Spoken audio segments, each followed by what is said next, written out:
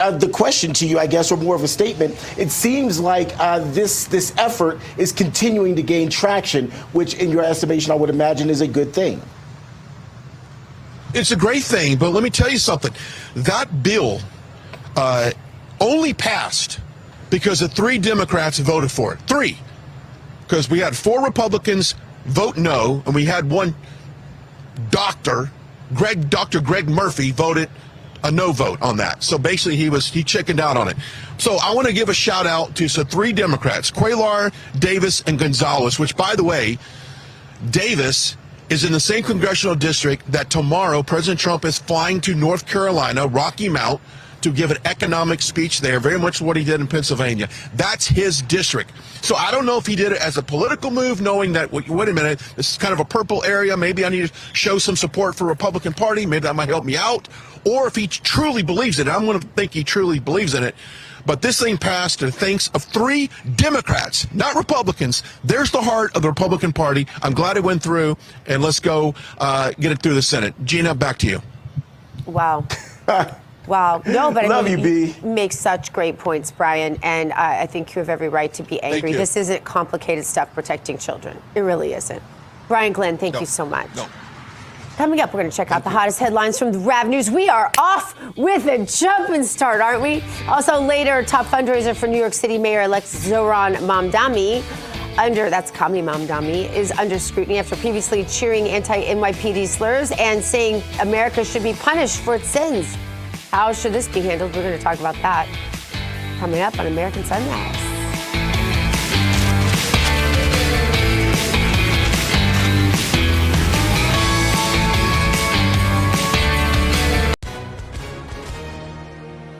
Hi, and welcome everyone watching at home. We're here to remind you that we have agents standing by right now to answer your legal questions. So if you've been injured in an accident that was not your fault, call now. Find out if you have a case and how much is potentially worth.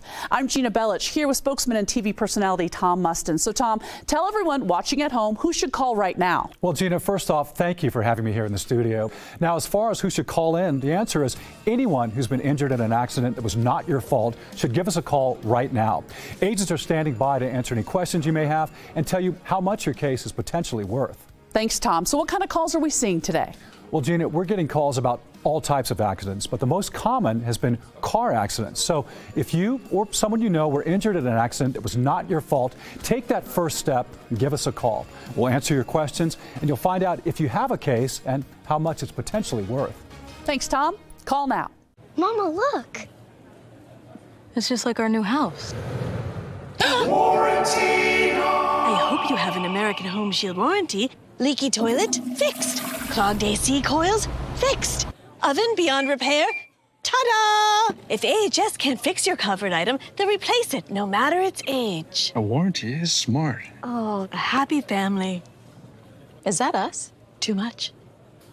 American Home Shield. Sign up today at ahs.com. Charlie may be gone, but his legacy lives on. It's up to us to continue the fight for the heart and soul of America in his stead. Turning Point PAC is 100% committed to Charlie's big picture vision to build the Red Wall. Starting in Arizona, New Hampshire, and Nevada, 3 battleground states where conservatives outnumber Democrats. Will you help us carry the torch for Charlie? Your gift helps us deploy door knockers, chase ballots, and ramp up our grassroots efforts for the fight ahead. Visit tprav.com or scan the QR code now to help us win in key battleground states. This news break is brought to you by AMAC, Association of Mature American Citizens. It's Washington, D.C. I see the Trump Kennedy Center somewhere in that shot. Oh, I said it, liberals. Oh, smelling salts. By the way, was the A-Block sponsored by Red Bull? I'm going to have to double check that. Welcome to American Sunrise. Welcome back, everybody. I'm David Brody. Coming up, Zohran Mamdani. Ay, Gavolt. He's getting ready to become mayor of New York, January 1st, 2026. Sorry to break the news to everybody. And NYPD is going to be in for some changes. Let's just put it that way. We'll talk about it in a moment. First, though, T. Bates standing by with the latest headlines from the Real America's Voice newsroom, sponsored by AMAC. The Association of Mature American Citizens is the conservative voice for Americans 50 and older. AMAC is fighting for the values that you hold dear. Join today. Together, we can write the course of America. The search for the suspect responsible for last weekend's deadly shooting at Brown University and killing an MIT professor is now over. The 48-year-old former Brown student was found dead in a storage unit while you were sleeping. Investigators say his injuries were self-inflicted gunshot wounds. Investigators also say the Portuguese national came to Brown University on a student visa and eventually gained legal permanent resident status. Meantime, Rhode Island's Attorney General says there are still lots of unknowns about what motivated the attacks that left those 2 Brown University students dead and 9 others hurt. It took police several days to even identify the suspect. They say a tip based on security video of a person of interest in the case is what provided them with the lead to officially name the suspect. Unfortunately, he had already killed himself before officers could arrest him. President Trump is calling for marijuana to be reclassified from a Schedule 1 drug to a Schedule 3. The move would loosen federal regulations on drugs and open the doors to billions of dollars in marijuana research funding. Following Thursday's executive order, the Drug Enforcement Administration now has to review the president's recommendation. Administration officials also say the primary purpose of the order is to increase medical research of marijuana and related products to understand their risks and their potential for treatments. This is not legalizing it. It's making easier to do research so that we can use it when it is indicated and optimally. So it's also a big part of this is research. In other words, you'll now have a much larger sample and you'll be able to see if it's as good as many people say it is. I mean, people say it is beyond good, and you'll be able to find that out now. Marijuana is the most widely used illicit drug in the United States. Nearly 20% of 1 in 5 Americans are said to use it. Well, it has been a big week for opponents of gender-affirming care in Washington. Apart from House Republicans passing Georgia Congresswoman Marjorie Taylor Greene's bill, which would criminalize gender-affirming care for minors, on Thursday, the Department of Health and Human Services unveiled a series of regulatory actions designed to effectively achieve the same goal as that newly passed bill. The measure builds on the Trump administration's restrictions on transgender Americans. It also marks the administration's most significant moves to restrict the use of puberty blockers, hormone therapies, and sex change surgeries for transgender children. The proposed rules would cut federal Medicaid and Medicare funding from hospitals that provide gender-affirming care to children, and that puts hospitals in nearly 24 states where transgender drug treatments and surgeries for minors are still legal in danger of losing critical federal funding. Now to dramatic video of the plane crash that killed former NASCAR driver Greg Biffle and 6 other people. All of this happened at the Statesville Regional Airport in North Carolina, which is just north of Charlotte. Look at this, folks. The North Carolina Highway Patrol says it believes that Biffle and members of his immediate family were on board. Officials say the flight was bound for Florida, but tried to return to the airport due to severe weather. A National Transportation Safety Board investigative team is expected on the ground today and will provide an update on what happened. At last check, the airport remained closed because debris from this plane crash, this fiery plane crash, has to be removed before the runways can reopen. You can see the blaze even from a distance. That's a quick check of your headlines. Now let's get a quick check of your forecast. Weather Nation meteorologist Tracy Anthony standing by with what you can expect as you head out today from coast to coast. Tracy, good morning. Hey, good morning, Terrence. Yeah, we've got the big system working across the eastern U.S. and damaging winds will be a big concern with this. You can see we have widespread wind advisories for the Northeast. And if I take off those widespread advisories, you can see a lot of precipitation moving along that I-95 corridor. And on the back side of this frontal boundary, we've got the cold air moving in. So areas like Cleveland, Pittsburgh, those temperatures are going to be plummeting through throughout the day today. So we're going to go from a record warmth to a flash freeze in a matter of hours throughout the day today. And it's pretty fitting because as we go into the weekend, actually on Sunday, we are talking about the winter solstice. So it is going to be the shortest day of the year on Sunday.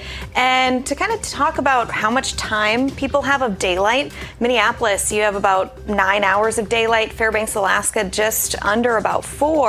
But the good news is as we get into January, the daylight hours will increase. So there's that light at the end of the tunnel, Terrence. But it's Sunday. That's the winter solstice. All right, Tracy, thank you so much. And we'll check back with you next hour for our hometown forecast. Folks, remember, go to our various social media platforms, Getter, Rumble, YouTube. Let us know where you're hanging out, and you may be the lucky recipient of a hometown forecast from Tracy. We're back in a moment.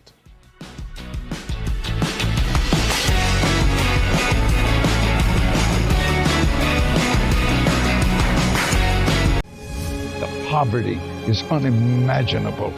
There are people who are struggling. This is where she washes the dishes. If you're ever going to allow your Christian faith to rise and to do something for God's chosen people, now is the time. This is the home of Galina. She's 96 years old.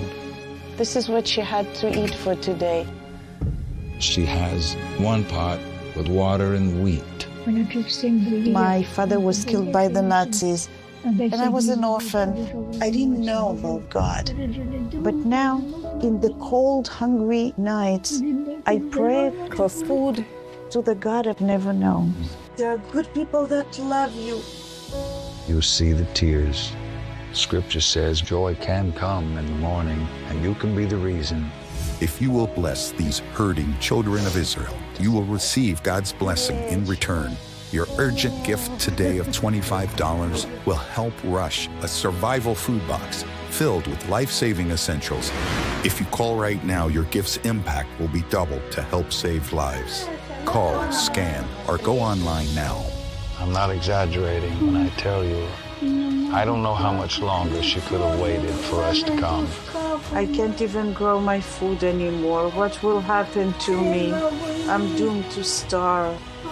Tens of thousands of elderly Holocaust survivors in the former Soviet Union are living in extreme poverty, hungry, and forgotten. But through the International Fellowship of Christians and Jews, we can bring them hope. Eggs. It's my favorite food.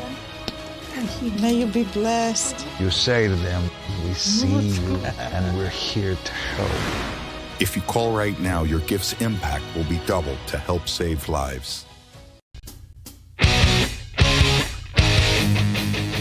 It's kind of a cool bum shot. New London, Connecticut. It looks like, I don't know, in a way like George Washington, the Potomac. Is someone crossing the Potomac River? What is this? I love that shot, by the way. Welcome back, everybody, to American Sunrise. All right, the massive manhunt over now for the Brown University shooter that killed 2 students and left 9 others injured. Authorities found Claudio Manuel Neves Valente, a 48-year-old Portuguese national, in a Salem, New Hampshire storage unit Thursday night, and he was found dead from a self-inflicted gunshot wound.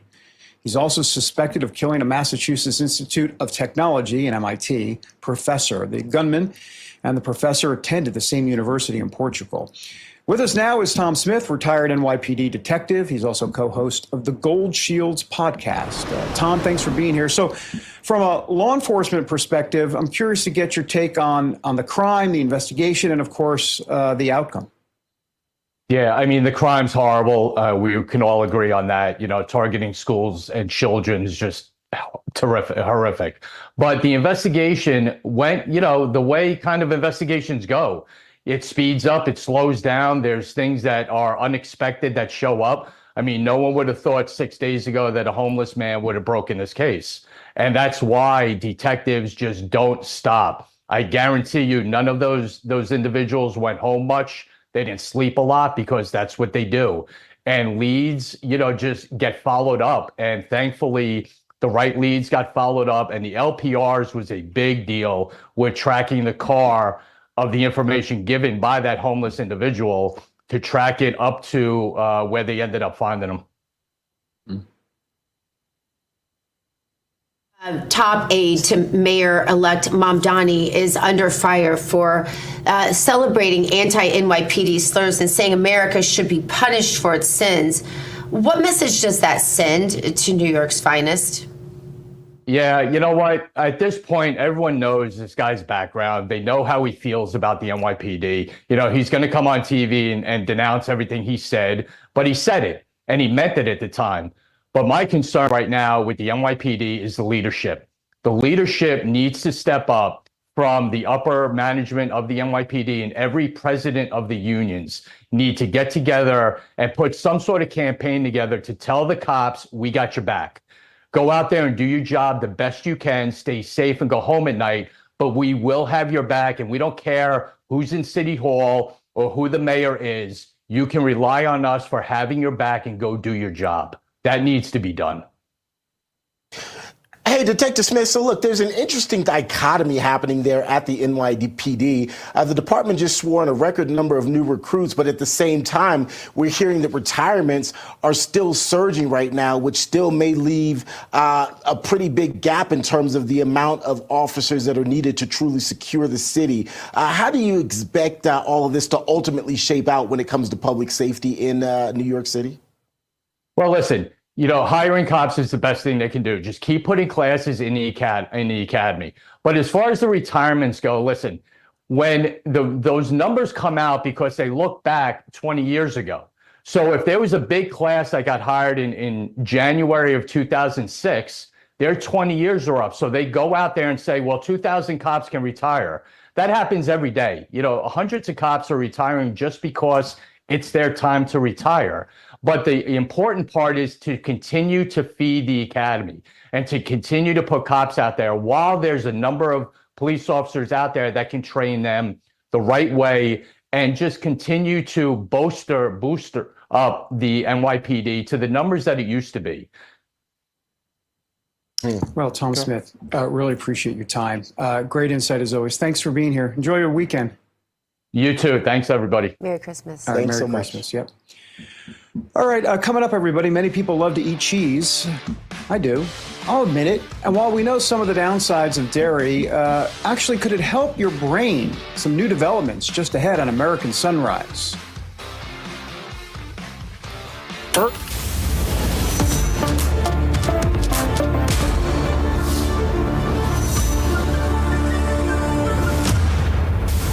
I want you to listen to me. I'm going to say this again. I did not have sexual relations with that woman, Miss Lewinsky. I never told anybody to lie, not a single time, never. These allegations are false, and I need to go back to work for the American people. Thank you.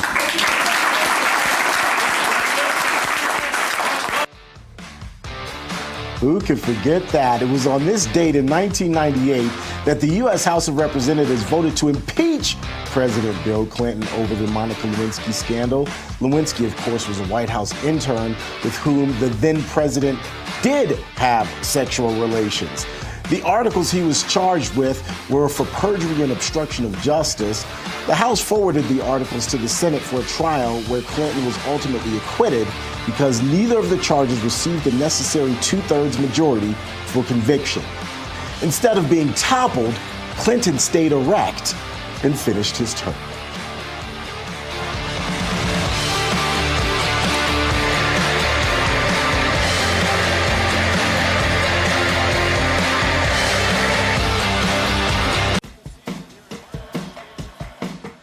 Half protection is not enough. Using just an antivirus online is also not enough. Get better protection from online threats. Get NordVPN now. Hi there, I'm Dean Heskin, President and CEO of Swiss America. Most investors believe their IRA, 401k, and bank accounts are reliable and safe. But what if our economy becomes so dire that you're restricted from accessing your own money? The fact is that should your bank be in trouble for holding bad loans, the burden could fall on you to help bail them out. Even more concerning is that U.S. financial regulations allow banks to impose withdrawal limits on your hard-earned savings. But there's something you can do about it. Our team at Swiss America has a report called The Secret War on Cash. Learn how to protect yourself with assets that can remain outside the control of banks and other financial institutions. For over 40 years, Swiss America has been one of the most trusted metal firms in the country. So don't wait. Call or text the number on your screen today for financial peace of mind in these uncertain times. Kevin paid off over $12,000 in credit card debt with the help of Consolidated Credit. They cut his interest rates and lowered his payments so he could pay off his debt fast. Call 800-596-8062 for a free consultation. Attention homeowners. Are you behind on your mortgage payments? Is the bank threatening to take your home? Is your home worth less than you owe? If you answered yes to any of these questions, then you need to call this number right now. Call 800-714-8615. Did you know that thousands of authors across the country have written books and published them with Page Publishing? If you've written a book, Page Publishing can help you through the process. We cut through the confusion of the publishing world to make it easy for you. Call or scan for your free writer's guide today.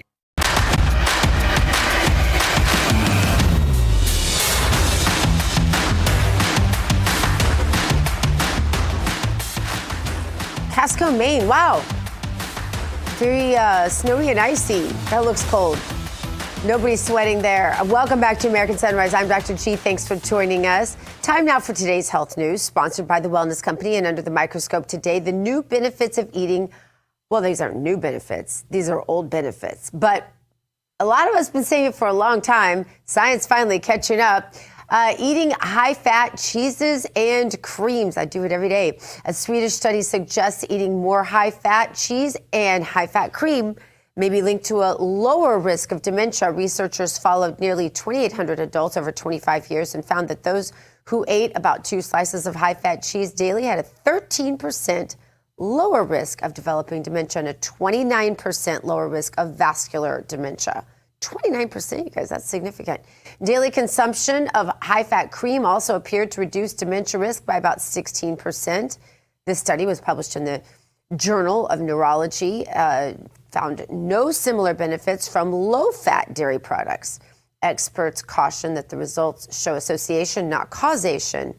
But I would caution you that if you are eating cheeses and creams that are not raw, that are pasteurized, you're losing a lot of the benefits. Try to buy raw, unfiltered, unpasteurized creams and cheeses from your local farmer that you know, with no hormones, no antibiotics. These are all really important things. A new administration in Washington, D.C. has brought a lot of positive changes when it comes to fixing our broken healthcare system. The reality, though, only so much the government can do. If you really want to make America healthy again, it has to start at home. And that's with each of us, and that's where The Wellness Company comes in. You see and hear from their doctors at this network. You know their products are the gold standard to keeping you safe and healthy. Wellness Company makes sure you're prepared for whatever happens with their series of prescription medical kits. These kits have life-saving medications and guidebooks that assist in the use of the meds in the kit. Additionally, the Wellness Company offers a variety of products from parasite cleanses to methylene blue to weight loss, so much more. These can help you stay healthy and live a longer life. Make America healthy again starts at home. Do your part, protect the health of yourself and your family. Go to twc.health/RAV. Today, give it an order, twc.health/RAV. Use the promo code RAV, it'll save you 10%. David Brody, D-Bro, yes, it will. Do you eat raw milk, raw unpasteurized milk, cheese, eggs, all that? No. It's very important. I know.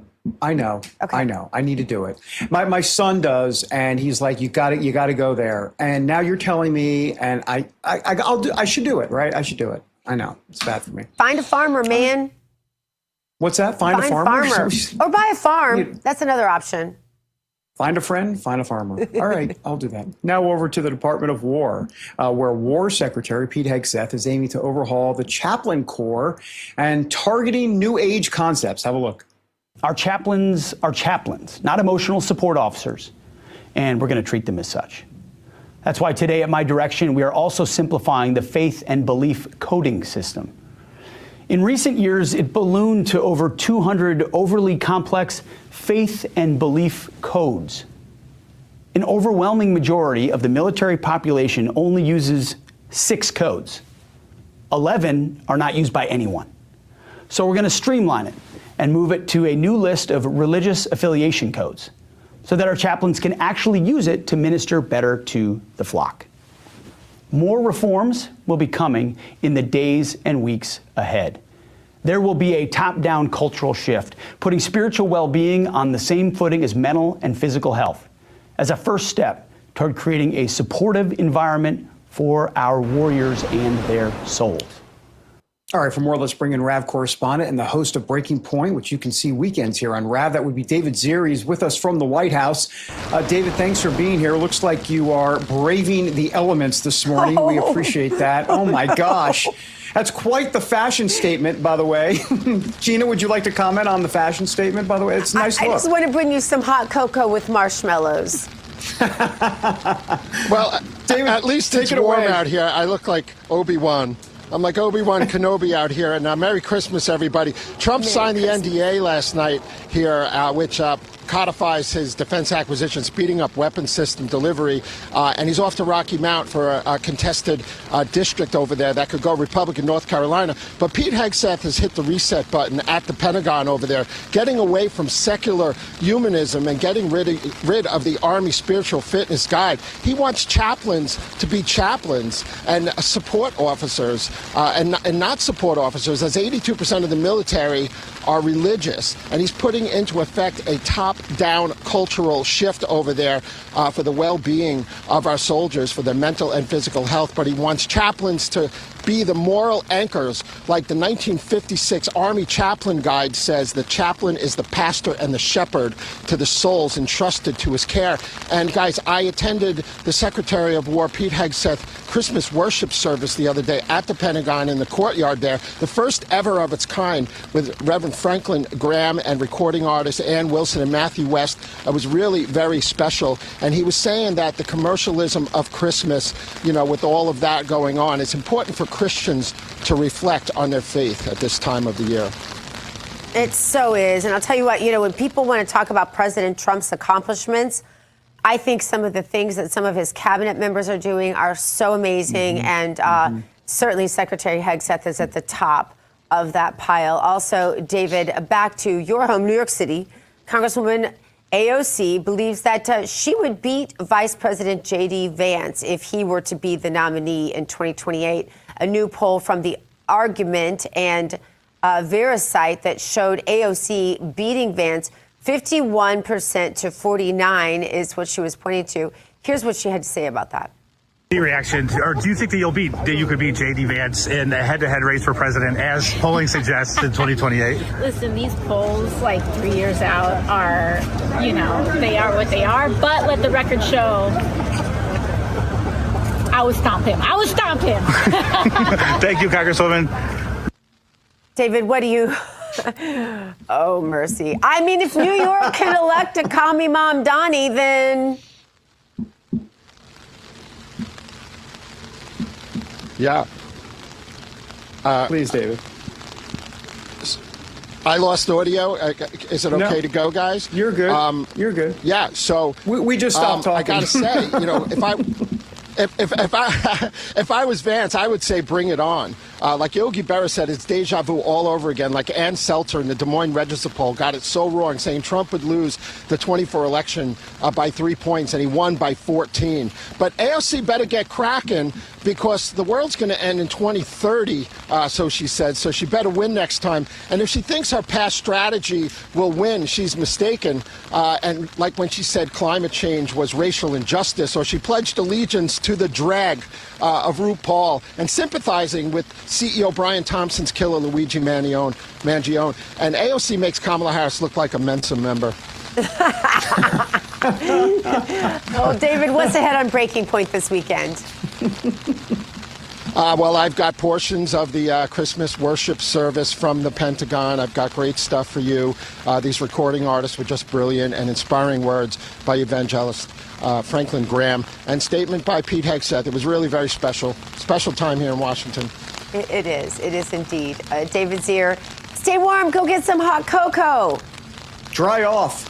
Thank you so much. All right, coming up, the story that just won't end. Ilhan Omar is still slamming DHS and ICE. What is she saying now about ICE operations? We have her comments next on American Sunrise.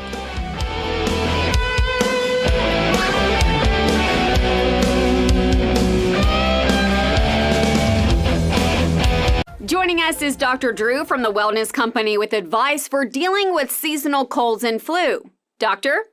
Cold and flu season is here, and every year you or a loved one gets sick. Your doctor can't see you. Waiting in a crowded urgent care is brutal. This is a particularly bad cold and flu season, and it's why doctors suggest every family needs an emergency medical kit. Your medical emergency kit is filled with essential prescriptions. It includes antibiotics like generic Z-Pak to get well faster, amoxicillin for pneumonia, strep throat, ear infections, plus prescriptions for nausea and UTIs, and even ivermectin. It's easy. Just match your symptoms to the prescription in your guidebook or call the telemedicine doctor standing by. Take your medication early and feel better faster. Having a medical emergency kit is like having an urgent care in your home. No waiting to see a doctor, no lines at the pharmacy. Smart advice. We've shared the website and discount code below to save viewers $45. Order now and your kit will be rushed to your door. Thank you, doctor. You push it. You try to hold them shut, but your doors won't stay closed no matter what. Introducing Ruby Monkey Magnets. Ultra-thin magnetic plates that will keep your doors and drawers shut. Just peel to reveal the super strong adhesive. Place the monkey, then the magnet, and close. Installation is that simple, and now you have a door that will stay shut. The secret is the ultra-strong industrial magnet's powerful attraction that holds tight. Monkey magnets work on most surfaces and are perfect for cabinets, dresser drawers, sliding closet doors, and more. Even your outdoor problems are solved in an instant because they're corrosion and rust resistant. Call or go online now to get 8 sets of monkey magnets for only $9.99. Due to rising costs, this may be your last chance to get monkey magnets at this low price. There is a strict limit of 1 house pack per order. Call now. Call 1-800-519-4389. That's 1-800-519-4389. Call or visit monkeymagnets.com. So call 1-800-519-4389 now.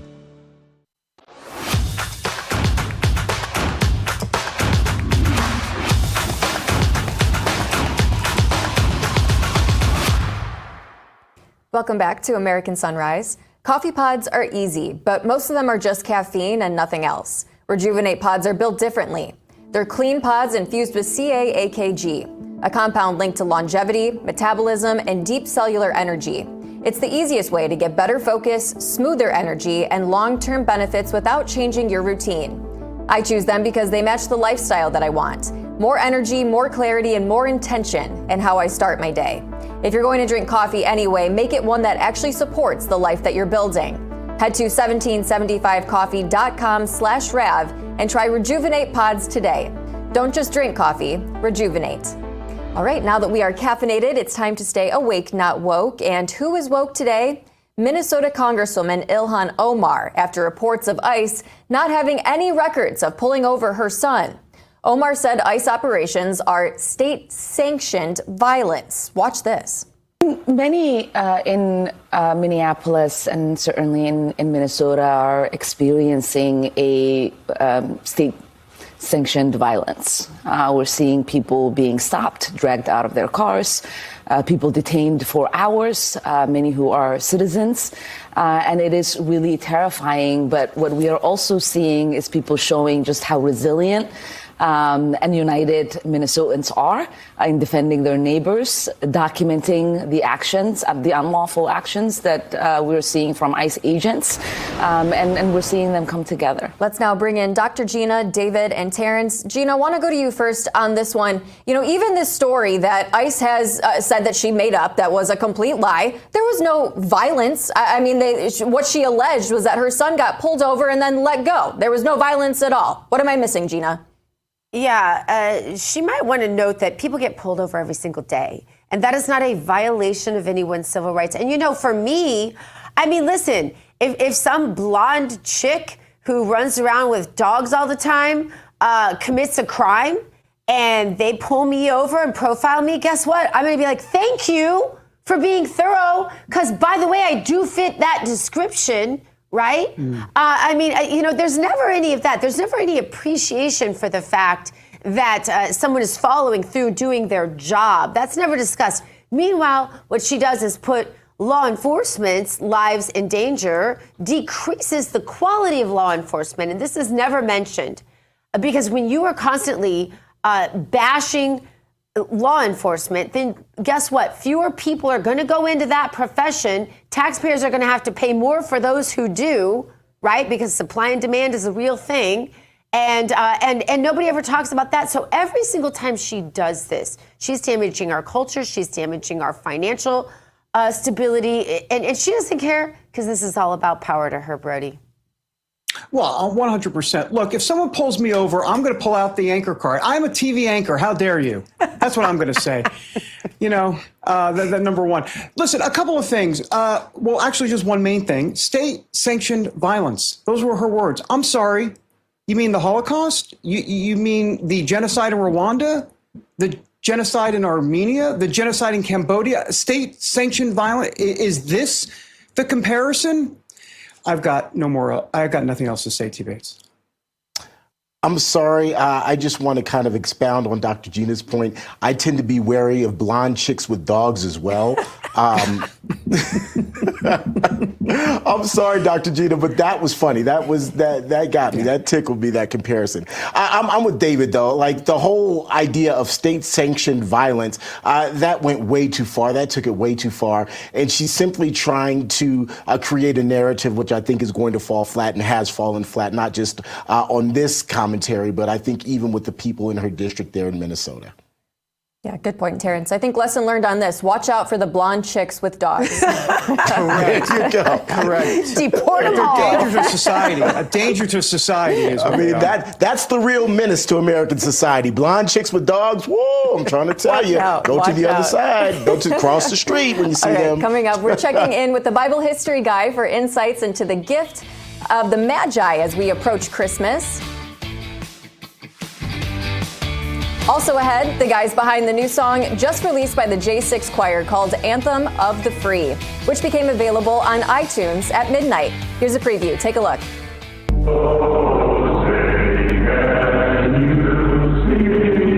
From behind prison bars, the J6 political prisoners defied the system, singing the national anthem through prison phones. President Trump added his voice, and the J6 Choir shattered records, going #1 on the Billboard charts with their song Justice for All. They sang as captives. Now they sing again as free men. The anthem of the free. Their new song, Anthem of the Free, is available for pre-order right now on iTunes. Scan the QR code or search Anthem of the Free single by the J6 Prison Choir and High Res. Scroll down and click Buy on iTunes Store. Let's shock the system again. Stand with the J6 Patriots. Pre-order Anthem of the Free today.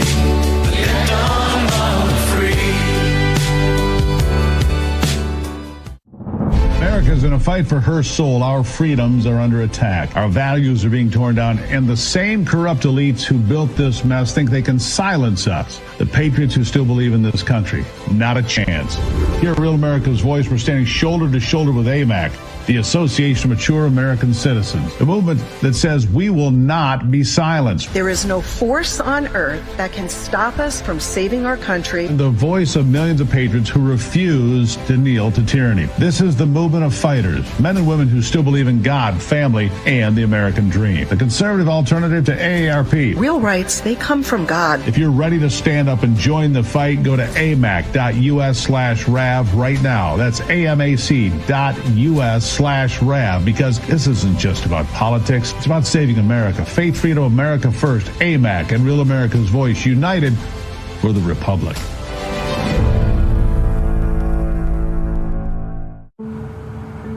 Life is precious. I want to make a point. No matter what happens, I'll always be there for you. I know.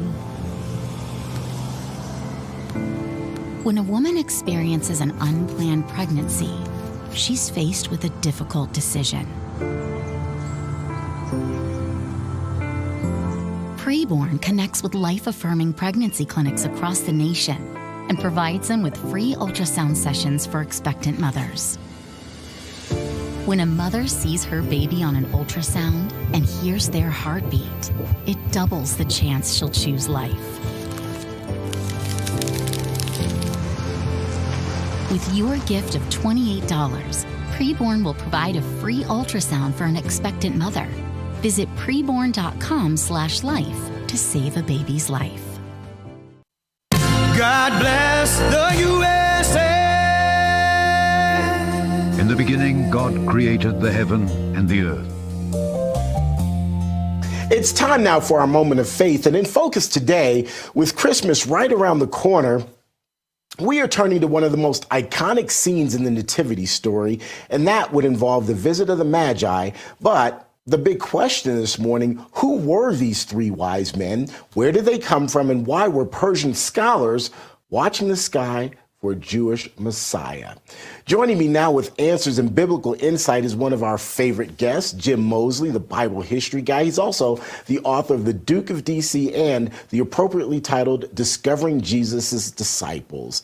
Jim also just co-wrote a new book with our very own Dr. Gina called The Days of Creation by Heart, Teaching Children How God Made the World. A whole lot of titles, a whole lot of books, just one guy behind all of that, Jim Moseley. Jim, welcome. Well, hi, Terrence. Good to see you. Let's get to know the Magi a little bit, these guys who crossed the desert to worship the Messiah. Now, the word Magi has become a little bit muddled by legend, but in the ancient world, it had a very specific meaning. Magi were a hereditary priestly caste from Media, which is the western part of ancient Persia. And they were royal advisors, scholars, and astronomers.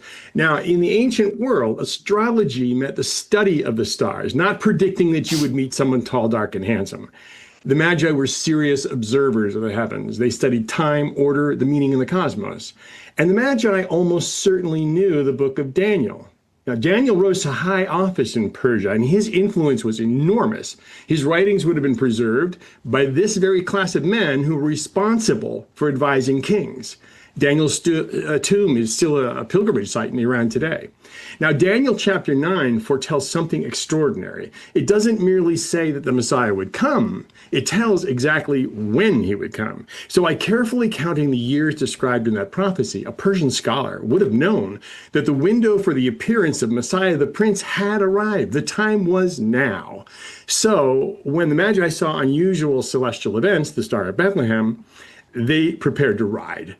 Now, Ezra says the journey from Babylon to Jerusalem took 4 months. So the Magi had time to gather gifts worthy of a king and cross into Roman-controlled Judea.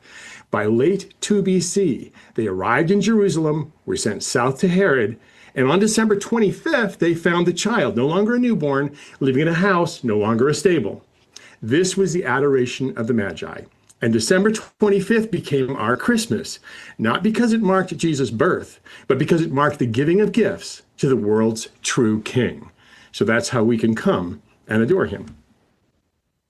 Okay, so I am going to ask, and this is a selfish part of me, why frankincense, myrrh, and gold? Why those gifts?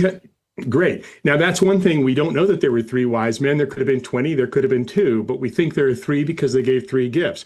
Why those gifts? Well, Joseph would soon have to flee to one of the most expensive places in the world, Egypt, to avoid the death threat of King Herod. Where did he get the money to live there until the following Passover? Gold, frankincense, and myrrh. Ah, okay. Jim Moseley, the Bible history guy, dropping knowledge on this Friday morning. Jim, always good to see you. Merry Christmas if I don't see you before then. Merry Christmas, my friend. All right, we'll talk soon. We're back with the second hour of American Sunrise after this.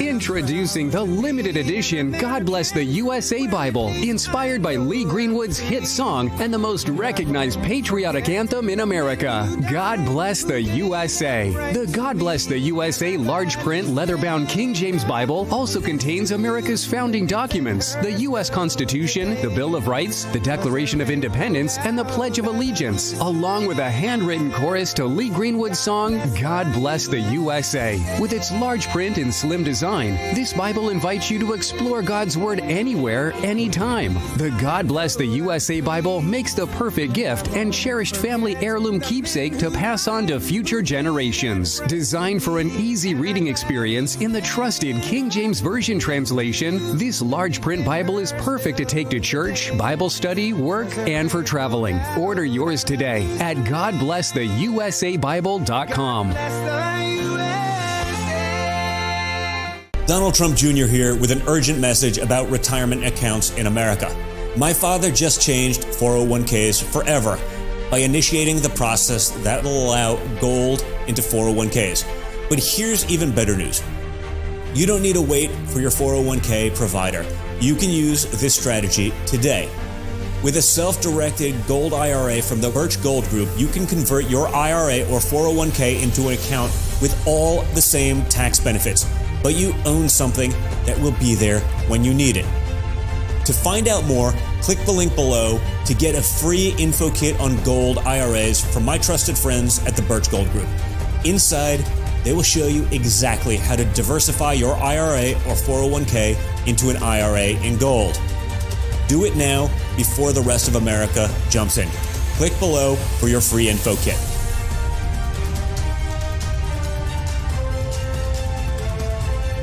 What do you do when your tire goes flat and there's no air anywhere? You reach for Bullseye Pro, the smarter, faster, hands-free way to fill it up with air. Bullseye Pro is equipped with a rechargeable lithium-ion power plant. So fast and so convenient. It's like the power of an air compressor in the palm of your hand. Look, you can inflate all 4 tires on a single charge. It has a built-in smart pressure digital sensor that gauges and automatically stops when the set tire pressure is reached. Easily inflate pool toys, exercise balls, and more. Call or go online now and get the complete Bullseye Pro inflation system for the factory direct price of just $79.99. Plus, we'll ship your entire order free, and we'll give you a 50% discount on a second one. Order now. To order, call 1-800-976-9718. That's 1-800-976-9718, or go to getbullseyepro.com.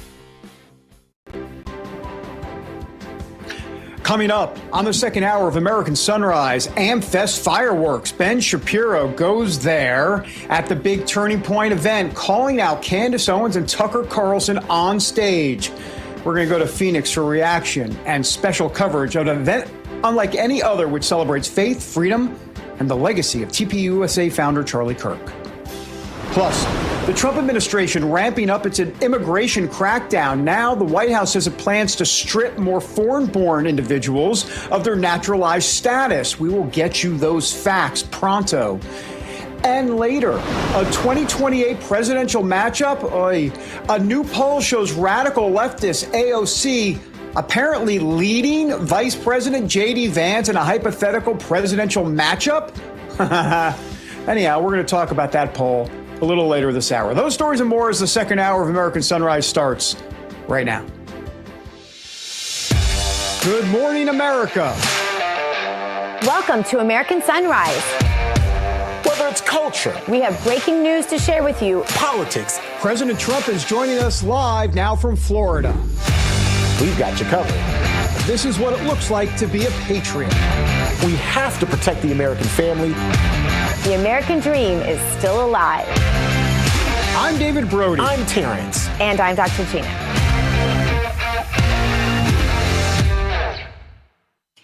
Welcome back, everybody, to the second hour of American Sunrise. I'm David Brody, coming to you from D.C. Let's bring in Dr. G, who's in West Palm, and T. Bates in our Denver newsroom.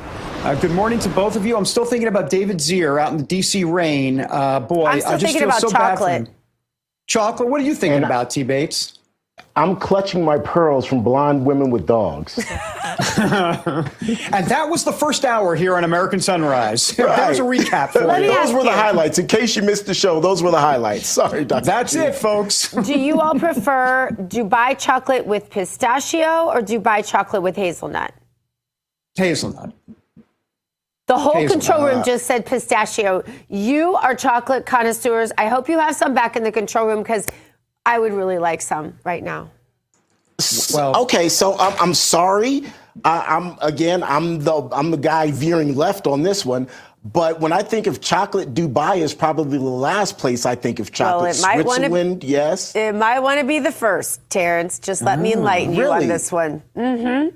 Okay, really? Like seriously, and I'm being dead. I almost wanted to say something else. I wanted to invoke Brian Glenn. I'm being dead serious here. Another highlight from the first hour, by the way. There you go, another highlight from the first hour.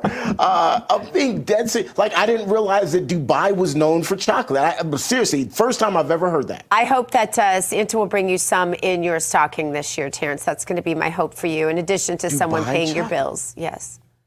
Okay, in addition, highlight from last week, by the way. There you go, Dr. Gina. We're already off the rails, and we're, 45 seconds into the second hour? Exactly. Yeah. All right, I love you, Dr. G. Updated Absolutely love you. on some of the day's news. That's hilarious, Dr. G, and I love that. Dubai chocolate, I'm going to put that on my list, though. President Trump calling for marijuana to be reclassified from a Schedule 1 drug to a Schedule 3. The move would loosen federal regulations on the drug and open the doors to billions of dollars in marijuana research funding. Administration officials say the primary purpose of the executive order is to increase medical research of marijuana and its related products in order to understand the risks and the potential for treatment. President Trump's appointed Kennedy Center board want to rename the nation's performing arts center the Trump Kennedy Center. Congress named the facility in memory of President John F. Kennedy back in 1964 following his assassination. Historians say that Congress would have to amend the law in order to officially add President Trump's name to the center. In fact, proponents are free to informally refer to the facility whatever way they choose, but it would have to be official by an act of Congress. And at least 7 people are dead, including former NASCAR driver Greg Biffle, following this fiery plane crash in Statesville, North Carolina. Look at that. Officials say the flight was bound for Florida, but it tried to return to the airport due to severe weather. A National Transportation Safety Board investigative team is expected on the ground today and will provide an update on what happened. All of this happened, by the way, just north of Charlotte, North Carolina. That's a quick check of your headlines. Now let's get a quick check of your forecast with Weather Nation meteorologist Tracy Anthony. We're also going to put on a QR code that you can scan to join our friends over at Weather Nation. It'll be there at the bottom of your screen. There you have it. All right, time for one of my favorite parts of the show, TT. It is time for our hometown forecast. By the way, folks, in case you're just joining us, TT is my nickname for Tracy, and it stands for Touchscreen Tracy. Hey, Tracy. And then naturally, this is the segment where I put my graphics into slides. I'm not even using the touch screen. You'll have to tune in next week to see the touch screen. It's pretty cool. But we're diving into those hometown forecasts. Lake of the Woods, California. I actually learned something new. I'm from Minnesota, so I've heard of Lake of the Woods, but not in California. But there is a spot called Lake of the Woods, California. Beautiful weather over the next couple of days. They are running warm. We've had record high temperatures across California and really the Southwest over the last few days, but they do have some rain in the forecast as we get into the holidays. So next week, low Jill, you're going to have to brace for those rain showers. Now, we had another request on Getter, this one from Drawbridge.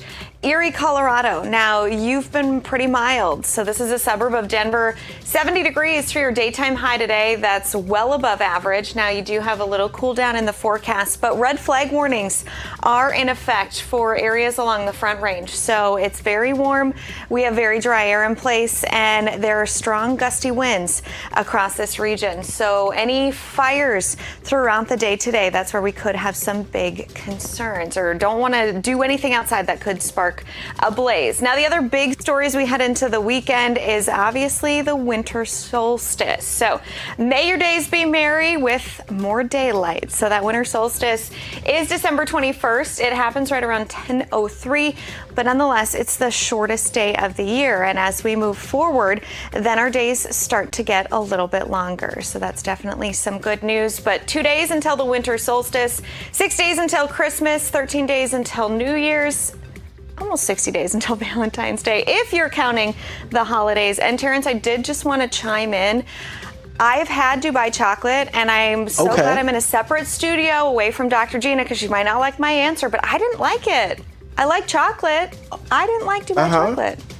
You don't like Dubai? Okay, I'm glad you chimed in, because I really was going to ask if it really was a thing. I'd never heard of it. You're obviously not a fan. Okay, that's more that I can razz Dr. Gina on. Yeah, but at least I know it is a thing, though. Thank you so much, Tracy. All right, have a great weekend. We'll talk to you next week. All right.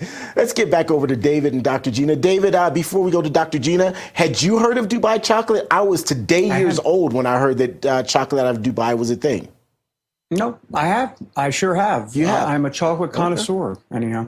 No, not really. Now, do you like it then? I guess that should be the next question. Is it? Yeah, I do. Does it tickle your palate?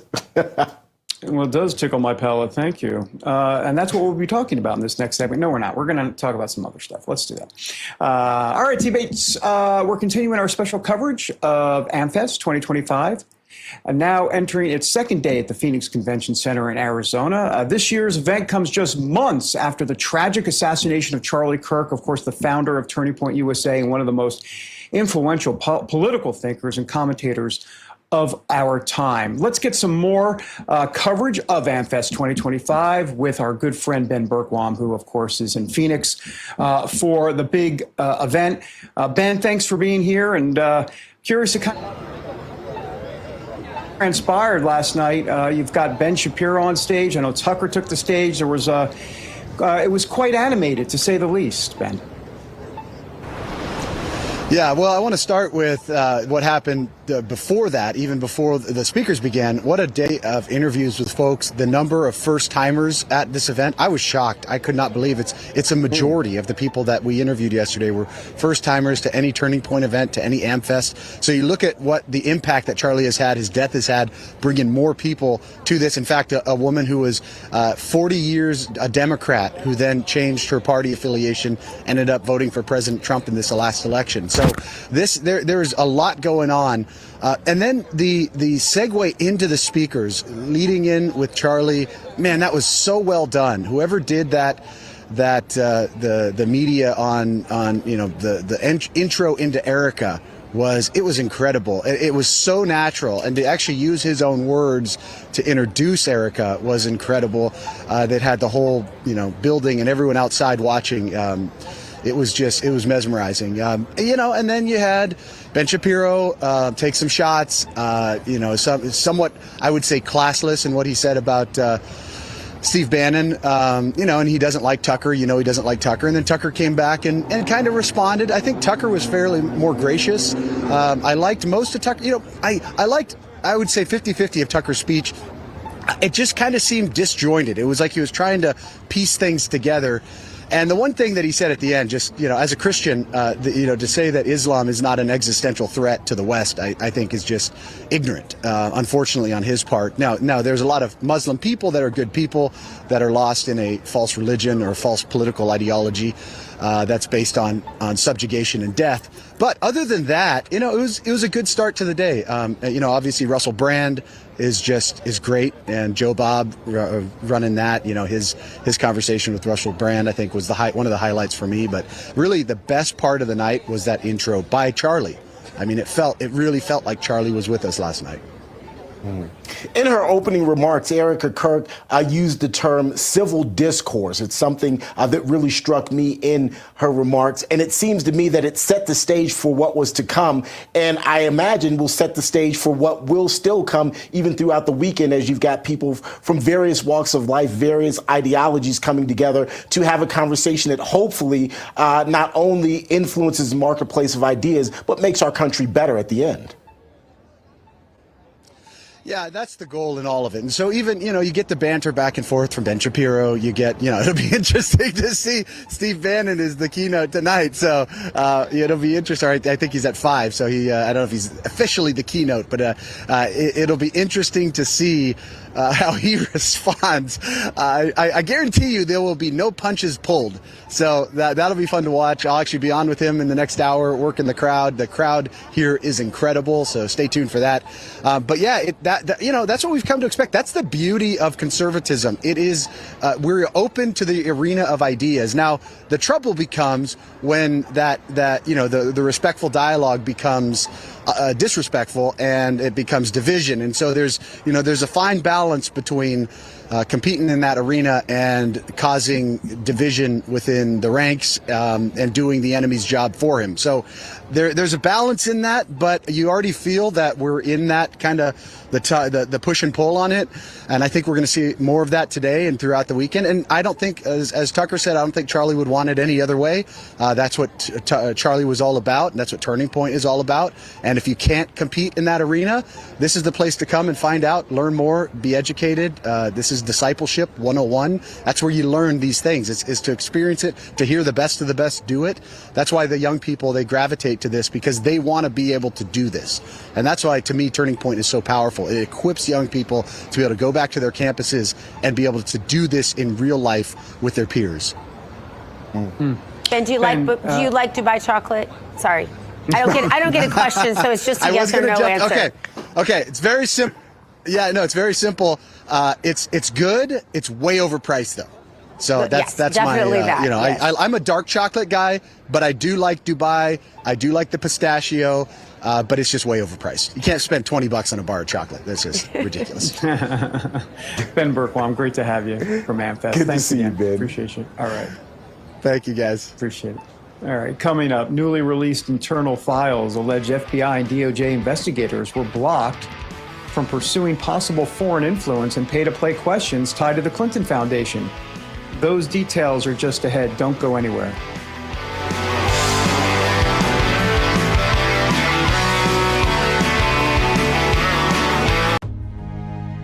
So at the age of 5, I was sexually molested.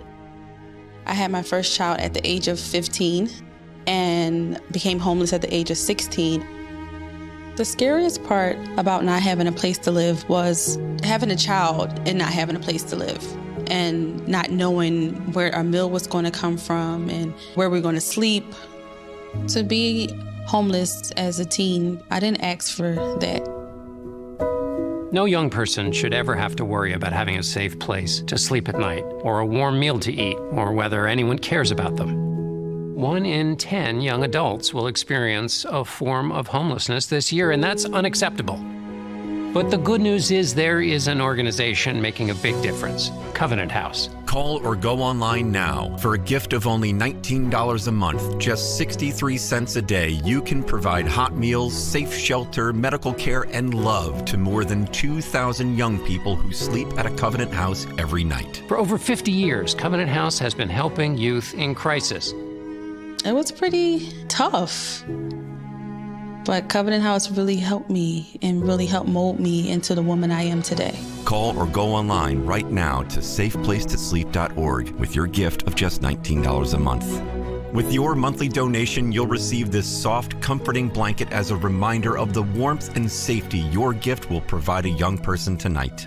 I have no words to express how Covenant House changed my life. They gave me the love that I needed. They just really genuinely just wanted to help me succeed, and I'm succeeding.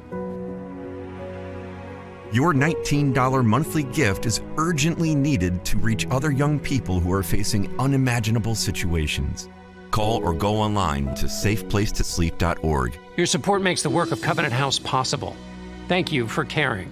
Nichols, Deborah Mamone, Olivia Pollock, John Nassif, Jordan Mick, George White Wolf Riley, Robert Gieswein, Kyle Fitzsimons, Adrienne Southern, Andrew Taki, Jessica Watkins, Timothy Hale, John McHugh, Billy Cressman. This anthem means a lot to me because it's what held us together. All right, everybody.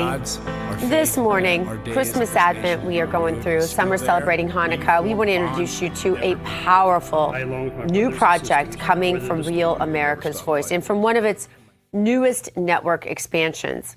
Real America's Voice Music, also known as RAM, a new initiative launched by Real America's Voice focused on telling important stories through music, especially the stories the mainstream media won't tell. Now, one of the first major projects coming out of RAM is the Anthem of the Free, the brand new single from the J6 Prison Choir, which officially released last night at midnight. Now, this collaboration is just the beginning, with a full album already in development to follow this new single. This isn't just about a song. It's a statement about faith, about freedom, about the resilience of the human spirit, And joining me now are two of the people behind this project. LJ Fino, the Director of Content Development for Real America's Music, and he's been instrumental in helping bring this collaboration with the J6 Prison Choir to life. And also, Hi-Rez, recording artist who delivered the powerful rap verse featured in the Anthem of the Free. Gentlemen, such an honor to have you here this morning, always fighting for patriotism with the gift God gave you of music. I want to start by commending both of you and really the entire Real America's Music team for creating a platform where these J6ers are able to express themselves through music in a way that is authentic, is impactful, and is completely really original. What an amazing day it was this day that we recorded this, and I was honored enough to take part in it. LJ, I want to start with you. What does the Anthem of the Free mean to you personally, and why was it so important for you to help launch RAM and to bring this song and to bring this music to the public? Well, good morning, Dr. G. Thanks for having me. For a variety of reasons, I think, well, I'll start with this. The Anthem of the Free means to me, it portrays conservative values that I think relate to each and every one of us. And also it gives the J6 Prison Choir longevity because they're not just singing about J6. They're capable of singing about all things America first because that's who they are at heart. They are American first patriots. Absolutely. And Hi-Rez, turning to you, your verse really adds another layer to this beautiful, already beautiful song. What drew you to this project first, and what was going through your mind as you wrote and recorded your verse for Anthem of the Free? Yeah, basically what LJ said. I think that there's not enough conservative values in music, in Hollywood, in any sort of the entertainment industry. And honestly, I feel for these J6ers that, what they went through. I think that they were vilified. I think that there was a ton of propaganda surrounding, that whole story. And, I hope that we could use this song as a way to not just get the real message out about that, but as LJ said, just spread basic conservative values, to young kids, to people who love hip hop, to everyone. So anytime LJ gives me something, it's a layup. He's just like, yo, here's a great opportunity, and I just got to dunk it in. So yeah, absolutely. And now for both of you, this project is about more than music. It is so important these J6ers are able to use music as a way to express their voices, their beliefs, and their love for this country. We were all here in the studio. Rob Sig, Zen Master, was gracious enough to host everyone here for really a whole day of recording. And it was beautiful to meet these souls. I was so honored to be part of it. I have to tell you, LJ, as I was going in to take part in singing this anthem, I kept thinking, no, I'm not worthy. Just because I had, got on some terror watch list somewhere, I didn't spend a day in jail. I never had a court hearing. I never had a trial. Didn't have a trial, like a lot of them didn't. And so I thought, no, I'm really not worthy. And I heard God say, you're really not worthy of heaven either. But it's a free gift that I gave to you. And this is something that the J6ers invited you to. So just buck up and be part of it. And so I stood there looking like crazy in my Barbie pink. But it was such an honor to get to know these J6ers. LJ, how has it changed your life? Well, first off, don't be silly, Gina. You ended up being our lead tenor, so that was fantastic. How has it changed my life? Well, I learned a lot about the lengths at which our own government will go to silence people for their political beliefs. I met a tremendous amount of really good people that day. When I did the first recording, I didn't really have a chance to get to know these guys because they were behind prison walls, unfortunately. Yeah. But it was really impactful. I mean, we had the whole control room of the recording studio crying as they were doing some testimonials and talking about what their life was like inside prison. And I learned a lot that I wasn't even aware of. So I can only imagine what the everyday American who isn't so in tune with this issue is unaware of, because there's a lot out there. And I think, I don't want to say too much, but there's some more content coming out from RAM/RAV. in the future that will tell that story. Oh, yes, absolutely. And huge thanks, by the way, to Don and Donna Fiducia, who were a huge part of putting this together. To my good friend, Lego Man, who has become literally a soulmate in life, just an amazing friend, his whole family. LJ Fino and High Res, congratulations. This dropped last night at midnight. Everybody needs to download it and get to promoting it on your social media. Thank you guys so much. God bless you. God's continued blessings on this mission, really, is what it is. Thank you, guys. Thank you so much. All right, we're going to take you to break with a clip of Anthem of the Free. This is the new single from the J6 Prison Choir, produced in partnership with Real America's Music, a new expansion of Real America's Voice. Stay with us. We'll be right back. We sing for all the people who never made it home. Through us, their stories will be told. We stand as one, united in this fight for liberty. Justice for all, our voices ring. The anthem of the free. Hey. Freedom ain't free, no, it comes with a price. Rest in peace, Charlie, can't believe they took your life. Didn't make it back home to your children and wife. By any means, we have to keep freedom of speech alive. Hey, rest in peace, Corey, all the fires that you fight. To the cops and military that been fighting. Pre-say the Anthem of the Free by the J6 Choir. Scan the QR code or visit 2.fm/Anthem of the Free.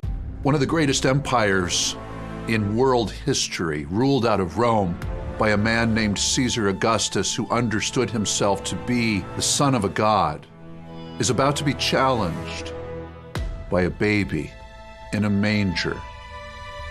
Hillsdale College invites you to explore how early Christians worshipped, faced persecution, and transformed the Roman world in the completely free online course, Ancient Christianity.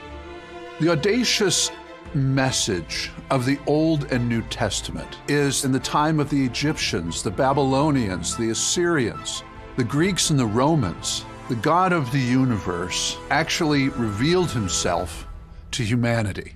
Ancient Christianity is one of dozens of free online courses offered by Hillsdale College. Sign up at learnfromhillsdale.org to discover how early Christians paved the way for our civilization. Out of the collapse of the western half of the Roman Empire comes pure chaos. But out of that chaos comes faith. Whether you're a person of faith, a history enthusiast, or just curious, you'll discover inspiring stories from the earliest beginnings of Christianity, including why early Christians faced persecution and how they spread Christ's message during the fall of Rome. It truly is miraculous that Christianity has survived to the 21st century. At no cost to you, you'll receive a front row seat to history as it unfolds through the eyes of the earliest Christians. I'm Ken Calvert. This is our course on ancient Christianity. Let's begin. This inspiring story is waiting for you at learnfromhillsdale.org. Sign up for free today.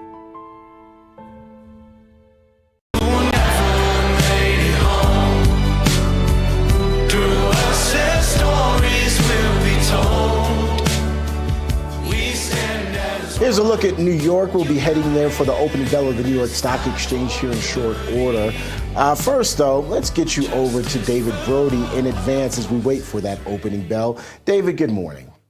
Good morning, T. Bates. All right, time now for our daily dose of dollars and common sense. Let's bring in American Sunrise Early Edition host, the guy behind Jake's Take Substack, Jake Novak. All right, Jake, American Airlines has made a move that's really going to anger a lot of people, so I can't wait to hear it. You wrote this question this morning that I was supposed to deliver on prompter, and honestly, I think I did it flawlessly. But I am curious, when you wrote that, I said, I want to hear the answer. So have at it. Well, get this, everybody. If you book a basic economy seat on American Airlines, from now on, you will not get frequent flyer miles. You have to get at least an upgraded economy section seat or a business. Yeah, and this is incredible to me. Look, we've known for a long time that these airlines really just care about the business class and first class customers.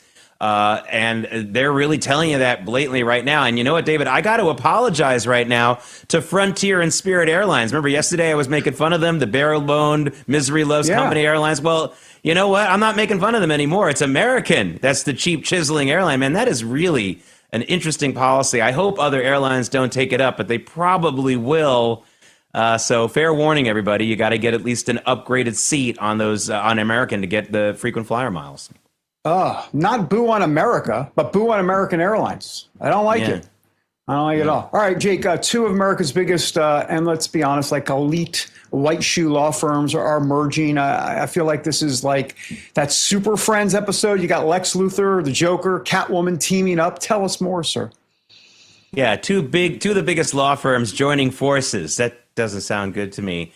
One of them is called Cadwalader, and the other is Howes Lovell. These are two big law firms.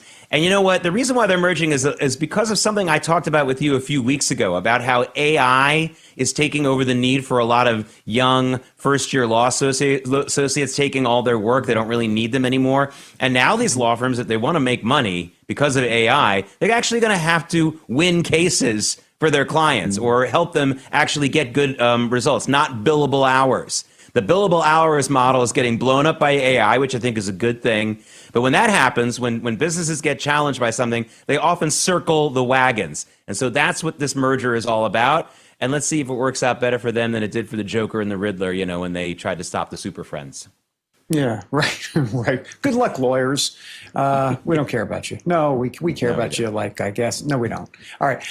Jake, finally, Nike came out with its earnings report last night, and they apparently just didn't do it, so to speak. Yeah, they just didn't do it. Now, they actually had better than expected profits and revenues, but investors are fixating, and I understand why, on the China sales. Nike's China sales are shrinking fast.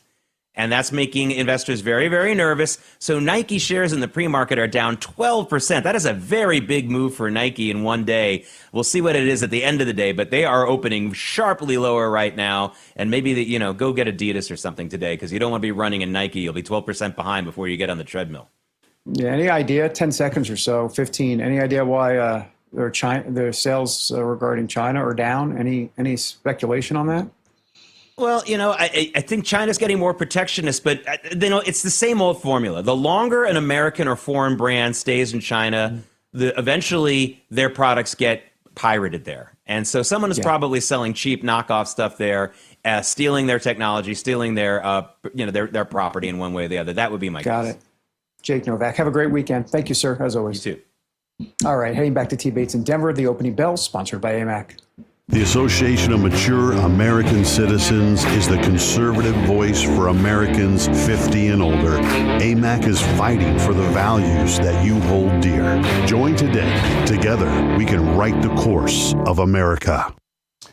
We're less than a minute away from the opening bell at the New York Stock Exchange. I can tell you that pre-market trading on the Dow, S&P 500, as well as the NASDAQ was really positive. The applause is underway, so let's brace ourselves for the opening bell. It should ring here any moment now, and then we'll get an idea of how the markets are looking once they officially open up.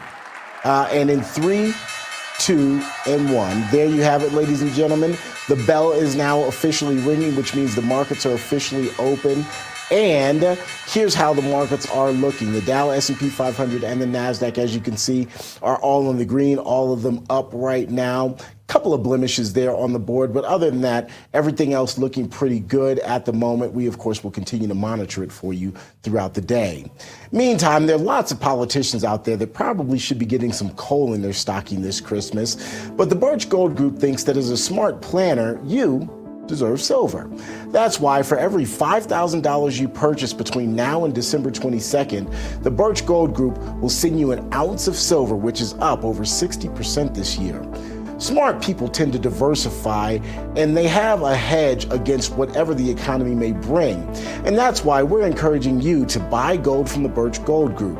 With the rate cuts from the Fed that are expected in the coming year, the dollar will likely be worth less. Plus, what happens if the AI bubble bursts? Well, Diversification can be your hedge. Allow the Birch Gold Group to help you convert an existing IRA or 401k into a tax-sheltered IRA in physical gold. For every $5,000 you buy, you'll get an ounce of silver for your stocking or for your kid's stocking. It's also a great way to teach them about saving. Text the word America to the number 989898 and claim your eligibility for this offer. Again, text the word America to the number 989898 today. The Birch Gold Group's free silver with qualifying purchases promotion ends on December 22nd.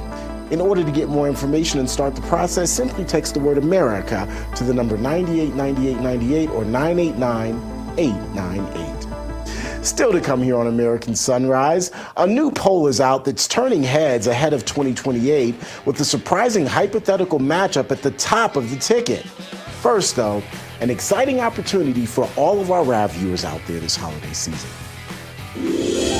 This holiday season, Real America's Voice is proud to partner with our friends at Angel Studios for a special giveaway you won't want to miss. As they launch season 2 of their hit series Homestead, we're giving you the chance to win an exclusive Homestead hat absolutely free. Everyone who becomes an Angel Guild member using our link is automatically entered to the contest. When you join, you're supporting meaningful pro-American storytelling, and you're supporting RAV at the same time. Scan the QR code on your screen right now, or text the word RAV Angel to 75802. After you scan or text, make sure you follow the steps provided. When you complete the steps and join the Angel Guild, you'll be automatically entered to win that exclusive Homestead hat, a perfect holiday gift for yourself or someone you love. Be one of the first 50 people to sign up and win a hat automatically. Hurry while there's still time. So scan that QR code or text RAV Angel to 75802. Happy holidays from all of us at RAV.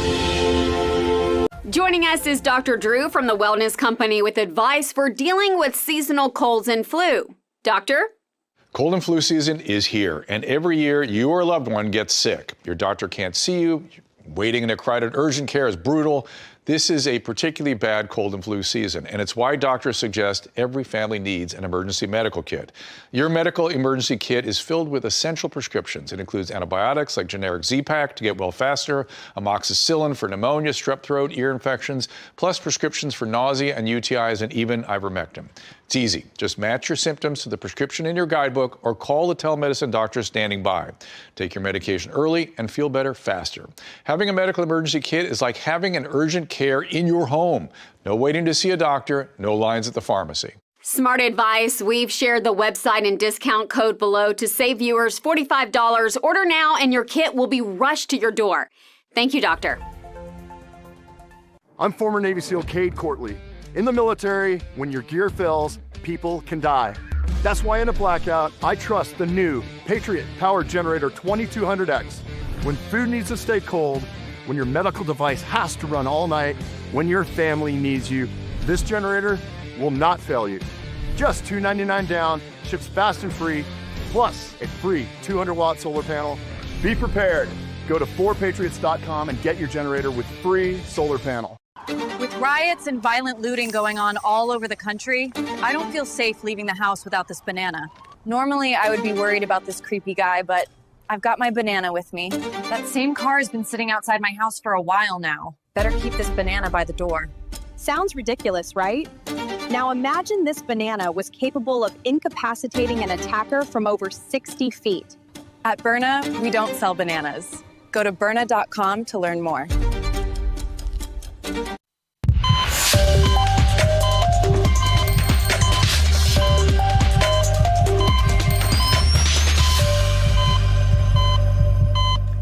All right, welcome back to American Sunrise. I am Dr. G. We thank you for joining us this morning. We invite you to hop in our conversation over on Getter and Rumble.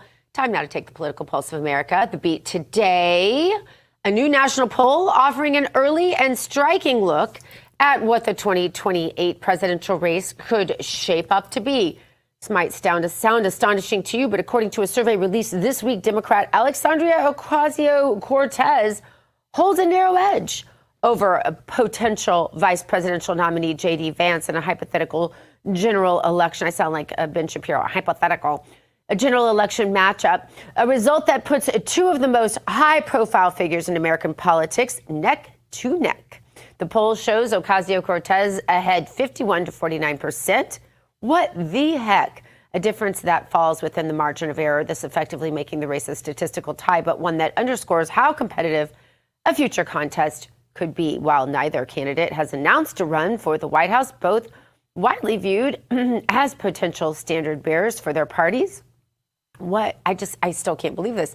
And the data highlights sharp divides along race, gender, and education, with Ocasio-Cortez dominating among Black and Hispanic voters and Vance leading with white male voters. Joining us now with reaction is the co-host of Cowboy Logic on Rav, Donna Fiducia. Good morning. Donna, what the heck? I mean, I really, when Kami Mamdani came up as a nominee in New York, I thought, what? No, It is New York. I will say that. And this is America, and the Heartland will speak on this. But Donna, AOC, I mean, first of all, I don't want anyone to think that we at RAV are assuming J.D. Vance. I don't care who endorses him. We are 3 years away from a presidential election. There's a lot more that can happen in this amount of time. I almost think for J.D.'s purposes, it might not be the greatest thing that he's become the heir apparent, because I think that the backlash will ensue. But AOC, I mean, I wouldn't vote for AOC against Bannon, your dog. Bannon's a lot cuter too, but a lot. Yeah, I have 3 words. God help us. That's all I can say. This is a woman, if you guys recall, who thought it was really cool when she poured water on plants and they grew, and didn't know what a kitchen disposal was. I mean, first of all, and we were talking just before we went on the air, this Argonaut Verasite polling leans left, is definitely targeting younger voters. And obviously AOC is going to poll well with younger voters. But I mean, it's such a joke. Have you guys ever been polled? I've never been polled. Never. I mean, come on. Never. I mean, and the way they can ask questions, everybody knows. It's not like it's Quinnipiac, not that they're all that great either. But I mean, this is a poll I never even heard of. And to think that this is going to be what we're looking at is kind of scary. But then I need to look at, and I think we all should look at, the fact that if we don't fix the voter rolls, this is going to continue. Look at Venezuela. What's happened to them in the last 20 years by fixing their votes? This is all starting to come out. I don't think the DOJ can work fast enough on this. But in fact, we're going to be talking about that on this week's Cowboy Logic with Holly Kessler about how Georgia has had suddenly 315,000 more votes that they didn't know about that might have skewed the election in 2020. I mean, this is the bottom line. I think the Democrats get a huge head start if we don't clean up the voter rolls. But yes, white men are going to favor J.D. Vance. Hispanics and possibly blacks are going to favor AOC. But, she was supposedly going to run for Chuck Schumer's seat in the Senate in New York. And a lot of people are saying she may not do that because upstate New York's not going to go for her. She might win the city. But you got to look at the rest of the country, and I don't think that's going to do so well for AOC. But, I mean, come on. Yeah. I think we need IQ tests, but that's another story. The former bartender who, if she ran, would go with a platform of more taxes on tips for bartenders, by the way. Yeah. But anyhow, and what did Mondami say recently? Mondami, even in New York, is showing his true colors, saying, blaming New Yorkers for all the ills of the world and blaming America. I mean, these people have no shame, and they're not even, usually you come back to the center when you want to run for something. And these people are not doing that. They are so far to the left now at this point that it's unrecognizable. The Democrat Party, anyhow. Yeah, for sure. Let's talk about immigration. Speaking of the far left who wants to fundamentally change the country, the Trump administration is actually trying to crack down even more. We're learning now that, Donna, that the White House is ramping up some efforts even further. They're signaling they may strip some naturalized foreign-born individuals of their American citizenship. So under current federal law, people can be denaturalized if they commit fraud while applying for citizenship. And there's other circumstances as well. I'm curious to get your reaction to it. Does Ilhan Omar ring a bell? I mean, this is a situation that I really think well, first of all, it's the New York Times again, okay? So those who've unlawfully obtained U.S. citizenship could be thrown back out or at least have another hearing. I'm surprised we haven't heard the R word yet, that it's racist. I'm sure that'll come. But U.S. Citizenship Immigration Services said it will continue to work with the DOJ to restore integrity to America's immigration system. You know, some of my best friends who were immigrants, it took like 20 years for them to get their citizenship. I think, on the other hand, we really need to streamline this, too, because it's getting to the point where, I mean, 20 years to get your citizenship is ludicrous as well. But what they're really looking at is people who have lied to get in here, people who might have been felons as well.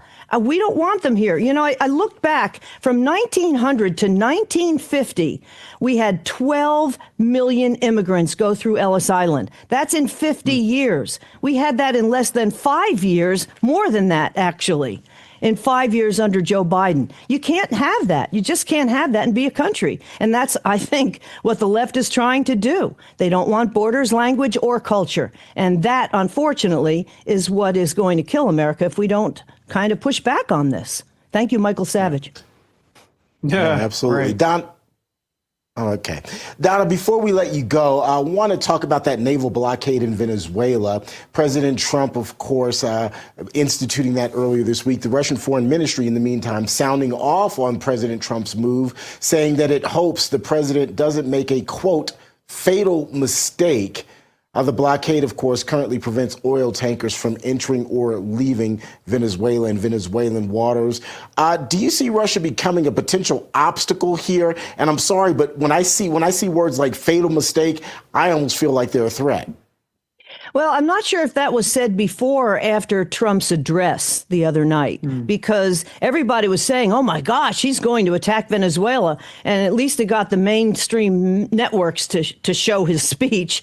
But I mean, we'll see. I think that Trump and Putin do have a pretty decent relationship, all considering. I think Trump is frustrated about what's going on with Ukraine.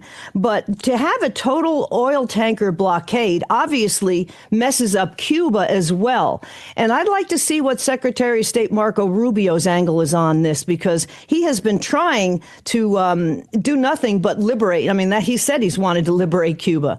And there's no bones about that. And again, with Venezuela, we can see how bad elections affect a country for decades.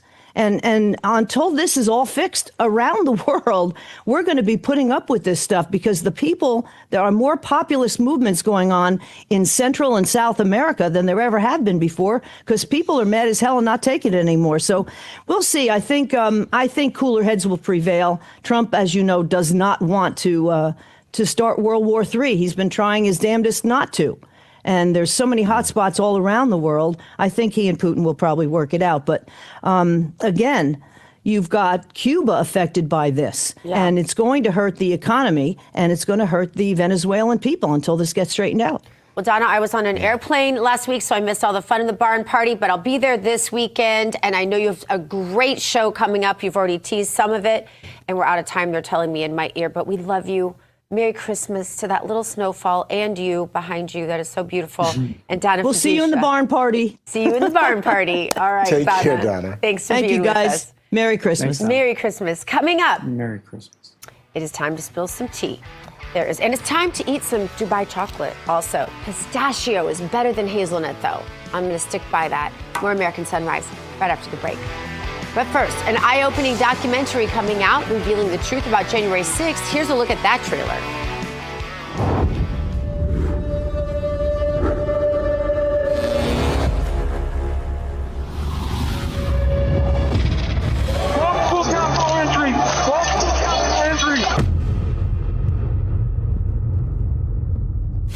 The radical left knows exactly what they're doing. They want to steal the election. We're going to walk down Pennsylvania Avenue to peacefully and patriotically make your voices heard. Events in Washington have taken a violent and tumultuous turn.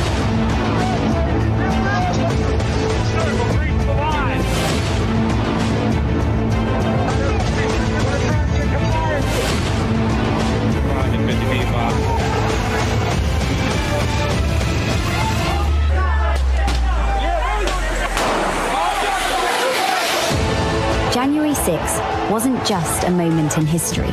For thousands of Americans, it was the moment their voices were taken. It's insurrection. They were persecuted, hunted. Seditious conspiracy. But behind prison walls, something unexpected happened. They found their voice again.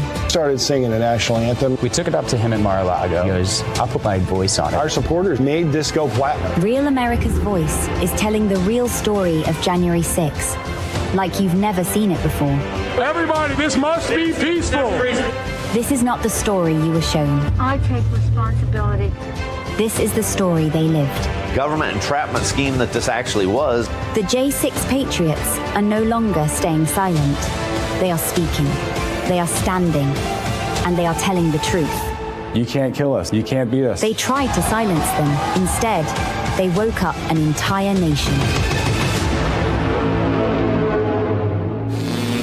The Sleeping Giant. Coming soon. Hey there. Hey. Hey there, how are you? I'm with Disabled American Veterans. I was wondering if you had a quick minute to thank America's veterans for their service and sacrifices. Of course, why not? Oh, sure. Absolutely. Sure. All right. Hey, well, come on in here. I'm just going to hit record on this. I would like to thank you from the bottom of my heart. I can't even think of the words to say of how grateful I am. I just want to tell you guys how much you appreciate it. But most importantly, I want to thank you for your courage and bravery. Wow. Just thank you. Someone here who'd like to say something to you. Oh my God, you guys are awesome. Someone has something they want to say to you. Goodness. How's it going? So I just want to let you know how much you appreciate it.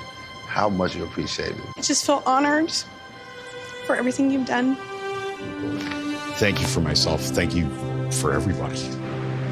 I get to live every day, in peace because of you. A lot of people thank us, but we want to take the time to thank you, honestly, for giving back.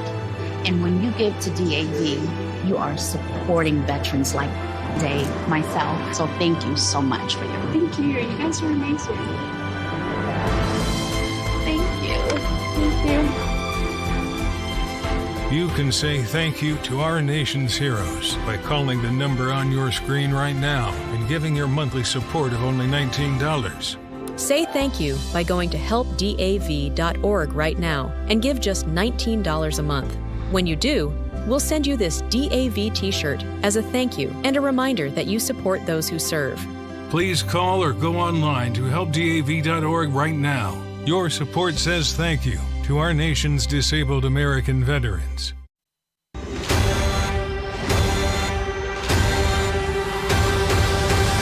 Let's spill some tea. Let's Spill Some Tea is fueled by Artillery Tea Company. It's the only America-first, veteran-owned tea brand out there. The mission is to maximize flavor with whole leaf blends and chemical-free tea bags.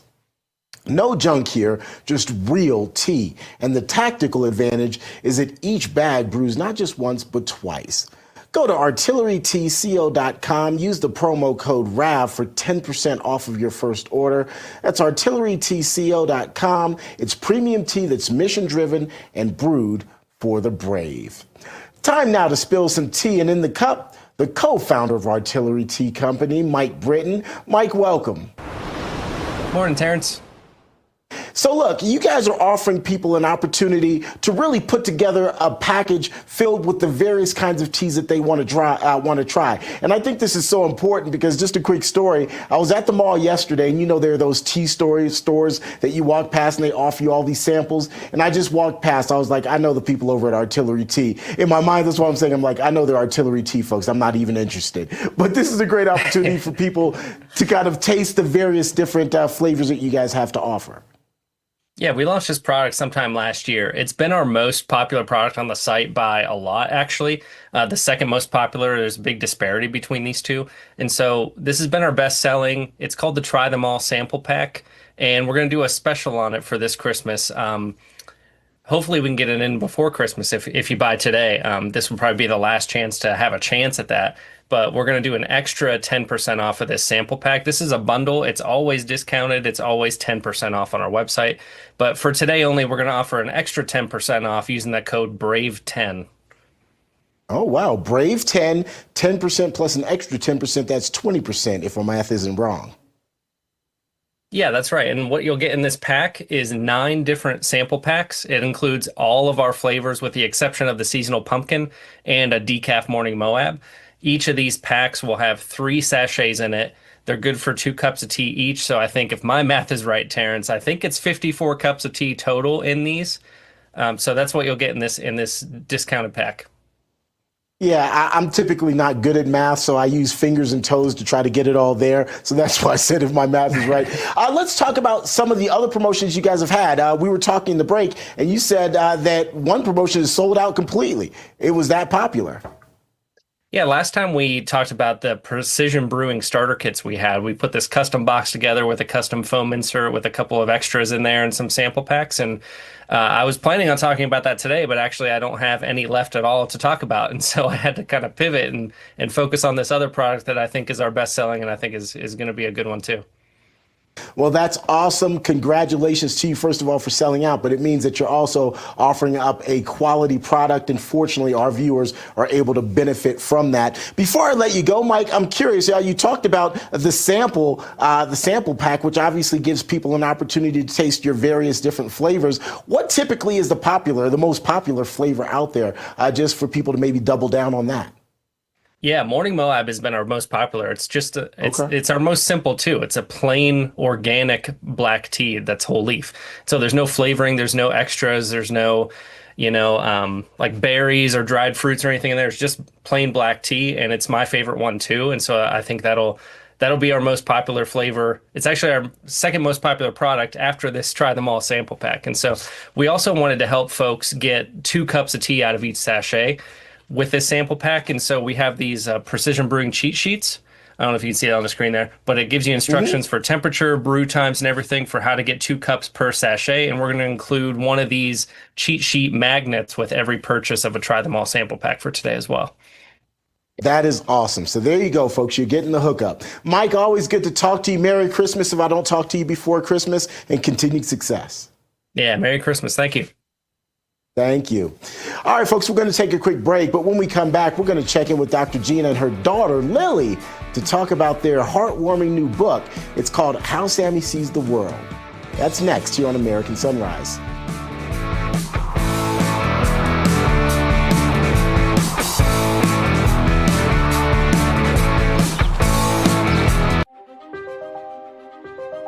We're told in Genesis chapter 1:26 that God has made man in his image, and by his likeness has he made him. Genesis is a book of fundamental importance for the Jewish and Christian faiths, and a literary masterpiece that has profoundly shaped Western civilization. Now, in this exclusive online course from Hillsdale College, you can deepen your understanding of how this ancient book is essential to you today. Sign up for the Genesis story, absolutely free, at learnfromhillsdale.org. Dr. Justin Jackson, a distinguished Hillsdale College professor, will guide you through this fascinating free online course that unfolds the biblical stories of Adam and Eve, Abraham, Isaac, Jacob, and Joseph. When you sign up, you'll explore some of life's most important questions, gain a greater appreciation for how the Bible confronts pain and hardship with redemption and hope, and discover how the struggles people faced thousands of years ago are deeply relevant to us still today. Take this 6-lesson course whenever it's most convenient for you, at your pace or in your schedule. Signing up is easy and free when you go to learnfromhillsdale.org today. So the fun thing with the serpent is, how does a serpent talk? And not only that, but why is the serpent's punishment to crawl on its belly when that's what it does? Join the hundreds of thousands of Americans who are enriching their lives through this exclusive online course from Hillsdale College and gain access to this premium content today. What I hope you'll get from studying Genesis in this course is a deeper appreciation of the biblical insights with regards to the human person, its psychology, our predilection towards rivalry, but also reconciliation. Sign up for the Genesis story, free of charge, at learnfromhillsdale.org today.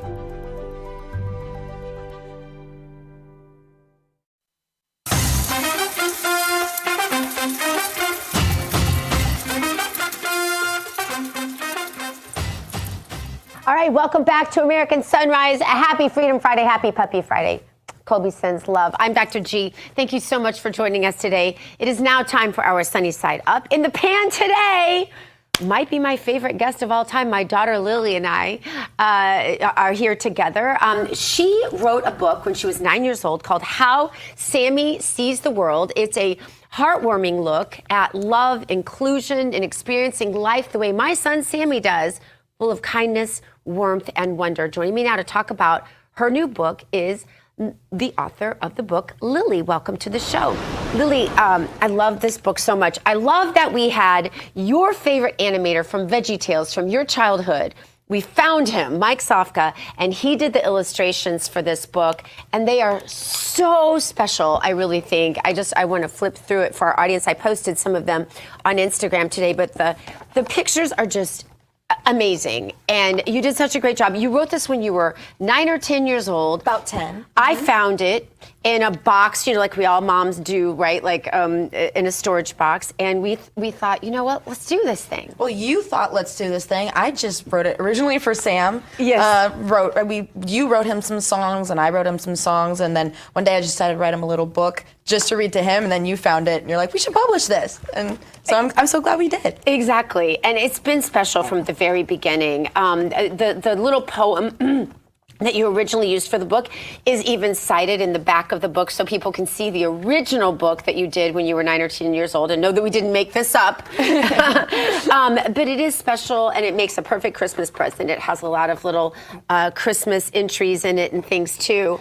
But Lily, tell us what it means to you that the money from this will go to fund families like ours who perhaps want to adopt children like Sam. It can cost $20,000, $30,000 to adopt a child with special needs. A lot of people are surprised by that cost. About $50,000 to adopt a typically developing child, but 30 to 50, 20, 30, 40, anywhere in there to adopt a child like Sam. This is changing lives. Yeah, I'm so happy that it can go to, the whole purpose of the book was to explain how Sammy sees the world and how it's a lot different than the way that most people think about people with Down syndrome, that they think it's kind of like a bad thing. But I wanted to share with people in my 10-year-old mind, I wanted to show people that he actually sees the world the way we should see the world, And I think that's, I think more people, like the proceeds are going to helping people figure that out, and have a little blessing of their own little Sammy, Exactly, the best blessing of all.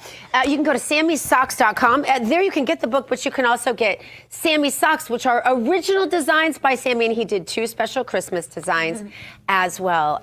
Lily, thank you so much. Thanks to you and Sammy and Mike Sofka. Sammysocks.com is where you can get it. And you guys, are we bringing the guys back in? All right, maybe not. But we love you guys. War Room coming up next. There they are. Hi, Tim. There's my guys. Hey, Lily Lil, love you. Hi, Lily. I miss you guys. You guys, War Room coming up next. Hug your children, love your God, pet your puppies, and go to sammysocks.com. Go boldly now. Have a great weekend.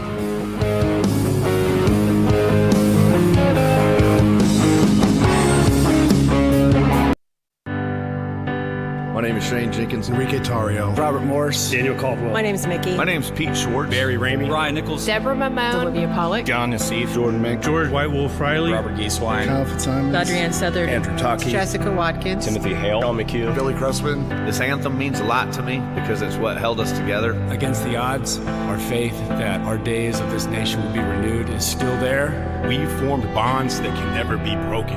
I, along with my brothers and sisters, weathered the storm. We will never stop fighting for this country. And my friends and my brothers that also helped me through this tough time. Because we are what makes this country the greatest country on this planet. In this moment, in this anthem, is living. We sing for all the people who never made it home.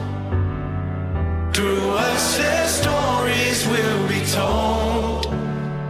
We stand as one. United in this fight for liberty, justice for all, our voices ring, the anthem of the free. Hey, comes with a price. Rest in peace, Charlie. Can't believe they took your life.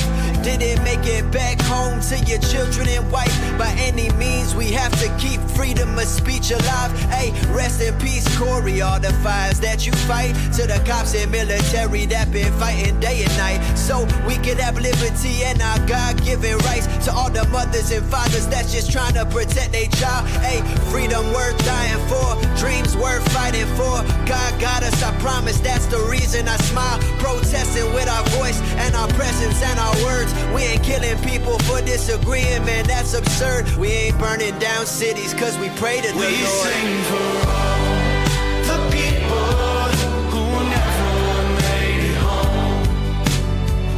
Through us their stories will be told. We stand as one, united in this fight for liberty. Justice for all, our voices ring. The anthem of the free.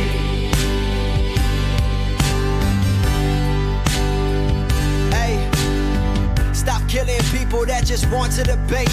When we protesting, you ain't see no guns and no flames.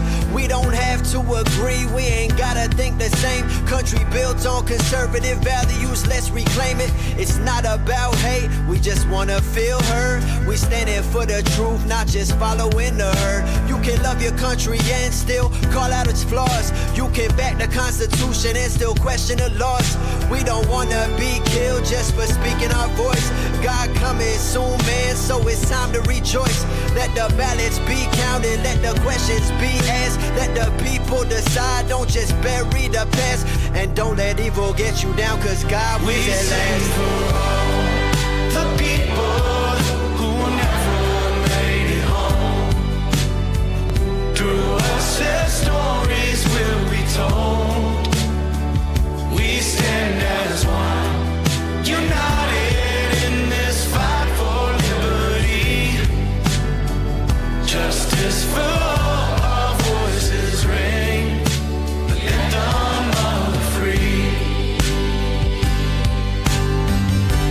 Another person that I have to thank is Donald J. Trump. Our brotherhood that we built and the country we believed in, and especially our president, we never would have made it out. Blessed by God, pardoned by Trump. Thank you, Donald Trump, for pardoning us and giving us a second chance on life. President Trump for pardoning me. For saving my soul, and Donald Trump for giving me the pardon.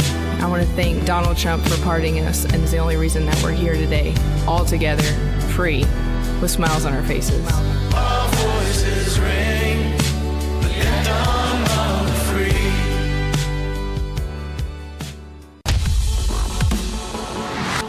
This is the primal scream of a dying regime. Pray for our enemies, because we're going medieval on these people. You're just not got a free shot on all these networks lying about the people. The people have had a belly full of it. I know you don't like hearing that. I know you try to do everything in the world to stop that, but you're not going to stop it. It's going to happen. And where do people like that go to share the big lie? MAGA media. I wish in my soul, I wish that any of these people had a conscience. Ask yourself, what is my task and what is my purpose? If that answer is to save my country, this country will be saved. War Room. Here's your host, Stephen K. Bannon. Yo!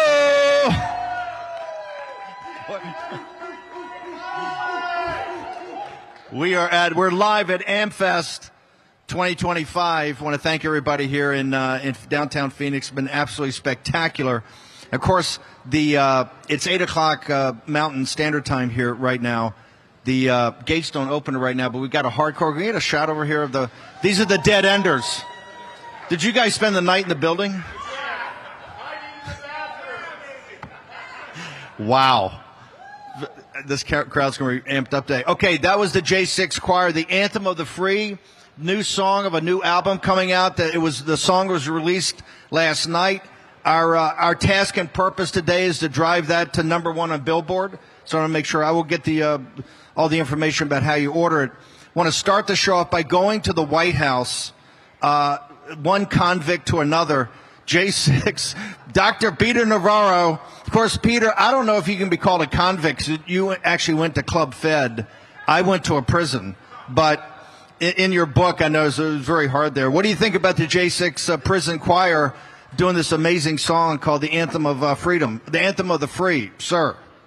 I was hoping it'd go on a little longer so I wouldn't have to be insulted by you, but no, that's beautiful music, Steve. And it will go to number one. That's my first macro prediction today. It will be number one. Wow. By the way, there's a film on the whole making of J6, the story you've never heard, the making of the album. We're going to have more on that today. I think we're going to play a trailer. Parker, Sig, and Dan, some of the other people worked on it, are going to be up here. Want to drive those both. Okay. Dr. Navarro. Before people, we get to the mainstream media and some other people. Before we get to the economics, Peter, give me a second here. Yeah, give me a second, 1 second, because I want to say something to the folks at AmFest. Charlie lives on in many ways, including the expansion of Turning Point exponentially. But I want everybody to know that Charlie lives on here within the Trump administration, because after he helped the president win that election, he went into the transition, worked with the personnel director, the great Sergio Gore.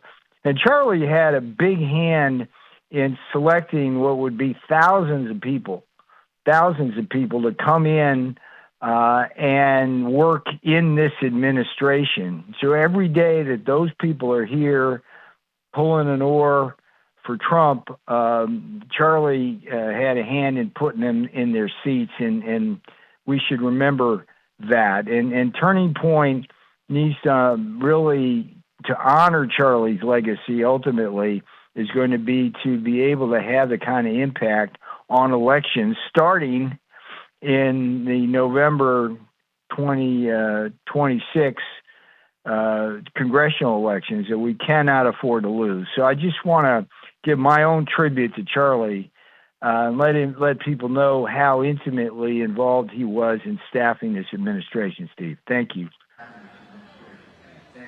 No, Peter, I think that's very important. A lot of folks don't know the depth of Charlie's involvement in the transition and after the president took the oath of office. Remember, Charlie and the Real America's Voice guys know this.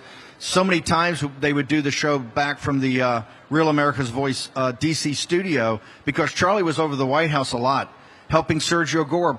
He also would talk to people a lot about policy, particularly policies he was very engaged in, like deportations, sealing the border, all that. Charlie had a huge role in this administration, a huge role in forming the administration.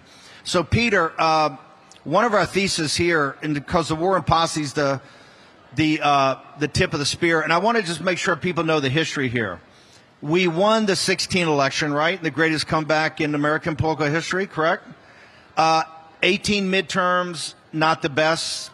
People took the eye off the ball. Nancy Pelosi went around and preached the gospel of impeaching Trump, and they wiped us out. I think it was 35 or 40 seats. But if you look at 2020, we won the 2020 election. President Trump's going to be coming out with a ton of information about that. We also picked up 12 House seats, which has never been done, right? We picked up net 12 House seats against Nancy Pelosi. In 22, with Turning Point and you, we won the midterm elections and took back the House, and we won in 24. If you go back and look at really from 2015 over the last 10 years, we've lost one federal election, and that was in 18 when the President Trump's first term. They kind of took their eye off the ball in the House. Nancy Pelosi ran on impeaching President Trump just like Hakeem Jeffries did.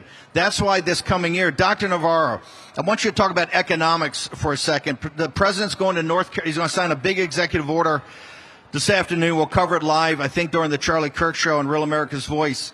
President's going to North Carolina. He's going to continue on with his economic speech. The Secretary of the Treasury is saying end of first quarter, second quarter, a lot of the big, beautiful bill capital expenditures will kick in. Walk us through both the combination of the tariff and the big, beautiful bill depreciation schedule on bringing high value added manufacturing jobs back here to the United States, sir. All right, let's start with the big picture. Let's start with what the Democrats are trying to do.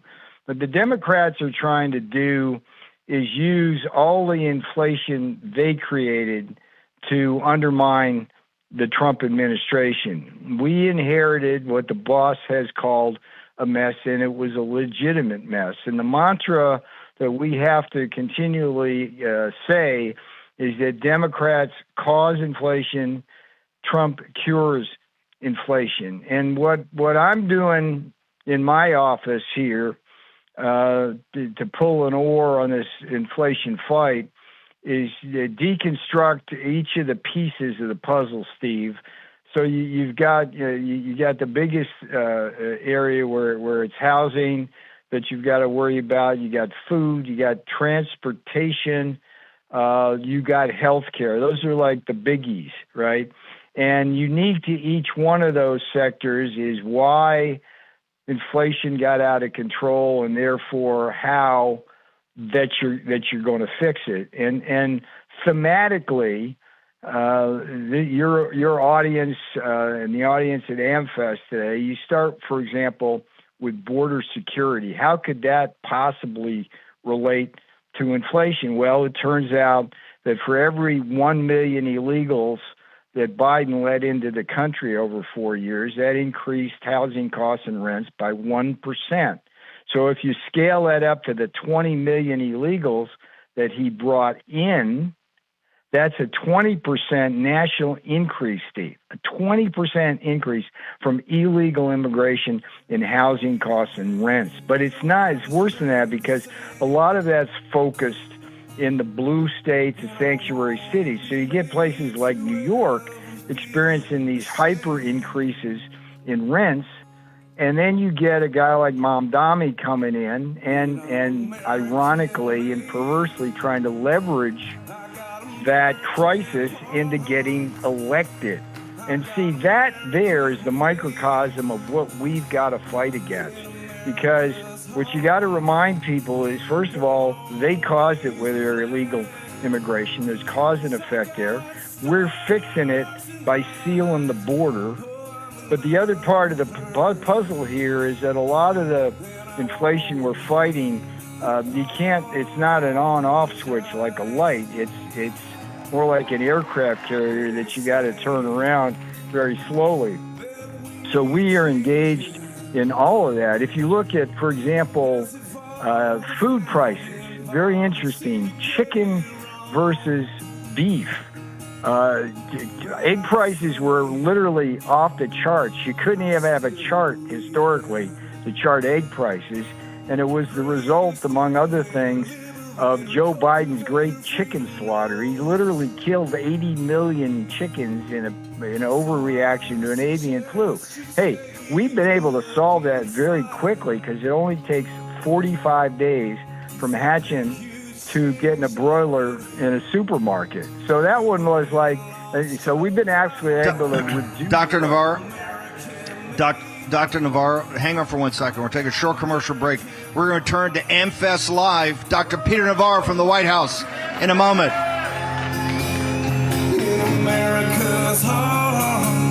Do you have an ugly, outdated, maybe even unsafe bath or shower? You could remodel it the hard way. Or you could do it the easy way by calling Jacuzzi and get the beautiful bathroom of your dreams installed in just 1 day. That's right. It doesn't take weeks or months, just 1 day, and you won't need to break anything, not even the bank. Right now, we're waiving all installation costs, plus offering zero interest with zero payments for up to a year. Jacuzzi is the trusted name in bath remodeling. We've been making water feel great for over 70 years, and we can bring you the bath or shower of your dreams in just 1 day. Jacuzzi is a full-service company. There's no contractor that could pull that off. Jacuzzi Bath Remodel makes it simple. Our local design consultants come right to you with exclusive, genuine jacuzzi features and designs to help you create the custom bathroom of your dreams. That's easy to clean and even easier to love. And everything we install is backed with superior craftsmanship and the peace of mind of a lifetime warranty. The warranty gave me a big peace of mind. You want to have something that they're going to stand behind, and they do. My overall experience with Jacuzzi has been wonderful. Everything was customized to the way I wanted it for the price that I wanted to pay. The Jacuzzi bath remodel team went above and beyond. It is amazing. Now you can experience the Jacuzzi bath remodel difference affordably through this exciting limited time offer. Right now, we're waiving the installation costs, all with zero down and no interest or payments for up to a year. Call or go online right away and see for yourself just how affordable it can be to choose all the safety, style, and features you need with the quality and trust that only Jacuzzi can deliver, backed by an unbeatable lifetime warranty. This is a limited time offer, so don't wait to schedule your free design consultation today. Call now. Let us convert your old, outdated bath into a stunning, easy entry shower with features like grab bars and a custom seat, so you can enjoy enhanced safety in style. And best of all, you can have it all installed in just one day. It was one day. It's like, how do you do that? How can you take out a whole bathroom tub and shower and install a new one in one day? Jacuzzi quality. You deserve the luxury of a customized space that makes you feel great.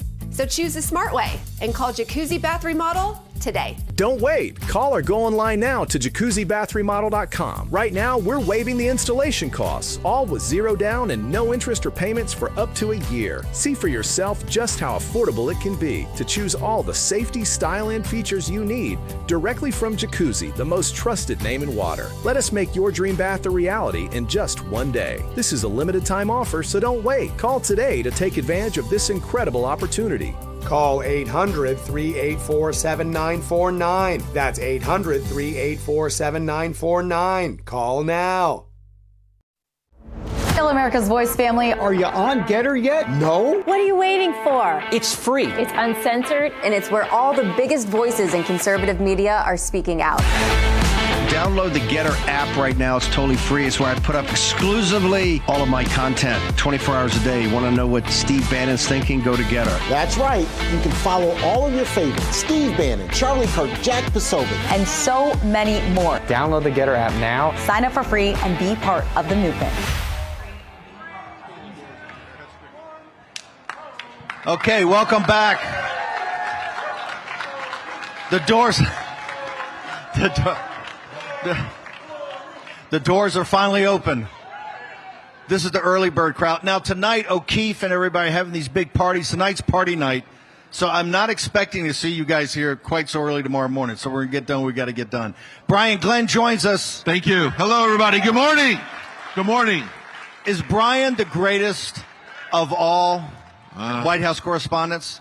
I try. No, President Trump calls on you first all the time. I try. Thank you. Even with your current issues. Which we can discuss. No. I don't know. As President Trump said when he was walking around the alligator thing with DeSantis, he came up on, foreign correspondents around, came up and Brian says, that's MTG's boyfriend. That's his heavy lifting. Yeah. He goes, can you imagine being him?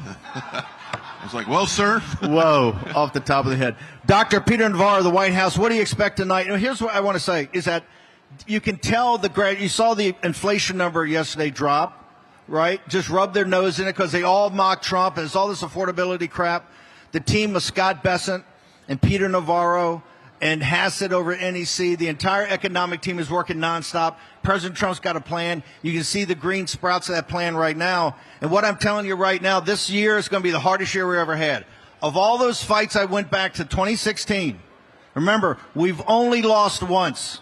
In 2018, right? Only lost once. Of all those fights, the fight we're going to have this November is going to be the hardest and nastiest ever. And you know why? Because Dr. Navarro and Scott Bessent, working with the president, are going to take the economic issue off the table. And that's when the Democrats are going to have to get nasty, right? They got nothing else to run about except affordability. Dr. Navarro, can you give us a preview tonight? President Trump's in North Carolina. He's down there. He's going to address the nation again on economics. What do you got for us? Well, I'll be there. I'll have a front row seat to that, Steve. And he's going to continue the themes, basically explaining first that we inherited a mess. I think that's really important for people to understand. I mean, and then he's going to explain what we're doing and why there's more than good light at the end of the tunnel. I mean, if you think about the big, beautiful bill that's like the most underrated piece of legislation I've ever seen, because all the good things that are coming in 2026 as a result of that are going to come hard and beautiful. Take, for example, the 100% expensing of investment. Okay, that is going to provoke a wave first of construction jobs and then of factory jobs. It's going to be a big, beautiful thing.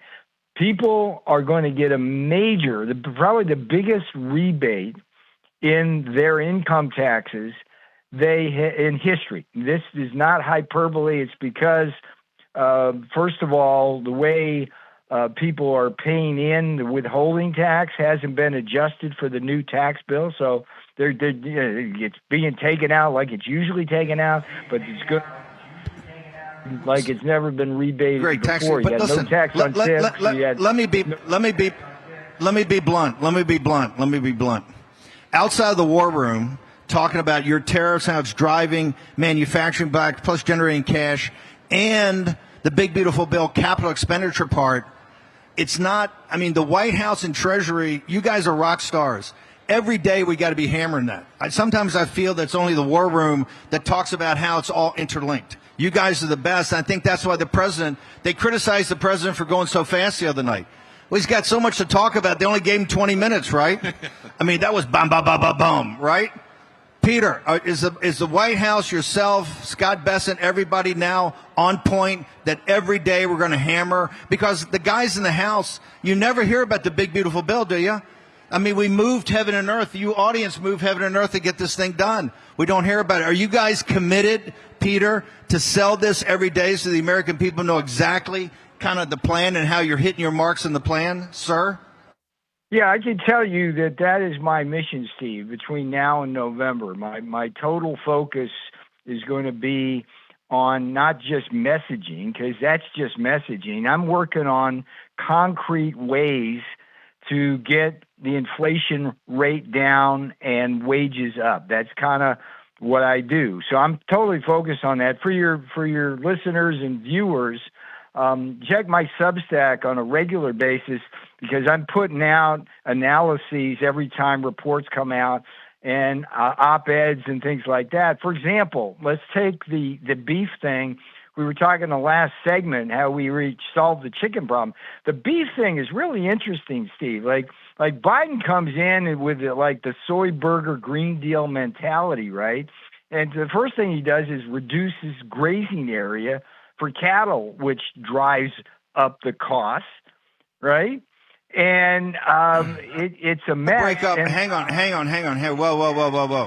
Whoa. I feel like you give me an economics lecture. It's great, but I got a live crowd here that got up at dark 30 to get through this thing. Are you going to break up the cartels from Brazil? No, you're going to break up the cartel. These people, come on, they need this. It's early, baby. Yeah, even from the war room posse, it's early. Peter, are you going to break up? Hang on. They want action. We're tired of talking about stuff, right? We want action. Why in the hell we got this Brazilian, what are we going to do with these the Brazilian cartels? You got Bolsonaro in prison. You got Lula. We're playing footsie with Lula. What are you going to do about these Brazilians in this cartel, brother?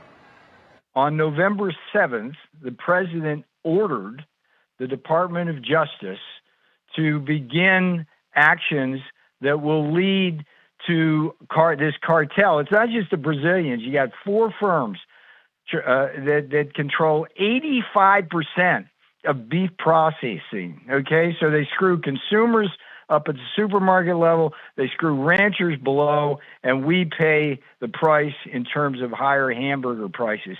So as we speak, we are actively moving towards a situation where we'll be able to crack down significantly on the 2 American portions of the cartel, which are Tyson's and Cargill, and the 2 portions that are Brazilian controlled, which are National Beef and JBS. And it's even more complicated, Steve, because the Brazilians are in bed with the Chinese. It's like the Brazils are the biggest exporter of beef. China's the biggest importer. We are number 2 in terms of both exports and imports. And we Hang on. saw, for example, when we Is put the beef too damn high? Peter, you got to take action on that. Look, we got to bounce, Peter. Where do people go for your Substack? I appreciate you starting the day off at the White House with joining us here at AmFest. I really appreciate it. I very much appreciate the tribute to Charlie Kirk. You knew this because you work with him every day. He was in the White House. Where do people go for all of your content, your Substack, all of it, Dr. Noel, and these videos that you're putting out? Where do people go? Just go to peternavarro.com. It's a one-stop shop for Substack, X, Getter, True Social, Instagram. peternavarro.com, and tune into the War Room regularly, because I'll be talking to Mr. Bannon. We got to get the message out. We got to reach beyond the War Room, of course, and that's part of my job, brother. Amen. Okay, brother, thank you. Are you guys force multiplier in the president's economic plan? Can we get this thing done?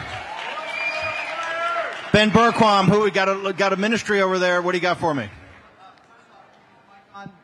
Mike, check. All right, real quick, shout out to Curtis Martin, one of the beef producers out of Oregon. One of the crazy things, most people don't know this, they can import beef, and as long as it's been on the ground in America for 24 hours, it's considered USA beef. No.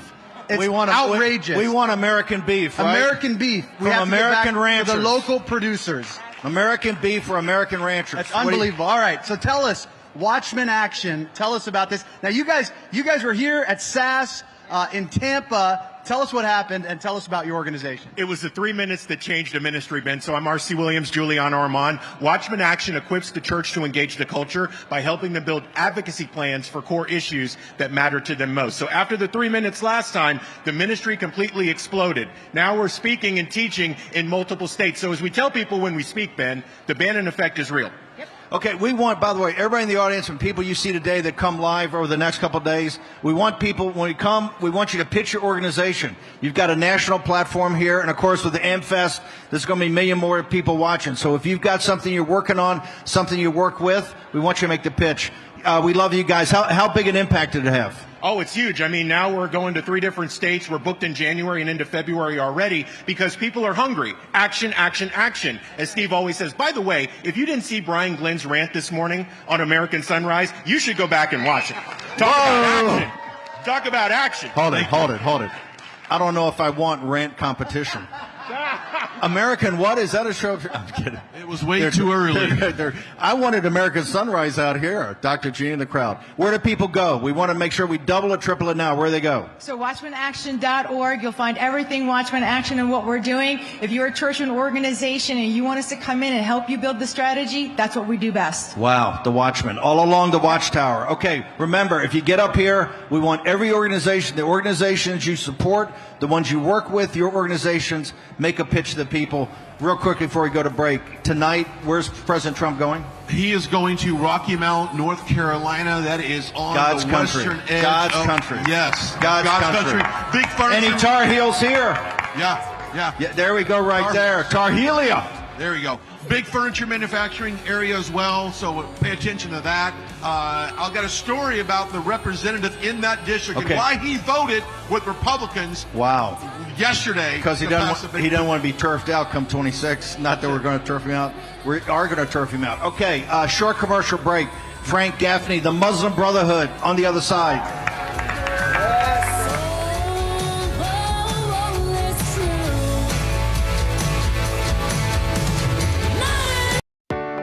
Hi there, I'm Dean Heskin, President and CEO of Swiss America.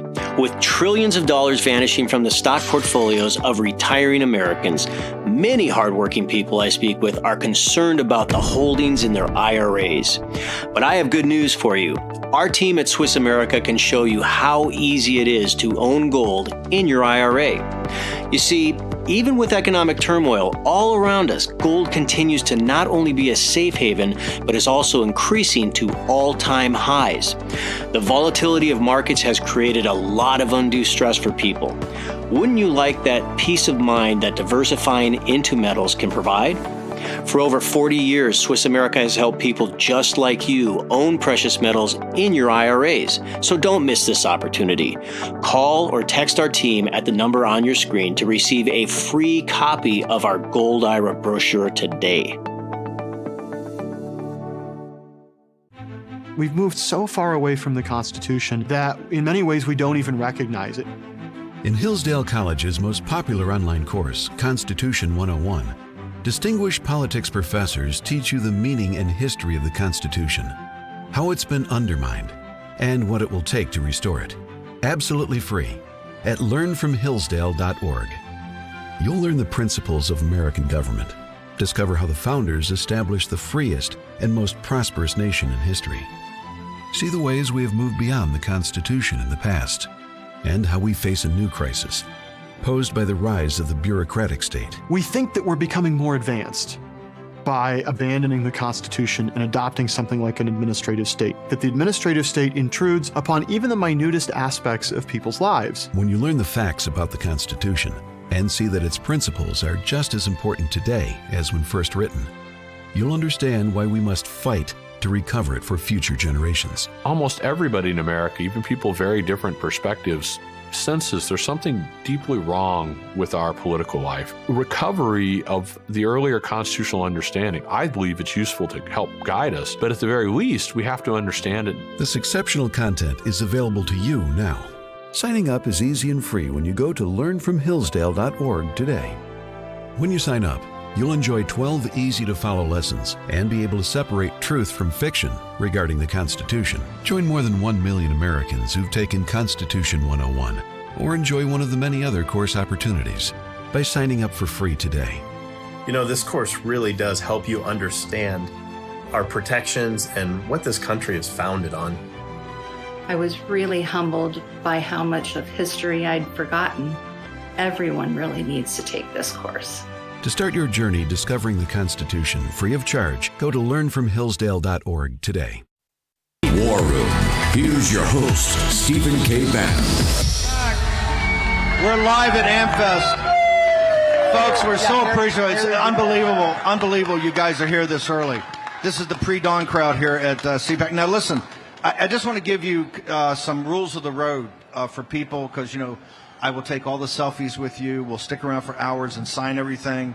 And I realize we have a lot of fans here at the show. We really appreciate it. We love you guys. However, when you send something up for me to sign, okay, don't start with a picture of Brian Glenn. Are you kidding me? I'm doing the heavy lift here. That's good. Wow. I'm buying coffee for whoever submitted that picture, by the way. Wow. I'll give you my credit card. So we're going to get this over here. We'll do that in a little while. This was the great Charlie Kirk. That's great right there. Charlie, we're going to do the handover today on the Charlie Kirk Show. No, we've been tossing the Charlie and the team for 3-4 years, so we'll do it today here live as we always do. One other housekeeping matter.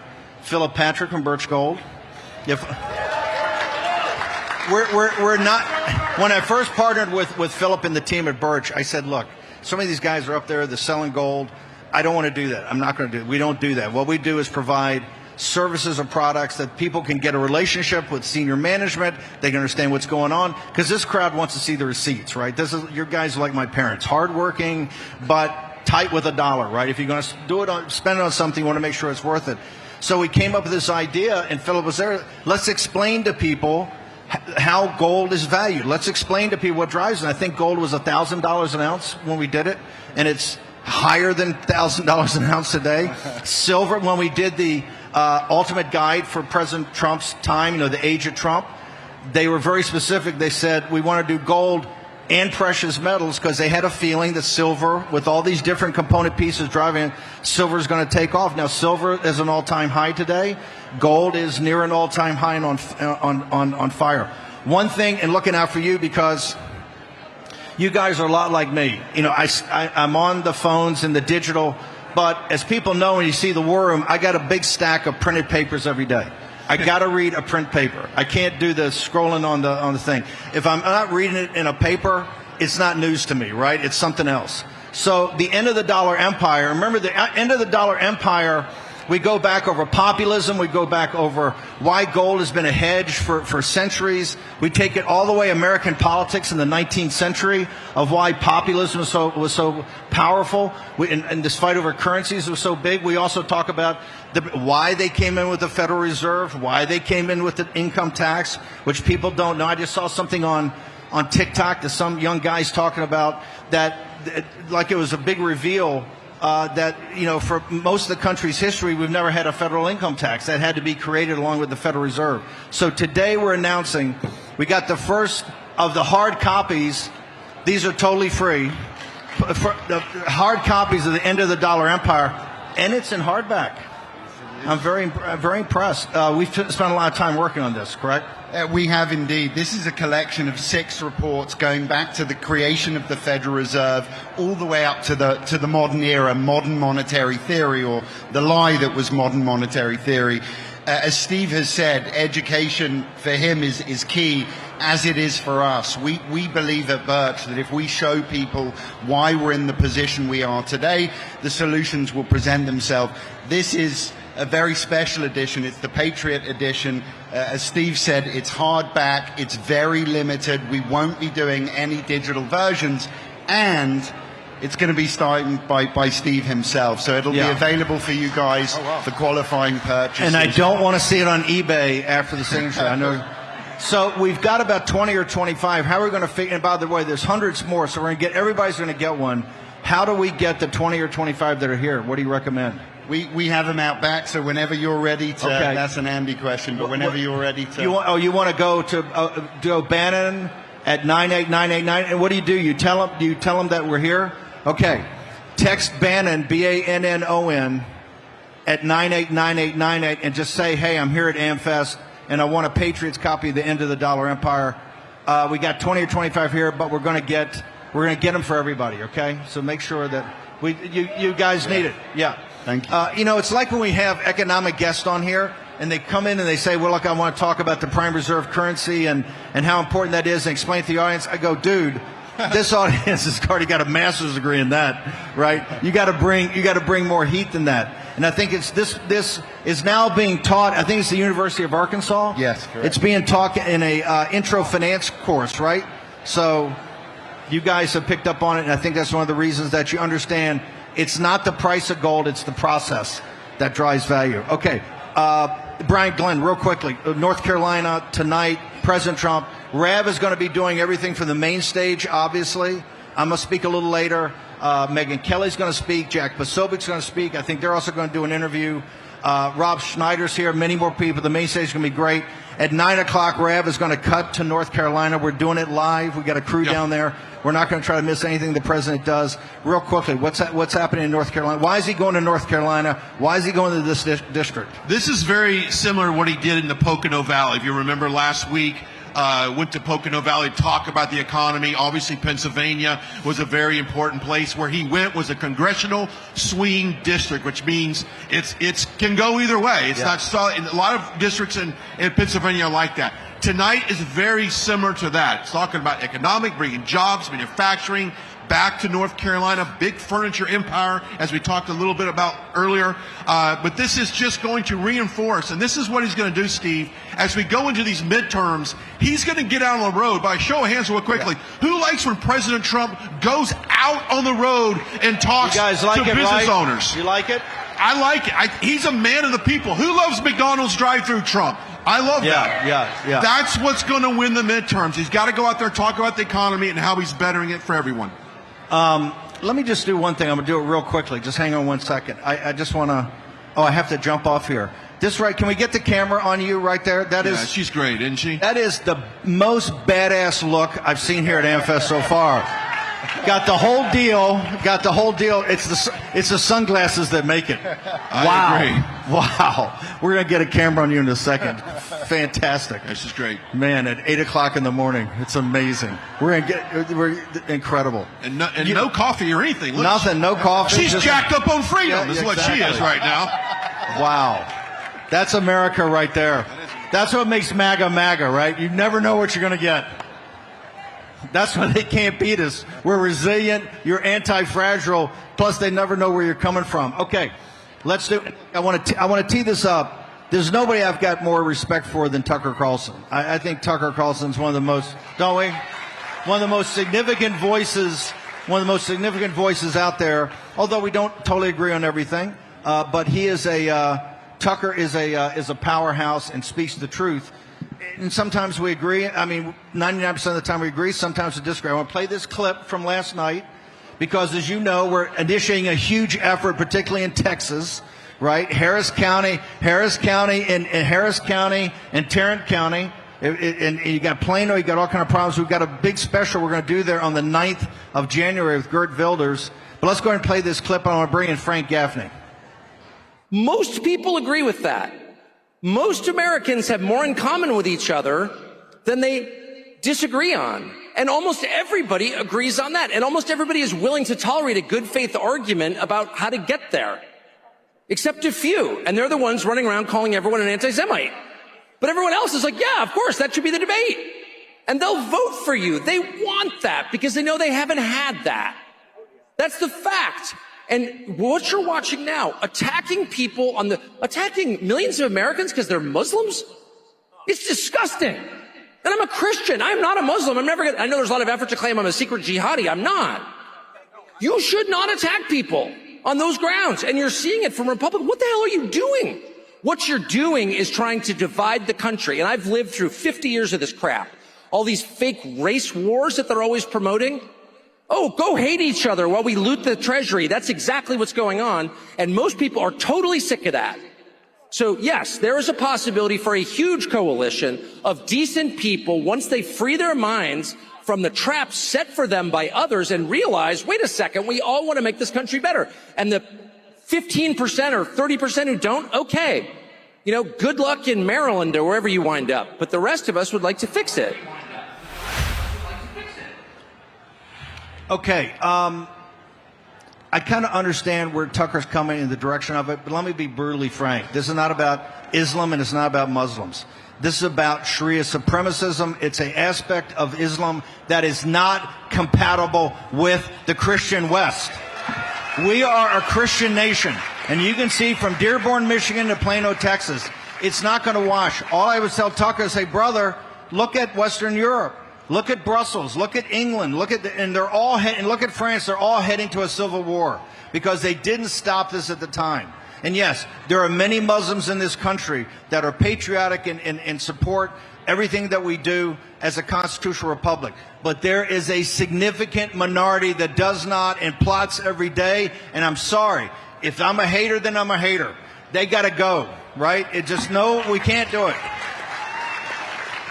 I am a Christian nationalist, and this is a Christian country. Now, we're open for everybody to do what they want to do as far as their religion goes, but we're just not going to roll over. Frank Gaffney, tell me what we got going on with your shop. I know in the Committee of the Present Danger, you got a big special this afternoon we want everybody to dial into. If they can't do it because they're here at AmFest, we're going to replay it because 2026, we're talking about Xi, what the Chinese Communist Party is doing, but you got a special message today at 11 o'clock in the Muslim Brotherhood. What do you got? Good to be back, Steve. Thanks so much for having me. The problem with what Tucker is saying is he is ignoring the essence of authoritative Islam. And not all Muslims agree with it, that's for sure, but I don't think it's a small minority that adhere to what you just correctly described as Sharia supremacism. What is that? It is the DNA of a political ideology that is promoted in the furtherance of, what the perfect man, Muhammad, taught, which is jihad. And people who would trivialize that as a problem are, I'm afraid, about to get a dose of it. As the jihadis in this country, to say nothing of what you're talking about in Europe, to say nothing of the Middle East and elsewhere, are poised, it appears, to engage not just in the stealthy, subversive kind of jihad that the Muslim Brotherhood is specialized in, particularly in countries where they can't use violence successfully, but they're now ready to go, it appears, into a more violent phase. And Steve, the key word that has been coined, of course, as you know, words, in the new national security strategy, you've given it a lot of attention and properly so. In connection with Europe, the Trump administration warns that it faces, quote, civilization erasure, unquote. So do we. And the reason that I'm so just impassioned about what is imminent, President Trump is poised to make what I think could well prove to be the most important national security decision of the second presidency. And that is in connection with a report that he's tasked the Secretary of State, Marco Rubio, and the Secretary of the Treasury, Scott Bessent, to give him by Christmas Eve as to what to do about this phenomenon, the Muslim Brotherhood. And it talks about looking at sort of chapters and subdivisions. We need to talk about the mother movement, as the Muslims call it as well, because it is the driving force, Steve, as you know. It is the impetus behind certainly the influence of, and the enabler in many cases, of the jihad that is taking place. I don't care whether it's doing it under the brand of Al-Qaeda or ISIS or Tablighi Jamaat or any number of others. Hang on 1 second.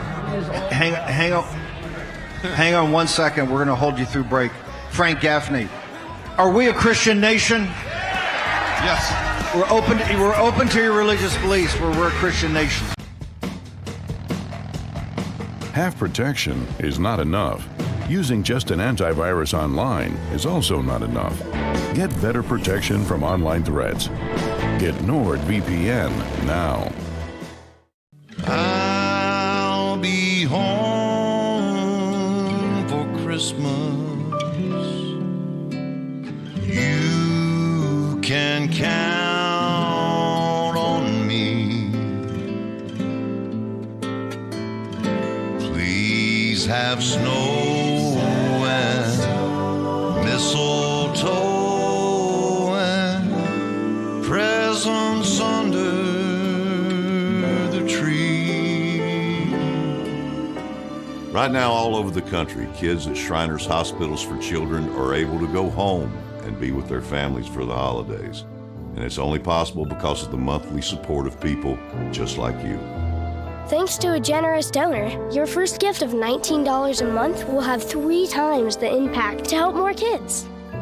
With your gift of just $19 a month, only 63 cents a day, we'll send you this adorable Love to the Rescue blanket as a thank you, and a reminder of the care you'll be providing so kids can be with their families. Christmas Eve will find me where the love light gleams. It only takes a moment to call the number on your screen, or you can visit loveshriners.org right now on your phone or computer. Your first gift of $19 a month will have 3 times the impact in the lives of kids like me. Because every child just wants to be home for the holidays, and your gift makes that possible. Your call is the best gift of all. Your gift will be my favorite Christmas present this year. Please call the number on your screen or go online right now with your monthly gift. And when you become a monthly donor, your first gift will have 3 times the impact to help more kids. Thank you for giving. Everything I rely on just vanished in an instant. Food spoiling, phone dying, medical devices useless. Now that's a real quote from a recent power outage. The new Patriot Power Generator 2200X changes everything. 39% more power to run essentials for days. Safe indoors, silent, expandable, just $299 down, ships fast and free. Plus, you'll get this 200-watt solar panel absolutely free. This deal ends 12/31. Go to FordPatriots.com now. Kevin paid off over $12,000 in credit card debt with the help of Consolidated Credit. They cut his interest rates and lowered his payments so he could pay off his debt fast. Call 800-596-8062 for a free consultation. War Room. Here's your host, Stephen K. Bannon. Yo! Look at this. Thank you so much for joining us early. It wouldn't be AmFest unless we're going to go in the crowd. Ben Bergquam, what do we got? Hey, they're amped over here, Steve.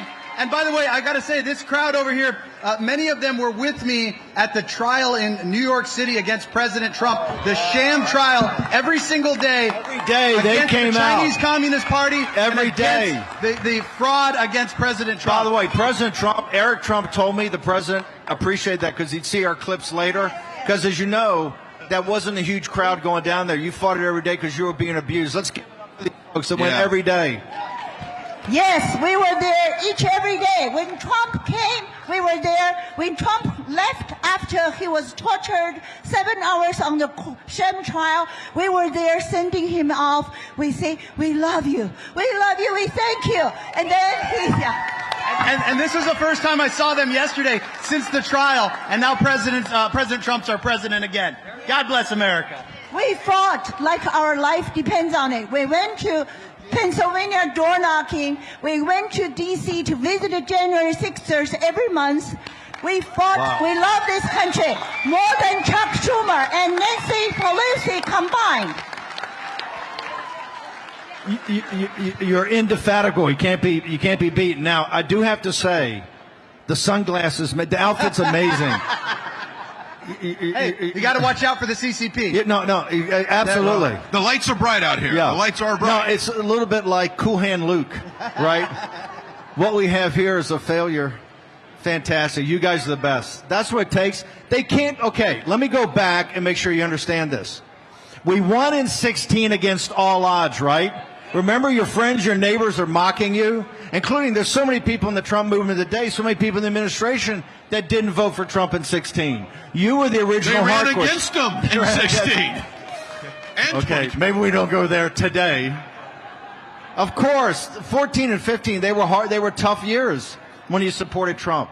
Every day when I was running Breitbart, I got nothing but grief in 15. Oh my God, this populist national, Trump's a Democrat, Trump's a dictator, Trump's, he's kidding, he's not going to do it. Remember that? Remember all that hatred? We won in 16. He won the primary and we won in 16, correct?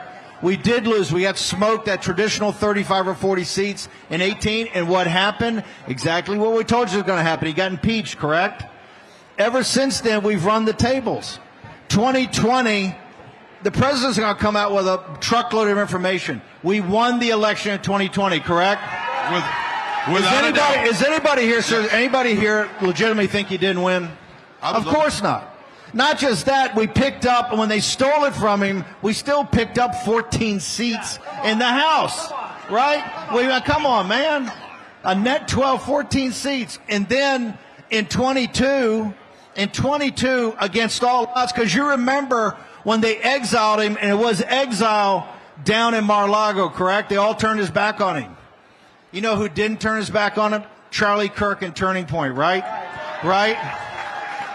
And look at 22. Did we get the 30 or 35 seats? We did not, but I think we picked up, 10 to 15, enough to take control of the House. And then later, because of your support and the great Matt Gaetz, enough to turf out Kevin McCarthy because he wasn't getting it done.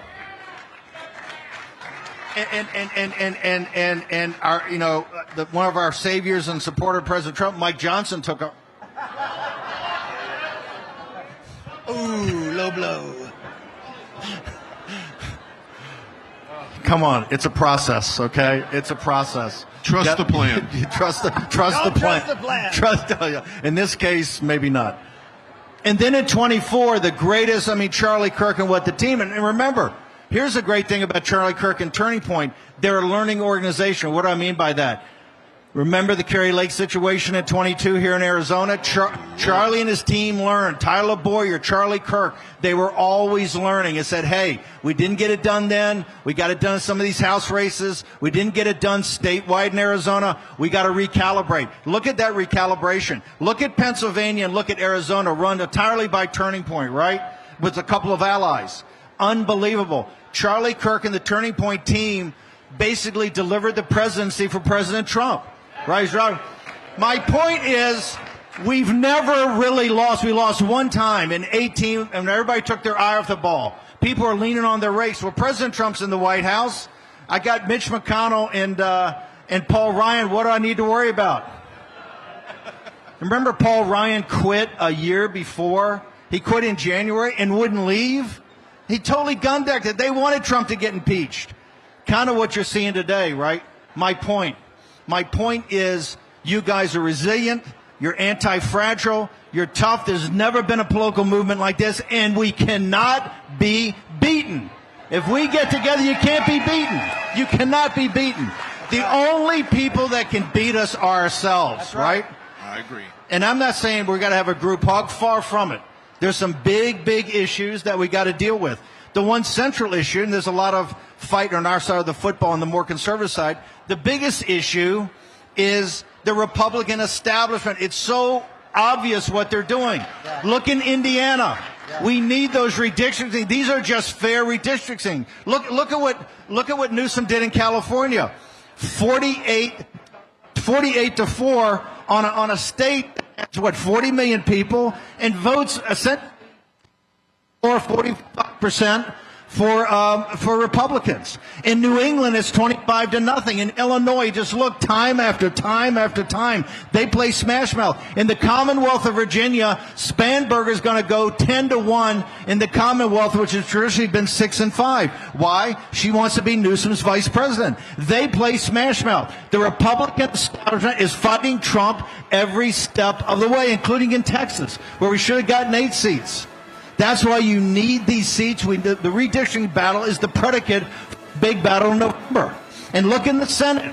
President Trump sitting there going, Schumer and these guys are going to flip the filibuster day one and the blue slips. We have, I think it's 94 U.S. attorneys. We have 18 right now. President Trump, Pam Bondi, they can't get the manpower in there because there's blue slip on the filibuster. Yesterday, Mike Lee sent me this clip. We had another thing they were trying to pass, didn't even come close. Because they're still looking for 60 votes. Unless you change your filibuster, and look, the filibuster kind of did its purpose, but you see what they're going to do in Guardian magazine newspaper today. They're calling for the complete eradication of the Supreme Court, and they're going to try to do it. They're going to pack this court. So this is a different time. And mark my words, when the economy starts to bounce, when the economy bounces. We're supposed to jump the break right now? Yeah, I think I got it right there. Okay. I've already blown up this mic. No, I always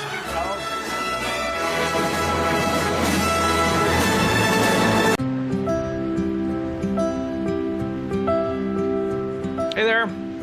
Hey. Hey there, how are you? I'm with Disabled American Veterans. I was wondering if you had a quick minute to thank America's veterans for their service and sacrifices. Of course, why not? Oh, sure. Absolutely. Sure. All right. Hey, well, come on in here. I'm just going to hit record on this. I would like to thank you from the bottom of my heart. I can't even think of the words to say of how grateful I am. I just want to tell you guys how much you appreciate it. But most importantly, I want to thank you for your courage and bravery. Wow. Just thank you. Someone here who'd like to say something to you. Oh my God, you guys are awesome. Someone has something they want to say to you. Goodness. How's it going? Oh. So I just want to let you know how much you appreciate it. How much you appreciate it. I just feel honored for everything you've done. Thank you for myself. Thank you for everybody. I get to live every day, in peace because of you. A lot of people thank us, but we want to take the time to thank you, honestly, for giving back. And when you give to DAV, you are supporting veterans like Dave, myself. So thank you so much for everything. Thank you. You guys are amazing. Thank you. Thank you. You can say thank you to our nation's heroes by calling the number on your screen right now and giving your monthly support of only $19. Say thank you by going to helpdav.org right now and give just $19 a month. When you do, we'll send you this DAV blanket as a thank you and a reminder that you support those who served. Please call or go online to helpdav.org right now. Your support says thank you to our nation's disabled American veterans.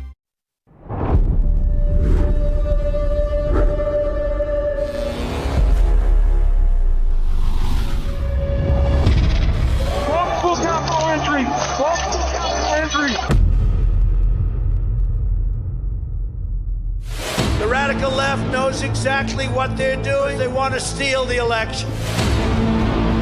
We're going to walk down Pennsylvania Avenue to peacefully and patriotically make your voices heard.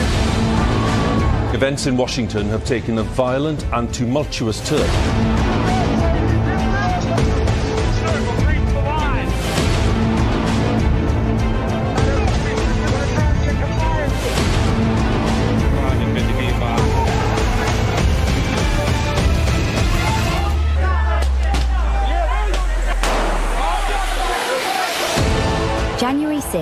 wasn't just a moment in history. For thousands of Americans, it was the moment their voices were taken. It's insurrection. They were persecuted, hunted. Seditious conspiracy. But behind prison walls, something unexpected happened. They found their voice again. Started singing the national anthem. We took it up to him at Mar-a-Lago. He goes, I'll put my voice on it. Our supporters made this go platinum. Real America's Voice is telling the real story of January 6th, like you've never seen it before. Everybody, this must be peaceful. This is not the story you were shown. I take responsibility. This is the story they lived. Government entrapment scheme that this actually was. The J6 Patriots are no longer staying silent. They are speaking. They are standing. And they are telling the truth. You can't kill us. You can't beat us. They tried to silence them. Instead, they woke up an entire nation. The Sleeping Giant. Coming soon. This is the primal scream of a dying regime. Pray for our enemies, because we're going medieval on these people. Here's not got a free shot on all these networks lying about the people. The people have had a belly full of it. I know you don't like hearing that. I know you try to do everything in the world to stop that, but you're not going to stop it. It's going to happen. And where do people like that go to share the big lie? MAGA media. I wish in my soul, I wish that any of these people had a conscience. Ask yourself, what is my task and what is my purpose? If that answer is to save my country, this country will be saved. War Room. Here's your host, Stephen K. Bannon. Friday, 19 December, the year of our Lord 2025. Welcome to AmFest. Well, okay. Ben, go ahead. We got the new hats. Take a hat. Take a hat. You get a hat. You get a Get a hat. You get a hat. Whoa, good catch. Sign her up. Wow. Wow. Oh, wow. The President of the United States and then Charlie Kirk perfected that, didn't they? Wow. Ben, always wait till you see the whites of their eyes, okay? Did I hit somebody? We're at Bunker Hill. Okay, we got so much going on. We've got books to give out, coffee mugs to give out, all kind of swag. We're gonna get to all that. I want to finish. Of course, they got a Chiron reminder. We have hats under the desk. Thank you. But Parker Sig, Real America's Voice, made that tremendous film. It's going to come out and premiere on the eve of January 6th, January 5th. Yeah. Anybody that wanted to send those guys to prison, I want nothing to do with. They were patriots, absolutely patriots. And President Trump pardoned everybody, right? Or commuted. Some of those folks had 20 years in prison because the deep state, and we still haven't gotten to the bottom of that, Pam Bondi. Why are we not perp walking? Why are we not perp walking people on this? Okay. And there's still a couple, Steve. There's still a couple still fighting. Edward Kelly is still fighting. We got a couple of them that are still fighting in California. My friend Benjamin Martin, they're trying to put him away for 7 more years. Do we have where people can go to find out more? Where can people go to help out with Edward? Come over here, Edward Kelly. Well, Edward Kelly is sitting in a California prison right now for life. He loved President Trump. He's pleading President Trump to issue another pardon because they did not recognize the first pardon that President Trump gave to everybody. Is he in a state prison? He is in a federal prison. It's a federal charge. The charges are intertwined, all federal. They just cobble things together. The FBI lied. There's a whistleblower. Hold on, hang on. The FBI lied? Did that happen? Why do we have cash, brother? You got to cut the thing in half. Yes. And so there's a whistleblower at the Tennessee FBI office. He testified. He wrote several letters. The court completely ignored the fact that it was a political prosecution, and they never entered that into the court record. He is ready to testify. And so, given the FBI lied, what you can do right now, Edward Kelly is pleading with President Trump to release him from prison with a second presidential pardon. and also for Benjamin Martin and Taylor Toronto. Ben is at risk for 7 more years if he loses his appeal. Here's what I want to do. We'll meet afterwards. We got to get some more details on that, so so we can weaponize this. I tell you what. Let me go to Frank Gaffney. He's got a bolt, and then is Frank Gaffney there? Maybe already left. Frank, you want to tell us what you guys are doing today in the Muslim Brotherhood? He's gone. He started 11 o'clock. 11 o'clock. We'll replay it later on War Room February here at AmFest. I see Brick Suit, man. Brick Suit! It's official. It's official. It's a party now. It's official. Would not miss America Fest. Absolute best celebration of this type in all of America ever. Would Charlie be proud of how this is turning out? The crowds are massive. I absolutely believe he is proud. So it's not would he be, he is proud. Amen. Yeah. Brick Suit, give us. I want to tell a story in Brick Suit. So when President Trump, remember after we won the 22 midterm, right? Fox News and all the conservatives, National Review, they're all blaming Trump of why we didn't get 30 seats. Now, we picked up the House, right, against all odds, and they're all over Trump about why, it's all Trump, because Trump, finally Fox let him back on live. Remember about Labor Day, first time? They wouldn't let him on live until then. Real America's Voice, Brian and Right Side Broadcasting, you guys were amazing. So they're blaming him. So President Trump figures, heck, I'm going to announce that I'm going to run again, right? Of which they didn't want. They're trying to sit there saying you can't. It's got to be Ron DeSantis. It's got to be Nikki Haley. It's got to be anybody but Trump. Remember that? Remember those days? Absolutely. After the coming back from exile and Trump going around and campaigning for all these people nonstop and got out all those low propensity, lower information voters. The reason we won is Trump was engaged. Now they're sitting there going, you didn't win enough seats. Trump's poison. Trump's terrible. Trump's awful. So President Trump gets the idea. Heck with it. I'm going to announce. Now, Thanksgiving's coming up. He's getting crushed in the media. And so he announces, kind of Jason Miller and the team announce that they're going to announced he's going to run for president 6 months before DeSantis. So they have it in Mar-a-Lago. They kind of put it together at the last minute. We have a huge crew down there. Natalie's down there. Mo's down there. But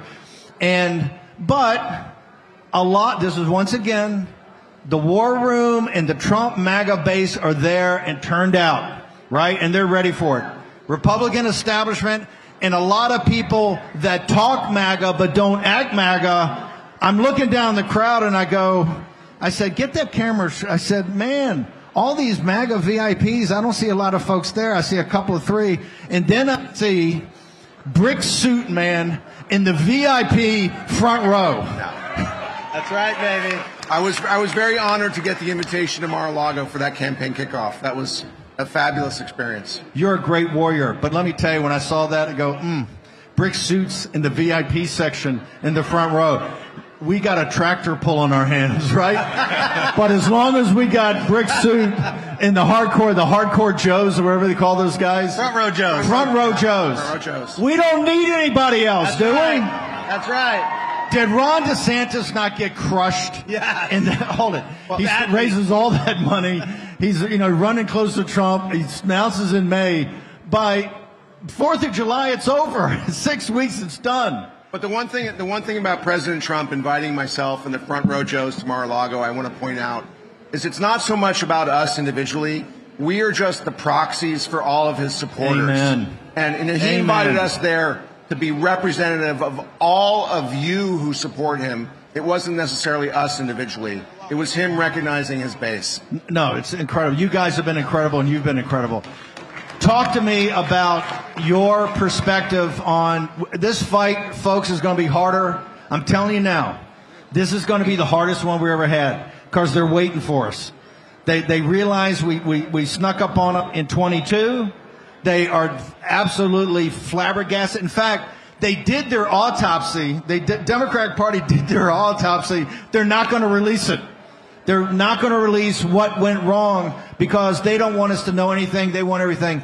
They're waiting for us this time, and they understand the entire Trump revolution stops if they win the House because they're just like Pelosi. They're going to impeach him right away. What is your forecast? What do you think the big issues are, and how do you inspire this audience to get up on it again? Well, I think the big issue really is apathy. And people cannot be blackpilled. You can't just say, oh, I heard it's going to be difficult, therefore I'm not going to take part. You've got to do your part and, explore. If you've never volunteered for a candidate, this is the year to do it. Test the waters, see if you like it, get out there. You don't have to be a Scott Presser putting in 40, 50, 60-hour weeks. You can do a significant part just helping out one weekend, every other week, 4 hours here and there. It all adds up, and we're going to need everybody. And it is tremendously important. It's an uphill battle. We can win if we commit to the fight. But that's what we need to do. We need to commit to the fight. Amen. You guys committed? Yes. Along those lines, look, in 21, the two strategies that converged were the precinct strategy to get very engaged at the precinct level, and of course, the Project 2025. Let's call it, with vote and everybody there that was becoming these public intellectuals to give us the policies, to give us the EOs. So when President Trump got back in, we'd have days of thunder and fled the zone. Now, I know, because I hear from you guys all the time, in the precinct committee, the Republican establishment has not welcomed you with open arms, right? In fact, they want you to leave, and I understand people are very, very frustrated. But that's just reality. The Republican establishment, what you see at the micro level is the same thing as happening to President Trump. They're not going to cut him any deals at all. So, Brick Suit, where do people go to get your all your website and follow it? Because you go everywhere, don't you? I go everywhere I can go, and I have a very full slate planned for 26, so I'm going to try and get to as many events as I can. The best place to follow me is going to be my account on X, on Twitter, and it's Brick_Suit, just like the clothing. Are you thinking about switching to a cage suit for ice? A cage suit? I don't know, but I'd love to go on some ice ride-alongs. I would like, I've got the bricks on the ice ride-along. I could do that. I don't know if I'd wear the bricks, but I've got some appropriate clothing for an ice ride-along if I ever got that. Well, hold it. Since we got Oscar Blue Ramirez now in Venezuela, we got an opening for some ride-alongs. Are you available, before you go, are you available to go and speak at different groups if they want to have a fundraiser? I absolutely am now. I have retired from my 9-to-5 job, so if you thought I was on the road a lot before, I'm going to be on the road even more now. So your 9-to-5 job is saving the country with President Trump? Now it is. All right. It's the best job I've ever had, Steve. Okay, we're going to take a short break. Make sure you go to Birch Gold, BANNON at 989898. You get your copy, The End of the Dollar Empire cover. It's got it all in there. Philip Patrick, stick around. We're going to talk some capital markets. Any new developments of the White House? This EO at 1 o'clock. It's pretty controversial because I know Scott Bessent was supposed to join us, and he's working on this EO this morning. You heard anything about it? I will get the latest in the break, Steve, and bring it back to you. Okay. Get the latest, and then we'll let somebody sign your. Hold it. To show what a good guy I am. That's rough. That's right. Short commercial break, folks. Stick around. War Room's going to be back in just a moment. Greatest innovator, liberator, cultivator, freedom knows. So I suggest you take a look inside. 'Cause I think you changed already. You went and lost your pride, but I'm American made. I got American heart. I got American. Hi there, I'm Dean Heskin, President and CEO of Swiss America. Do you know which investment has outperformed almost every other asset class since the beginning of last year? And that Goldman Sachs research is now forecasting to reach further heights. That's right, it's gold. Central banks around the world continue to buy gold at record levels due to economic turmoil, foreign conflicts, and a weakening U.S. economy plagued by debt. If you're concerned how to protect yourself as our financial system weakens, our team at Swiss America has a solution. For over 40 years, we've helped people just like you purchase precious metals for home delivery and for your IRAs. Don't miss out before this next big price jump. Call or text Swiss America at the number on your screen to receive your free portfolio review and a copy of The Timeless Truth About Gold and Silver. Let us show you how easy it is to safeguard your money. Call or text Swiss America today. I'm former Navy SEAL Cade Courtley. In the military, when your gear fails, people can die. That's why in a blackout, I trust the new Patriot Power Generator 2200X. When food needs to stay cold, when your medical device has to run all night, when your family needs you, this generator will not fail you. Just $299 down, ships fast and free, plus a free 200-watt solar panel. Be prepared. Go to 4patriots.com and get your generator with free solar panel. The bathroom of your dreams is only a phone call away with BCI Bath & Shower. We can make your ordinary bath and shower extraordinary. This is not a cookie-cutter design. This is a complete custom build that will fit your every need, and discounts for seniors and military. Attention homeowners. Are you behind on your mortgage payments? Is the bank threatening to take your home? Is your home worth less than you owe? If you answered yes to any of these questions, then you need to call this number right now. Call 800-714-8615. Kevin paid off over $12,000 in credit card debt with the help of Consolidated Credit. They cut his interest rates and lowered his payments so he could pay off his debt fast. Call 800-596-8062 for a free consultation. Charlie may be gone, but his legacy lives on. It's up to us to continue the fight for the heart and soul of America in his stead. Turning Point PAC is 100% committed to Charlie's big picture vision to build the Red Wall. Starting in Arizona, New Hampshire, and Nevada, 3 battleground states where conservatives outnumber Democrats. Will you help us carry the torch for Charlie? Your gift helps us deploy door knockers, chase ballots, and ramp up our grassroots efforts for the fight ahead. Visit tprav.com or scan the QR code now to help us win in key battleground states. Did you know that thousands of authors across the country have written books and published them with Page Publishing? If you've written a book, Page Publishing can help you through the process. We cut through the confusion of the publishing world to make it easy for you. Call or scan for your free writer's guide today. Hello, America's Voice family. Are you on Getter yet? No? What are you waiting for? It's free. It's uncensored, and it's where all the biggest voices in conservative media are speaking out. Download the Getter app right now. It's totally free. It's where I put up exclusively all of my content 24 hours a day. You want to know what Steve Bannon's thinking? Go to Getter. That's right. You can follow all of your favorites. Steve Bannon, Charlie Kirk, Jack Posobiec, And so many more. Download the Getter app now. Sign up for free and be part of the movement.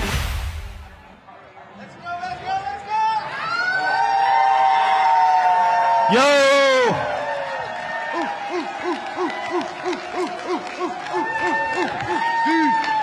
I got Joe Allen up here. This is not a bot. This is really Joe. Not a bot.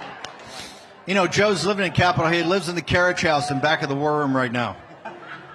So we keep the eye on Joe to make sure he's Docs. He does docs.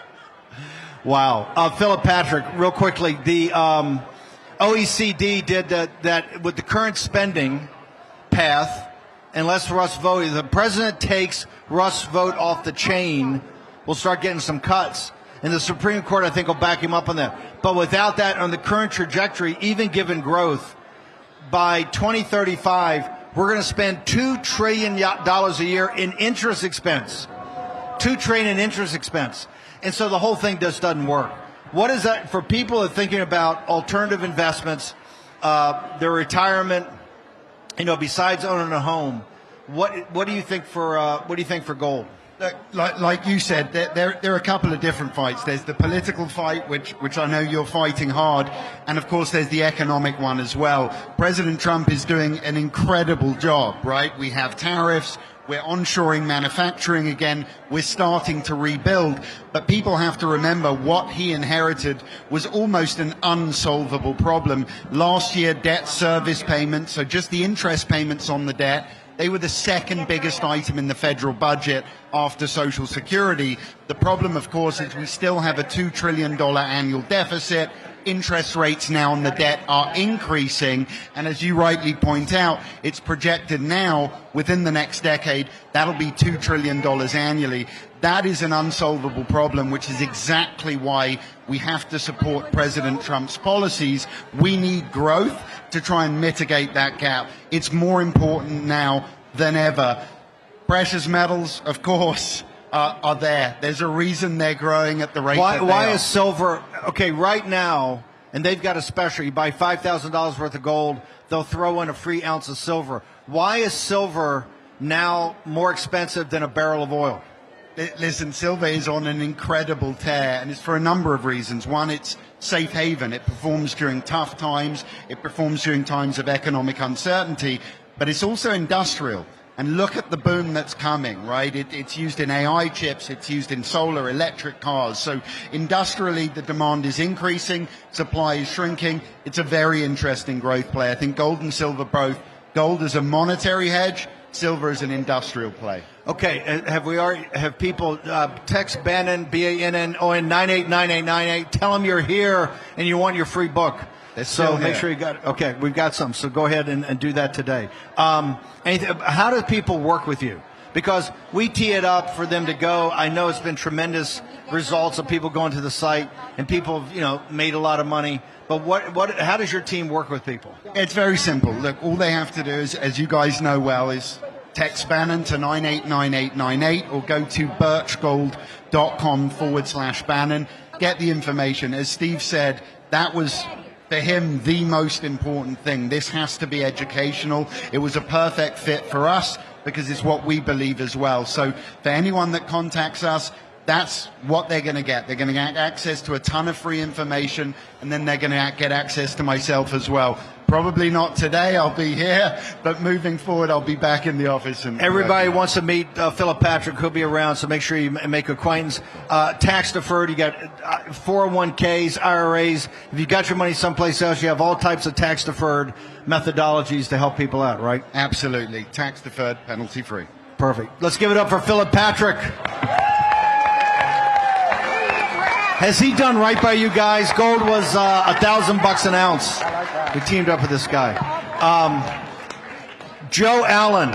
Now, Joe Allen's been with us about 4 years, so 21, and the reason was I was reading a lot on transhumanism, a lot on the singularity, and I said, this thing is so important. We've got to get the War on Posse, has got to get up to speed on this. It's maybe the most significant thing happening in our lifetimes, and the impact on our children and grandchildren and the future generation of this country is going to be enormous.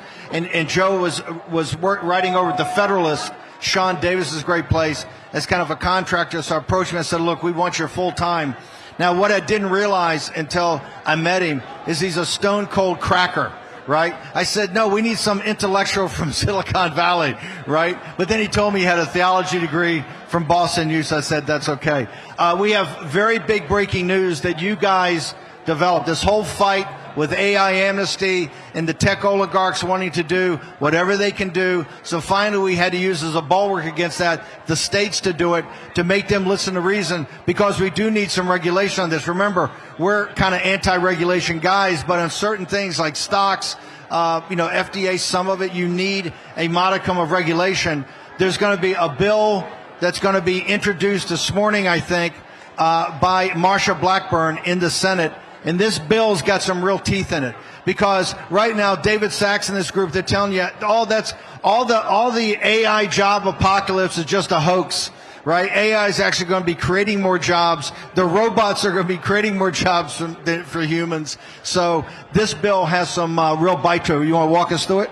Yes. Marsha Blackburn from my home state, Tennessee, haven't always agreed with her, but on this, the spirit of the bill is absolutely fantastic. So the bill is the America Act. It's very ambitious. It's a very ambitious acronym as well. Advancing Machine Intelligence by Eliminating Regulatory Interstate Chaos, aka America Act. Now, there could be a lot of problems. We'll get to that. But first, the hype. It addresses basically every point that the various states have brought up on how to create blast shields around the most vulnerable populations. What is a blast shield? Meaning that AI and the various technologies downstream of it are being deployed recklessly, and it is a cultural shockwave. It is going to sweep away so much of what we have considered to be human and normal. Do you guys agree that the tech bros should, the oligarchs in Silicon Valley should control everything about the And these are these are people who have decided that they will unilaterally determine the future of every person here, every person outside, every human being on Earth. Are you comfortable with that? No! Given their track record of what you've seen, I mean, I think one of the most moving war rooms we've ever had is when we had Miss Garcia come on about her daughter. Was that brutal?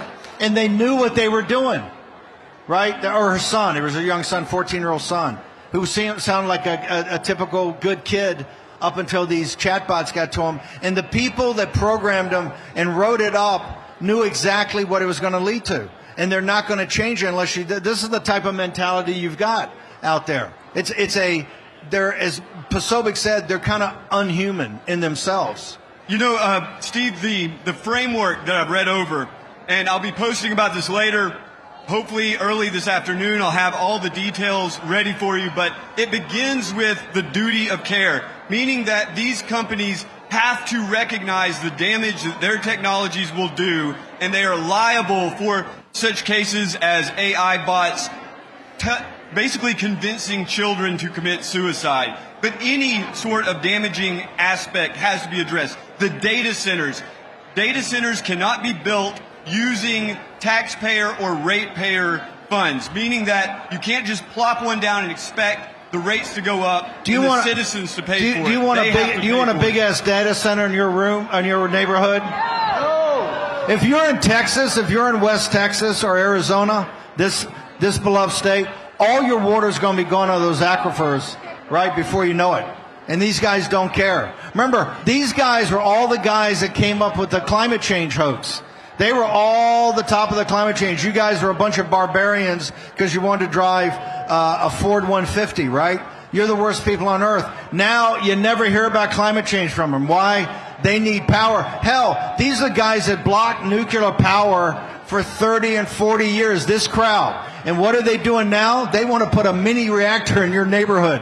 Why? Because they need energy and they need water and they need space. And they don't care who they have to stomp over because, quite frankly, they don't really think you're going to have children and grandchildren. That's all going to evaporate. You talk about the great replacement theory. This is it right here. The greater replacement theory. And the bill also addresses labor. Now, I'm not a huge fan of this approach, but basically what it would do was it would require all of these companies to report what their labor impacts are to the Department of Labor. And then one of the stranger, more sci-fi elements, should these companies reach a point where their AI could begin replacing workers en masse, they would then have to pay out to welfare and retirement funds for those of us who are retired. Now, this is the danger in it, because these companies, from Elon Musk to Larry Page to Dario Amodei, they've all said these technologies will replace first coders, then white-collar workers, then blue-collar workers. This act is a speed bump. It is not a solution, but it's a critical speed bump so that we can make decisions sanely. Real quickly, Ben, who do you got for us fighting the Muslim Brotherhood there? We got about 45 seconds. Hey, Steve, it's Brett Tenson from the 8th Congressional District in Texas. Are you going to win that down there? We're going to win, and we're going to win big, thanks to our friends from the War Room. Hold it. Down there, that's near Harris County, right? We're just north. We're in Montgomery County. Part of our district is western Harris County. If we lose Tarrant County and Harris County to the Muslim Brotherhood, we're finished, right? They're not. We're going to win. There are lots of low-propensity Trump voters in Harris County, and we're going to go find everyone and turn that county red. Where's your website? How do people find out more about you? Jensen for Texas, Truth Social, X, online, and I'm Real Brett Tenson on X and Truth Social. I love the capitalist hat. I love Screw that. the communists. We need capitalists. We got corporatists. We don't have capitalism. Short commercial break. Back in the War Room. Just a moment. Do you have an ugly, outdated, maybe even unsafe bath or shower? You could remodel it the hard way, or you could do it the easy way by calling Jacuzzi and get the beautiful bathroom of your dreams installed in just one day. That's right. It doesn't take weeks or months, just one day, and you won't need to break anything, not even the bank. Right now, we're waiving all installation costs, plus offering zero interest with zero payments for up to a year. Jacuzzi is the trusted name in bath remodeling. We've been making water feel great for over 70 years, and we can bring you the bath or shower of your dreams in just one day. Jacuzzi is a full-service company. There's no contractor that could pull that off. Jacuzzi Bath Remodel makes it simple. Our local design consultants come right to you with exclusive, genuine jacuzzi features and designs to help you create the custom bathroom of your dreams. That's easy to clean and even easier to love. And everything we install is backed with superior craftsmanship and the peace of mind of a lifetime warranty. The warranty gave me a big peace of mind. You want to have something that they're going to stand behind, and they do. My overall experience with Jacuzzi has been wonderful. Everything was customized to the way I wanted it for the price that I wanted to pay. The Jacuzzi Bath Remodel team went above and beyond.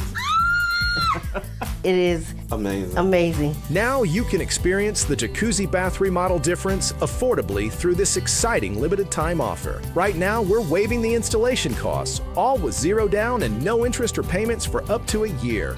Call or go online right away and see for yourself just how affordable it can be to choose all the safety, style, and features you need with the quality and trust that only Jacuzzi can deliver, backed by an unbeatable lifetime warranty. This is a limited time offer, so don't wait to schedule your free design consultation today. Call now. Let us convert your old, outdated bath into a stunning, easy entry shower with features like grab bars and a custom seat, so you can enjoy enhanced safety in style. And best of all, you can have it all installed in just one day. It was one day. It's like, how do you do that? How can you take out a whole bathroom tub and shower and install a new one in one day? Jacuzzi quality. You deserve the luxury of a customized space that makes you feel great. So choose the smart way and call Jacuzzi Bath Remodel today. Don't wait. Call or go online now to jacuzzibathremodel.com. Right now, we're waiving the installation costs, all with zero down and no interest or payments for up to a year. See for yourself just how affordable it can be to choose all the safety, style, and features you need directly from Jacuzzi, the most trusted name in water. Let us make your dream bath a reality in just one day. This is a limited time offer, so don't wait. Call today to take advantage of this incredible opportunity. Call 800-384-7949. That's 800-384-7949. Call now. My name is Shane Jenkins, Enrique Tarrio, Robert Morris, Daniel Caldwell. My name's Mickey. My name's Pete Schwartz, Barry Ramey, Ryan Nichols, Deborah Mamone, Olivia Pollock, John Nassif, Jordan Mink, George White Wolf Riley, Robert Gieswein, Kyle Fitzsimons, Adrienne Southern, Andrew Taki, Jessica Watkins, Timothy Hale, John McHugh, Billy Crespin. This anthem means a lot to me because it's what held us together. Against the odds, our faith that our days of this nation will be renewed is still there. We formed bonds that can never be broken. I, along with my brothers and sisters, weathered the storm. We will never stop fighting for this country. And my friends and my brothers that also helped me through this tough time. Because we are what makes this country the greatest country on this planet. And this moment and this anthem is living proof. We sing for all the people who never made it home. Through us their stories will be told. We stand as one, united in this fight for liberty. Justice for all, our voices ring, the anthem of the free. Hey, freedom ain't free, no, it comes with a price. Rest in peace, Charlie, can't believe they took your life. Didn't make it back home to your children and wife. By any means, we have to keep freedom of speech alive. Hey, rest in peace, Corey, all the fires that you fight. To the cops and military that been fighting day and night, so we could have liberty and our God-given rights. To all the mothers and fathers that's just trying to protect their child. Hey, freedom worth dying for, dreams worth fighting for. God got us, I promise that's the reason I smile. Protesting with our voice and our presence and our words. We ain't killing people for disagreeing, man, that's absurd. We ain't burning down cities cause we pray to the Lord. We sing for all the people who never made it home. Through us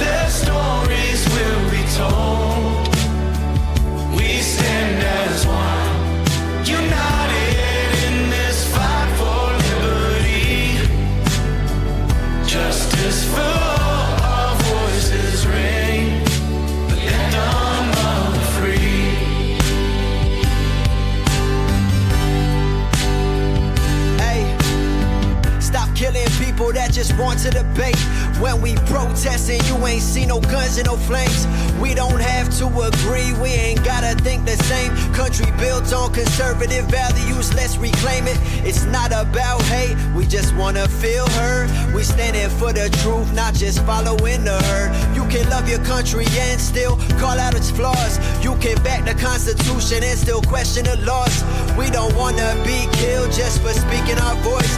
God coming soon, man, so it's time to rejoice. Let the ballots be counted, let the questions be asked. Let the people decide, don't just bury the past. And don't let evil get you down, cause God will at last. For all the people who never made it home, through us their stories will be told.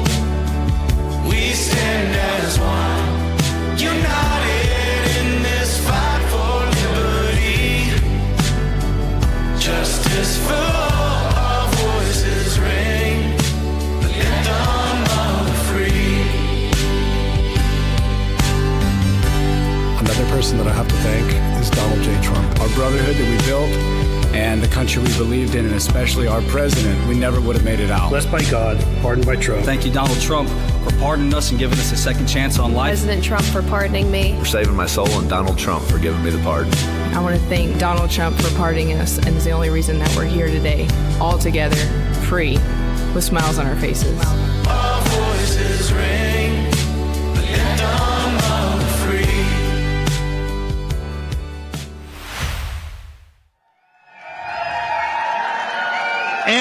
Anthem of the Free. It's now out. You can buy it. We want to drive it on a billboard. Let me ask you, are the J6 prisoners heroes? Is there any doubt about that? It's just like the Revolutionary War, right? Rob Sigg, Parker Sigg, they've got a brand new film coming out. We're going to release this film on the eve of January 5th, correct? January 5th, the eve of January 6th. And then I think we're going to try to get the choir. And my recommendation, would you guys support it? We go right up to the steps of the Capitol and sing that song. You guys agree? You can't back off. If you back off on January 6th on what they did on the Fedsurrection and sending these folks to prison, which eventually later Navarro and I went to prison for it, then you're agreeing to everything. You agree to everything. You've got to stand your ground. And this is what we have to stand our ground on. Parker, Rob, fantastic. You guys made the film. J6. This is Tage Gill, in case you former gunman, now the world's greatest barista. Tage ran my security for about a decade. So before he started roasting the greatest coffee in the world, I said, Tage, why don't you tell me you had skills like this? I thought you were just a thug. No. But in a situation like this, just given everything the folks at AmFest are trying to do, everything going around crazy, we've invited Tage. Tage has taken over our security for the next couple of days. So, Tage, thank you very much. Oh, you're welcome. Your thoughts on J6? J6, it's a mass incarceration of patriots by the FBI and the J6 committee. That I saw somebody post something the other day asking why the FBI is investigating J6 when they're the ones that perpetrated it. And in the J6 committee, they deleted all their files, they destroyed evidence. They're the ones who should be locked up, and they're the ones who need to be investigated. That's right. Hold it. They crawled on their belly to the White House. Who does this? Cheney and all those big talkers. They crawled under the belly, Pelosi, Shifty, to get a preemptive pardon, something that's never been given in the history of the country, and the entire staff, including the staff that perjured themselves at all these trials, to get preemptive pardons. But we know those pardons were worth an auto pen, so they're not going to be worth a lot. Do we have LJ, the producer of the song, at the studio? Can LJ join us? Brother, tell us about this song. People love it. How do we support it? How did you make it? And what do we do with it? Well, let's start with this. I think it's important to note that the net profits from any J6 recording that's being distributed by Real America's Music is going to the J6ers. I think that's very, very important to note.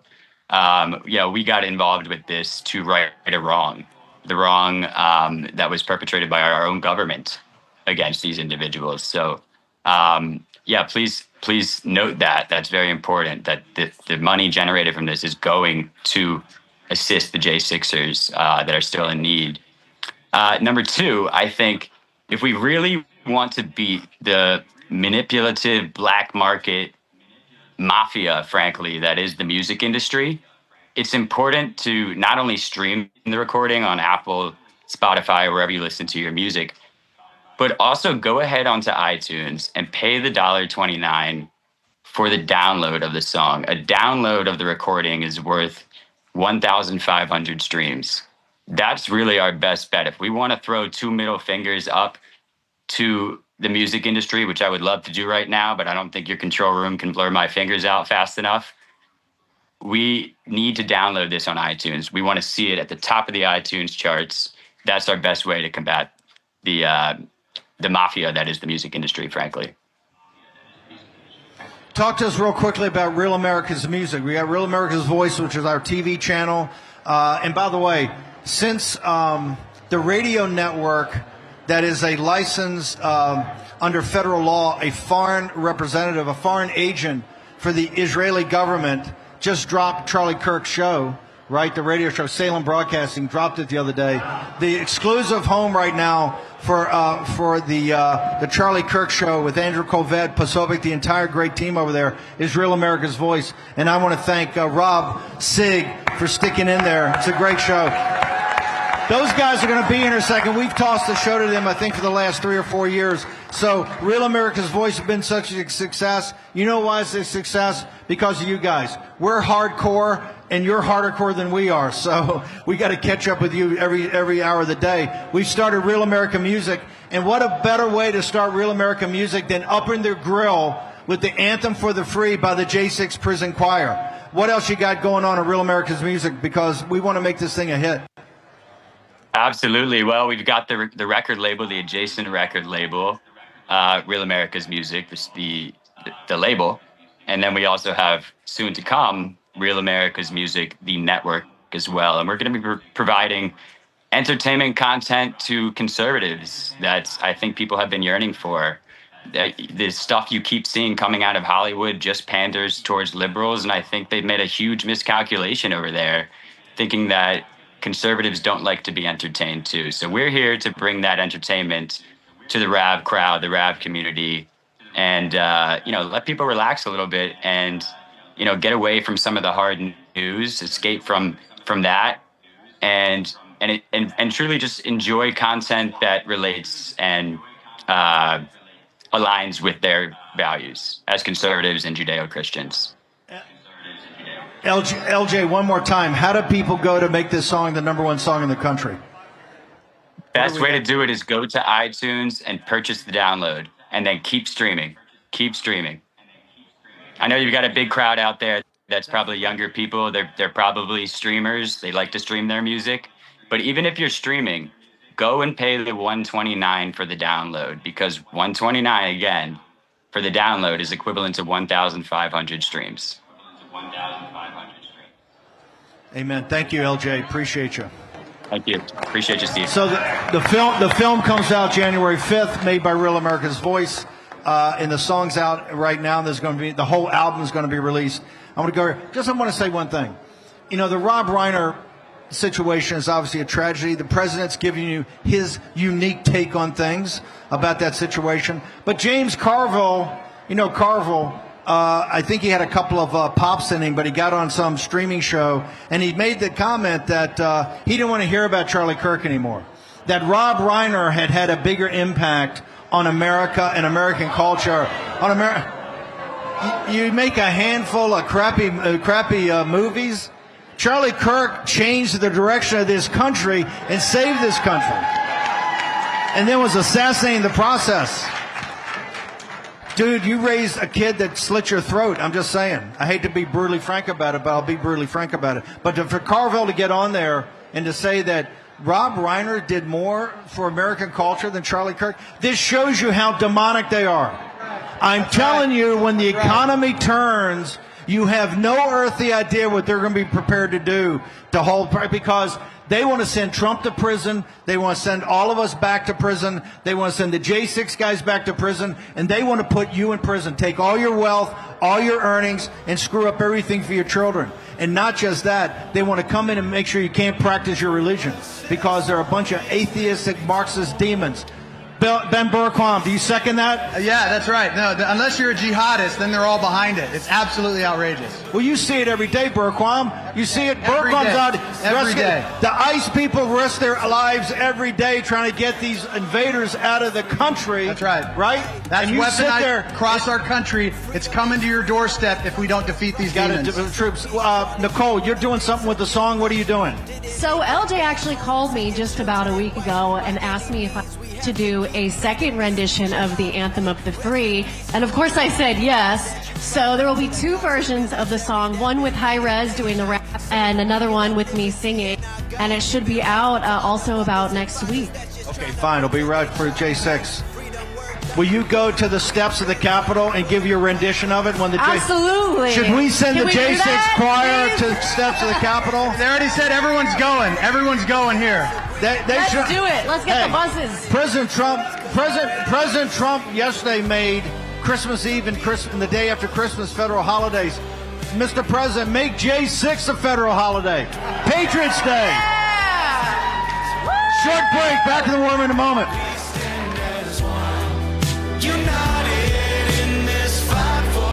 Hi there, I'm Dean Heskin, President and CEO of Swiss America. Most investors believe their IRA, 401k, and bank accounts are reliable and safe. But what if our economy becomes so dire that you're restricted from accessing your own money? The fact is that should your bank be in trouble for holding bad loans, the burden could fall on you to help bail them out. Even more concerning is that U.S. financial regulations allow banks to impose withdrawal limits on your hard-earned savings. But there's something you can do about it. Our team at Swiss America has a report called The Secret War on Cash.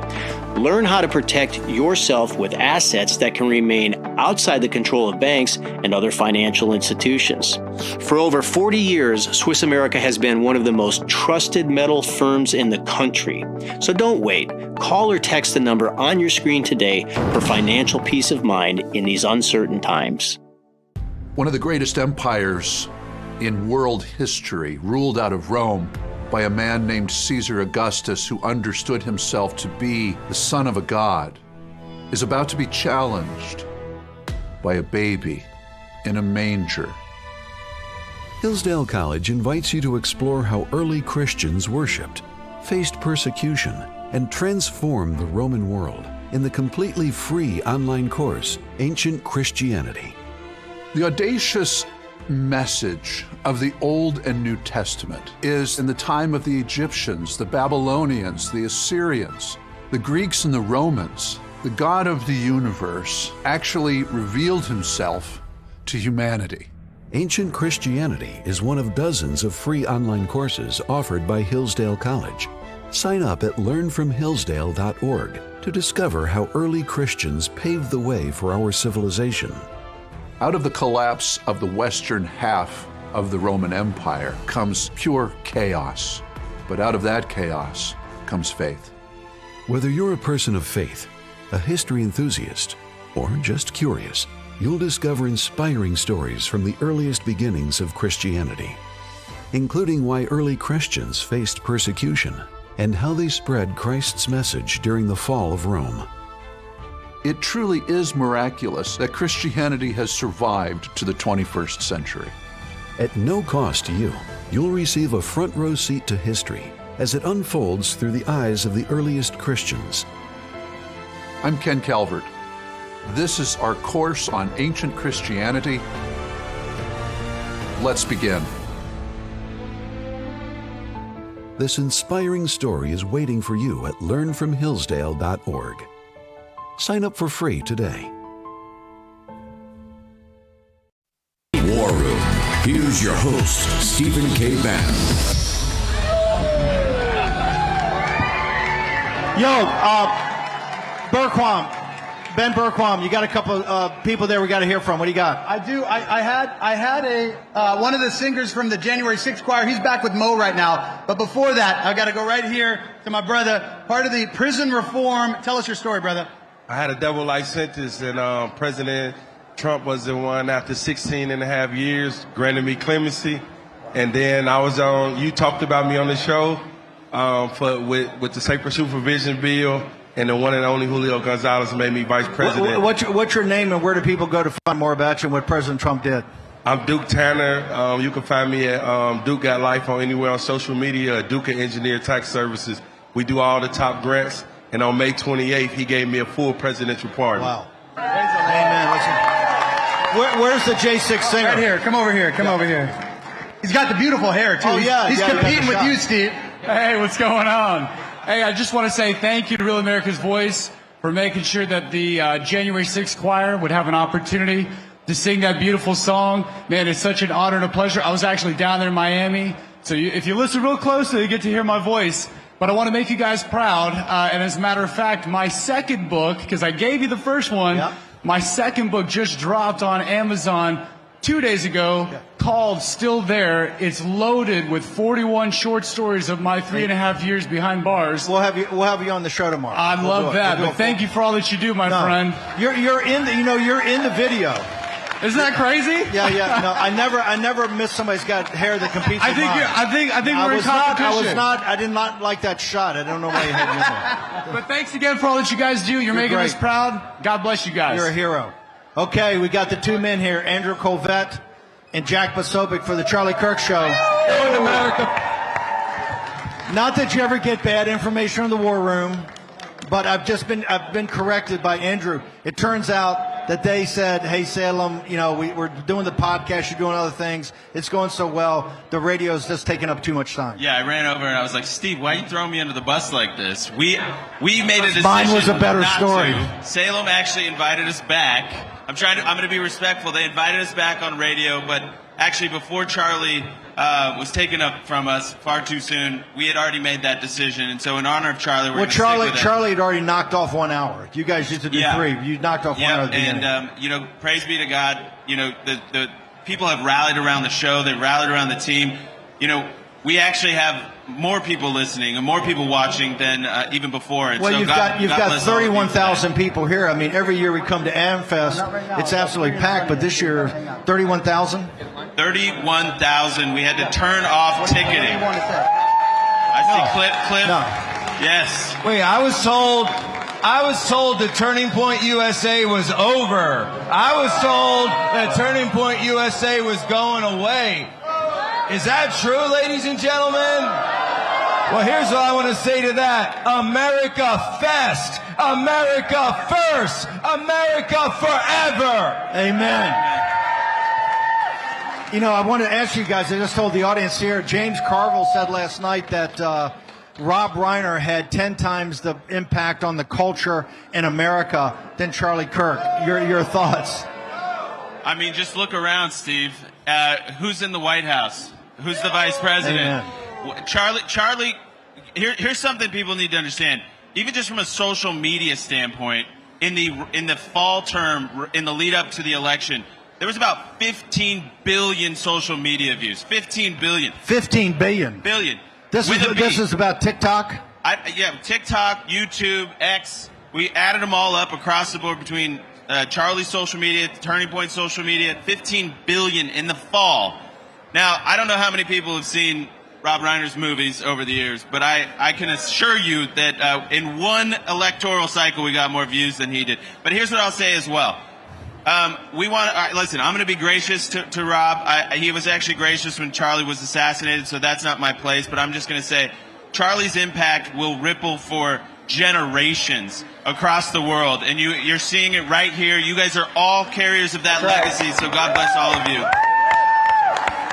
Last thing, the Daily Mail's got all this about a MAGA division, etc.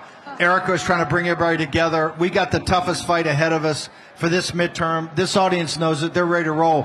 What's your message? What's the AmFest message coming out of here? What do I be focused on? The focus here, ladies and gentlemen, is very simple.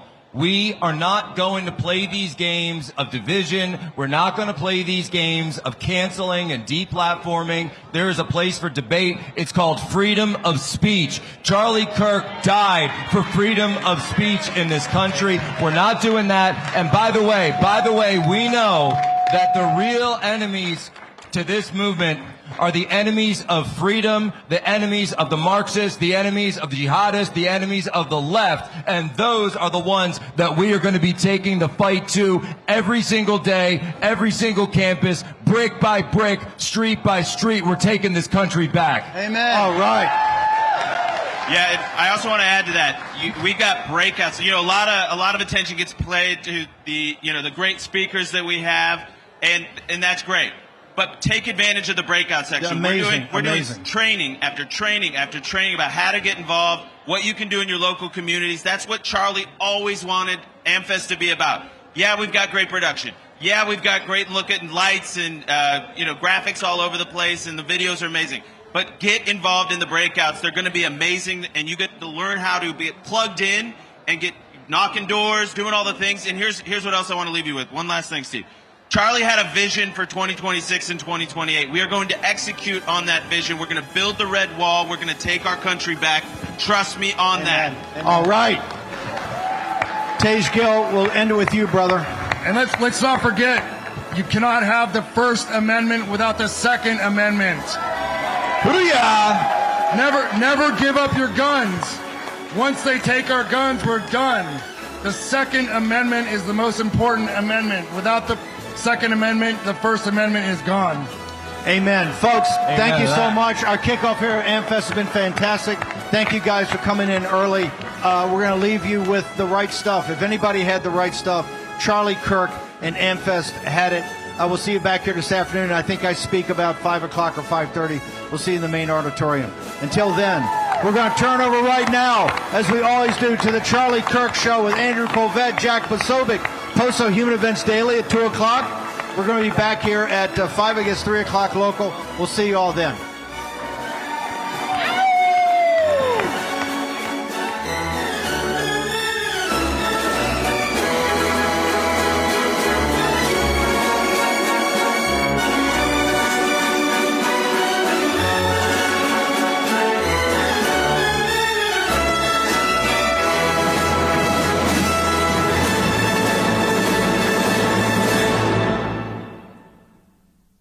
Guys, if you plan to retire in the next 20 years, or if you've already retired, I have a message for you that you need to hear. Central banks, BRIC nations, and our allies are pumping trillions of dollars back into America, but every dollar they send could make your savings worth less. Hi, I'm Donald Trump Jr., and I just want you to be prepared for the future. So protect your hard-earned savings with gold.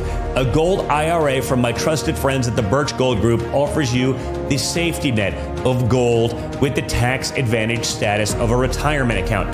To see how it's done, click the link below to get a free info kit on gold IRAs. This kit reveals why gold IRAs are exploding in popularity, so do it now. What do you have to lose? It's free and there's no obligation. Click the link below to get your free info kit from the Birch Gold Group. Donald Trump Jr. here with an urgent message about retirement accounts in America. My father just changed 401ks forever by initiating the process that will allow gold into 401ks. But here's even better news. You don't need to wait for your 401k provider. You can use this strategy today. With a self-directed gold IRA from the Birch Gold Group, you can convert your IRA or 401k into an account with all the same tax benefits, but you own something that will be there when you need it.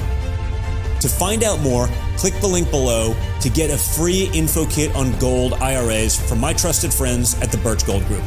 Inside, they will show you exactly how to diversify your IRA or 401k into an IRA in gold. Do it now before the rest of America jumps in. Click below for your free info kit.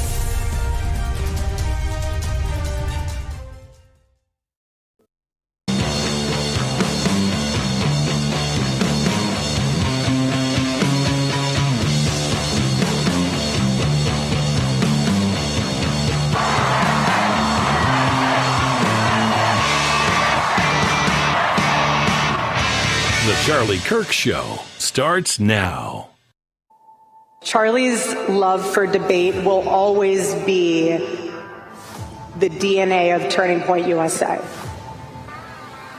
We believe in debate because we believe in truth. It is the job of politicians to build coalitions. It's the job of those of us who try to shape public opinion to hold politicians to account and to hold them accountable to our values. We must not let fear of audience deter us from telling the truth. We must not let fear of other hosts deter us from telling the truth. Everyone and his mother has an opinion. It is not hard to have an opinion. It is not hard to pick fights, to accuse, to gossip, to defame, and to revile. In our age, it can be very lucrative. What's more, it can be entertaining. What is harder is to build, to refine, to assuage, to unite, and to advance. Charlie did the harder thing. My husband didn't build this movement so people could feel comfortable. He built this movement so people could feel brave and to be brave with action. I really believe that the best way to judge the goodness of a man is to see the goodness of his wife and his children. And on that measure, Charlie was unsurpassed. Erica, who I just saw backstage, and whom I love, and who I can tell you is totally committed to continuing the core principle of Charlie's public life, which is the right of every person to express what he believes. That is rooted in Christian faith. We believe people should be able to say what they think because they have souls. They're human beings created by God. They are not slaves. They are not animals. They are not objects. You cannot tell another human being to shut up, even shut up racist, because you don't own him. He is an independent, autonomous person created by God as an individual. Okay, so that's where that belief comes from. That's where free speech comes from. And there's no accident. This is the only country in the world that protects it. So Charlie was committed to that. Charlie's distinctive skill, his distinctive gift among so many, his most Christian gift, was his ability to make peace within a fractious coalition. I knew Charlie from the time he was 18 years old, and I watched him build himself into one of the most powerful exponents of conservatism in America, one of the most powerful coalition builders in American history. But it's also sweet to see the number of people who continue to remember Charlie each and every day and to carry on his mission. Our friend Charlie was entertaining. His enterprises were profitable, and he rightly earned a lot of fame. That was not what drove him. That was not even close. Charlie wasn't just a speaker. He wasn't just a political thinker. He wasn't just a thought leader. Again, he was a bridge. He was a pathway. He was a connection point to generations. He was a pathway and connection point to communication, to inner politics. And he also looked at a generation that has been mocked, that has been dismissed, that has been discouraged, and told them, you matter, your ideas matter, your decisions matter. And he would say this country is still worth defending and still worth sacrificing for. So, like all of you, this is our turning point as well. For every viral debate clip that you saw, every podcast or interview that popped off, Charlie was driving countless conversations, negotiations, campaigns behind the scenes, doing everything he could to make sure the wheels didn't come off the wagon of American conservatism, that we kept moving forward, always driving toward the goal of advancing the right, improving the country, winning, even when it was hard. And we believe in civil discourse because we believe that truth can withstand scrutiny. So that is why we will be launching the Pick Up the Mic initiative and getting back on campus for Prove Me Wrongs and campus tour events this spring and fall of 2026. America is in a fight for her soul. Our freedoms are under attack. Our values are being torn down. And the same corrupt elites who built this mess think they can silence us. The patriots who still believe in this country. Not a chance. Here at Real America's Voice, we're standing shoulder to shoulder with AMAC, the Association of Mature American Citizens, a movement that says we will not be silenced. There is no force on earth that can stop us from saving our country. The voice of millions of patriots who refuse to kneel to tyranny. This is the movement of fighters, men and women who still believe in God, family, and the American dream. The conservative alternative to AARP. Real rights, they come from God. If you're ready to stand up and join the fight, go to amac.us/RAV right now. That's amac.us/RAV, because this isn't just about politics. It's about saving America. Faith, freedom, America first. AMAC and Real America's Voice, united for the Republic. Charlie may be gone, but his legacy lives on. It's up to us to continue the fight for the heart and soul of America in his stead. Turning Point PAC is 100% committed to Charlie's big picture vision to build the Red Wall. Starting in Arizona, New Hampshire, and Nevada, 3 battleground states where conservatives outnumber Democrats. Will you help us carry the torch for Charlie? Your gift helps us deploy door knockers, chase ballots, and ramp up our grassroots efforts for the fight ahead. Visit tprav.com or scan the QR code now to help us win in key battleground states. Every day, there's a battle for your mind raging. Information coming from every angle with the will to deceive. Fear not. You found the place for truth. The voice of a generation that still has the will to believe in the greatest country in the history of the world. This is the Charlie Kirk Show. Buckle up. Here we go. Charlie, Charlie, Charlie, Charlie, Charlie, Charlie, Charlie, Charlie, Charlie, Charlie, Charlie, Charlie, Charlie, Charlie.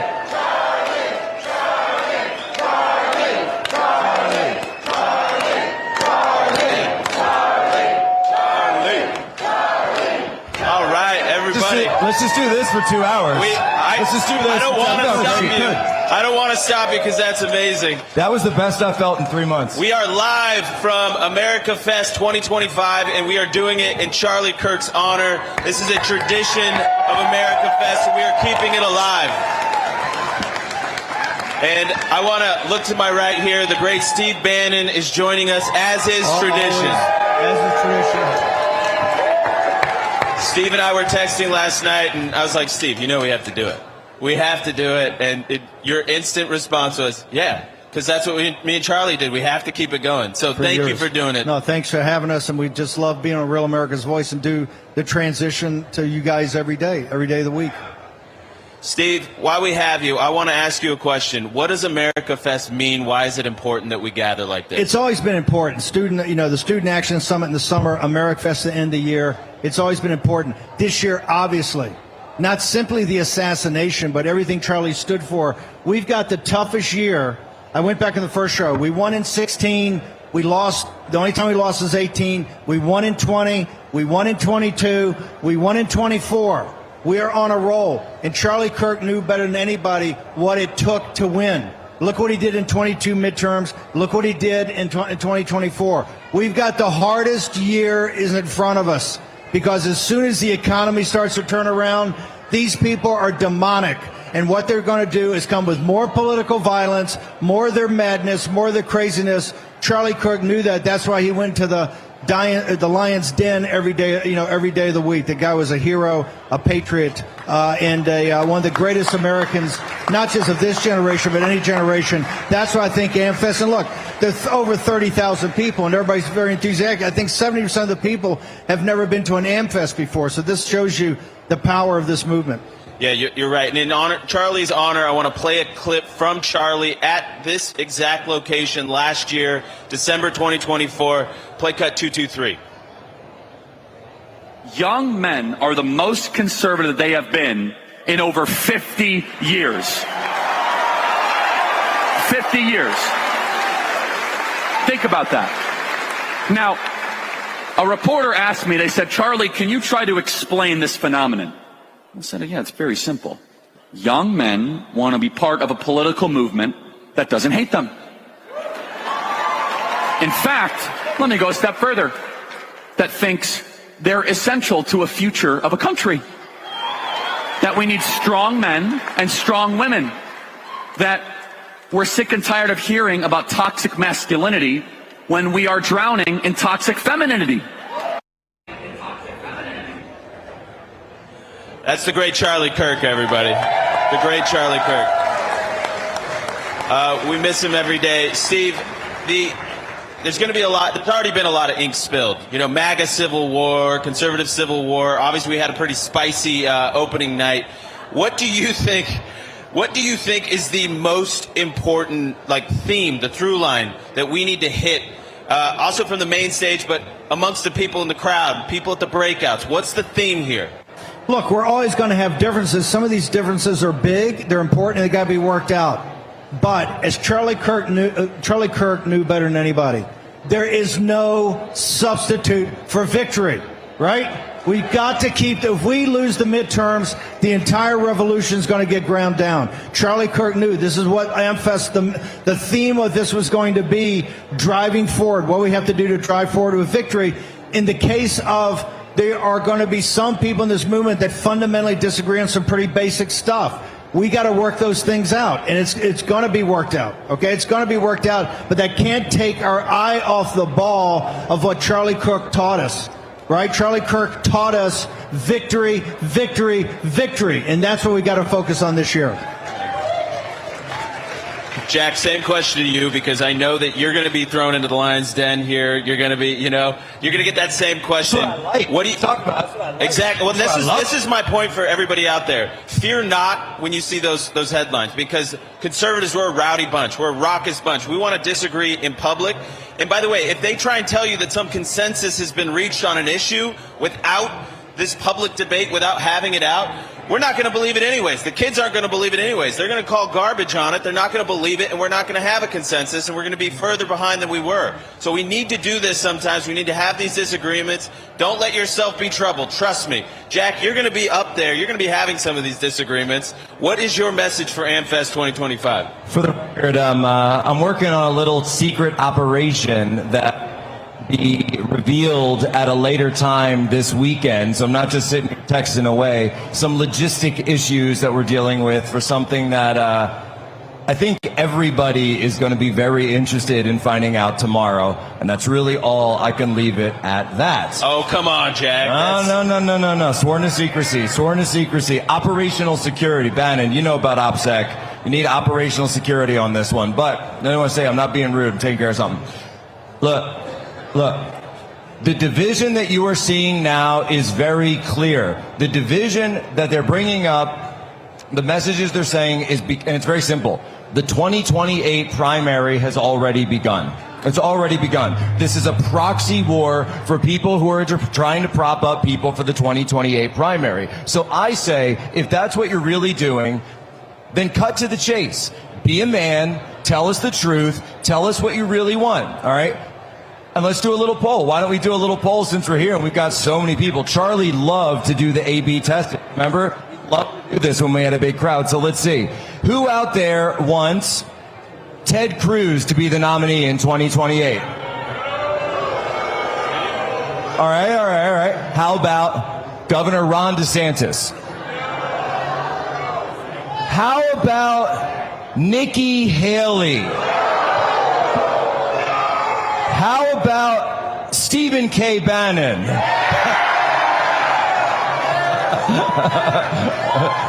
Steve, the Supreme Court does say that convicts can become president. We'll see. But all right. Hold on. I've got my candidate, and he's a convict too. Donald Trump. And last question while we're here. How about Vice President J.D. Vance? All right, so that's the straw poll that I'm going with. That's where we're at. And if you want to support a different candidate, we have a free country. You're free to do so. But I'm sick of the name calling and the ankle biting. Just be a man and tell me what you're about. Yeah, well said, Jack. Steve, we got 1 minute left here. I want you to, you say whatever is on your mind, Steve. You got 1 minute left here. First of all, I'm so proud of you guys of how you continue the tradition of Charlie Kirk. It'd have been so easy for Erica and Andrew and you and Tyler and Jack and you, all you guys, to just throw in the towel and say, hey, we can't do this, we want to unwind it. It's bigger, it's more powerful, it's more focused, it's more necessary for the country of what AmFest is doing, not just for young people, but for all people. You guys, it's upon your shoulders that President Trump won the 2024 election. And we've got a lot of other tough fights to go. I couldn't think of anybody better than this team to lead AmFest, to lead Turning Point, and to just let's go forth and conquer. Well said.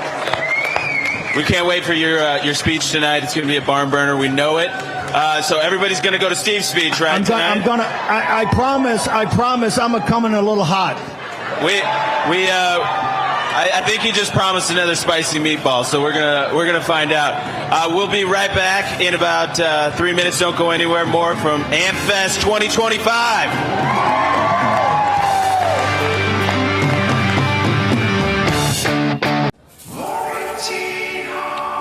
Yikes, leaky refrigerator coil card. Oh no. But your future is bright with an American Home Shield warranty to protect your covered home system. Don't worry, be warranty. Dr. Phil here, and I've got news for you. Millions of Americans are behind on taxes, and many settle for far less than they owe. If you owe more than $10,000 or have unfiled returns, Protection Tax can help. Their tax experts and licensed professionals deal with the IRS so you don't have to. Call Protection Tax for a free confidential consultation. Take the first step and take your life back. Everything I rely on just vanished in an instant. Food spoiling, phone dying, medical devices useless. Now that's a real quote from a recent power outage. The new Patriot Power Generator 2200X changes everything. 39% more power to run essentials for days. Safe indoors, silent, expandable, just $299 down, ships fast and free. Plus, you'll get this 200-watt solar panel absolutely free. This deal ends 12/31. Go to FordPatriots.com now. When you look at your grocery bill, is it so high it knocks you off your feet? It's time to stand up and save with InstaSeal by Bell & Howell, the world's first vertical vacuum sealing system designed to save you money. Unlike ordinary storage bags that trap air in, spoiling your food, InstaSeal removes the air completely, extending freshness up to 6 times longer. Now that's saving. With just one touch, it auto-feeds the bag to seal, pauses to vacuum out the air, then continues to perfectly seal. When you add it all up, InstaSeal will help you seal and save hundreds on your family's grocery bill. Get the complete InstaSeal system for the special TV discount price of just $99.99. Plus, we'll ship your entire order free. Order now. To order, call 1-800-308-6802. That's 1-800-308-6802 or order online at buyinstaseal.com. I'm a J6er. I spent 1,143 days in prison. About a year in prison. 4 years out of an 18-year sentence in prison. J6ers have been treated like terrorists, and we need your help. Stand in the Gap was founded to stand in the gap for J6ers working to rebuild their lives after being incarcerated. For just $10 or more, you can help these patriots get back on their feet again. Please scan the QR code to donate $10 or more to support these American patriots. Thank you for standing in the gap. Did you know that thousands of authors across the country have written books and published them with Page Publishing? If you've written a book, Page Publishing can help you through the process. We cut through the confusion of the publishing world to make it easy for you. Call or scan for your free writer's guide today. On fire for the preservation of our nation. The Charlie Kirk Show. All right, welcome back to the Charlie Kirk Show. We're going to throw it to, yes, thank you. Thank you, Ben. We're going to throw it to the great Ben Berkwam, who's talking with folks in the crowd. Ben, what you got for us? Hey, we've got an amazing crowd. Been waiting through War Room, now here, Charlie Kirk Show. Tell us your name, where you're from, and really significant why AmFest and Turning Point means so much to you. Yes, my name is Wendy Huang, and I'm running for Congress. And the reason I'm here today is because Charlie Kirk was one that inspired me in January 2021. And saying, you know, he was a young man. I was so inspiring, saying, "Hey, get involved locally, and just start doing something, and then don't yell at the TV and get involved." So that's what I did. So I started attending city council meetings, and then I ran for city council. I fought successfully against the cannabis in my district, and also restore medical freedom for college students during COVID. And now I'm going to run for Congress. So we'll keep fighting and make America godly again and make America greatest again. And keep the light on, because when light shines, darkness disappears. So I need a lot of help, a lot of prayers, a lot of. Where can people do that? WendyHuangForCongress.com. And help Wendy win with Wendy. Thank you. If you don't know where my district is, it's Eric Swalwell's district. Oh, Thank God bless you. The belly of the beast. All right, speaking of California. Of course, here to honor Charlie Kirk. I volunteer at Reform California, and we need everybody in California to pay attention to that.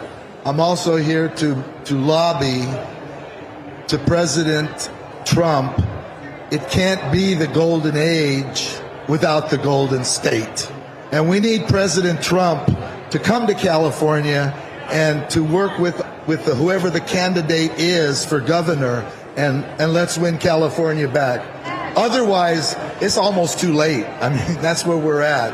And furthermore, I agree with Mr. Bannon. What's going to happen, the people of America are going to see, and have already seen, but they're going to really see as this next year evolves, and I don't think we'll have a problem. But we can't sit on our laurels. We're going to keep fighting every day. All right, we're going to.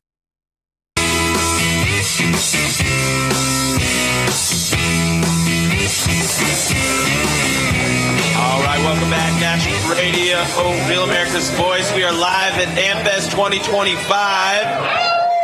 All right, let's get. How many people are local Arizonans?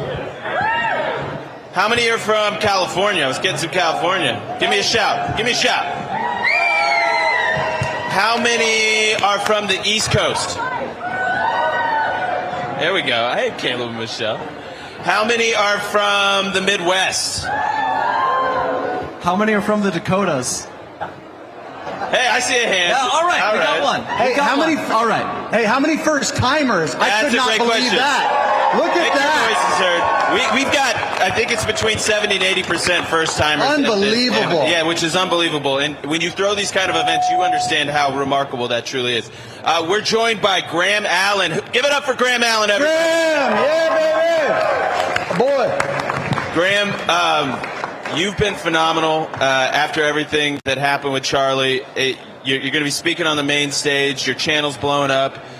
Tell us what this means to you to be here in Charlie's honor. It means everything to be here in Charlie's honor, to see what it's turned into, to see from being there in the very early days with Charlie, seeing the vision, everything, and then seeing all these amazing people. Let's give it up for Charlie one more time. Come on, everybody. Let's go.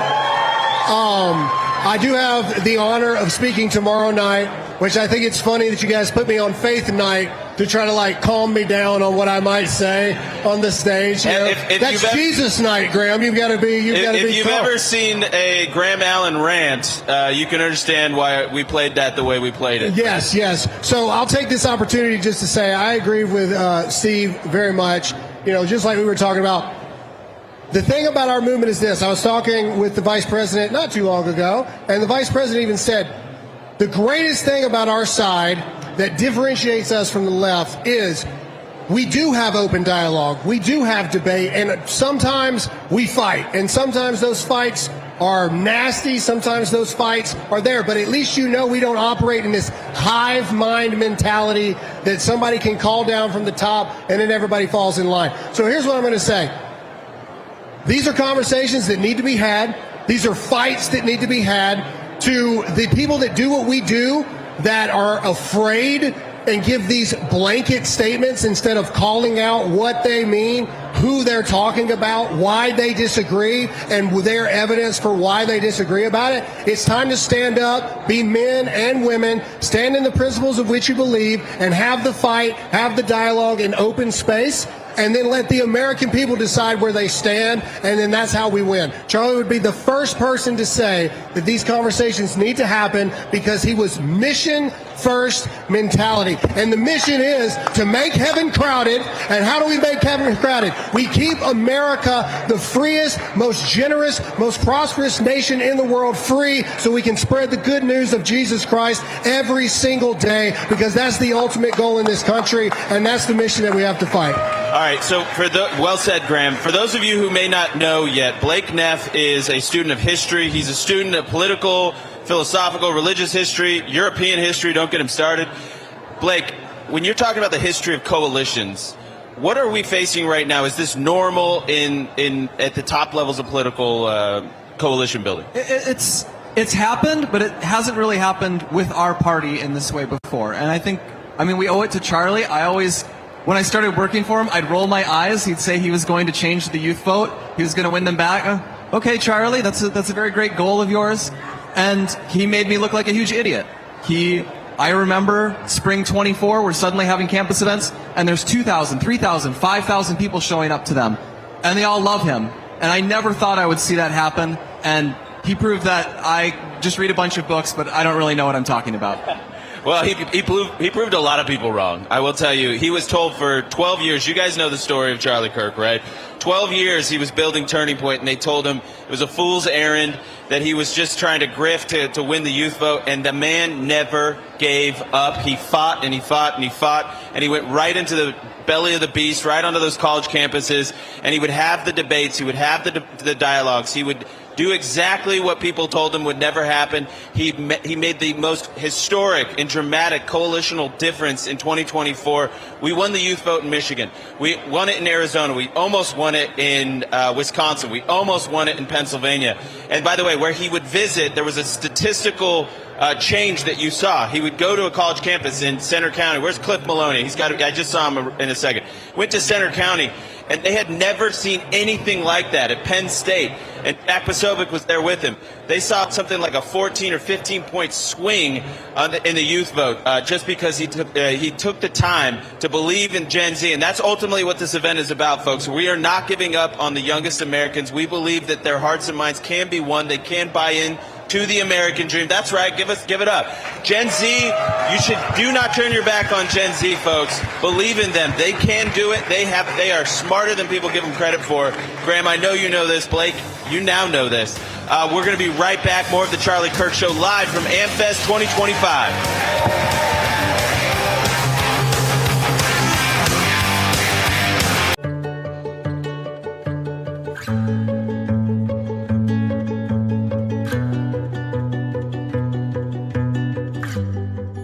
I was born with idiopathic infantile scoliosis. I've had 17 surgeries. I was born missing my lower right foot. I was born 10 weeks early without my left arm. I have osteogenesis imperfecta. I've broken over 70 bones in my lifetime.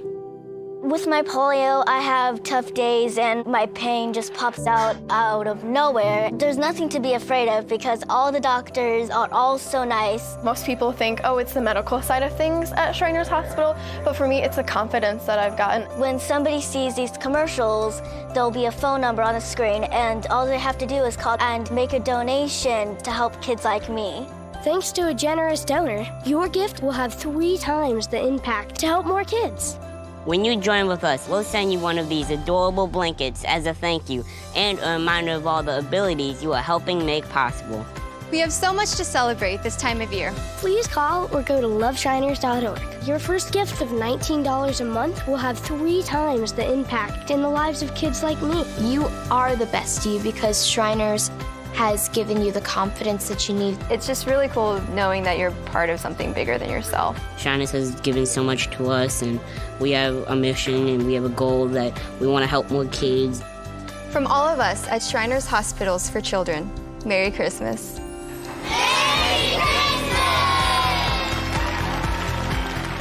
Please call the number on your screen or go to loveshiners.org. If operators are busy, please call again. And when you become a monthly donor, your first gift will have 3 times the impact to help more kids. Thank you for giving. Hi there, I'm Dean Heskin, President and CEO of Swiss America. With trillions of dollars vanishing from the stock portfolios of retiring Americans, many hardworking people I speak with are concerned about the holdings in their IRAs. But I have good news for you. Our team at Swiss America can show you how easy it is to own gold in your IRA. You see, even with economic turmoil all around us, gold continues to not only be a safe haven, but is also increasing to all-time highs. The volatility of markets has created a lot of undue stress for people. Wouldn't you like that peace of mind that diversifying into metals can provide? For over 40 years, Swiss America has helped people just like you own precious metals in your IRAs. So don't miss this opportunity. Call or text our team at the number on your screen to receive a free copy of our Gold IRA brochure today.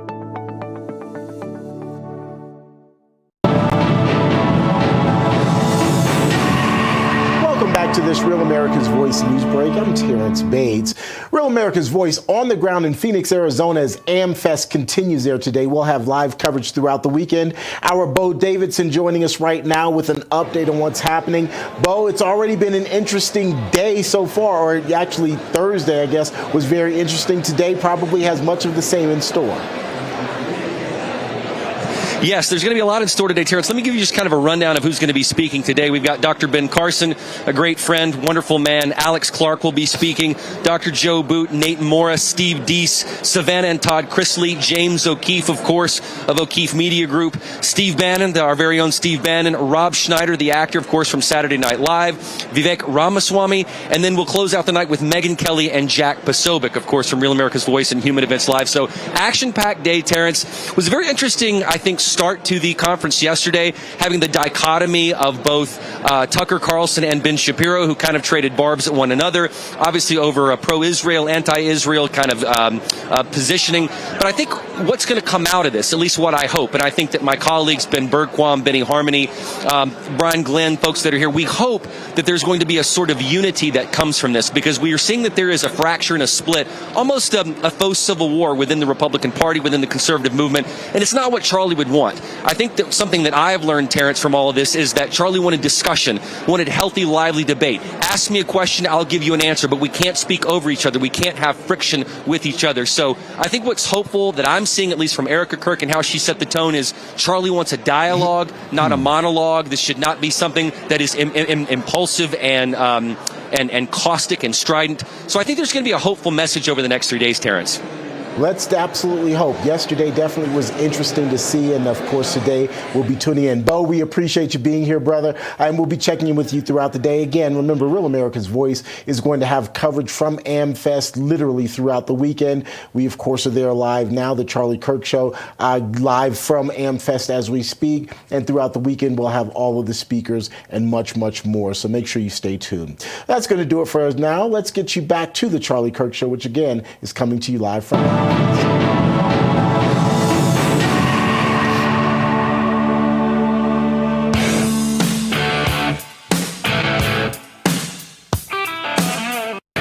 Forging an all-new greatest American generation. It's the Charlie Kirk Show. All right, welcome back to the Charlie Kirk Show live at America Fest 2025. God bless you guys. We are here in Charlie's honor, in his memory. Who wants a hat, by the way, out there? Who wants a hat? These guys got some too. You better throw them out. Who? I need enthusiasm. There it is, John. Watch your heads. Watch your heads. Hey, got it. And by the way, the great... I'll let you go get it. Well, here's the great Andy Biggs. We are here partly in support of Andy Biggs, the next governor of the great state of Arizona. Yes. Biggs, governor, right here. So we got that right there. I'm just going to leave that up as a prop here. Ben, what you got for us out there in the crowd? Well, we got some young guys. I'm going to come over here. I'm just working my way around the crowd. We got some questions and some comments. What's your name, where are you from, and what's your question? My name is Rod White, and of course Charlie is irreplaceable. But if there was one individual that's taken up the cross, maybe better than anyone else, that you see with this amazing future, could you just name that one individual? Who would that be? I mean, that's a tough question, but I will say that, I think J.D. Vance, obviously he's the vice president, so it's a little different, but I can just tell you that Charlie was a huge believer in the political talent, the moral clarity, the intelligence of J.D. Vance, and I think he's really stepped into the void and waded into conversations that he didn't have to, but he's doing it for the sake of the movement, for the sake of the country, and so I give him a lot of credit for what he's done. I love Allie Beth Stuckey, by the way. She's my voter. Oh, Allie's the best. Oh, yeah, she's the best. We actually have her, we're going to be doing an interview with Allie in the Members Only Lounge, so that's going to be really cool. Members.charliekirk.com if you want to join our members community, and we're doing live long-form podcasts with Allie. She's amazing. She's phenomenal. Totally agree. And this is really what it's all about, the next generation. These guys, what's your name, where are you from, and what does Charlie mean to you? What is his legacy and M-Fest in particular? Well, hi guys, it's really nice to meet you. I'm excited to be here. My name's Riley Raybird. My friend and I started a Turning Point chapter at our school in Birmingham, Alabama. And God bless you. And we're excited to be here to honor his legacy and carry it on and get connected with the next generation. I'm Cooper Rayberg. I'm the president of that chapter, and it's just been amazing seeing how since Charlie tragically passed, how everybody's been unified and wanting to get involved and meet people and talk about really, really hard things. So that's just been great. I'm Benjamin Meyer, and I'm kind of like the social media admin, and like he said, it's been great to see how the movement has kind of unified over his death and mobilized. Yeah, can you guys give us an insight? This is something, I don't know, maybe you guys have seen this with your own families, what happened with Charlie. People don't understand what this meant to Gen Z, to high schoolers, college kids. Tell us what it was like on campus in those immediate days afterwards. So it kind of was split. There were some people who were really kind of, I don't know, they were really motivated by it, but some other people were not so, and kind of seemed almost to rejoice in his death. To rejoice, he said, in his death. So you had, a clear divide of good versus evil, no doubt about it. It was really quite polarizing because he was my hero. He was a lot of our heroes. And the fact that something like that can happen in an open debate forum, and then the fact that you can see it everywhere is terrible. So it was just really, really heartbreaking for all of us that were huge fans of him.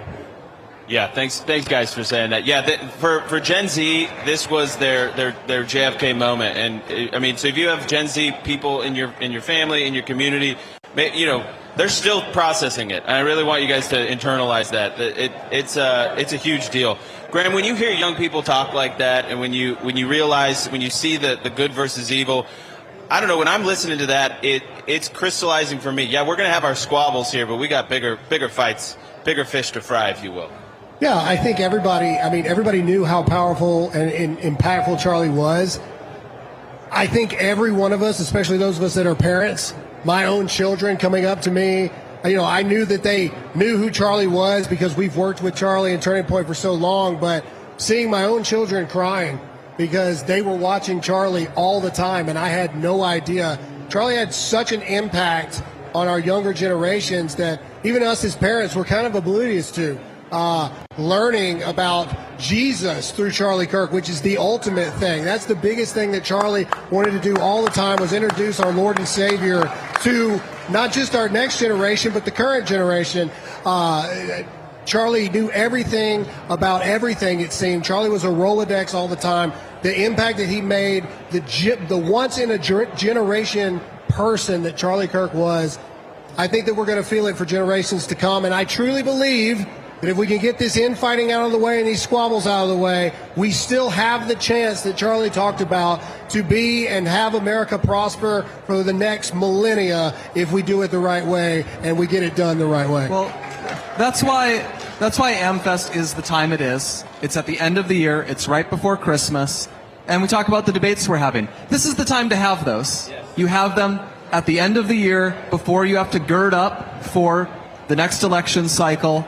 And Charlie knew that. He always wanted the focus on get the wins, get the agenda passed. Don't destroy yourselves with infighting. If we're arguing the way we sometimes argue in October, it's very bad. do it in December and be united by October. It's a good point. This is the time to have these fights, guys. So again, if you find yourself getting uncomfortable in your seat, don't let it. Embrace it. Embrace the struggle. This has to happen, and it's going to be ultimately healthy and better in the long run. Graham Allen, tell us where people can follow you. Tell the folks where people can follow you. Get involved with what you're doing. Anywhere Graham Allen, you can look for it. It's terrible news, good news. It depends on your perspective. Thanks for having me. It's an honor to stand here. God bless you guys. God bless you, Graham Allen. All right, welcoming up our next guest. We're doing a little hot swap here, and that is Savannah Hernandez and Monica Page from our TPUSA Frontlines team. We love Sav. Sav is a must follow. Who here is a little frustrated with our immigration policies? Yeah, count me in on that one, Andrew. Bet I know you are. Sav is probably the most, I think really the most important immigration reporter in the country, and I really mean that. You go into these protests, you go into really dark and seedy places, you cover what's really happening on the ground. It's something Charlie really believed in. He propped up this whole Frontlines journalism, this guerrilla journalism division within Turning Point, because you got to understand, there's not money for this, folks. Other groups, we love them. They're around here on Media Row. They don't have the money to send reporters all over the country to do this kind of thing. It has to be nonprofit. It has to be donor-led. And so these are some of the fruits of that labor, of what you guys, when you support Turning Point, do. Sav, tell them what your daily routine. You don't have a daily routine. Tell them about some of the work that you're working on right now. Sure. So I just want to say that, if it wasn't for Charlie, I wouldn't have the ability to go do this, like you said. And it's been such an incredible year for Frontlines because the administration has been listening to everything we have been putting out. We actually were able to go into an Antifa roundtable where we had the ear of the president, and we were able to sit down with him and talk to him about everything that we've reported as it pertains to left-wing violence. And then on top of that, I was in New York actually reporting on Canal Street because Frontlines TPUSA sends me all across the nation from both the West Coast to the East Coast, and I was reporting on this huge street of illegal immigrants that had a black market. A couple days later, ICE went and they raided that area and they deported 9 illegal immigrants from that street. So the administration very much watching our work, the admin very much paying attention to the independent journalists that Charlie initially saw the value in before anybody else did. I've been working with you guys now for almost 4 years. We've brought in hundreds of millions of views on our own. Yeah, the views, guys, truly, we get so much viral content out of this because you, the people, want it. You're hungry for it, the truth. Ben, you're also very good at this guerrilla journalism stuff. I want to give you a lot of hat tips right there. Yeah, give it up for Ben as well. He's been covered. I mean, it's a team effort, baby. Darian Gap and doing all this stuff. So, yeah, but the number of views, you get, it feels like every week you've got another post with like a couple million views about, some immigration thing, Antifa thing. I mean, how much of that is your motivation, or how do you pick your stories, I guess is the question. I mean, we're following the news cycle. Luckily for me, the mainstream media does a horrific job at actually telling the American people the truth. So we're basically just focusing in on everything that they are ignoring, and the American people love it. And we are here to serve you guys. And so the reason we're getting the viewership that we are, the reason why Frontlines has been able to be so successful is because the American people want to see this. The American people want to know what's going on, and it's been very, very successful. So again, every single day I am grateful to Charlie because he saw the value in independent journalists like myself before anybody else did. He invested in us. He made sure that we were able to tell the truth about what was going on in the streets of America as it pertains to illegal immigration. And we were able to, because we were able to show Americans that, get him, into the White House essentially, or show Americans, which way to vote essentially. Essentially. In terms of, how they wanted America to be. Exactly. Yeah, we showed them the evidence. So we have been growing this team. We have now 9 reporters on the Frontlines team. And one of those newer additions, like a year and a half now? Year and a half? Monica Page, everybody. White House correspondent. White House correspondent. We're in the White House. So she lives in the, we said this term a few times, the belly of the beast. You live in the swamp. But you are doing a great job covering the White House. You get to ask the president questions, and then you cover local protests and stuff. What has it been like to be in the Trump White House? Give the folks at home and the people watching here an idea of how much things have changed in Trump 2.0. It's been a night and day difference. For the last year and a half, I covered the previous administration, the Joe Biden White House, where I was very limited to the amount of access that I could get. I was not allowed in the Oval Office, where now I'm allowed in the Oval Office with the president. I wasn't allowed to ask the questions in the press briefing room because I was never called on. Now I'm in the new media seat. I'm standing along the sides of the press briefing room, asking the questions, getting called on, having those personal one-on-one meetings with Press Secretary Caroline Leavitt. It's been absolutely insane.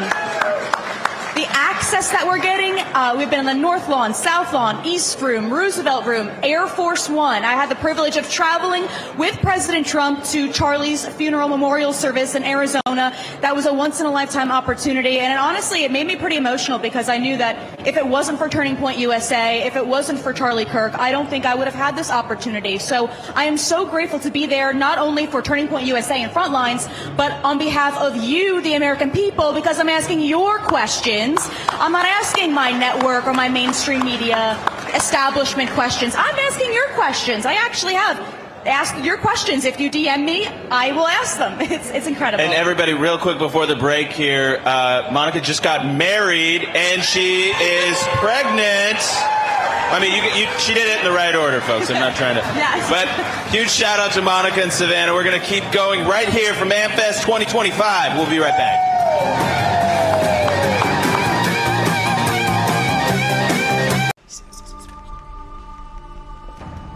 I'd like to say this is the first time, but there have been others. How many?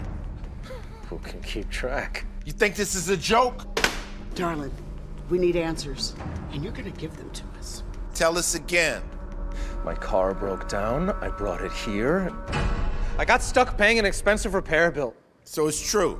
How much, darling? $2,300. $2,300. Well, what was I supposed to do? My transmission was shot. You pick up your phone and you call CarShield before the car breaks down. Plans through CarShield cover up to 5,000 parts and systems in your car. That's right. A plan through CarShield could save you on some criminally high auto repairs, especially if your car is out of warranty. So, call CarShield, America's #1 auto protection company, before a breakdown and save yourself from getting stuck in car repair jail. Let me guess. You hate saving money.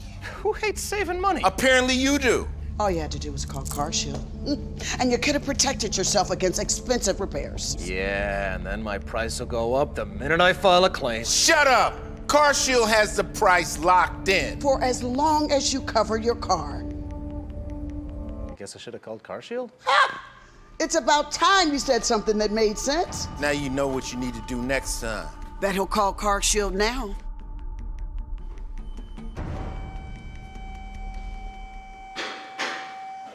So can I go? Or CarShield has an A rating with the Better Business Bureau and was voted America's most trusted auto protection company. Don't get handcuffed paying expensive auto repairs. Call now and get the CarShield guarantee. Your price will never go up and your coverage will never go down as long as you cover your car. In just minutes, you could have a plan that covers up to 5,000 parts and systems in your car. Don't wait until it's too late. Get CarShield's best coverage yet. Call 800-491-4896. The Charlie Kirk Show, where truth lives. All right, everybody. Ben Bergquam, what you got for us out there? Oh, we got an amazing group here. Speaking of people that have escaped communism, I'm going to go over here with my friend from California, California. Tell us here what your name is, where you're from, and this matters to you. My name is Galina. I came 1997 from California. From former Soviet Union to California. Beautiful state, very wrong politicians. We cannot wait to get rid of the worst governor in United States. And we're praying. There are a lot of mega patriots in California. We're praying, and we're doing action. Love Steve Bannon. That's why it's a beautiful state. We have to save it. And I came legally. It took me. I got my citizenship 2008. I had to study. And I had to pass my tests, and I'm a very proud American, and I'm ultra mega. Thank Ultra MAGA. Let's Ultra go. MAGA. Let's and you go. know, this is the difference. Legal immigration versus illegal immigration. The left conflates the two. They try to blend the two, but there's a difference. The ultra MAGA legal immigrants that come here and want to assimilate into America versus the illegals that want to destroy America. It's my first time here, and Erica said yesterday 80% of people came first time. And I'm extremely happy to be this epic. It's epic.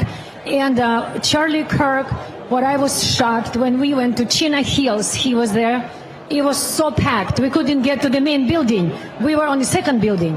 What I was impressed, it was first time I saw him in person. His knowledge at that young age, Bible, how he knew Bible, that was shocking for me. I'm Orthodox Christian. Then he came to San Clemente to our Calvary Chapel. And I have book Doctrine Mega, and he wrote Galena Mega.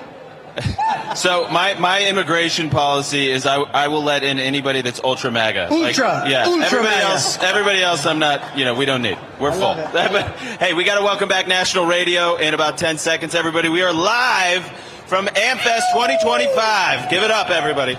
We'll be right back.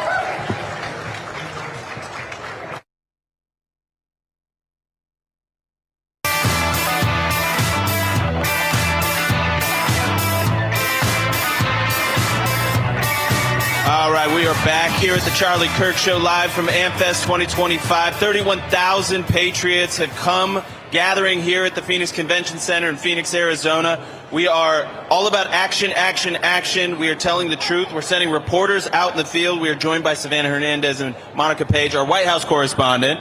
What, you also cover protests, though, yes? Yeah, I do. We've covered the No Kings protests. We've covered those anti-Tesla protests. It's a very interesting scene out there. A lot of them are very organized. It's kind of like organized chaos. Also, the pro-Palestine people that come outside the White House from time to time. We pretty much cover it all. If it's there, I'm there. And Savannah, you were just telling me about an important story. I brought up immigration a few times here, specifically because you're here, Savannah, but also just because I'm passionate about it. You just told me a fact that I was not aware of, and I want everybody to listen very closely to this. Sure. So I was just talking with you about how last week the DHS put out a press release basically stating that between the sanctuary states of Illinois and New York, they have released 8,700 criminal illegal aliens with prior ties to homicide, assault, burglary, robbery back out onto the streets of the United States of America. That's 8,700 violent criminals that have been released back out onto the streets, even though they've got an ICE detainer on them, even though the federal government wants to deport them. These local municipalities are just releasing them back out onto the street. Do we like that? Do we like that? What do we want to do about it? We want to fix that. I will say, I'll never forget Charlie one day. He got so frustrated with this. He looks right at the camera. He goes, "We need to start arresting these mayors." Blake, I know that is not exactly your tact here, but why can't we do that? Why can't we do that? More and more, I'm not sure why. I just saw there was a story, I think, in Reston, Virginia, where they had a detainer on a man. They let him out, and he committed murder again. After a while, I think you do have to ask, are you just actually an accomplice in assaults, in robberies, in homicides at this point? And Blake, if I can jump in as well, going back to these numbers, there's another 11,000. And keep in mind, too, that these are already illegal aliens, and then they've committed violent crimes against American citizens. They're currently in custody, in state custody in Illinois and New York. And because these jurisdictions refuse to work with federal agents, they are simply potentially going to be re-releasing all of these people back out onto the streets. Yeah, it's offensive. And you guys are doing a great job. Everybody, please follow TPUSA Frontlines, the great Savannah Hernandez and Monica Page. Please check them out. Follow them on socials. Where you're at? How do people find you? Go follow me on X at Sav Says. Sav Says. What about you, Monica? Follow me on X at Monica Page TV, PAIGE TV. That's wonderful. Okay, guys, what do we think about Erica Kirk? Do we love Erica Kirk or what? Is she doing a great job? She's doing a phenomenal job. When I think about what she's been through and how courageous and brave and the poise and the gracefulness that she has comported herself, I just it's enough to make you emotional watching it. I want to play something from Erica. This is her bragging on this amazing event that our team has pulled off. So I want you to hear it from her in her own words. 3:32. We have 40 breakout sessions, 178 sponsors, all 50 states represented. We have 25 countries represented plus Puerto Rico, but I have the list here. Don't worry, guys. Egypt is not on the list. Don't worry about that. But, oh, how funny. I say Egypt and my iPad turns on. That's fun. Where were we? Okay. We have, so that's 25 countries, all 50 states, 178 sponsors, 40 breakout sessions, everybody, and 31,000 patriots from all across the country and the world. It's amazing. It's amazing. All for Charlie. And here, one more thing from Erica here. Play cut 326. He believed disagreement was something not to be canceled. It was something to confront with clarity, courage, and grace. And Charlie loved truth way more than conformity. Amen to that. So as you guys go out into the breakouts, make sure you're plugging in with other organizations, with this organization, signing up, being volunteers, getting out into the field. Action, action, action. This is not an event for mere spectators or observers. We want you to be active and get involved every way you can. That's the whole spirit. If you want to honor Charlie, there's a couple things you can do. Go to church. Make sure you're going to church. Pray, read your Bible, and get involved to save this country, everybody. So that's what we're dedicating ourselves to. That's why we're here, and we're so grateful to have you all here. So we're coming to the end of our hour one. We're going to have hour two. We got a lot of great guests in store in hour two, and a lot more work that we're doing here at Turning Point Action. More Ben Bergquam talking to you in the crowd here. So don't go anywhere. We will be right back right here at the Charlie Kirk Show. We'll talk with you in a few minutes.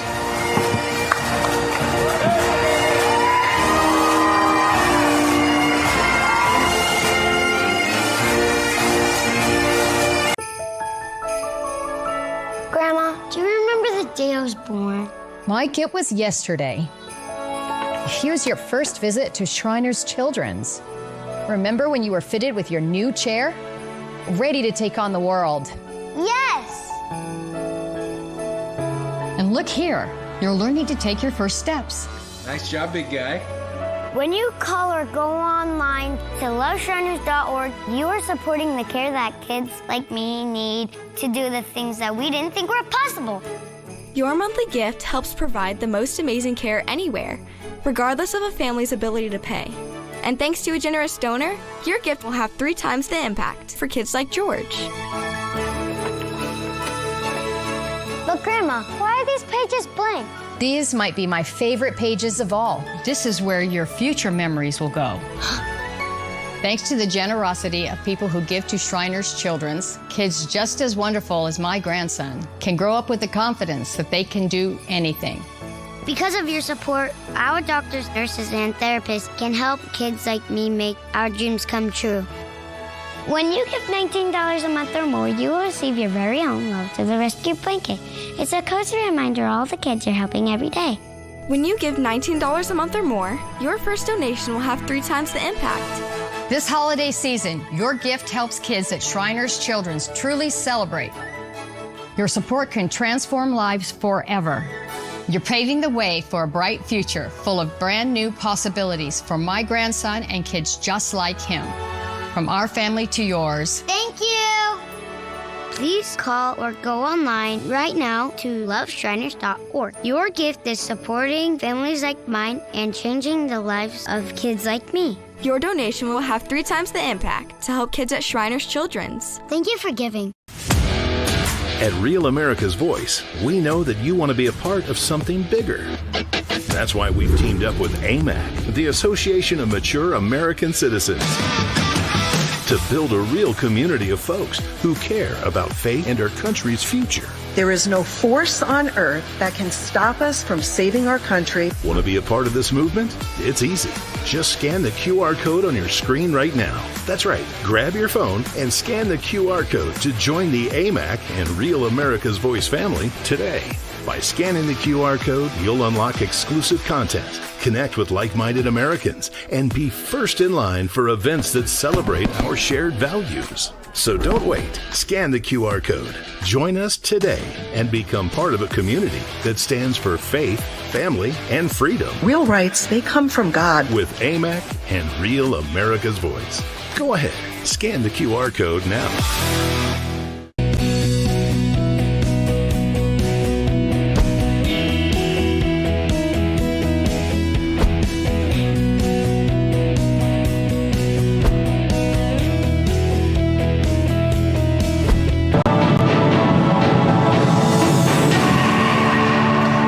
To this Real America's Voice news break. I'm Terrence Bates.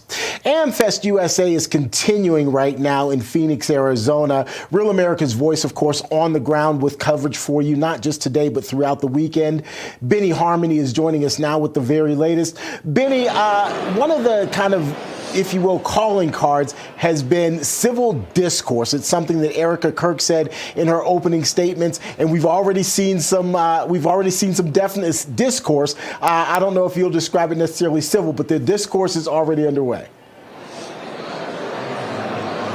No, absolutely. And Terrence, like you said, that discourse, yesterday we kicked off with Ben Shapiro and then we ended with Tucker Carlson.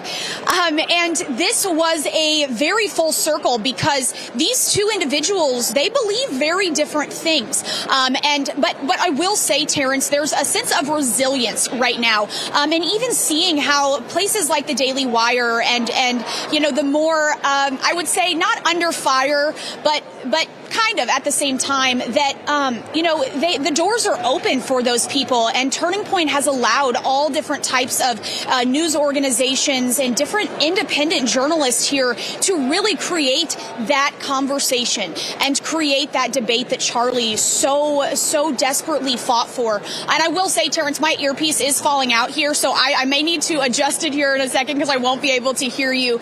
But we are set for another full day here. Our own Jack Posobiec and Megyn Kelly will be closing us off tonight. And so I just expect a lot of debate and conversation. And one more thing, Terrence, is, last night Tucker Carlson, he even took questions. And so me and Bo Davidson, we were behind the desk, we're standing behind the scenes right now.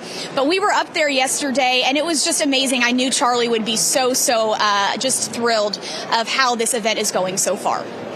Absolutely. I'll let you go on and adjust your earpiece there. As I'm sitting here looking at you, I'm wondering what the conversations are like within the crowd. Obviously, the people who are getting all the attention of the various speakers who will be taking the stage. But I'm wondering what that civil discourse is like within the crowd, because in the downtimes, you do have people talking about the issues that are near and dear to their hearts. Yeah, and you definitely are not seeing just one big group of individuals who all believe the same thing. And I think that's really important to point out, because one of the biggest conversations here is, the Israel stuff. And I don't really want to get too much into that, because this really is about reviving the Republican Party and reviving this movement after Charlie was tragically killed. And so it's really interesting. We've been talking, and our own Ben Bergquam, he's been going around the crowd and talking to these individuals. You have everything from immigrants who have left communist countries to hard patriot Americans from the Midwest. And I'm hearing lots of different types of conversations. And we know that questions are a big thing right now. It's the center of the conversation, is these questions that people have. And all of these people are asking those questions, just the different ones. I don't want to get too much into the weeds, but yeah, it's definitely not your typical big movement event. Lots of discourse happening. They're singing happy birthday right now, Terrence. I don't know what's happening. Whose birthday is it? Any idea whose birthday it is? Hold on, Terrence.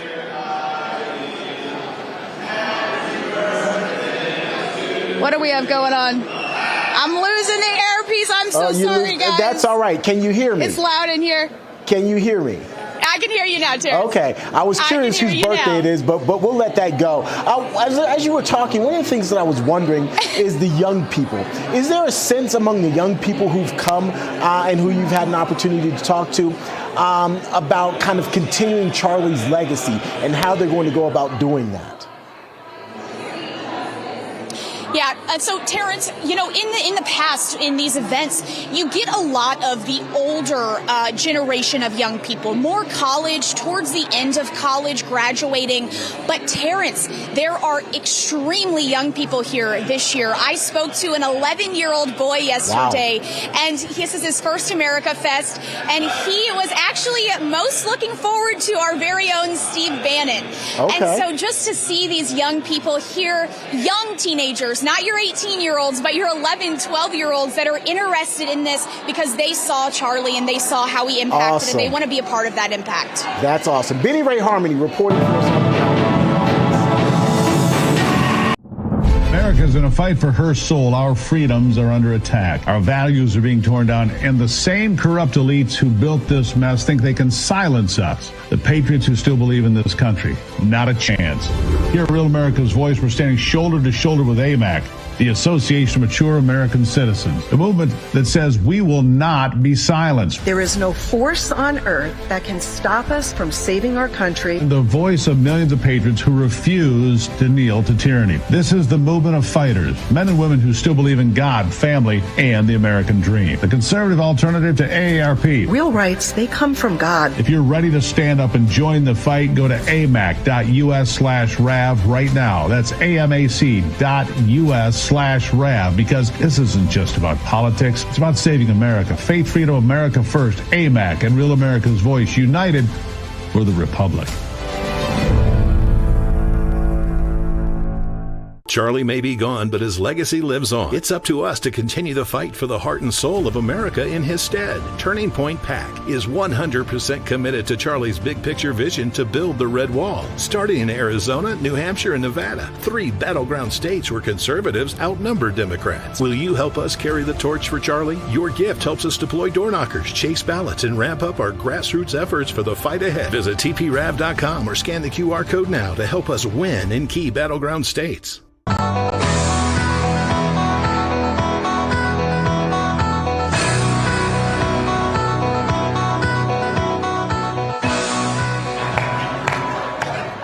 All right, everybody, welcome back. Hour 2 of the Charlie Kirk Show, live from America Fest 2025. You guys happy to be here? I'm really excited right now. We are joined right here on this set by 2 great Americans that many of you probably follow on social media, and of course that is Michael Cernovich. Mike Cernovich. I don't know why I threw in Michael there. The great Cernovich, hold on, Blake Marnell, otherwise known as Brick Suit. Brick Suit's in the house. Brick Suit.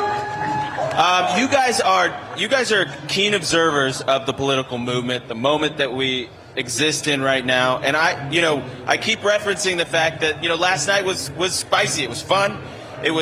People were mixing it up, and so I'm going to play one of these clips here because I think it's important. Let's just do it. Ben Shapiro, he was the second speaker. Obviously, we had Erica Kirk. It was amazing intro. By the way, who was in the room for the intro where Charlie introduced Erica Kirk to the stage? I was getting pretty emotional right there. She did an amazing job. But then, some of the fireworks started. Ben Shapiro started 3-3-4. First off, I should break the omerta here and just be a little bit clear. The notion that people in our industry are close friends, like we all take holiday breaks with each other and go to each other's kids' graduations and stuff, is generally untrue. Some people do that, most of us don't. But even if it were true that other public figures were our best friends, our very best friends, that does not relieve us of our duty to speak out of principle and not to cover up evil or shy away from addressing it out of friendship. So no, Tucker Carlson, it is not an excuse to go silent on Candace's targeting of TPUSA. There is only one moral side here, Erica Kirk's side. All right, Mike, I'm going to go to you. We were talking in the break that you had some opinions about this. What do you make of this? Do you get uncomfortable? Are you okay with this? Is it healthy? I think don't do it here at this event. So for me, I've always been a Daily Wire respecter. They give people jobs, they employ 1,000 people. Occasionally I disagree with Ben Shapiro, but I'm not trying to blast them.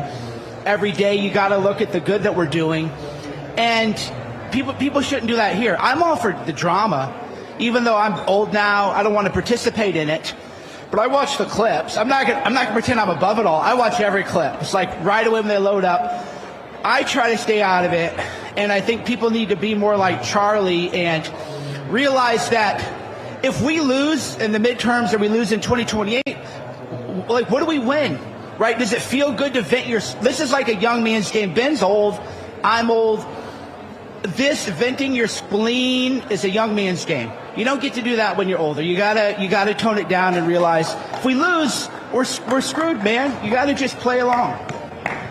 Yeah, I think, there's people, you can clap for that. You guys can clap for that. I hear it out there.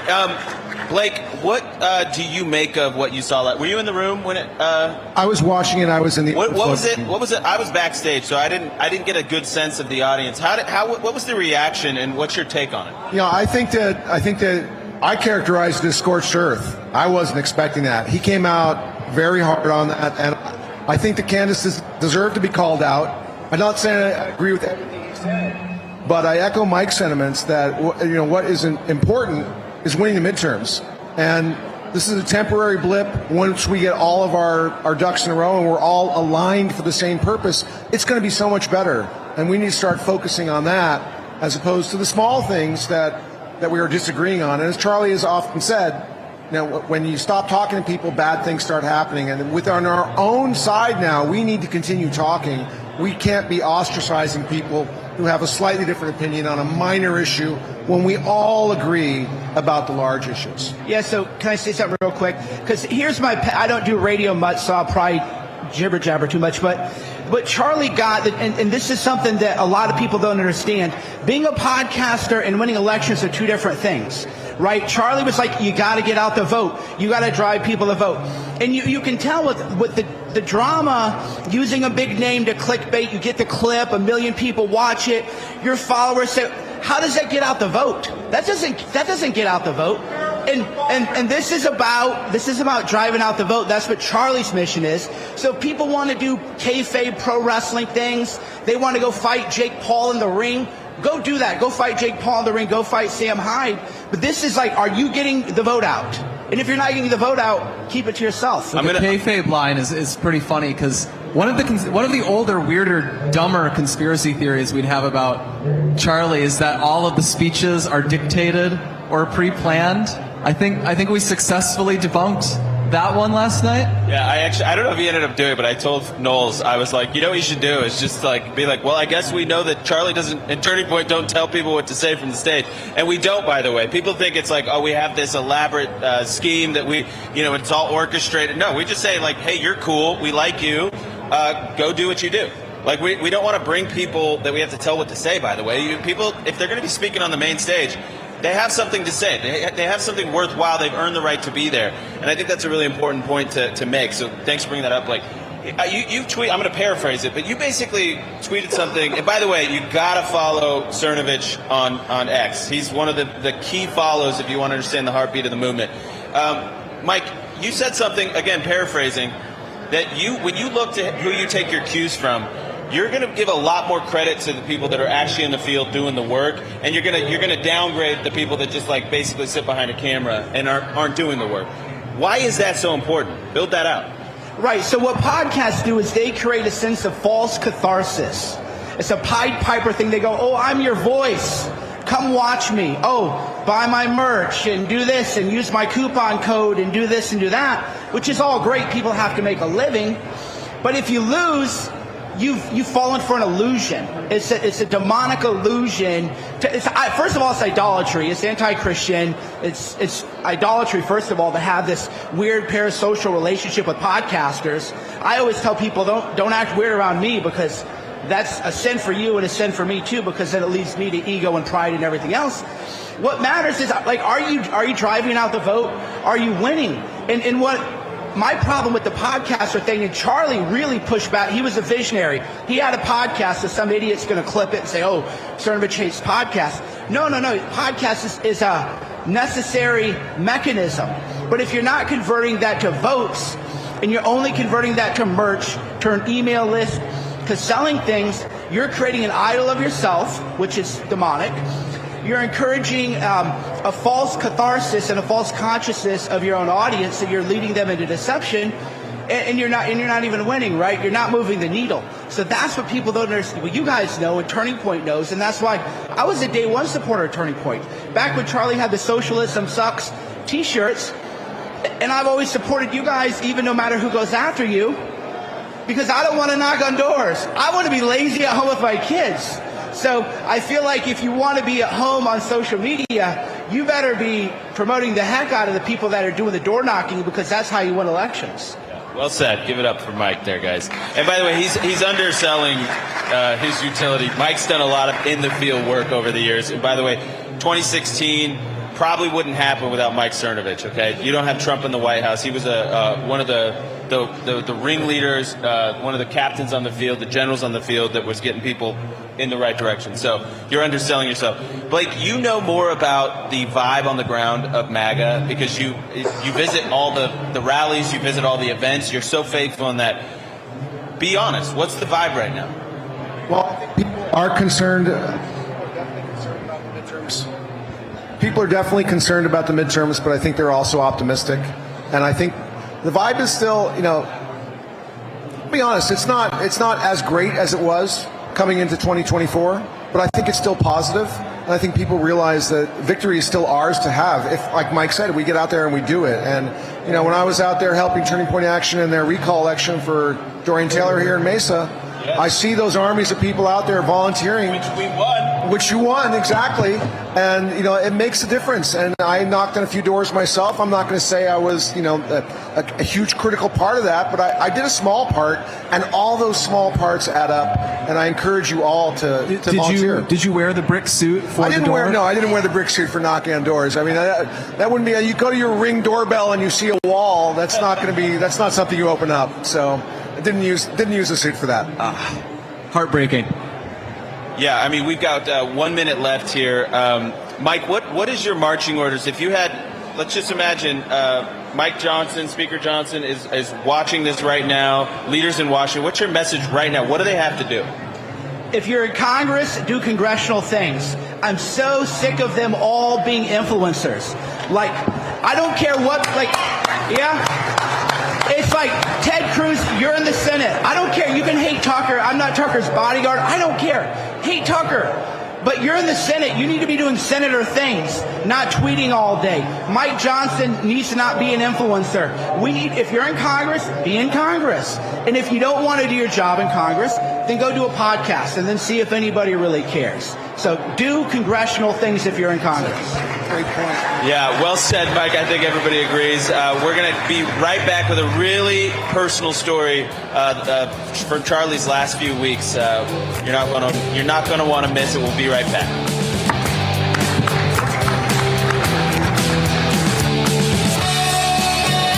Hey, did you find the manual? Yes! Summon Dale! Who's Dale? American Home Show now provides video chat with live repair experts for home fixes over the phone. Let's go fix that oven. Okay, Dale. Sign up today at ahs.com. I'll be home for Christmas.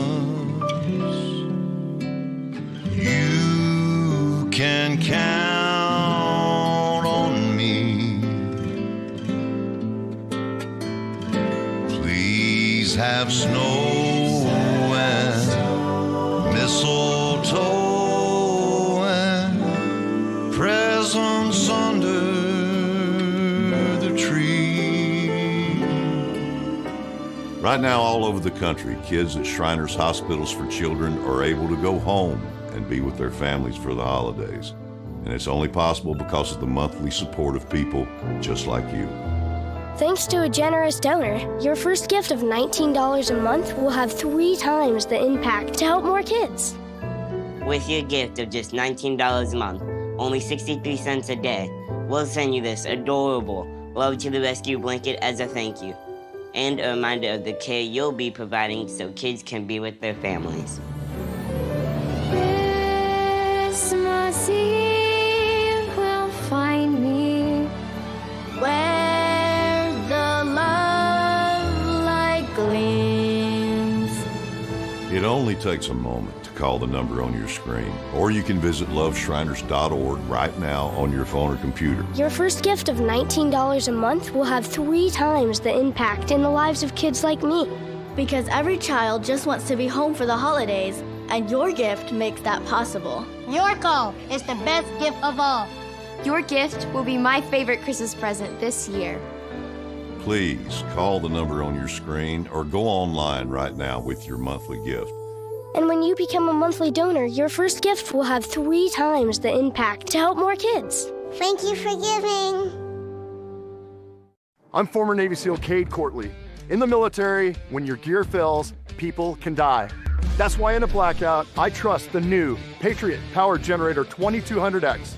When food needs to stay cold, when your medical device has to run all night, when your family needs you, this generator will not fail you. Just $299 down, ships fast and free, plus a free 200-watt solar panel. Be prepared. Go to 4patriots.com and get your generator with free solar panel. Did you know that thousands of authors across the country have written books and published them with Page Publishing? If you've written a book, Page Publishing can help you through the process. We cut through the confusion of the publishing world to make it easy for you. Call or scan for your free writer's guide today. Start making some. The Charlie Kirk Show. All right, welcome back, everybody. Yeah, Ben, I'm coming to you. You got a minute? You got 1 minute? I'm coming to you right now. All right, right here. First off, I want to mention Angie Morphine, one of the angel moms. Ruben Morphine, son was murdered by an illegal alien. What got me involved in the border stories, her and Agnes Gibney. God bless you, Angie. You want to say anything? Just thank you, and please support President Trump on everything that he's doing, because he's the greatest president we've ever had. And to answer your question, yes, those mayors and those governors need to be arrested. They're obstructing ICE, and it's moms like Angie that we need to uplift, not the illegal aliens that these sanctuary jurisdictions are helping out. Thank you. I've been watching Charlie for years, and I particularly loved when he went to the college campuses to debate women on the abortion issue and the unborn. And so I work for an organization called Save the Storks. And we're here, and it's our first time at AmFest, and we want to honor Charlie's legacy by raising money for a mobile medical clinic in Erica Kirk's name, in his honor, that will serve women, that will love on women with hope and compassion. When they come on our clinic and they see their baby for the first time, they choose life. And we're going to honor Charlie, and we're going to sponsor you, and we're going to keep coming back over and over again until abortion is unthinkable. Amen.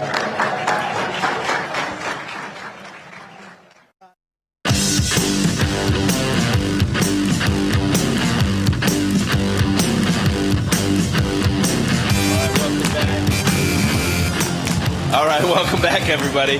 We're live here at America Fest 2025. We're going to throw out to the great Ben Bergquam, who's in the crowd. We got a birthday? We got a birthday. A friend of mine from Fresno, California. But more important than the birthday is what you're working on. Tell us about the organization, what you guys do. Yes, so I sit on the board for BetrayalProjectUSA.org, and we give voices to the 1.6 million victims who were killed in U.S. hospitals on U.S. soil due to the mandated and government-incentivized hospital COVID protocols. So share your story. BetrayalProjectUSA.org. You are not alone. Thank you for that. That's great. Is this working? There it is. Blake, I'm going to let you drive here. This is a very personal story for you as well, but for Charlie in the last weeks of his life. Tell us about it. Yeah, so as a lot of people know, one of the last things Charlie did was he went on a trip to Korea. He spoke. I was with him on that. He spoke at Build Up Korea, which it was really something to behold because it truly was. Let's look at AmFest and copy everything about it. Has that neon color scheme that we use. Looked exactly like an AmFest event, but it was in Korea. And one of the things he did there was he was meeting with pastors in Korea. Korea has a very fraught political environment right now, and a lot of pastors and Christians are right at the center of it.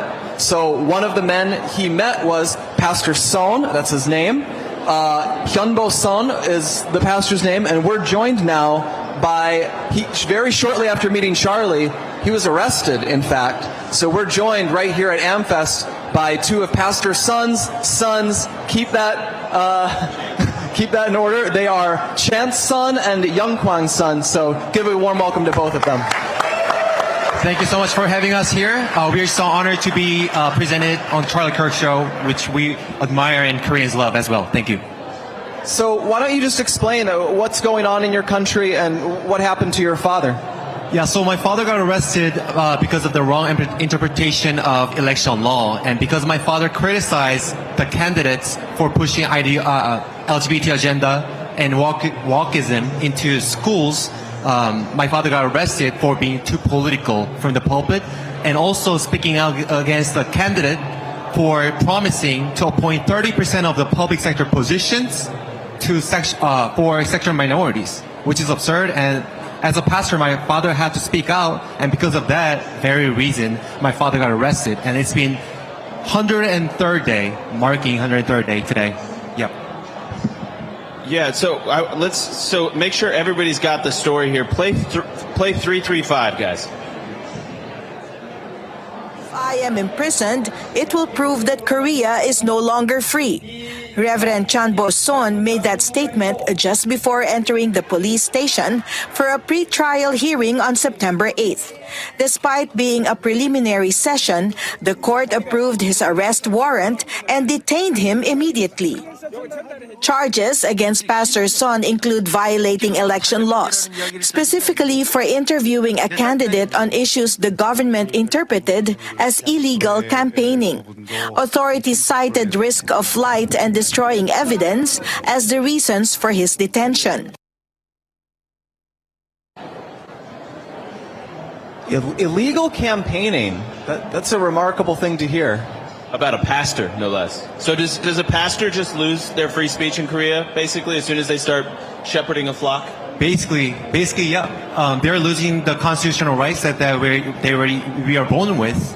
So free speech is basically being violated in Korea. And if you have enough of influence, even as a pastor, you're not allowed to speak out, even if the biblical values are being harmed.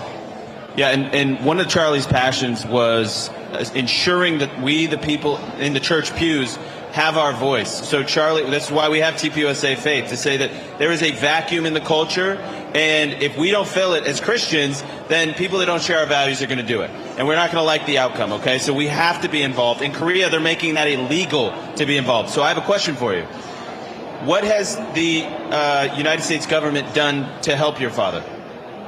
So I was thankfully invited by the White House Faith Office a month back to be able to share my father's story, and they are aware of this situation, and they're trying to find ways to help out. But we need not only Koreans but Christians, brothers and sisters in Christ, to speak out for religious freedom and also our constitutional rights, because Korean Constitution is written off based off U.S. Constitution. So we must ensure constitutional rights, freedom, free speech, religious freedom. However, it's being violated, and they are taking away our freedom. So we need you, Americans and the government, to push to tell the Korean government that this is not right. Take us home, Blake. Korea is one of the most Christian countries in Asia. They can be a great friend of ours, and they should be a friend of ours. Well, they need to get their act together here. And guys, do what you can. Support Pastor Son. It's very important. Thank you so much.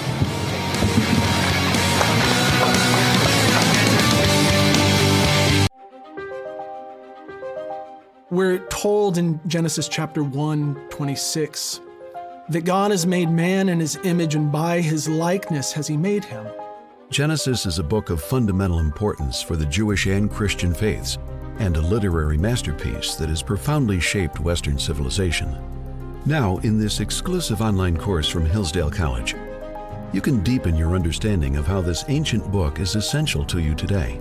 Sign up for the Genesis story, absolutely free, at learnfromhillsdale.org. Dr. Justin Jackson, a distinguished Hillsdale College professor, will guide you through this fascinating free online course that unfolds the biblical stories of Adam and Eve, Abraham, Isaac, Jacob, and Joseph. When you sign up, you'll explore some of life's most important questions, gain a greater appreciation for how the Bible confronts pain and hardship with redemption and hope, and discover how the struggles people faced thousands of years ago are deeply relevant to us still today. Take this 6-lesson course whenever it's most convenient for you, at your pace or on your schedule. Signing up is easy and free when you go to learnfromhillsdale.org today. So the fun thing with the serpent is, how does a serpent talk? What, and not only that, but why is the serpent's punishment to crawl on its belly when that's what it does? Join the hundreds of thousands of Americans who are enriching their lives through this exclusive online course from Hillsdale College and gain access to this premium content today. What I hope you'll get from studying Genesis in this course is a deeper appreciation of the biblical insights with regards to the human person, its psychology, our predilection towards rivalry, but also reconciliation. Sign up for the Genesis story, free of charge, at learnfromhillsdale.org today.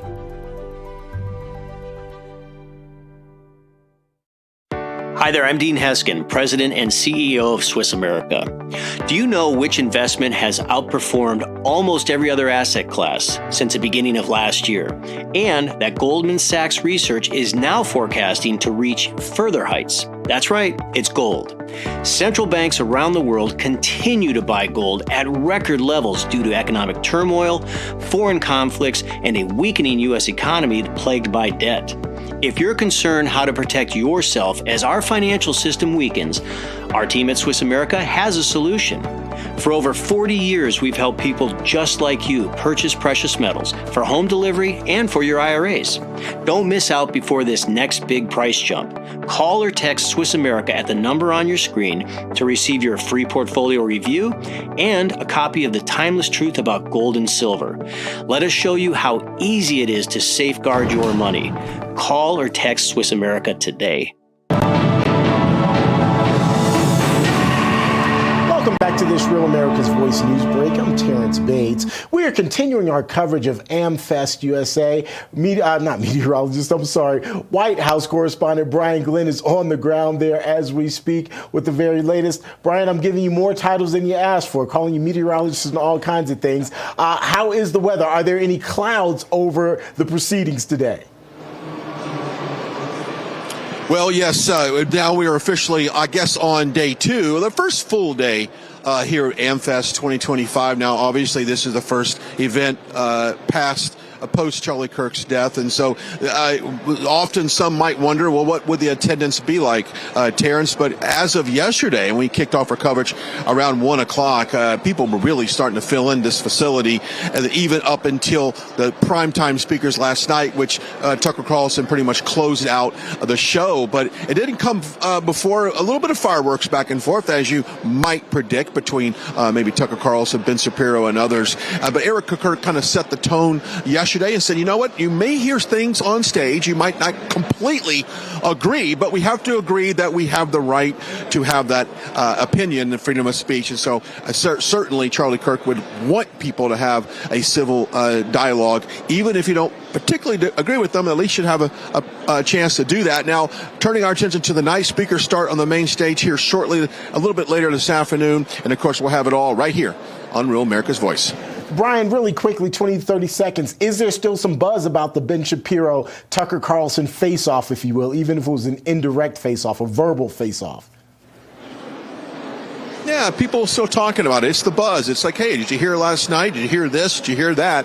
People are talking about it. And I particularly think that's a good thing for this event, to have this exchange of dialogue. I think it's healthy to have this discussion, but we'll see what happens on today, day 2. We'll see if anything develops out of that. But nevertheless, record turnout here at AmFest 2025. All right, Brian Glenn reporting there in Phoenix, Arizona, as AmFest 2025 set to kick off for day 2 here in short order. We'll, of course, have live coverage throughout the day here on Real America's Voice.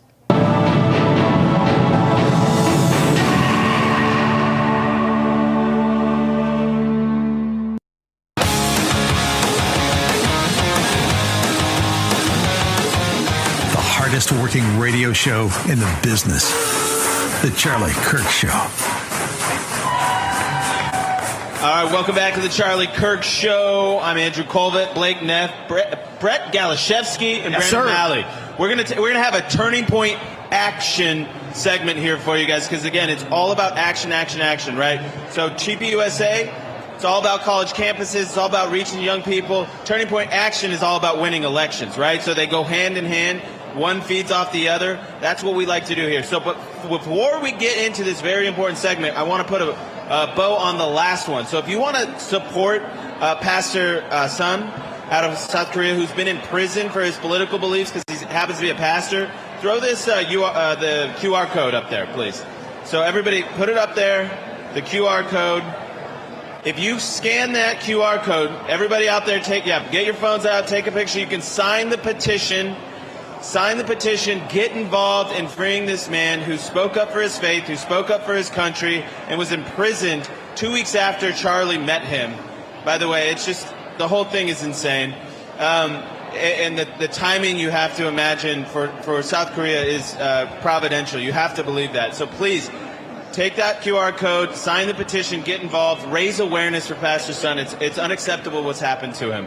Thank you, Mary, for sending me that. Thank you. All right, so transitioning to Turning Point Action. Brett Galashevsky, you are, I think, like you're like our mascot out there. Brett, you guys know Brett Galashevsky? Brett, your profile keeps rising because I think people feed off your energy. You are dynamic, you're excited, you're enthusiastic. The floor is yours, my friend. Explain what we're doing right now. Explain what Turning Point Action is about, how people can get involved. Like, give them the 30,000 foot. I appreciate that, Andrew. It's great to be here, and it's great to have all you guys here today. The energy is through the roof, isn't it? We are so excited because at Turning Point Action, we're going to be turning the page into 2026, which is going to be the make or break year to save our country. People have asked me all over this weekend, what's at stake in 2026? The short answer is everything that we have worked so hard to make happen. And right now, Indiana is a little bit of the epicenter of conservative politics right now. We just got done fighting a big fight in Indiana at the State House among these Republican legislators that refused to vote yes to a 9-0 map, allowing us conservatives to be in the best possible position to compete to win back the House of Representatives next year. But then on top of that, that's only a small sliver of what we've been doing at Turning Point Action. We're building the pieces so we can build that red wall that allows us to compete in 2028. And so that's what Brandon is here for today. That's what we're really excited to talk about. All right, so what is the red wall? Yeah, so we talked about this on the show before. The blue wall, historically, has always been a combination of Pennsylvania, Michigan, and Wisconsin. And the best play in the Democratic playbook has always been for them to pick off 2 of those 3 states.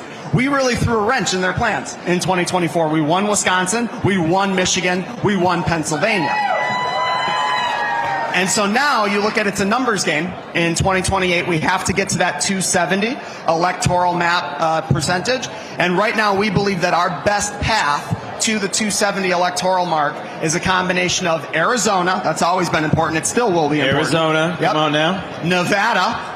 And Nevada, now, I'm a Nevada boy. Any Nevadans in the house besides me? Anybody? I got nobody. Nobody. I'm a loner right here. And then last but certainly not least, New Hampshire. That is the new battleground state. Wait, now, we got New Hampshire, we don't have Nevada? I'm embarrassed. Yeah, no, describe this, because New Hampshire never voted for Donald Trump, for example, in any of those 3 elections. So what's changing in the state that makes it part of a red wall? Well, so that was the swing state that Trump lost by the slimmest margin. And let's just compare New Hampshire to a state like Wisconsin, which was one of the red wall states in 2024. The thing that New Hampshire has over Wisconsin is twofold. 1, a Republican governor, so it's a lot easier for us to build that infrastructure. And then 2, more registered Republicans than registered Democrats. A state like Wisconsin, for instance, does not register by party, so it's really hard to model. It's really hard to create shapefiles, and it allows us to target voters in kind of just an improper way. In New Hampshire, there's a huge libertarian faction, there's a huge chaseable independent faction, and more importantly, there are more Republicans. So that's what makes us very intrigued by New Hampshire and why we're really excited to be launching our full-scale ballot chase operation over the next 4 years in the Granite State. Yeah, full scale. So Arizona was a great example of what Turning Point Action can do when we do the get out the vote, chase the vote operation, right? So we had full employment, thousands of volunteers, door knocking. And what we do, and I don't want to give away the secret sauce too much, but some of this is public, is we divide the state into these very bite-sized little chunks. And we assign people on those territories. And then their job is to contact everybody on their list, that they're low prop, conservative probably Republican voters, and we knock on their door, we text them, we call them, we're nice to them, we be their neighbor, you try and be the mayor of your little territory, you invite them to things, you get them involved so that when election month comes, they already know who you are. They know they can trust you. They can use you as a resource. That's the idea.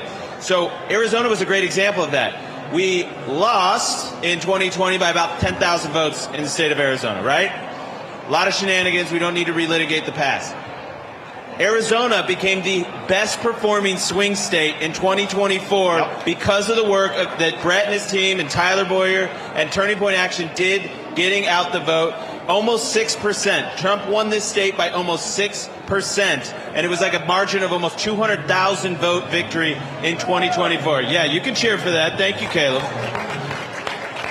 So that's the power of actually doing the machinery of getting out low prop votes. So what people don't fully understand, they still don't grasp this yet, is that in the era of Trump that we have become the low prop party. The whole makeup of the conservative movement has changed.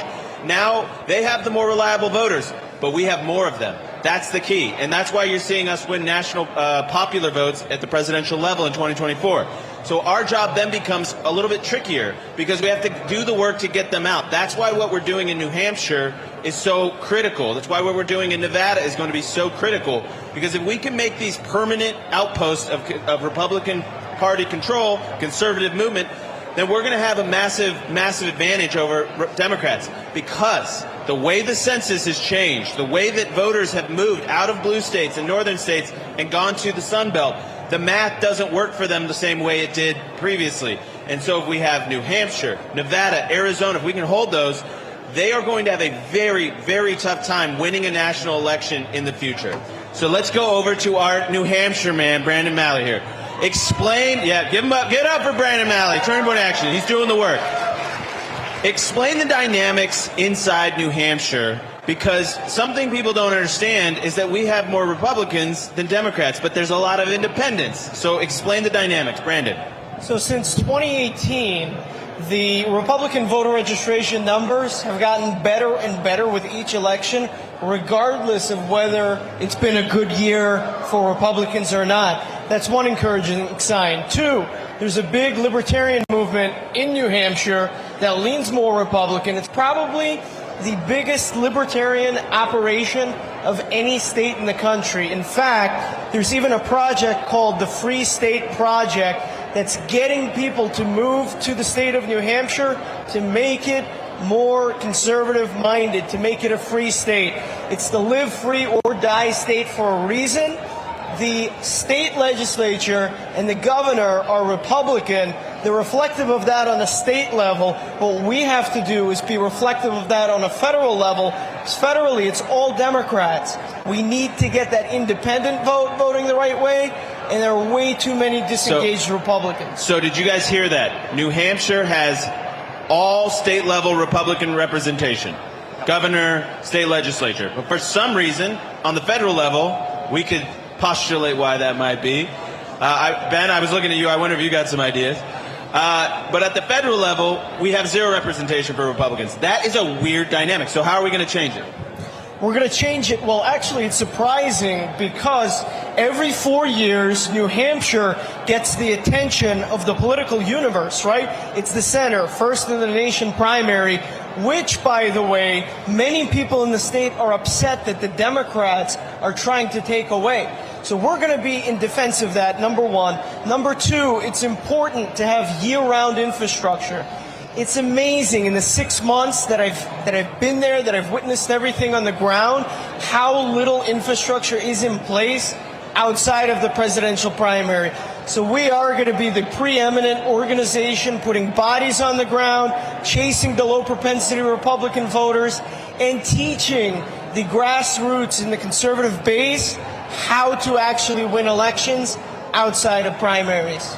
Give it up for Brandon, guys. This is what we need. We need young, motivated, energetic people hitting the ground. And by the way, there's all these groups in New Hampshire. Sometimes they need an outside voice like a Turning Point Action or whatever to come in and kind of just rally them all together. Give them the belief that they can do this. That's what we've seen across the country. Brett, maybe talk to that. Yeah, well, I mean, what Brandon was alluding to, and it's a fascinating concept.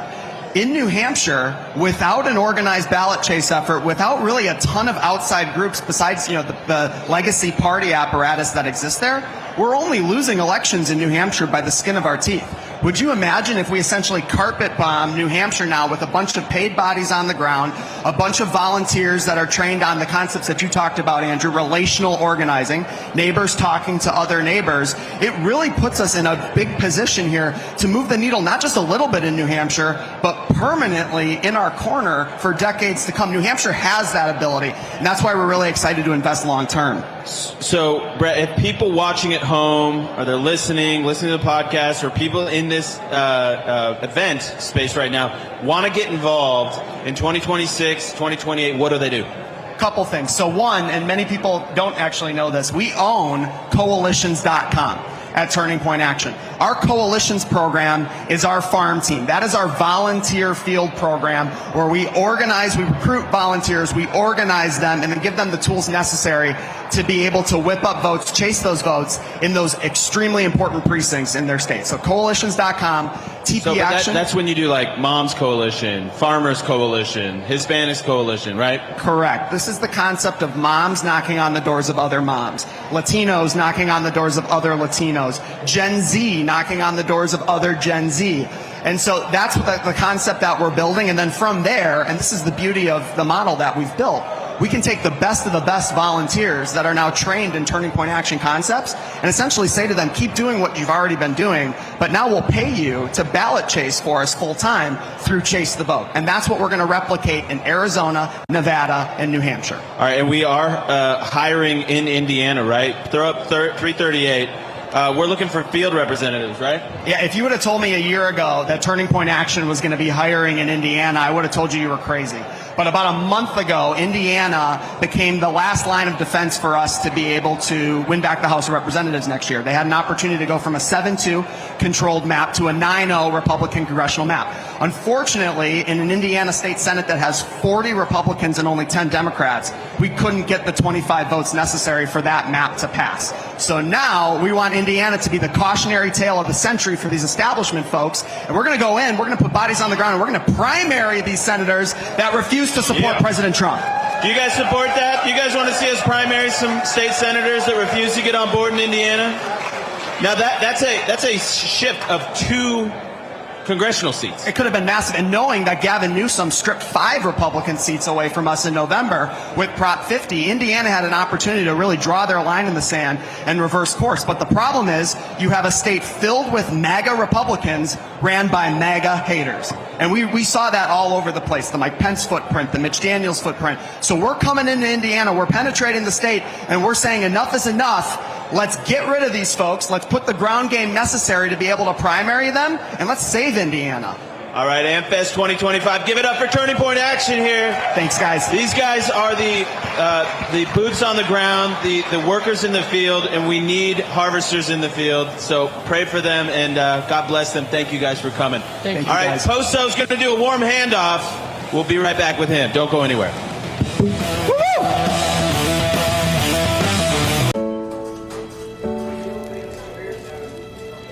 Hey, just want to say thank you for your service. Yeah, sure.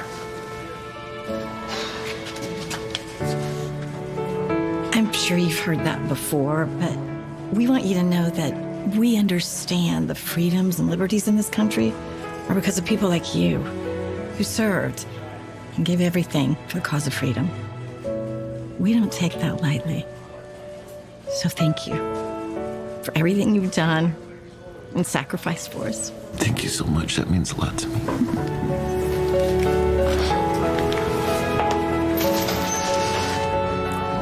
We're ready for our ticket.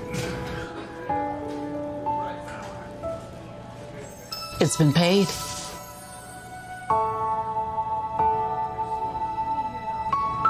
People thank me for my service all the time. But I want to thank you for being someone worth fighting for. You make it all worth it. If you really want to thank me and other veterans like me, go to helpdav.org and support disabled American veterans. That is the best way to say thank you and keep our promise to our nation's heroes. You can say thank you to our nation's heroes by going to helpdav.org right now or call the number on your screen and give your monthly support of only $19. Your support lets our disabled veterans know you appreciate them and everything they have sacrificed for us. When you do, we'll send you this DAV blanket as a thank you and a reminder that you support those who served. When you support DAV, you're showing veterans like me that you were worth fighting for. Please call or go online to helpdav.org right now. Your support in this moment honors our veteran service. Where tyranny dies and wisdom lives. The Charlie Kirk Show. All right, welcome back to the Charlie Kirk Show. We got Ben Bergquam. He's out there talking to somebody that is how tall? Tiny. I'm 6'8". 6'8". All right, so real quick, you were talking action.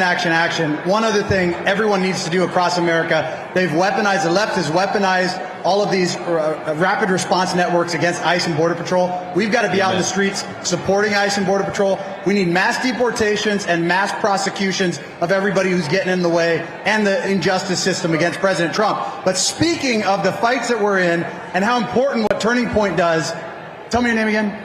Gabriel Murphy. Gabriel Murphy, first time at an event. You said your family doesn't even know you're here. No. You're from Oakland, California. Why does this matter for you so much to be here and support Turning Point? I just think it's really important that people know where their values and mainly where their values lie. I think a lot of times, a lot of people aren't really malicious. They just don't really know or don't really get a chance to get exposed to information. I got in a lot of fights with my family after Charlie Kirk passed away, just in terms of they were saying, like, he was racist, the whole thing. And I think it's just really important that people at least get a balanced viewpoint on who they are, where their values align, what does the Bible say about what we should and shouldn't believe.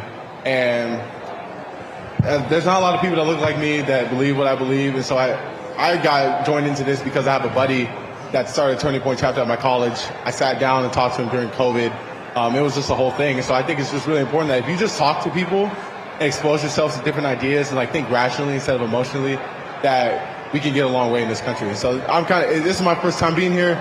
I'm really happy to be here. It's cool to see. I've been way more patriotic in the last couple of years than I've ever been in my life. So yeah, that's welcome. Amen. And by the way, there's a lot more people that look like you and think like you than you think. And so hopefully That's right. That's one of the lies that the left wants you to believe. But that is shifting in America. Yeah. There's a massive awakening happening. Well, God bless you, man. It's crazy, too, because I spent a year in Hungary playing basketball, and there's a lot of stuff that we have here that they don't have over there that, we really take for granted. And I think if people got a chance to, go live in other places, not that Hungary's a bad place. I don't want to mess up international relations or anything like that. But I think if, you spend time in other places, there's a lot of stuff that we have here they don't have over there. They don't have barbecue, they don't have pickup trucks. It's crazy. So I think that if people took more time being more grateful for what we have in the U.S., I think we'd go a lot further, a lot longer way. So God bless you, man. Thank you for coming out. And we're praying for your family. Thanks, sir. Yeah, well, you can be their bridge to get here with us here.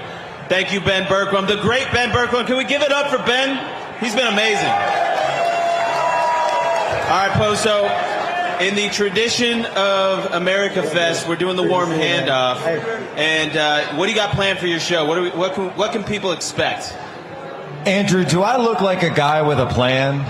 Do I look like... No, what can we expect? We want high-energy, America First patriotism that will be coursing through America Fest, and we're going to be sending a message to all the people in the swing states, to Washington, D.C., and yes, I don't just mean the Democrats. I mean the establishment Republicans as well, the rhinos, the people holding up the filibuster and the president's agenda. We're going to make our voices heard tonight. All right, so nobody can go anywhere. Posto's coming up next. Jack, you've got a few different duties at this event. You're going to be speaking. You got a speech. You are also going to be on stage interviewing who? Tonight, I will be on stage. I think we're closing out tonight on stage interviewing Megyn Kelly. You guys want to see that? Should we interview Megyn Kelly tonight? Send the questions you want Jack to ask Megan to freedom@charliekirk.com. Wow. Oh, man. We need a crowdsource. Stealing my SEO over here. Yeah, freedom@charliekirk.com. I will actually hand deliver those questions to Jack Posobiec. This will be fun. No, something tells me, though, that I think a few of the questions may be already floating around online, and I'm sure that Megan is already more than prepared to answer them. Yeah, no, and by the way, Megan has been, she's going to react to maybe some of the criticism, but I will just tell you, Megan behind the scenes has been wonderful and very supportive, and you guys should know that. And we'll see what happens tonight. I can't wait. Look, because everybody wants to play this game, right? And I'll even peel back the curtain. Everyone wants to go, oh, whose side are you on? Right? Whose side are you on? Are you on Tucker's side? Are you on Megan's side? Are you on Ben's side? This side? No. I'm on Charlie's side, okay? Yeah, I'm on Charlie Kirk's side. That's the side I'm on. I'm on Turning Point side. I'm on Erica Kirk's side. I'm on AmFest side. I'm on America's side, right? It's about MAGA, and it's about keeping the coalition together. Now, that being said, when these issues do come up, what do? You do what Charlie did. You talk about it. It's as simple as that. Yeah, well said. Blake, final words. Man, you really dumped this on me, didn't you? No, we're having a very fun event. We're having a very outspoken event. I'm looking forward to what we're going to hear tonight. I think it'll be hard to top the virality of last night, but I know you, Jack, you'll consider that a dare. I really am. You already are planning this, I imagine. Well, I mean, it's on Megan, right? I'm just asking the question, so I'm not trying to be the center of anything. But I mean, given the opportunity, I do have a reputation. Well, and I want to wrap this up by just saying one thing: is that I cannot get over how encouraging it is for us to see all of you here and how wonderful you guys have all been, how welcoming to each other. The energy in this room, it's hard to explain if you're not here, but it is extreme. It is wonderful. It is overflowing. So I just love the people that come to AmFest, that make the trek from all over the country. You guys make this so much fun for us and so encouraging. And there's something about getting in person, IRL, Jack, not just being online, Mr. Twitter man, not just being online, actually getting and mixing it up with the people. Wait a minute, Andrew, Blake. I'm thinking we should do Thought Crime live from AmFest today. What do you say? Should we do it? Oh, I think I agree with that. Should we go over to the expo room and do Thought Crime live today, folks? A little bit later, a little bit later this afternoon. And we're taking questions. Should we do Q&A in there? Totally unscripted, uncensored Q&A. I see him right there. Hey, should guys, we bring Cliff Maloney? We got to wrap it up here. Say goodbye to National Radio and Real America's Voice. Posto's coming up next. Thank you so much. No holds barred, folks.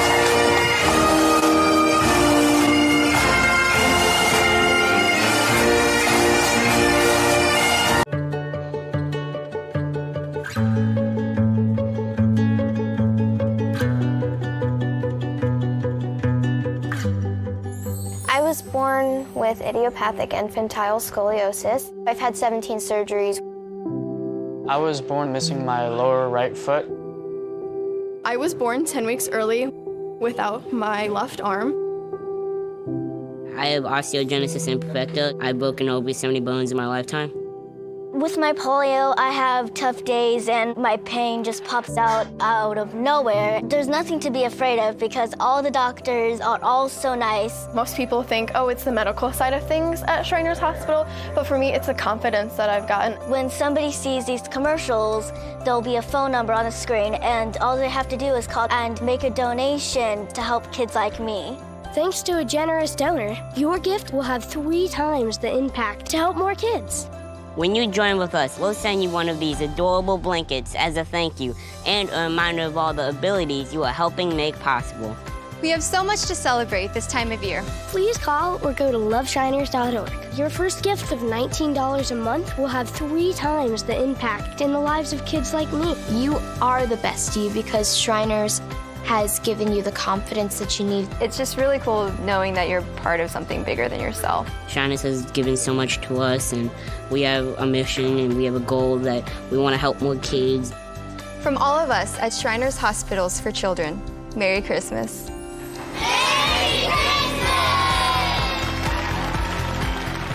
please call the number on your screen or go to loveshiners.org.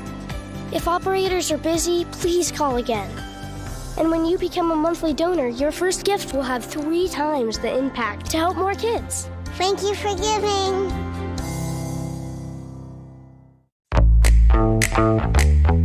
Now is the moment to put your brand in front of an engaged, loyal audience through Real America's Voice.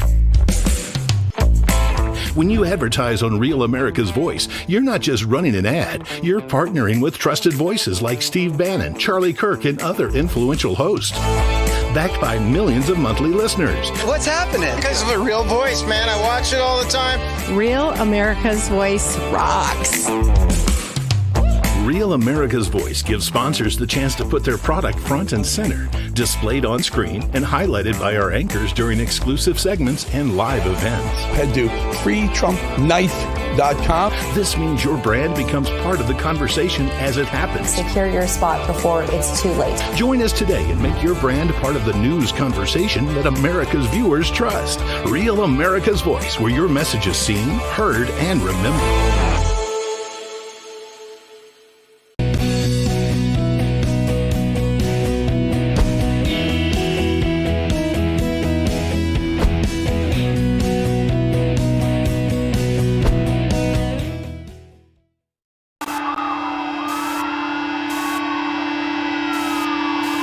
This is what happens when the fourth turning meets fifth generation warfare.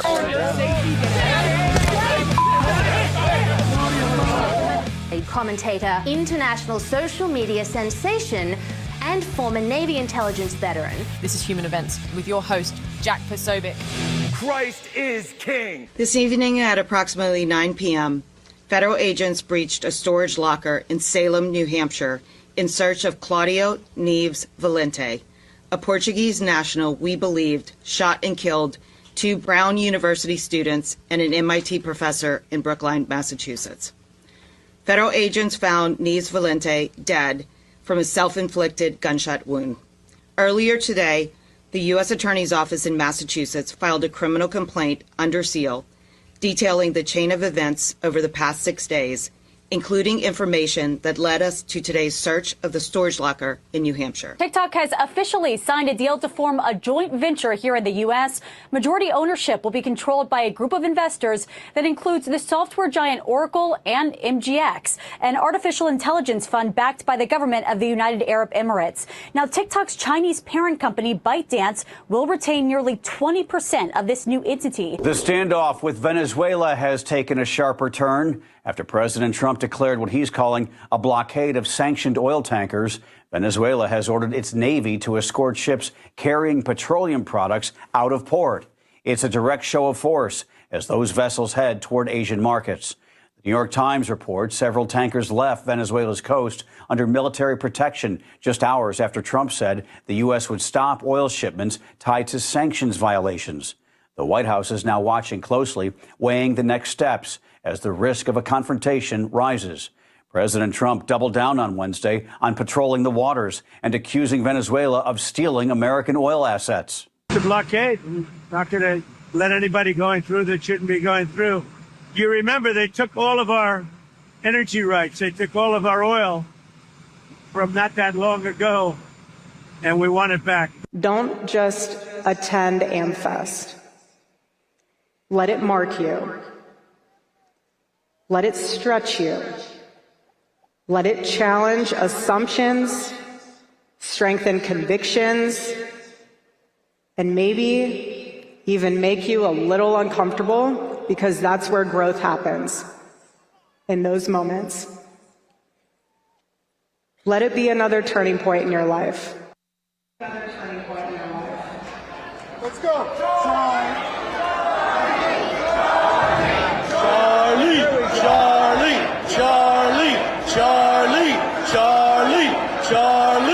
Charlie. Yeah.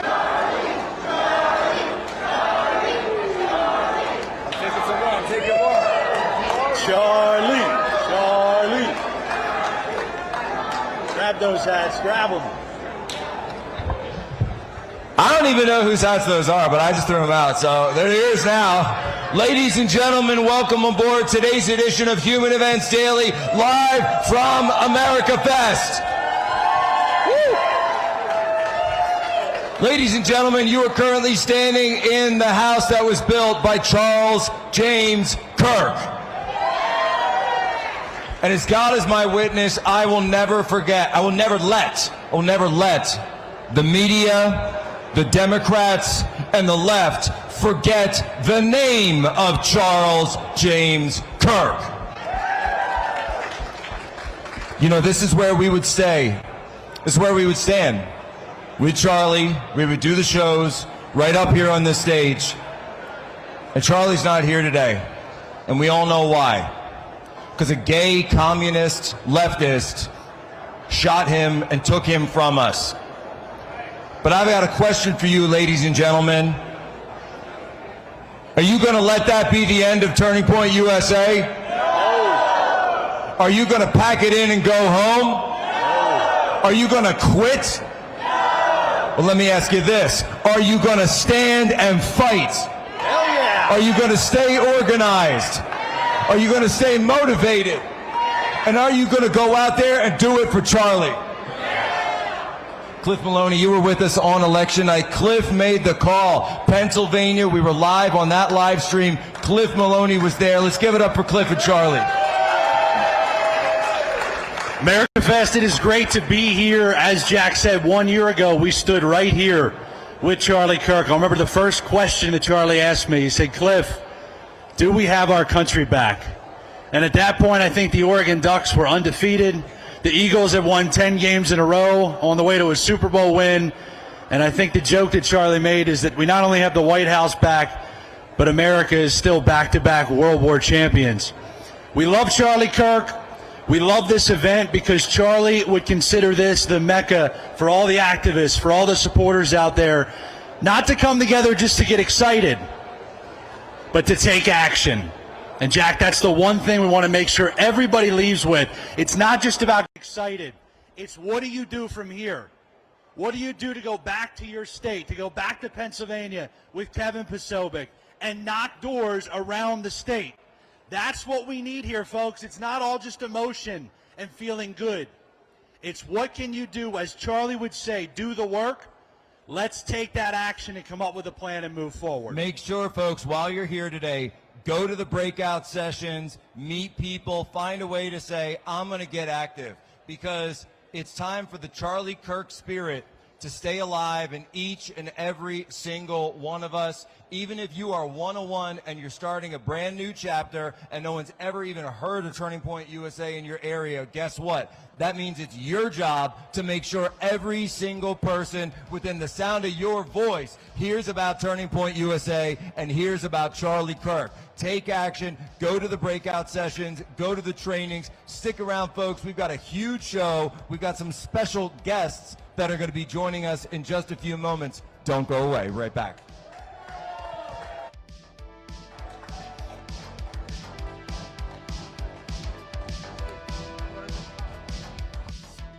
What do we save? What do we do to save the country?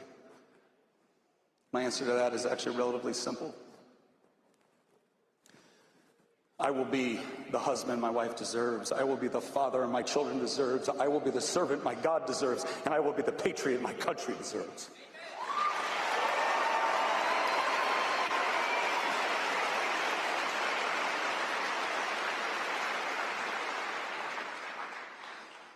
So choose this day.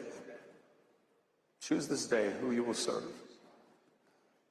But as for me and my house, I will serve the Lord, and I will ensure that nothing can tempt me, can intimidate me away from the mission that has been given to me.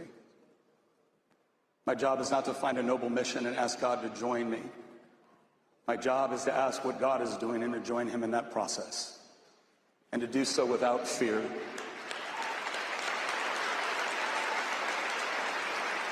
And without hesitation.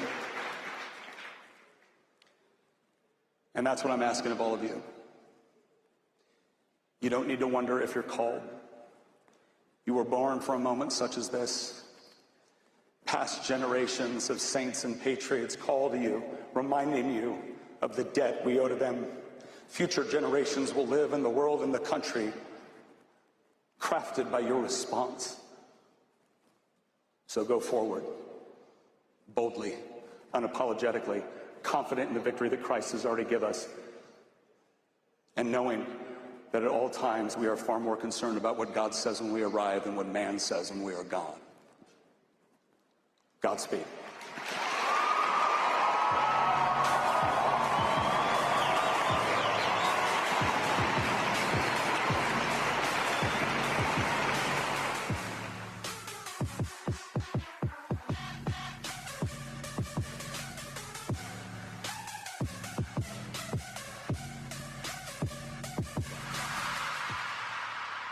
Hi, folks. You may be hearing a lot about Wi-Fi these days. Student loans are now sitting at $1.8 trillion.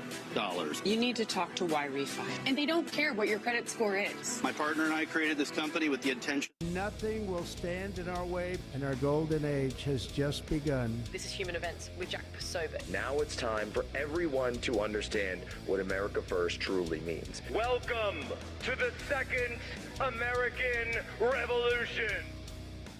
2, 1. Now, Cliff, I asked Andrew Colvett and Blake Neff. I want to see if we can get. Would you guys do you think, since we're here at AmFest, should we get the band back together? Do you think we should get the band back together, folks? The entire Thought Crime crew back together? Cliff, what do you say? Are you down to do Thought Crime Live right here today at AmFest over in the Expo Center? This show is over at 1 o'clock. At 1:30, we will be in the exhibitor hall at the truck. Full Thought Crime. We're bringing back all the OGs. If you're going to be there, be there. We need everybody in that room. Lots of energy. Charlie would love that. You know, we love Thought Crime. I give you so much credit for that. 1:30, exhibitor hall. All right, 1:30, we'll see you all there. We're doing Thought Crime Live. No holds barred.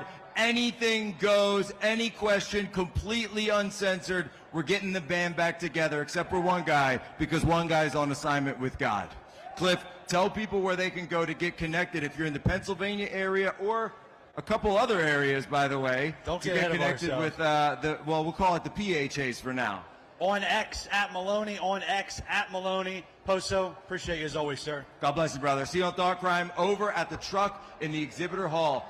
Folks, should I bring on a special guest? What do you think? Do you want to see a special guest, ladies and gentlemen? All right, we can do that. Now he's not there right now, but a couple of years ago, we did an event with this guy.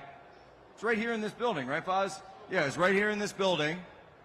2021 AmFest, and I remember we got to say this on stage with Charlie. I got to say, ladies and gentlemen, all the way from Kenosha, Wisconsin, Kyle Rittenhouse is joining us here on Human Events Daily. How are you, brother? Grab a mic. I think they're all hot. I don't know. Give it up for Kyle, folks. Kyle, how does it feel to be back at AmFest? You know, Jack, it feels different. This year is different without Charlie being here, but it's bigger than it's ever been, and this is the biggest AmFest I've seen so far. There's so many Patriots out here, so many young people, and it's really inspiring to see the turnout we have this year. It is. Hold on a little closer. So, Kyle, now look, you obviously years ago faced leftist violence, and you faced it in a way that I hope no one in this room ever will face it. What did it feel like when you saw that video and you heard what happened to Charlie? Jack, I was devastated. On August 25th, they tried to kill me. The radical left tried to kill me. But on September 10th, they killed Charlie. They killed our friend on live TV. They silenced his voice, and that is what truly brought me back. I took a little bit of a hiatus, and then I saw what happened. And I was disgusted, and that's why I'm back in the fight. That's why I'm here, because we all need to stand up, because we are all Charlie. We're all Charlie Kirk. That's Kyle Rittenhouse saying that, ladies and gentlemen. And Kyle, maybe I'll tell a little story that involved Charlie and me and you about that. So I think the very first time that you and I ever talked was during your trial. And you remember it was that weekend you were like around the fire with Scooter and all the gang? Yep. So picture this, folks. We're sitting there, and he's up, he's on trial for his life, for defending himself legally against people who were trying to kill him, murderous leftist thugs. And it was all on video. We all saw that it was self-defense. And they put him on trial. That's how bad it's gotten in this country. Well, I got to speak to Kyle that weekend while literally the jury was out and we were waiting for the verdict to come in. And that year was the very first AmFest that was ever held. It was the very first one, 2021. And I'm going to reveal what Kyle said to me. He said, Jack, when we get through this thing, do you think I could come to AmFest? I said, Kyle, let me tell you something right now. They're going to find you not guilty, and come November 2021, you will be on stage with me and Charlie Kirk at America Fest, the Phoenix Convention Center. Folks, about 1 month after that, December, that's exactly where we were. And it was, I couldn't believe it. He goes, he's sitting there, he's on trial for his life. They wanted to put him away forever, and he's asking me if he can meet Charlie Kirk. I was facing life in prison, but I knew what I did was the right thing. We saw how bad they were 5 years ago, and they have only gotten worse. They are trying to kill us. They have tried to kill President Trump 3 times. They took Charlie out, and we must stand stronger. Everybody must get involved and fight. We must fight against the radical trans furry movement. Fight, fight, fight, fight, fight, fight, fight, fight. Kyle, it's so important because you're someone, you were there at the beginning of this. You were someone who stood strong at a time when so many other people weren't. Talk to me about how it felt knowing that when the whole world was against you, that people like Charlie Kirk and Turning Point USA had your back. We saw what the Soros-funded media was pushing, calling me a murderer, a white supremacist, saying I killed black people when it was 3 white people. But Turning Point and Charlie Kirk stood for the truth, and they still stand for the truth. They still fight for what's right. There was nobody else out there really defending my case until you and Charlie got involved with it. Well, look, Kyle, it's really simple. I remember watching that on live stream that very night when it happened, and I was all the way out in Pennsylvania, and obviously you were in Kenosha. And I said, you know what? This guy didn't do anything wrong. And they're going to lie about him, and they're going to smear him. I didn't know how far it would go. I didn't know they were going to all the way to take it to trial, but they did.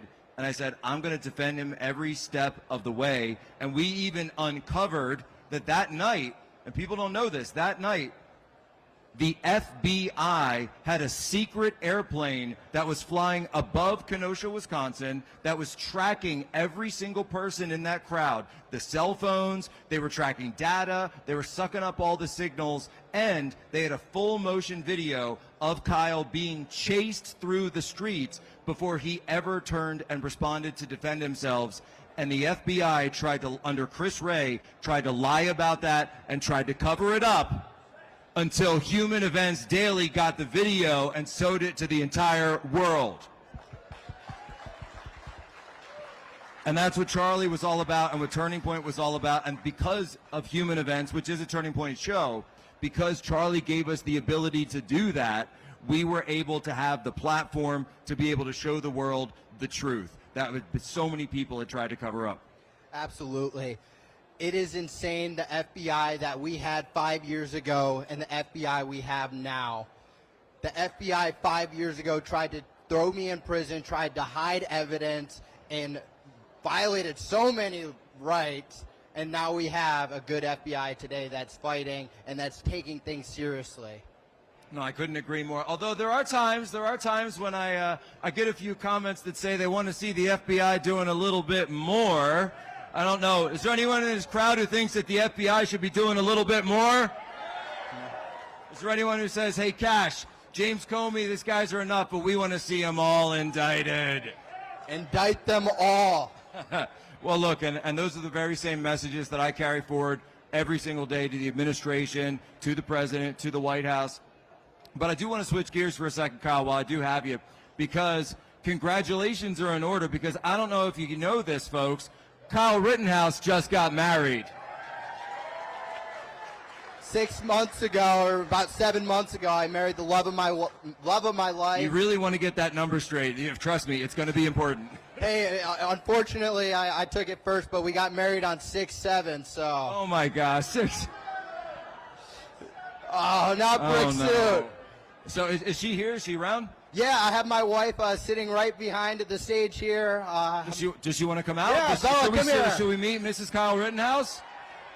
Let's Bella, go. Bella, Bella, Bella, Bella, Bella. She's gonna be so mad at me for this. She doesn't like sorry, you gotta do it now. Oh, she's over here. Come on. Here. Ladies and gentlemen, Mrs. Bella Rittenhouse. Now, all right. Let me. Here's. I'm going to ask the question that everybody wants to know. How did he propose?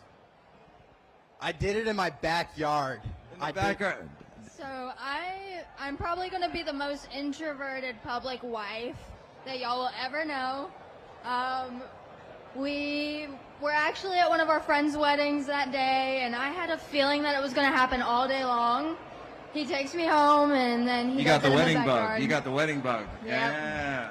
But truthfully, it was the best thing that could have ever happened, because I am a very nervous person. I'm not really much for the public or the media, but I'm grateful, and it was a very great experience. Now, did you follow when he was in the media, when he was in the trial? Did you follow that? Did you hear about that? So, fun fact, Kyle and I are about 8 days apart. I was supposed to be born on the same day he was, and we were in the same age group. And my dad was actually a big, not fan of the whole thing, but he kept up with it. My dad's a very conservative man, so he always knew what was going on with Kyle. I'd always hear about it, and then throughout the years, and one day I eventually got to meet him, and I'm glad that I did, and I'm glad that God brought us together, because it's the best thing that could have ever happened. Look at this. See, Kyle, not only did you have God's blessing there that night, you had God's blessing there in the courtroom, but it sounds like you had Dad's blessing before you even met her. Absolutely. And that's the most important one. Folks, that's all the time we have for this segment. God bless to both of you. Merry Christmas to both of you. And please let us know where can we send. Tanya and I would love to send you a wedding present. Absolutely. Thank you, Jack. Thank you. God bless. And Kyle, you got to protect her. You know I will. She carries. I think you will. I have no doubt in my mind. Thank you so much for coming on. Ladies and gentlemen, Mr. and Mrs. Kyle and Bella Rittenhouse.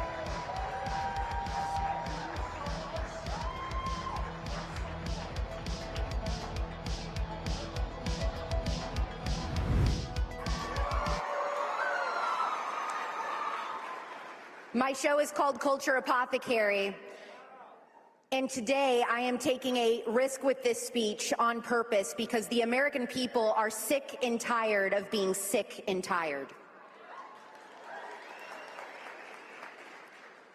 We are in the middle of a baby-making health crisis, and this is not a left-right issue. This is a future, no future issue.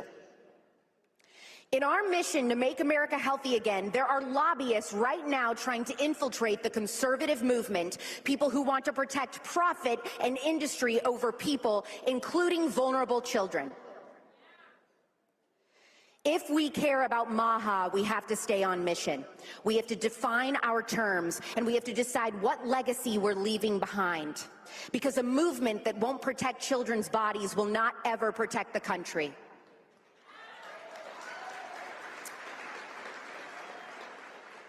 Big chemical, big ag, and big food are trying to split MAGA from MAHA so things can go back to business as usual, but we don't want that, do we? There are people in this very room who would rather I not say what I'm about to say today, but I'm saying it anyway. They are trying to change your mind on a core coalitional issue, the unpoisoning of America. And we will not let them succeed, because the health of the next generation depends on it. People aren't talking about the chemicals that we are consuming every day that are quietly altering our hormones when they should be. Right now, the U.S. fertility rate is 1.6 births per woman, well below the replacement level of 2.1 needed to sustain a nation. Today, 15% of American women experience infertility. 13% of men report sterility or difficulty fathering a child. Men and women across this country are struggling to start families and asking the question, what is happening to us? Our biology is being altered quietly but profoundly. Today, you know, they talk about influencers. These are influencers, and they're friends of mine. Jack Posobiec, where's Jack? Jack, he's done a great job. All right, folks, we are back here, Human Events Daily, live, America Fest, Phoenix, Arizona. Do we have any patriots in the house today? Do we have any America First in the house today? What do you guys think? Should we go back to the old Republican Party? Or should we stick with America First? I'm thinking we're sticking with America First. Folks, I've got someone here with me. His name is Joshua Lysak. Now, I don't know if there's anyone out there who's read the book Bulletproof or read the book Unhumans, The Secret History of Communist Revolutions and How to Crush Them. Man's got one right there. Joshua was my co-author in both of those books. He is an expert in all of these things, an expert on leftist violence and leftist revolutions. Joshua, now I haven't had you on in person like this.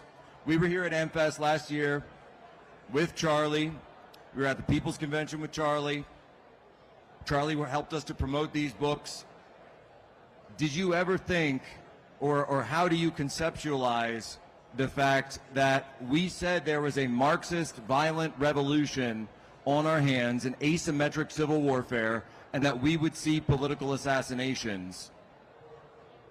How does it feel knowing that that's what happened with Charlie? It does not feel good to be right in some situations. When the book came out, there were some old school Reagan conservatives, they might have called themselves old school GOP, who would say things like, oh, that message of that book, that's kind of hyperbolic, that's a little extreme. Really? There's an irregular communist revolutionary war happening in the United States? Really? We don't get that anymore. Nowadays we get apologies. The book was, unfortunately, prophetic the very week that it came out. Steve Bannon reported to prison. We had the attempted assassination of Donald J. Trump occur within days of the book release. And now the Unhumans hypothesis continues to predict what's happening and what we can do about it, Jack. Look, I've never wanted to be more wrong in my life. And look,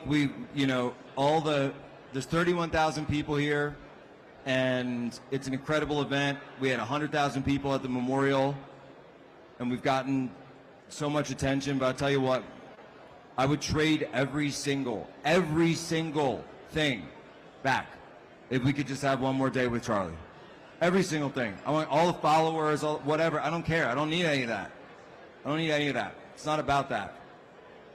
But we have to understand what we are up against. We are up against radical Marxist domestic terrorism, and they are going to keep shooting us until they are stopped. Joshua, as we studied this throughout history when we wrote Unhumans, do they stop until they're stopped?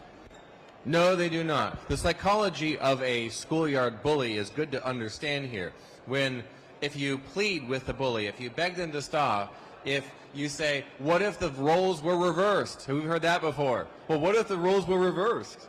And we were the bully. Does that cause them to stop? Absolutely not. The only thing that stops the bully is a show of force that's greater than anything that they were willing to withstand, that they were willing to handle. You got to stand up to bullies. Am I right, folks? You got to stand up to bullies. And these leftists, they are not interested in many cases. Look, Charlie went out there every day and tried to convince them and tried to talk to them and tried to have dialogue with them.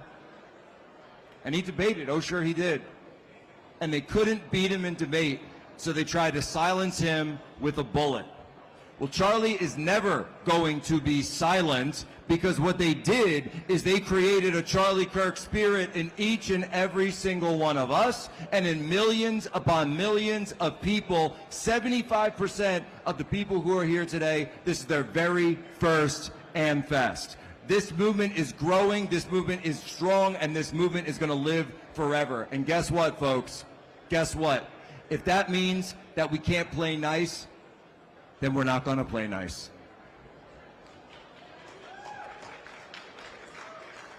In the book, we talk about the iron law of reciprocity. Now, we are not a lawless people. We are not an extrajudicial people. We believe in due process. We believe in law and order. And what we call for is to the fullest extent of the law, prosecution of the Antifa networks, the Trantifa networks that were behind this assassination, that had involvement, that we seem to perceive, that we see they had foreknowledge of this. And ultimately, with a bully, it takes the school itself to get involved. That's the higher power. And it takes all of the other would-be victims rallying together to say, no, absolutely not. Not here, not today. You can harm one of us, but you can't harm all of us. And as Steve Bannon says, next man up. It's the next man up. That's exactly right, folks. It's all about next man up. The communists will not stop until we step up and we smash their networks, we dismantle them. And by the way, go after the people who are funding the Antifa networks. Go all the way. I don't care what their names are. I don't care if you got a Soros in your last name or a Clinton in your last name, or, I don't know, maybe even an Obama, because you are going down. It's as simple as that. Joshua, before we wrap the segment, I want to say something, because the guy that really introduced you and me, the way we met each other, is a guy by the name of Scott Adams. Does anyone know Scott Adams out there, creator of Dilbert? Scott Adams, he's been a MAGA supporter from day one, creator of Dilbert. He's sacrificed so much for this movement. He's done so much for this movement. And Scott Adams is currently sitting in a hospital room. He's got a cancerous tumor. He's paralyzed from the waist down. And I just wanted, if we could, to send a little bit of love to Scott Adams right now and let him know that we're all praying for him, that we're all thinking of him, and that his influence on us and on this movement and on this country will live forever. Last minute to you, Joshua. Yes, Scott Adams quite famously deprogrammed me back when I was a Trump derangement syndrome sufferer. I read his book, Win Bigly, back in 2018, started listening to his podcast, and then came on a year later after it was once every day his Coffee with Scott Adams live stream. He has performed a public service by changing the worldviews for good for so many of us. I've had the privilege to work with Scott on a number of book projects over the years. The number of people whose lives have been changed for the better forever by our internet dad. We love you, Scott Adams. We're thinking about you. We're praying for you. All of us here, hands are going up. Everyone loves Scott Adams. Ladies and gentlemen, let's give it up for Scott Adams, one of the best out there. We love you, Scott. Okay, guys, we'll be right back. Next segment coming up here. Human Events Daily continues live from AmFest. Children pay the consequences. If they are given immunity from lawsuits, hear me when I say this, they will be putting the proper sexual development of an entire generation in grave danger. That cannot happen.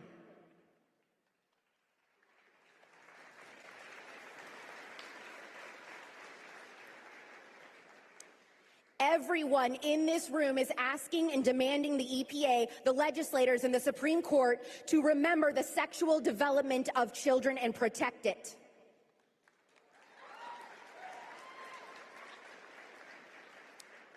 We cannot let the EPA remain captured by an industry willing to sacrifice your children's fertility. Do not let the same industry rewrite the laws meant to protect families, and certainly don't give legal immunity to companies that continue to lie about the safety of their products.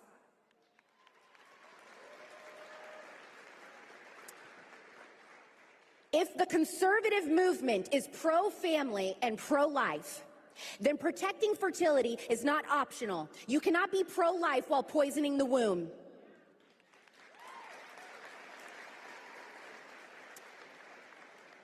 Now, in fairness, the EPA this week has recently been talking to MAHA leaders, my friends and I, and have said publicly that they are presenting a plan to start to address these issues. It's good to see that they are listening to our concerns. However, it is worth noting that one of the people they sent this week to have a conversation with us is a chemical lobbyist. You thought we wouldn't figure it out? Yesterday, the EPA confirmed with a press release that a chemical lobbyist would oversee chemicals. He has spent his entire career lobbying for weakened chemical regulations for industry, not for children's health. Now, I was born at night, but not last night.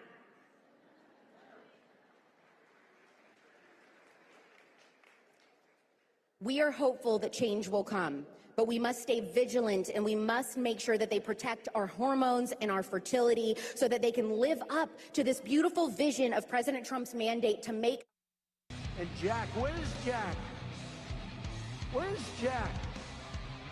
Where is he? Jack, I want to see you. Great job, Jack. Thank you. What a job you do.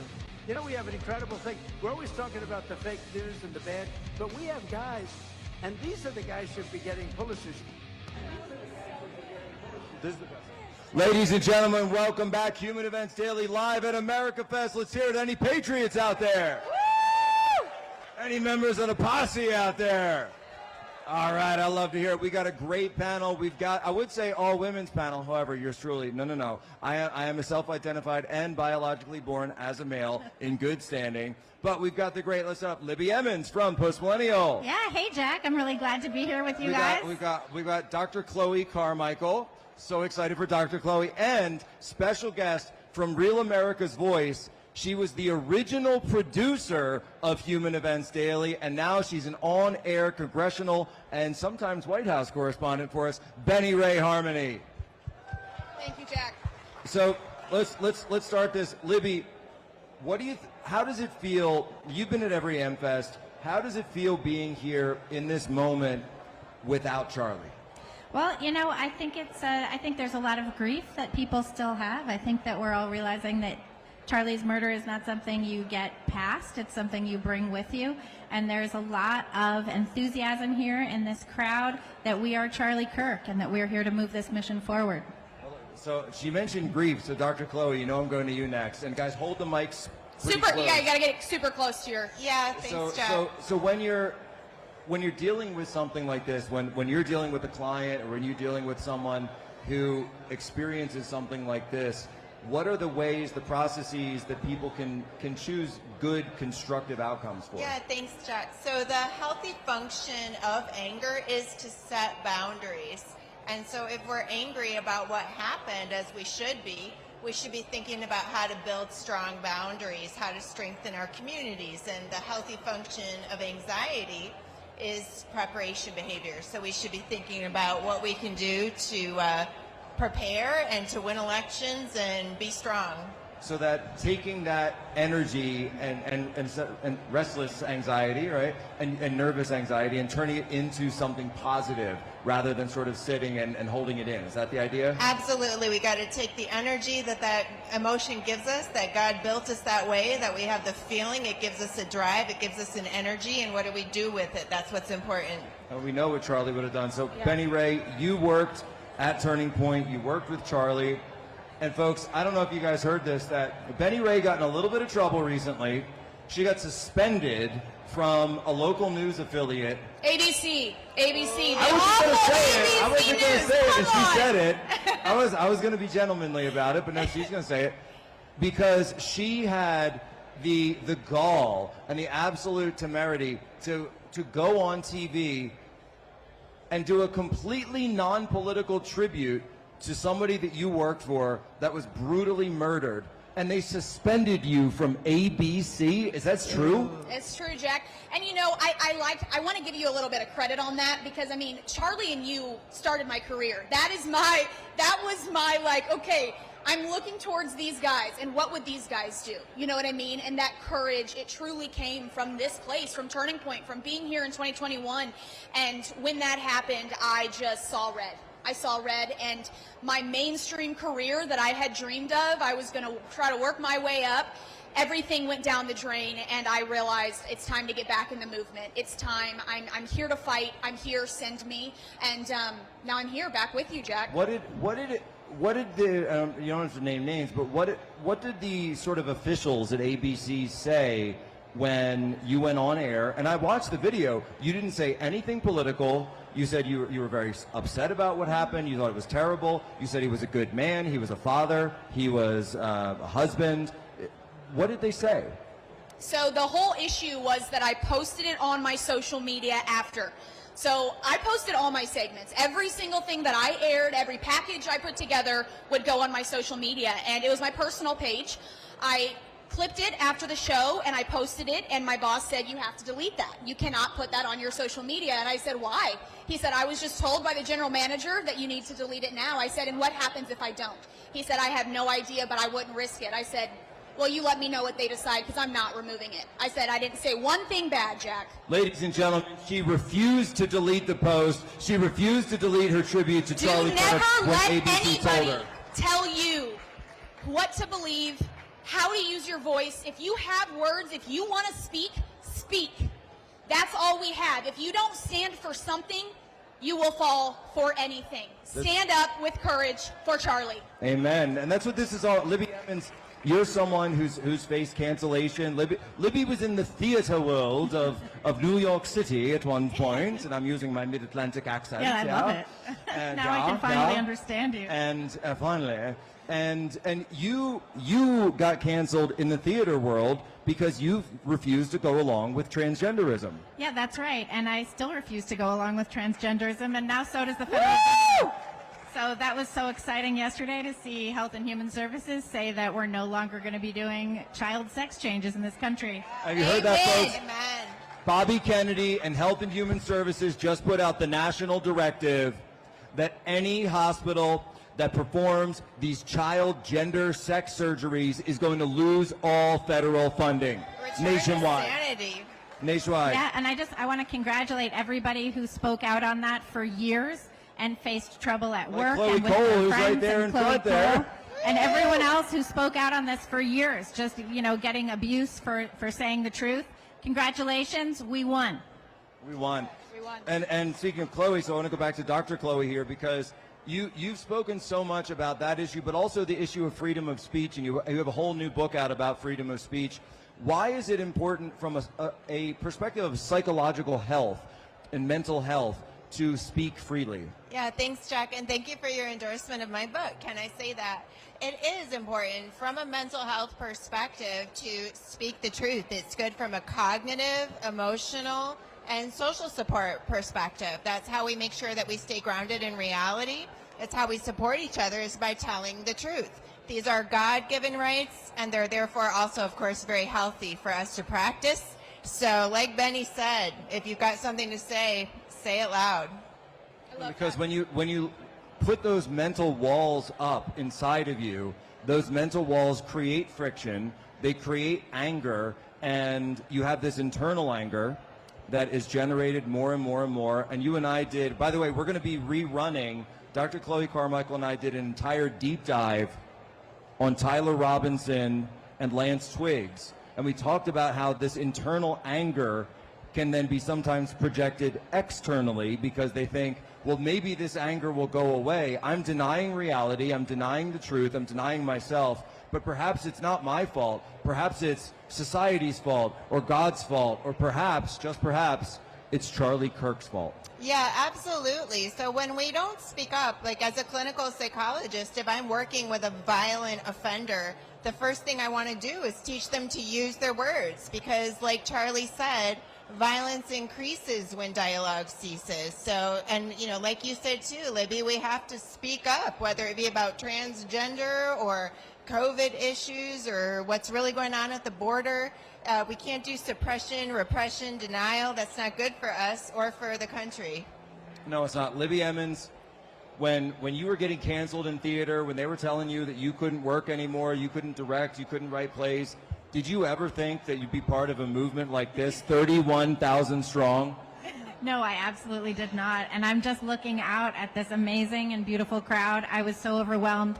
Also, yesterday, coming into the event space, 31,000 people are here. You know, this is unbelievable. By the way, Wall something you to said is so wall. important and beautiful because we are so much better looking than they are. I mean, I'm just... Say it louder I for just those gotta in say the it. back. I just gotta say it. I just gotta say it. You've seen them. They're like goblins. They're nasty. They're ugly. They're disgusting. And you know that that's why they wake up and they're so upset. They take it out on us because it's an internal issue and they project it. Yes. Literally.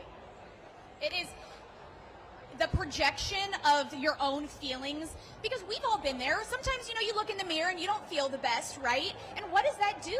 When you go out into the world, you treat others how you treat yourself. Well, it's so important, I think, this is something I've learned over the years. When you're out in public and you're looking around at everybody, it's so important to look at everyone with the realization that everyone's a beautiful child of God. I love that. And when we share with each other in public, when we share the love that God's given us, and we share it with each other, that's how we have a functioning society, right? That's like how we can exist with one another, is just to remember that. And if we stop loving God and stop, sharing that, we don't have a good society. Recognize the spark of God's divinity in everyone. Libby, your coordinates. You can find me at Libby Emmons on Twitter and check out everything we're doing at thepostmillennial and humanevents.com. Benny Ray Harmony. Yep, Benny Ray Harmony on everything. Follow me. Me and Brian Glenn are always running around Capitol Hill getting all you guys' stories that you want answered so badly. So, Jack, thank you so much. Of course. And Dr. Chloe, and remind people where they can get the book, too. Yeah, thank you. Come to freespeechtoday.com. The book is available everywhere books are sold, but if you come to freespeechtoday.com, you can also get my socials and come to my free speech groups. We love it. Freedom of speech, folks. Freedom of speech, respecting rights, understanding that truth exists, and it is God's truth. We'll be right back here. Human Events Daily, America Fest.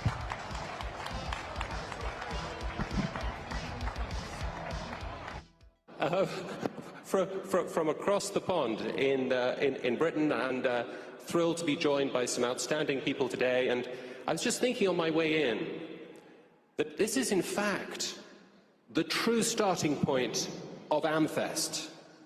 Everything up until now has been a kind of a prelude, a warm-up to what Charlie Kirk loved most, and that's debating, contesting ideas, pursuing the truth together, because free speech is not only is free speech not violence, it is the antidote to violence, and free speech must be contested, and that's what we're going to start doing now with this first AmFest 2025 debate, which is on a topic that Charlie had certain views about, the legalization of marijuana, drugs more widely, but Charlie being Charlie, he wanted it debated, he wanted it discussed, and we are fortunate to be joined by two people who are going to be superb at doing that. So in the pro-legalization corner, we have Catherine Mangu Ward. Catherine is editor-in-chief of Reasoned magazine, a fantastic publication that stresses the need for skepticism and free speech and so on. We're very fortunate to have her. And in the anti-legalization corner, we've got Alex Berenson, who... And from that response, I can tell he's a figure who's familiar to many of you. He was a hero over COVID, very outspoken, extremely courageous in pointing out some of the huge problems arising around then. But he's also author of a book called Tell the Children, where he sets out his views on the legalization of drugs, marijuana, and the question of pharmaceuticals more generally. So we're going to have an opening statement from each of them, and then we're going to move into discussion, and we'll invite you to contribute some questions and thoughts as well. So first up, Catherine Mangu Ward. Thank you so much. Sometimes debates like this one can devolve into fights over your study versus my study, your facts versus your facts. Jack is a great guy. He's written a fantastic book. Everybody's talking about it. Go get it. And he's been my friend right from the beginning of this whole beautiful event. And we're going to turn it around and make our country great again. Amen. Ladies and gentlemen, we are back here at Human Events Daily. Real America's Voice. I want to say thank you to the Real America's Voice team here at America Fest. All right, folks, we've got an incredible Patriots here as well today. We've got the great Evita Duffy is joining us. Thanks for having me. And, of course, my brother, Kevin. Hey, Jack, you knew you were going Christmas. to, brother Kevin. Guys, hold him real close to the mic. You're going the mouth. You want to hear him. So, Evita, by the way, Evita had a little post this morning where she was a little upset at the TSA, and it went pretty viral because when you make a post about being upset at the TSA, it usually does a little well, but sometimes when your father is the Secretary of Transportation, it goes really viral. This is a lesson that you never tweet when you are pissed off. I went through TSA, and because I'm pregnant, I'm early on in my pregnancy. Wait, don't bury the lead, folks. This was also how she revealed her pregnancy to the whole world. In my angry TSA post, yes. So I Congratulations, Evita. Thank you. So I opted More out. Patriots. I opted out of the body scanner. A lot of pregnant women choose to do that, and I almost missed my flight because they had me waiting for like 15 minutes after a very long line.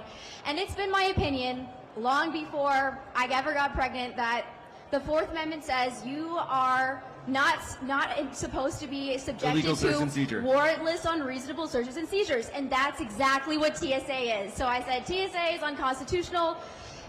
TSA is not under the DOT, which is what my dad, Sean Duffy, runs, the Department of Transportation. Nevertheless, it went very viral, and it must have been a slow news day because people and Fox News and the New York Post were like, this is newsworthy. I don't think it was, but it went a little viral. She ignited quite the firestorm. And I'll just say this, that I guess I'm in the same hotel as your dad, because he and I were getting coffee this morning, and I said, hey, I saw Evita's post, and he goes, ugh. Right. But no, I said I wanted to say congratulations, because Thank she you. announced her pregnancy in the post. Amazing. But amazing, Evita. And Kev, so that being said, though, this really is a fight, because you listen to what she's talking about there, though. She's talking about Maha, right? She's talking about we need to understand these chemicals that are going into our bodies. We need to understand the chemicals and signals that are going through the world. And isn't that what Bobby Kennedy and Maha are all about? I sure believe so. And I want to say, I mean, Maha is also about what you wear, right? And I think when all this was happening, Evita, you were dressed modestly, right, when you were traveling? Now I have to, because my Okay. dad has launched his civility project where he wants everybody to dress well on the airplane, don't look like a slob. Yes. And so now I'm like, everybody's going to watch me at the airport, so I have to dress nice. But I will admit, You're screwed. I have worn sweatpants at the airport. No, I I- was not now, because I feel like I'm getting watched. I'm also saying if you get down into the threading, people get into the threads, organic threads. The thread That's, count, sure. Yeah, that could Oh, be yeah. Maha, sure. Sure, it all matters on dressing modestly and also what you eat, what you put into your body. If we're talking living a healthy lifestyle, right? There should be more healthy options at the airport. Well, and so I always, whenever I bring Evita on the show, I always say Evita is my favorite anti-communist, and it's true, she is. And one of the reasons I do that is because Evita actually has had ancestors who were in Spain and who lived through the communist revolution in Spain.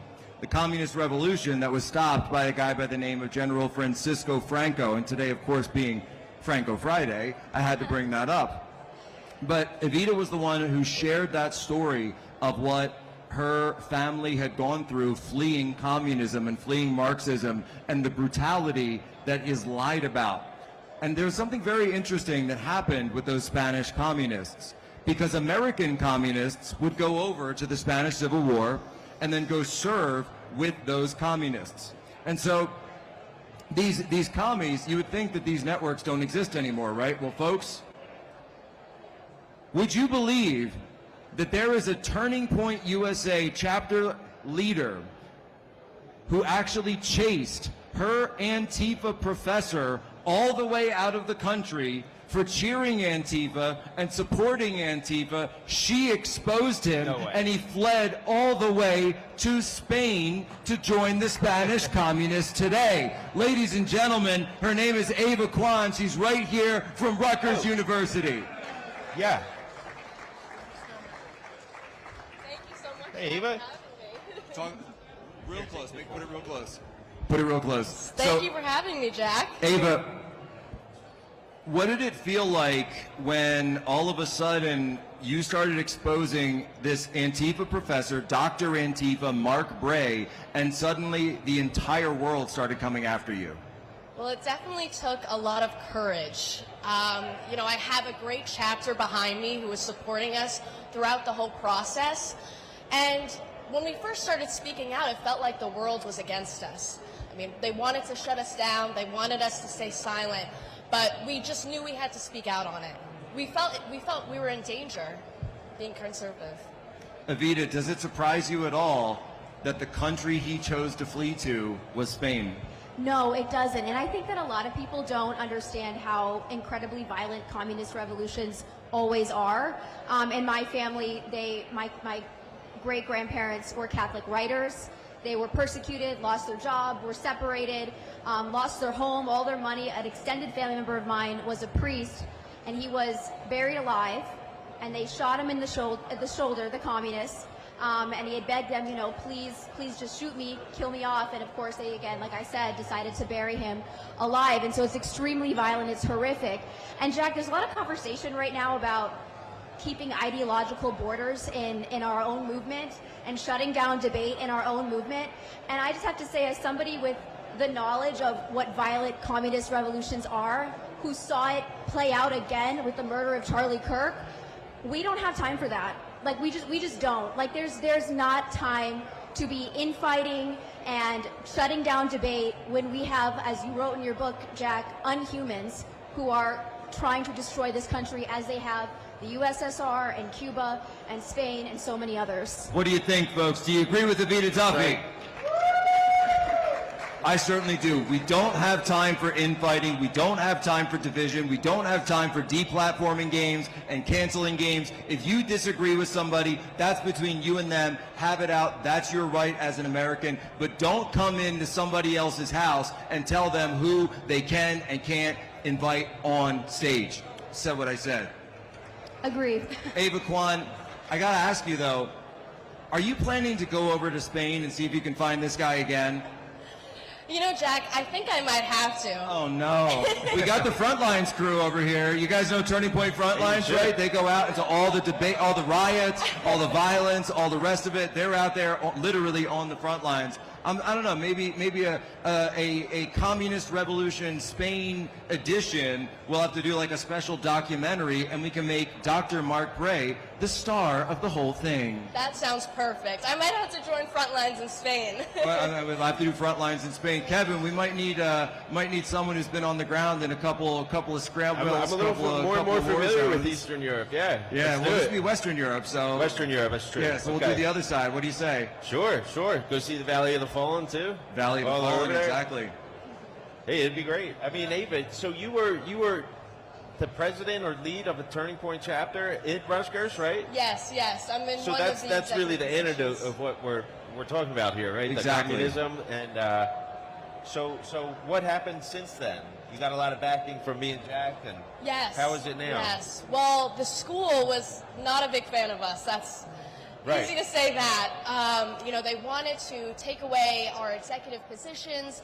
They wanted us to stay silent. They tried to put you under investigation. They tried to Exactly. cancel you, like ABC tried to cancel our producer, like they tried to cancel all of us. And by the way, we're almost out of time. I'd be remiss if I didn't mention that, Evita, you were in Kenosha when we just had Kyle Rittenhouse up here. You were up covering that. Folks, guys, let's go down. We're totally out of time. Where can people get your coordinates? Evita Duffy _1 is my Twitter. My husband is running for Congress. His name is Michael Alfonso. He's a Gen Zer. He's 25. So look him up too. He'll be way better than Maxwell Frost in the House. Kevin. Check out my content on Instagram and X at Kevin Posobiec. Ava. Yes, and I am Ava J. Kwan on X. All right, let's get a chant going for Charlie. Charlie, Charlie, Charlie, Charlie, Charlie, Charlie. Ladies and gentlemen, as always, you have my permission. Delay Shore. I mean cannabis, I mean ketamine, I mean Adderall, I mean whether you pick it up at a CVS or at a liquor store, we should be discouraging all of it. And what President Trump did yesterday is a mistake. It is a step on a path that has led to the death of 1 million Americans since 2000, and to our national, I don't want to say ruination, but it has not been a good thing for this country. Thank you.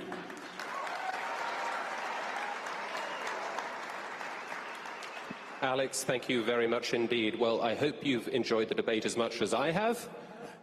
It captures, this debate over one issue captures a big debate on the American right, I think, certainly on the British right, in every right-wing movement, between, on the one hand, freedom.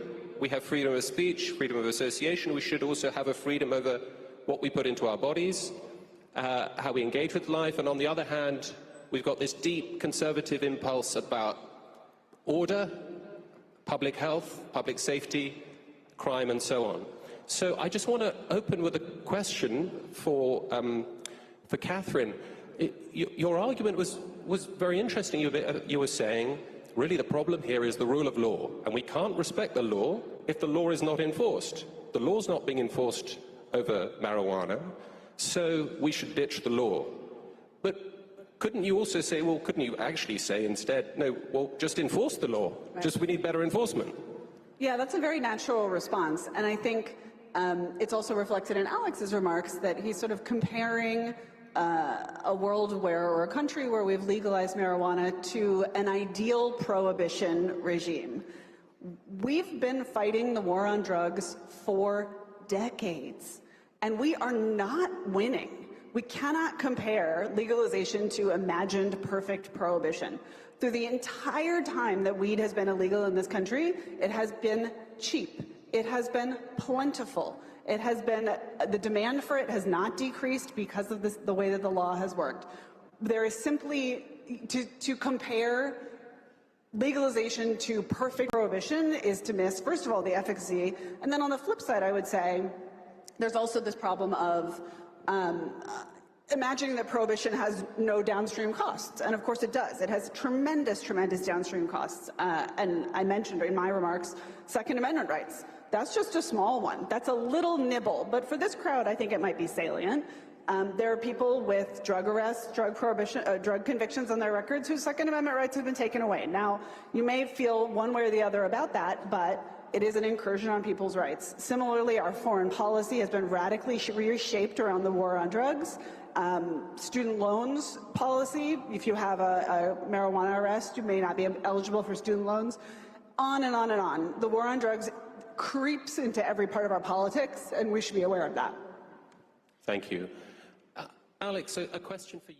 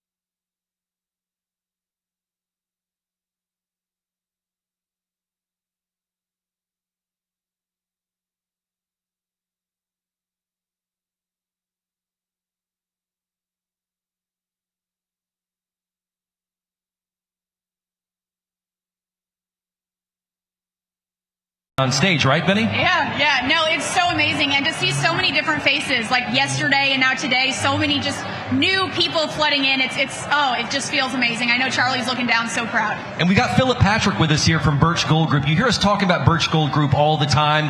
They're a great partner for us. And we want to talk with Philip now that we've never actually had in person, which I think is excellent. First of all, Philip, is this your first AmFest to come to? It is my first AmFest. It will not be my last. It's incredible. I just named the entire company after you, so you have to come back. I have to. I'm happy with that. What are your initial thoughts just as you've come to AmFest? You've been to CPAX before. That's kind of a different feeling. What have you noticed about AmFest thus far in your first trip? First of all, it's absolutely packed, which is incredible. Second of all, it's the energy. There's a lot of young people here, and just everybody's come together with a common desire, common goal. It's just an incredible energy. I'm very glad to be here. You know, early on War Room, we were talking about inflation, we're talking about precious metals. You guys aren't just gold, you're also precious metals, and we've seen exactly what has happened with silver over the last year or so. Let's talk about that. Yeah, silver's up almost 100% this year. It's been an absolutely incredible year. Gold's up over 60%, so both of them are moving very, very fast. It's a reflection, I think, of the very tough job President Trump inherited. He is doing an incredible job. We're bringing money back with tariffs. We're incentivizing domestic manufacturing, but it's going to take some time. There was a lot of money printed in the years prior to Trump. We have to see that work through the economy. Precious metals are thriving in this climate. Because when you think about the investments coming to this country, you can't build factories overnight. It's going to take some time. So all of those, the investment, the trillions of dollars that are coming in this country, it's going to take time for us to get a return on that. But we've seen gold, and when we start talking like years ago, was it 1,000? I don't know what the count is today. I would imagine we're close to 4,300. 4,300. That is quite the climb here in just a few years. It is absolutely the climb. And like I said, it's a reflection of how tough things were when President Trump came in. And what I will say is it is very important that we push his policies forward. We are in a better position today than we were in December last year, and we will be in a better position next December, assuming we get the results we need in the midterms. And Brian, you kind of talked about that this morning, about how when we look at things, we need to look at what has been done and how that is better affecting. You know what I mean? Like, you spoke about that this morning too in your interview. I think it's important that we realize that we live in this instantaneous world. We want return immediately. You know, when someone goes into office, we want handcuffs and perk walks, if I can take it to a second. Right. And I agree with the majority of that statement. Now, it's going to take time to do that. And so I think you have to have patience in the market, certainly. And we also said this, Benny, to your point, I think, and what you're trying to talk about, is we're not saying that you should put your entire investment in gold. That would, I don't know, maybe foolish, but you're not recommending that at all. No, absolutely not. No, I think for everybody, this is about having a hedge, right? Like I said, President Trump is doing an incredible job, but the task in front of him is very tough. And I think everybody has to have some form of an inflation hedge. Prices are coming down, but it's still sticky. We need to have a currency hedge. We have a world that is currently still running from the US dollar. Precious metals work very well in these climates. It's why they're up as aggressively as they are. It's why predictions are that they'll continue to increase from where. So, Philip, in the long run, why is it important to have a 401k or a tax-sheltered IRA backed in gold from Birch Gold Group? What is the advantage of that short-term and long-term? Look, short-term, we're seeing it. Cash today is losing to inflation. There are very few options out there for investors that provide the security of precious metals, but also the growth that we're seeing in this climate. And like I said, we expect it to continue. When you have Jamie Dimon, head of JP Morgan, coming out and saying gold will hit $10,000 an ounce, it's a reflection of the struggles that we have. But like I said, we are heading in the right direction. The point that you made, listen, these problems took a long time to create. They're going to take some time to fix. We're in an instant gratification world, but the economy doesn't work like that. Okay, I know we got an offer. Got about 2 minutes left in this segment. I want to make sure that people can take advantage of this, because we said, why not give the gift of gold for Christmas? Let's talk about the offer you have right now, because they've got to take advantage of it before December 22nd, if I'm not mistaken. You're exactly right. So what I would encourage anybody to do, text America to 989898. Get access to a ton of free information that we have. It is completely free. for any qualifying purchasers. Any purchasers, we're offering a free gold bar for every $20,000 invested. That shouldn't be the reason to do it. It should be the catalyst to push you to do what you're already going to do. There you go. And, of course, take advantage of that. And go ahead, Bo. Yeah, and Philip, I just want to ask you in just the brief time we have left, you mentioned how long it's going to take for these dividends to pay off. President Trump is doing a lot with tariffs. How long do you feel it will take for some of that work to actually trickle down to Main Street and the average mom and pop? Look, we're starting to see it already. Gas prices have come down. Egg prices have come down. So we're starting to see the effects. What is key, though, is winning these midterms. Because if they hamstring President Trump for the last 2 years, we have absolutely no hope. My feeling is, give him a couple of years. By the end of this term, we're going to be in much better shape.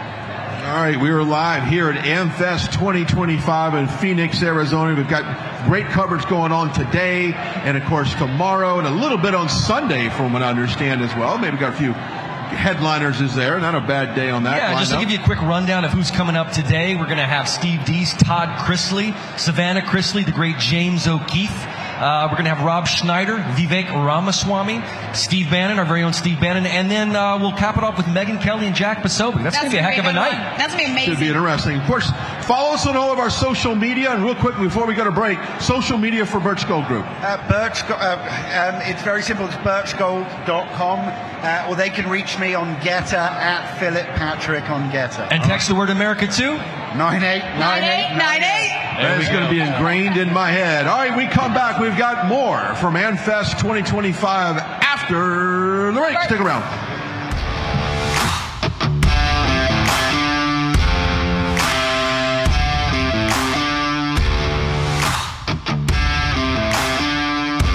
Joining us is Dr. Drew from the Wellness Company with advice for dealing with seasonal colds and flu. Doctor? Cold and flu season is here, and every year you or a loved one gets sick. Your doctor can't see you. Waiting in a crowded urgent care is brutal. This is a particularly bad cold and flu season, and it's why doctors suggest every family needs an emergency medical kit. Your medical emergency kit is filled with essential prescriptions. It includes antibiotics like generic Z-Pak to get well faster, amoxicillin for pneumonia, strep throat, ear infections, plus prescriptions for nausea and UTIs, and even ivermectin.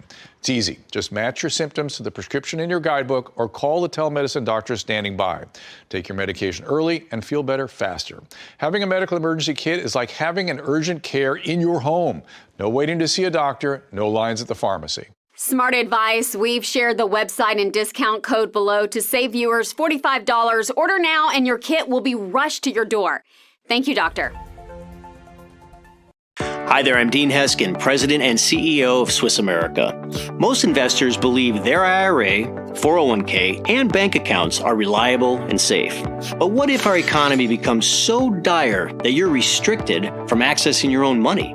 The fact is that should your bank be in trouble for holding bad loans, the burden could fall on you to help bail them out. Even more concerning is that U.S. financial regulations allow banks to impose withdrawal limits on your hard-earned savings. But there's something you can do about it. Our team at Swiss America has a report called The Secret War on Cash. Learn how to protect yourself with assets that can remain outside the control of banks and other financial institutions. For over 40 years, Swiss America has been one of the most trusted metal firms in the country. So don't wait. Call or text the number on your screen today for financial peace of mind in these uncertain times. Live from Phoenix, Arizona, Turning Point USA's America Fest continues right now on Real America's Voice. Welcome back to Turning Point USA AmFest Live 2025, our great coverage here with Rav. I'm here with Benny, Ray Harmony, and Brian Glenn. It's been a great second day so far, guys. I know there's a lot of energy in this room, a lot of hope, a lot of unity I think that's going to be coming. I do want to give a shout out to the song that is making waves right now, Ben. Number 13 on the charts is the Anthem for the Free with the J6 Prison Choir. Can you talk a little bit about that? Yeah, hopefully. Yeah, no, absolutely. I mean, you think about a group that was marginalized, that was attacked, that was ostracized under the last regime, and now having this anthem come out. I mean, we couldn't be prouder as Real America's Voice News to be a part of that. Real America's Voice, the music side of it. It's just it's amazing. So if you haven't heard it, just released, and you guys need to download it. Last night, right? Yep. Yeah, and the one thing that they're requesting is download it on iTunes.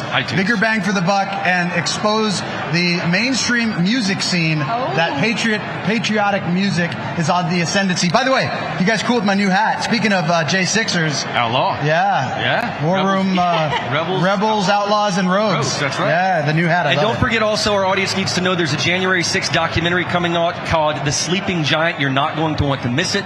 It is excellent. It will be out soon. That is a companion to, of course, Anthem of the Free. We want to go now to our correspondent, David Zier, who is at the White House. David, can you hear us okay? I got you loud and clear. Merry Christmas, you guys. I miss everybody. At the White House, very exciting news out of the Roosevelt Room with Trump's unveiling lower medicine prices.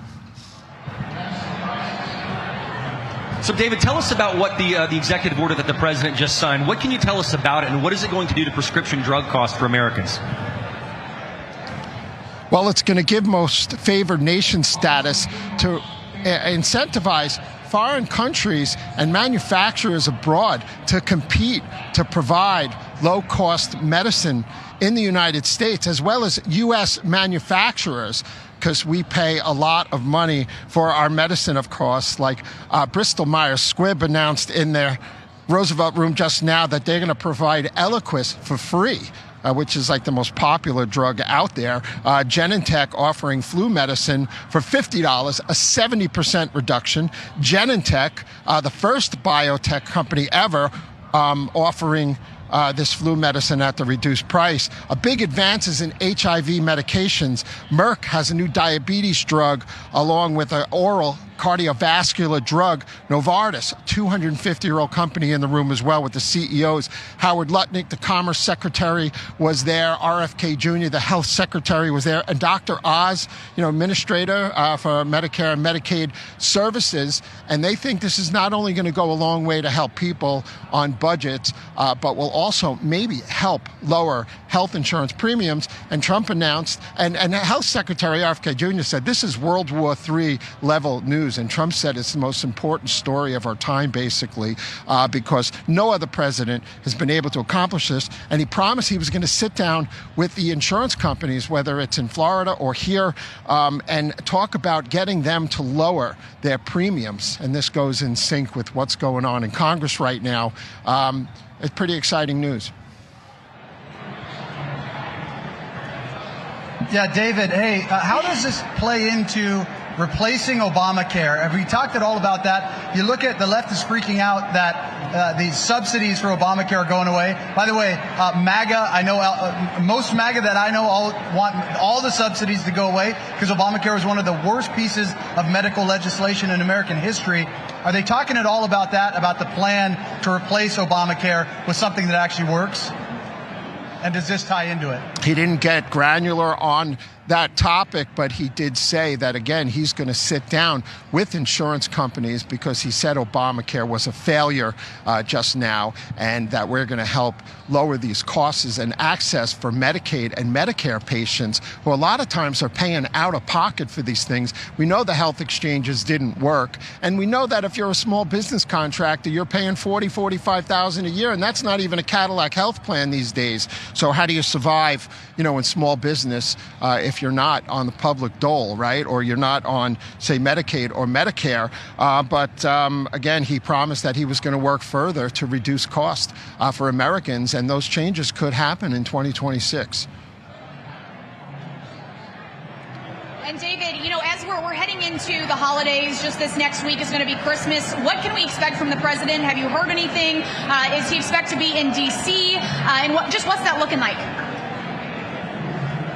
So he's departing for North Carolina at 7 p.m. from the White House after a Christmas reception. And that's really important because he is going down to North Carolina inside the 1st Congressional District, Rocky Mount. Very important because 10 of the 14 congressional seats are Republican, with 3 more gains last year in the election down there. But the seat that Don Davis occupies was redistricted. It was held up in court, and the Republicans are favored to win that that race where they can control 11 of 14. So it's not just about possibly supporting Michael Whatley, leading Senate candidate for U.S. Senate, but it's really important. And this looks like it's the start of the campaign season, for the midterms. And I just wanted to add, and thanks to Benny for setting me up, I went to the press conference from the Democrats for the American Affordability Act, and it looks like that's going to be their 2026 platform, which include middle class incentives to buy homes and first-time buyer incentives to buy homes. So they're trying to compete with Donald Trump, and I got to ask some questions about that, and I sent them up to the network. A lot going on. After that, I don't think Trump's going to be here this weekend, probably on his way to Mar-a-Lago. I have not confirmed that, but it's an exciting day once again here at the White House, and everybody loves Brian Glenn here. That's better. All right, David Zier, last question for you. We'll take it from here. I noticed that President Trump kind of set it out. Can you hear me? Yeah. There you go. All right, David, I noticed that President Trump said he wasn't going to take questions about a lot of stuff, and he usually says that when he wants to emphasize the importance of what he's talking about. He doesn't always open up questions to reporters, and now we were talking offline when he says, hey, I want to keep questions on this topic. I don't want to talk about Gaza. I don't want to talk about Russia and Ukraine. What was the sense you got at the White House when the reporters came out of the Oval Office without an opportunity to talk about anything else? Well, even after Donald Trump said he's not going to take questions from the press, they still tried to ask the questions. And they probably, some of them may have been looking to dilute the moment because it was very powerful. And I think you're right that Trump didn't want to take away from the significance, especially with all the CEOs in the room who have made these extraordinary advances. They were talking about medicine that cost $25,000 will be $2,500 now. So that was really exciting. It sounds like it's really groundbreaking. And again, Brian, I don't think he wanted to dilute it. Hey, David, I got a question for you. There is some talk here at Turning Point USA's AmFest. There's going to be discussions about marijuana and the legalization of it, or at least the decriminalization of it. With that executive order that was signed yesterday, what did you hear from the president specifically with respect to how he's classifying this, that it's not a legalization, that it's really used for medical and research purposes? Can you give us any clarity on that? So right now it's scheduled, they're lowering it on the schedule of drugs in line with ketamine, actually, because some people take that for therapy, and other things like Tylenol with codeine and anabolic steroids. So I was thinking that maybe it'll help if there's a federal case, right? If somebody's, in trouble for marijuana use, or I don't even know if it's distribution or not, but maybe it could apply federally. I don't know how it affects any of the states or dispensaries or anything like that. But it appears that it lowers the scheduling of the drug because, like the Class 1 drugs, the Schedule 1 include like heroin and other very harsh drugs that are killing Americans. And that's really all the information I have right now on that for you. All right, David. Well, thank you so much for your coverage there at the White House. We'll make sure we stay tuned with you. We now want to go to a guest that we have joined us here, Omer Shem Tov. Omer, thank you so much for being here. It's really wonderful to meet you. Omer, you have an incredible story. Yes. You were held captive by Hamas for 505 days. Is that correct? First of all, for those who are here watching you, who will be watching you speak, tell us just the story about that in your own words and what your experience was like. And what was that October 7th day really like for you? So on October 7th, I was at a music festival with a couple of friends, and on 6:29 a.m., Hamas, a terror organization, started to attack Israel. At first it was missile attacks, and very, very soon things escalated, and there were terrorists just driving around Israel, shooting everyone they saw, killed everyone, raped women, slaughtered kids, burned people inside their houses and their cars. And for me, I was with two of my friends. We were running for our lives in this big open field area while seeing just people getting shot, dropping down to the floor. After maybe an hour or so of running, I get a phone call from a friend, and he comes and he drives right back into the active terror attack just to save me and some friends. As we drive, suddenly 2 pickup trucks begin shooting us, take us as their hostages, and we get into Gaza. Well, so Omer, one of the things that really stood out to me was you said you heard your captor say, first we will go after the Saturday people, the Jews, and then we will go after the Sunday people, the Christians.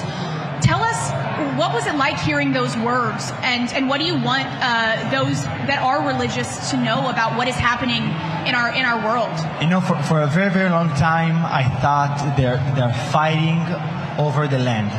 Okay, I thought this is their thing, this is their ideology, the land. But when I was there and I got to speak with them just for a bit, they told me that this is not about the land, it's about their religion. Wow. They believe that, first of all, they should come after the Jews. They should defeat Israel, finish Israel, and kill the Jews. And right after, they will go on to the next people. So if it's Christians, and if it's Buddhism, and if it's whatever religion it is, because they believe that Islam is supposed to be the only religion, extreme Islam, I mean. Yeah. They're terrorists, and we have to confront them. We got about 30 seconds left. What is your life like right now?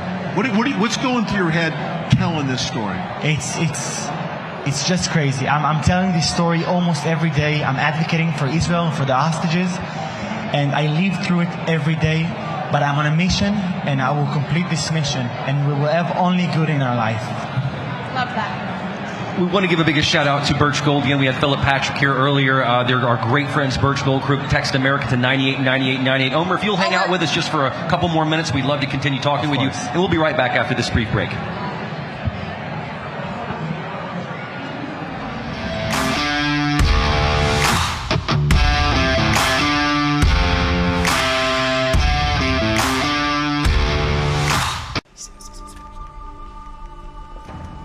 I'd like to say this is the first time, but there have been others. How many?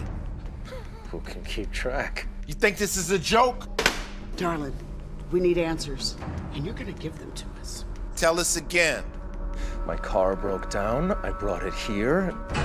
I got stuck paying an expensive repair bill. So it's true. How much, darling?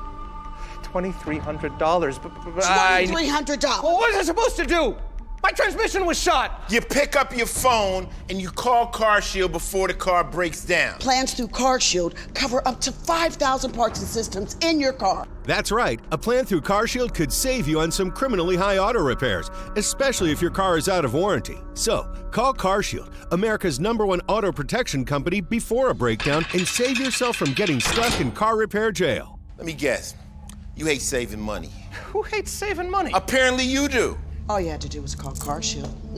And you could have protected yourself against expensive repairs. Yeah, and then my price will go up the minute I file a claim. Shut up! CarShield has the price locked in. For as long as you cover your car. I guess I should have called CarShield?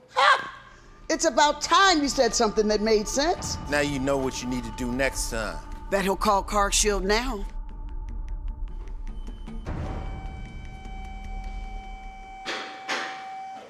So can I go? Or CarShield has an A rating with the Better Business Bureau and was voted America's most trusted auto protection company. Don't get handcuffed paying expensive auto repairs. Call now and get the CarShield guarantee. Your price will never go up and your coverage will never go down as long as you cover your car. In just minutes, you could have a plan that covers up to 5,000 parts and systems in your car. Don't wait until it's too late. Get CarShield's best coverage yet. Call 800-491-4896. Live from Phoenix, Arizona, Turning Point USA's America Fest continues right now on Real America's Voice. All right, we are back at AmFest 2025 here in Phoenix, joined by Omer Shintov. You are a hostage. Now you're home. We were just talking in the break, and I'm going to share with our audience here. I was in the East Room when President Trump had that ceremony with the survivors, the hostages that were released. You credit President Trump for bringing you home. Of course. Listen, I can tell you that while I was in those tunnels, as President Trump was elected, immediately the way that the terrorists treated me changed completely. It changed. Wow. Changed completely. So if it's from starvation and abuse mentally and physically and just being in complete hell, they kind of backed off. They gave me more food. They stopped cursing me. They stopped spitting on me. And things just changed completely because they were terrified of him. They were afraid of him. Yeah, they knew that if Trump says something, it will make it happen. And when I got back home, thank God I was at the Oval Office. After 9 days, I was released, and I was there with President Donald Trump. And I thanked him, of course, for everything that he's done for us and for me being released. And I also told him that he was sent by God, and I truly believe in him that he can get back all the hostages, and he kept that promise. He made it happen, and that's exactly what we need. Omer, before we let you go, I know there was a piece of scripture, I believe it was Psalm 20, is that correct, that you found and you prayed exactly, at the time. Exactly. Mother was praying for you at that very moment with that scripture. Talk briefly about that. Yeah, I actually have it right here with me. I can show it to us. you. Gives me chills. I know. This is the script that was in Gaza. Hold it up. It was with that me was in what Gaza. you had when you were in. Yeah, this is Tell us the one. scripture, what this it is. The one. This is Psalm 20. In the Psalm, it says, "Some trust in horses and some in chariots, but we will trust in the name of the Lord our God." And after that, it continues and it says that the Lord may answer us when we call Him. And I can tell you that God answered me. I could feel God's presence with me all throughout the way that I was there. Even in the darkest of times, at the darkest of tunnels, when I was 120 feet below the ground, I could feel His presence, and I could feel His warmth and His hug. And Omer, before we let you out of here, what do you want that message to be to everybody here listening to what is going on in our country? What do you want them to know? I just want people to understand that this problem began inside Israel. This attack started in Israel, but it's something that we could see spreading throughout the world. In Europe, in Australia, just last week, this horrible attack, and also in the U.S. as well. We can see this evil spreading around the world, and we have to stop it and condemn it as soon as possible. Because if we want to stay together and strong and united, we will just get defeated by evil. Omer, thank you so much. God bless you. God bless you for this message. You'll give Omer a hand. 505 days in captivity. He's a walking miracle. We're going to take a quick break now to go to a quick promotional video. We'll be right back.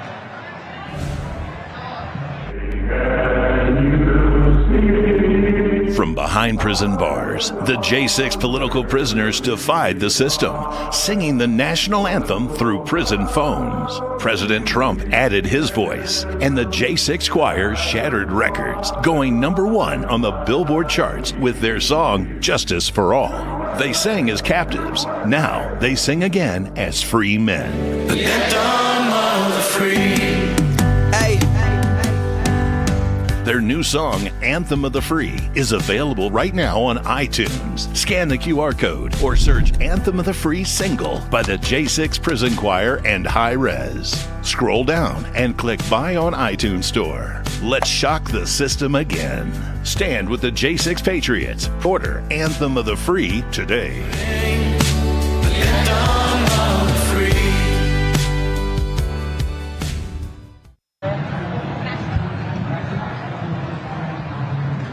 Welcome back, everybody. We're at AmFest 2025. Bittersweet, obviously, with the loss of the leader of Turning Point USA, the assassination of Charlie Kirk. But man, you see the fruit of the seeds that were planted by Charlie everywhere you look at this event and all around our country.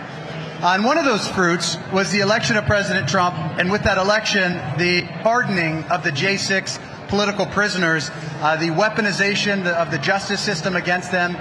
We've got Shane and Sarah. Shane, last name one more time.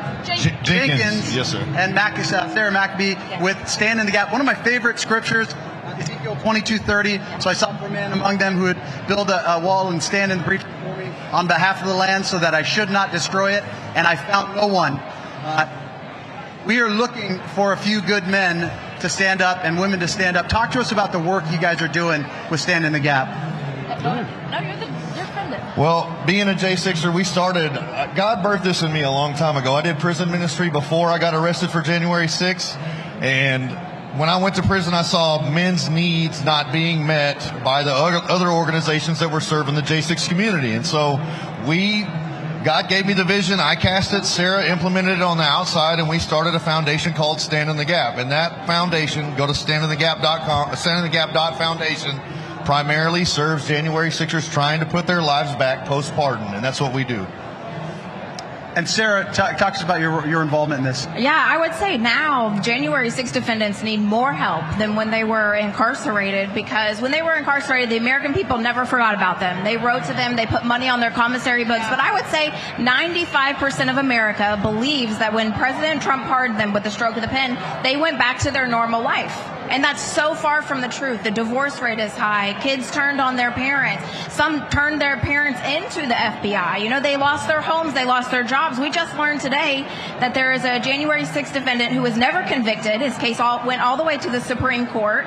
And he was 18 and a half years law enforcement, and they are trying to deny his retirement now. Even though he was never convicted, just the allegation of January 6th, it's a scarlet letter. And so that's what Stand in the Gap does. We are now going to go fight for them. We're fighting for the 12 individuals that were only commuted and not pardoned. You know, this persecution continues, and we can't take the spotlight off of them. Well, so Sarah, what can we do? How can we, the people, be involved in this and help get these January 6ers' lives back? Nobody should have to go through this. No, yeah, you're absolutely right. You can go to standinthegap.foundation. We are 501c3, so tax write-off, where all of the money goes to these defendants, and the whatever we're paying for mortgages, we're paying for cars, we take vehicles to donate to people. We recently gave an individual an RV so he could move across the country to restart his life. And then something very exciting came out today, that all of the net proceeds of the song Anthem of the Free is going to the January 6 defendants. Amazing. Did you guys hear that? Come on, give it up. Anthem of the Free just released through Real America's Voice in partnership with you guys, amazing organizations. Go to doing this. iTunes, Incredible. make sure you guys download it, get it up to #1. Let's do it. And I know what, there are still some J6ers out there. Edward Kelly. And then my friend Benjamin Martin, he may be going back. They're trying to put him back in prison in California because of the beginning of the charges were federal. They used that to weaponize him with state charges. But you look at somebody like Joe Biggs, who was commuted, not pardoned, hasn't got his military benefits back. It's just some of these things must be done. It's outrageous. I mean, are you guys still working on those as well? Yes, absolutely. No J6 are left behind. No, absolutely. We still have 12 unpardoned. You mentioned Joe Biggs, Dominic Pizzola, U.S. Marine Corps. You've got Kenneth Harrelson, Army. You've got Joe Hackett, licensed chiropractor in Florida, unable to practice medicine because he's a convicted felon. All those guys' sentences were commuted.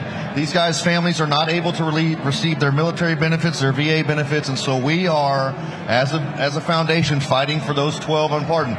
The fight goes on. And she mentioned earlier, but we went 2 years solitary confinement, 2 years no visitation with our families, 1 year no haircut, 1 year no fingernail clippers. There is trauma, emotional and mental trauma of suffering through that is it still impacts me today. I have had a very difficult transition back into society, and since we were pardoned, it's been fabulous. And thank you, President Trump, for that. But these men and women are still suffering, and we still need your support. Please go to standinthegap.foundation. Your money will be serving the J6 community, and we appreciate all that you do. Yeah, it's incredible. Thank you guys for the work that you're doing. Thank you guys so much. We won't give up on you. We won't. Thank you. And by the way, download that song. This is one of those things, Anthem of the Free. It's time for everybody to stand up and fight for freedom in this nation. So. If AmFest this year teaches anybody anything, it's to stand up and speak on what you believe and your values. Because like I said on Human Events Daily, you have to stand for something or you'll fall for everything. And you guys are fighting for people, fighting for humans, and it's beautiful. So thank you. Yeah, I would like to add too, when the tragedy of Charlie Kirk getting assassinated, I watched that. I watched the assassination attempts on President Trump. What they did to them, the same thing they did to us, what they did to those wonderful men and women in the DC Gulag, that's what they want to do to all of us. And so it's time I saw a shirt today, pick up the mic. It's time for people to pick up and start standing up and using your voice, going back to your communities and spreading the good word. So. Well, I totally agree with you. And especially 2026, guys, these elections, we say it every time, they're the most important elections of our lifetimes. But 2026, 2028, basically every year, every election going forward are the most important until we rid our nation of this evil, this injustice, and it's every generation's fight. Yeah. It's and I think no better way than to go out on this break to the tribute of Anthem of the Free. If you haven't seen it, check it out. My name is Shane Jenkins, Enrique Tarrio, Robert Morris, Daniel Caldwell. My name is Mickey. My name is Pete Schwartz, Barry Ramey, Ryan Nichols, Deborah Mamone, Olivia Pollock, John Nassif, Jordan Mick, George White Wolf Riley, Robert Gieswein, Kyle Fitzsimons, Adrienne Southern, Andrew Taki, Jessica Watkins, Timothy Hale, Don McHugh, Billy Crespin. This anthem means a lot to me because it's what held us together. Against the odds, our faith that our days of this nation will be renewed is still there. We've formed bonds that can never be broken. I, along with my brothers and sisters, weather the storm. We will never stop fighting for this country. And my friends and my brothers that also helped me through this tough time. because we are what makes this country the greatest country on this planet. And this moment and this anthem is living. We sing for all the people who never made it home. Through us their stories will be told. We stand as one, united in this fight for liberty. Justice for all, our voices ring. The anthem of the free. Freedom ain't free, no, it comes with a price. Rest in peace, Charlie, can't believe they took your life.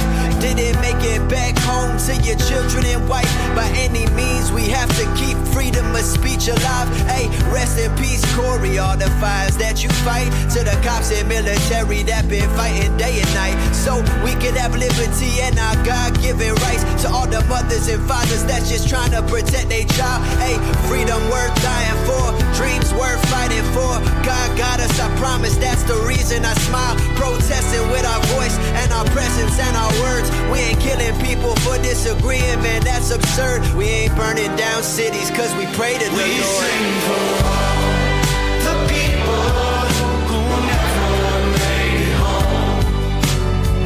Through us their stories will be told. We stand as one, united in this fight for liberty. Justice for all, our voices ring. The anthem of the free.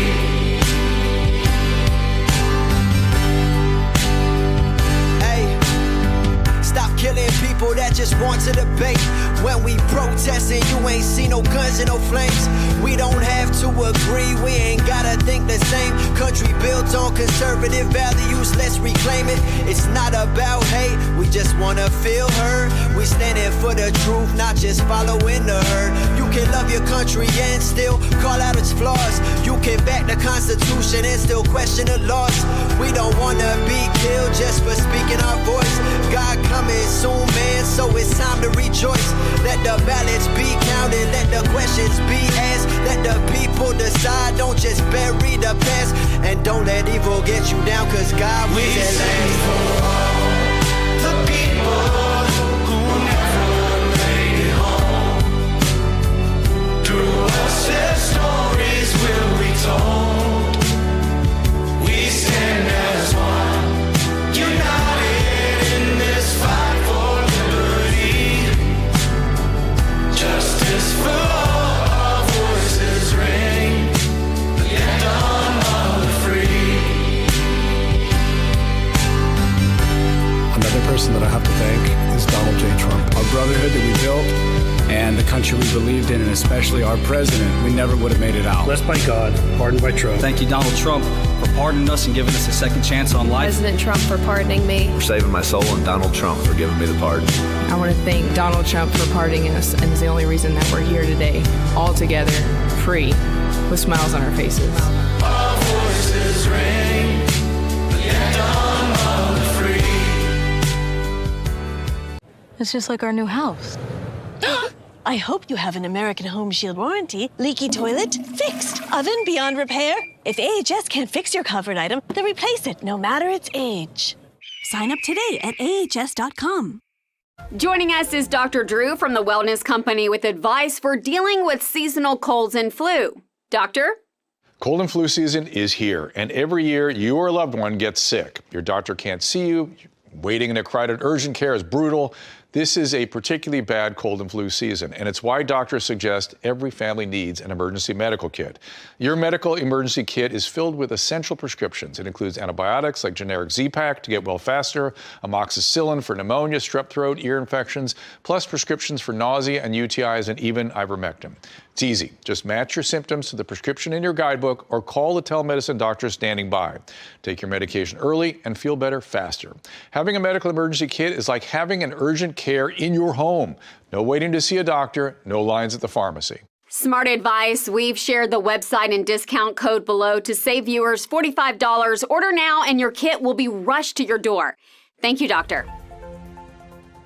Dr. Phil here, and I've got news for you. Millions of Americans are behind on taxes, and many settle for far less than they owe. If you owe more than $10,000 or have unfiled returns, Protection Tax can help. Their tax experts and licensed professionals deal with the IRS so you don't have to. Call Protection Tax for a free confidential consultation. Take the first step and take your life back. Did you know that thousands of authors across the country have written books and published them with Page Publishing? If you've written a book, Page Publishing can help you through the process. We cut through the confusion of the publishing world to make it easy for you. Call or scan for your free writer's guide today. Live from Phoenix, Arizona, Turning Point USA's America Fest continues right now on Real America's Voice. Welcome back to AmFest 2025. This is day 2 of AmFest 2025 . Brian. Sorry, was Your that ears too are loud? getting blown out. That was too loud.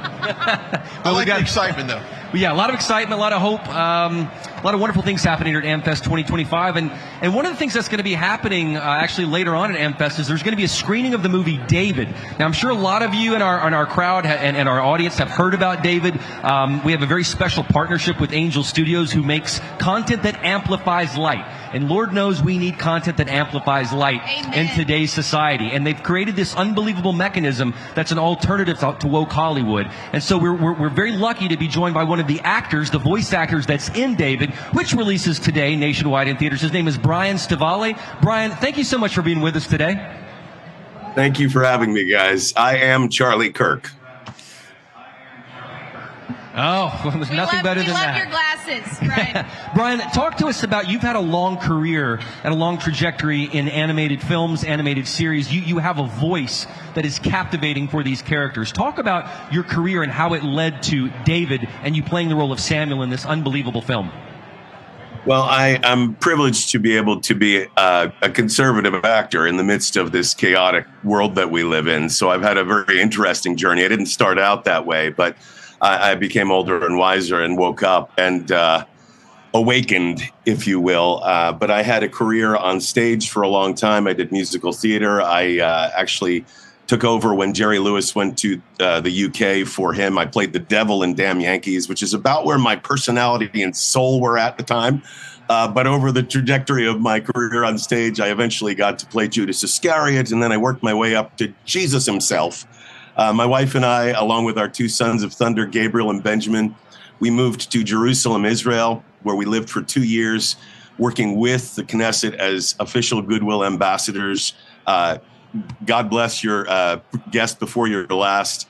And the entirety of this past few years has been something that plays into David. I can get to that in a second. But my stage career led to, believe it or not, a ministry career. So I spent about a dozen years producing, singing, touring the world with my wife, who I met doing a Broadway tour in ministry. And so my heart is after the kingdom of God, has always been, even in the midst of the entertainment industry. In fact, I felt called back to the industry because there is a lack of God in it, and was ordered, if you will, by the Lord to go back into the industry. My steps were ordered, though. So every step in voiceover has led to literally thousands of credits at this point. I've worked for a lot of AAA big hitters, as you will, but no project has touched my heart, my soul, my spirit, And the reason I'm alive as much as David, and I don't say that lightly, we keep the feasts, we keep Shabbat just as Charlie did,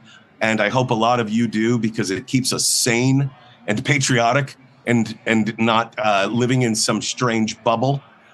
I think that there is a need for family-friendly content, whether you want to label it as faith-based or not, in a chaotic, agenda-driven Hollywood that has our kids stumbling and confused, clutching at straws for their own identity. David represents a light in the midst of the darkness. Not since The Prince of Egypt has there been a film, an animated musical film of this quality, with Old Testament Judeo-Christian values, messianic values that are taught, that are enforced, that inspire and entertain throughout the entire thing. This is a beautifully affirming tale for kids and adults who've forgotten who the God of Israel truly is. And I believe that I was born for such a time as this. And I hope there's a lot more after this one, but Samuel has been a joy because I believe it's been an assignment for me, because this movie is going to do something very David and Goliath in Hollywood. Just stand by and see the glory of the Lord.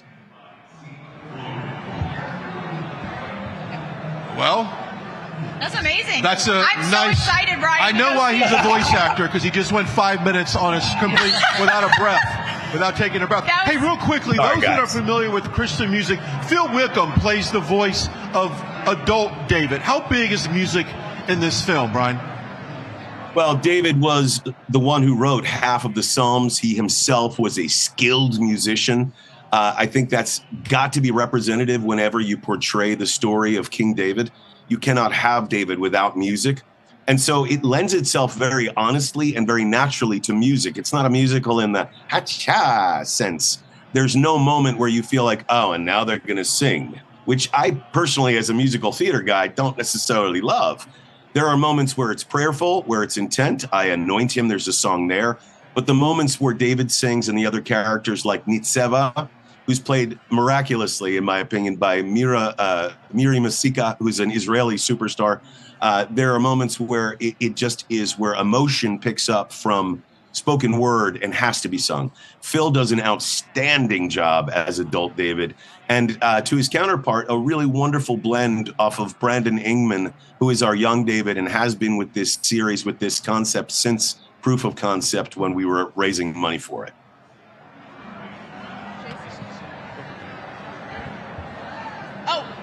Is this on me? Yeah. Well, wait, you want me to say that? Guys, huge announcement, okay? The January 6th song, what's it called? Anthem of the Free. Anthem of the Free is number one. Number one. Number one. Pretty incredible. What's America. interesting is it was 13 after the launch at midnight. Right, and now it's number one. And within the last hour or so, up to number one. It's amazing. Brian, I wanted to follow up on something that you said about the music in this film. I come from the world of musical theater as well, so I understand it, and I listened to some of the music from this film, such as My God and Why God. Amazing piece of music, exquisite music that was written. What do you think the themes from this particular telling of the David story will project out to audiences when they see it today in theaters nationwide? There are themes that we are in desperate need of in the United States of America and around the world right now, and very specifically because this was a love letter to the Holy Land. This is a love letter to the land and the people of Israel and to understanding our roots. Jesus wasn't a Christian, Mary wasn't Catholic, John wasn't Baptist, they were all Jews. And so we have to understand our roots in that. And it's a love letter to that. But the music itself speaks to following the light, choosing to follow the light in a world that is plagued by darkness, finding shalom, finding the peace in the presence of God that we also desperately need on a daily basis. And then, more importantly, with the division that comes when we're scattered as a people, when they get us alone or separated, we're defenseless, we're vulnerable. And there is music that is themed to unifying us, that we are better together, and that is, I will not be afraid. When we're together in unity, there's nothing other than the reverent awe of God that we should be fearful of. Well, Brian, thank you so much for your time today. I think it's been wonderful to speak with you, to know your heart, to know how you were led through ministry to this particular project. This is all part of our great partnership with Angel Studios, too. So all you need to do for those who are watching to join the Guild and be able to get 2 free tickets to this amazing movie and to see all the other great content Angel has is to go to angel.com/Rav. And that's where you can go to sign up for the Guild. You'll get those 2 tickets to see David, which releases in theaters today. Brian, thank you so much for being with me and with us all today. And God bless you, and God bless this wonderful animated film. Thank you, guys. God bless you. God bless you. And now we want to welcome up one of our hosts from our weekend programming, the great Lance Wallnau. Lance, come on up. Give a big hand for Lance Wallnau. Come on. Thank you. Thank you for the 7 friends of mine that I have here. Lance, if you would just briefly, we're here at Turning Point USA's AmFest without Charlie. It's been difficult, but it's also a moment for hope, for revival. What have you seen thus far just since being here in terms of what revival can do even within this room this weekend? Well, you have to stop and realize the number of Christians that are actually the backbone of this populist movement. Because Steve Bannon, we all talk about the populist movement. But let's understand something. The catalytic spine of that movement is the sudden engagement of evangelicals and pro-life Catholics because of the apocalyptic threat of Hillary Clinton and the risk they took with Donald Trump. But Donald Trump became an endearing, mythical figure to them because I helped them to see him as a modern-day Cyrus. And I kind of predicted in books in 2015 and 16, this candidate is an outsider. He's not an evangelical. He's not a Huckabee. He's not a Ted Cruz. He's not a Ben Carson. He's not a Marco Rubio. He's a heathen from Queens that God has anointed. And so I said, this guy is like Samson. He has a questionable background with Philistine babes, but he will kill Philistines.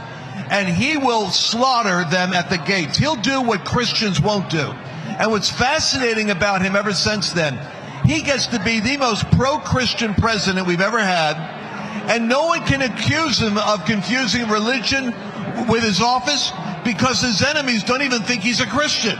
So they don't know what to do with him. He's like a perfect instrument of providence. What Charlie did that is indispensable is Charlie teamed up with Trump as an outsider. And he said, as a young Christian, I'm going after youth. I'm going to go after young men that don't have a voice. I'm going to go after, I do 7 Mountain teaching. I'm going to go after the education system. And when I do it, I'm going to go and debate them. And that's going to go on to media. He hit the media mountain and the education mountain. He said, I'm going to convert it to political agency to move him into the White House. So he hit government, he hit media, he hit education. I know that because he hit the business guys like me to fund his vision. And so he hit business people. And by the end of the day, what we have with Charlie Kirk is the first fruits of a new Christian era. You heard it with the segment you just did with media. You're seeing it now. Everyone came out of the closet. All the oddities on the left came out, flaming out of the... Now the flaming Christians are out of the closet. It's no longer controversial. You can make fun of me for being a Pentecostal. That's what I am. I'm an educated, literate, successful Pentecostal. That scares the daylights out. The fact that I'm part Jewish really confuses them. So what we've got to do is we've got to see Charlie pioneered an awakening movement, but we can't lose the secret sauce. It's the fact that he went into the system. He didn't go out of the system. Yeah. It's amazing. Incredible. We actually got about... Yeah, we got about 20 seconds. Brian, you want to put a cap on that? Real quickly, 20 seconds left. How can people watch the show, keep up with you? I love that kind of a question. Go to LanceWallnau.com, WALLNAU.com/podcast. We'll leave it right there. Eric Bowling is up next. Stay tuned. My name is Shane Jenkins. Enrique Tario. Robert Morris. Daniel Caldwell. My name's Mickey. My name's Pete Schwartz. Barry Ramey. Ryan Nichols. Deborah Mamone. Olivia Pollock. John Nassif. Jordan Mick. George White Wolf Riley. Robert Gieswein. Kyle Fitzsimons. Adrienne Southern. Andrew Tuckey. Jessica Watkins. Timothy Hale. John McHugh. Billy Crespin. This anthem means a lot to me because it's what held us together. Against the odds, our faith that our days of this nation will be renewed is still there. We've formed bonds that can never be broken. I, along with my brothers and sisters, weather the storm. We will never stop fighting for this country. And my friends and my brothers that also helped me through this tough time. Because we are what makes this country the greatest country on this planet. In this moment, in this anthem, is living proof. We sing for all the people who never made it home. Through us, their stories will be told. We stand as one, united in this fight for liberty. Justice for all, our voices ring. The anthem of the free. Freedom ain't free, no, it comes with a price. Rest in peace, Charlie, can't believe they took your life. Didn't make it back home to your children and wife. By any means, we have to keep freedom of speech alive. Hey, rest in peace, Corey, all the fires that you fight. To the cops and military that been fighting day and night. So we could have liberty and our God-given rights. To all the mothers and fathers that's just trying to protect their child. Hey, freedom worth dying for, dreams worth fighting for. God got us, I promise that's the reason I smile. Protesting with our voice and our presence and our words. We ain't killing people for disagreeing, man, that's absurd. We ain't burning down cities cause we pray to the Lord. We sing for all the people who never made it home. Through us their stories will be told. We stand as one, united in this fight for liberty. Justice for all, our voices ring. The anthem of the free.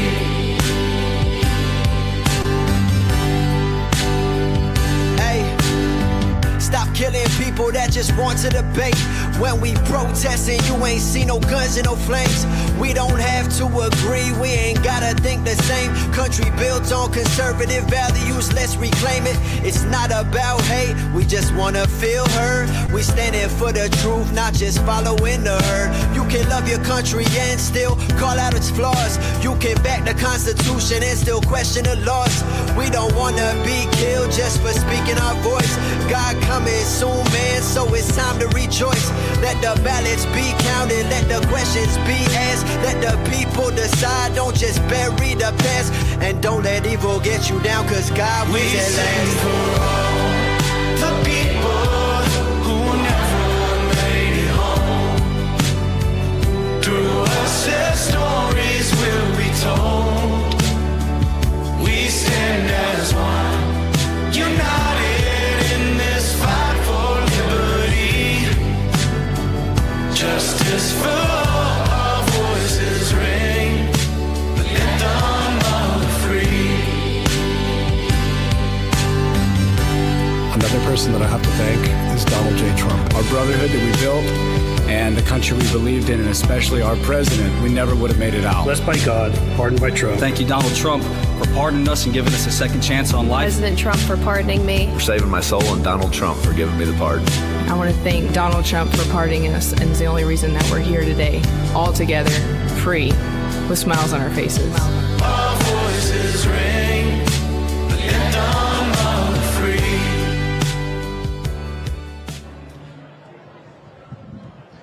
All right, folks, we are here. This is the 4 o'clock Eastern show, 2 o'clock here in beautiful Phoenix, Arizona. Are we having fun?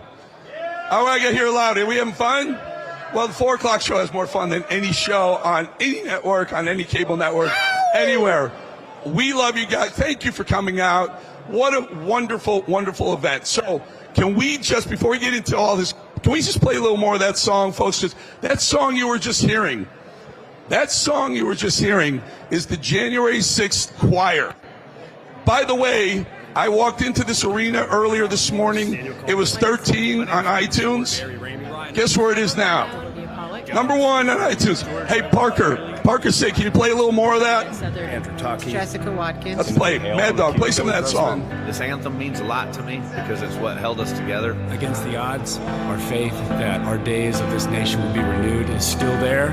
We've formed bonds that can never be broken. I, along with my brothers and sisters, weather the storm. We will never stop fighting for this country. And my friends and my brothers that also helped me through this tough time. Because we are what makes this country the greatest country on this planet. In this moment, in this anthem, is living proof. We sing for all the people who never made it home. Through us, their stories will be told.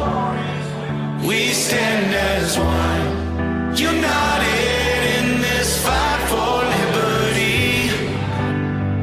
Justice for all, our voices ring. The anthem. All right, let's come on out. Let's come on out, guys. By the way, go to iTunes, check out that song, download it. You can download it right here. Hit the camera, your camera with the QR code. You can download the song. #1 iTunes. Great job, guys. Real America's Voice put that one together. Fantastic. All right. So, amazing show, right? Amazing AmFest 2025 in Charlie Kirk's memory. Thank you so much. Can I hear you? A little round of applause for Turning Point USA, what they've done. A little louder. A little louder. Come on, guys. Very, very, very, very good. So many things going on right now. President Trump tonight will be in North Carolina talking about what I think is the most important thing that he needs to get across to the American people over the next year or so until the midterm elections. Affordability, prices. So my question to everyone here, and Ben Bergquam is going to be in the crowd talking to the folks, what happened to American media? What happened? When did the media become two separate entities?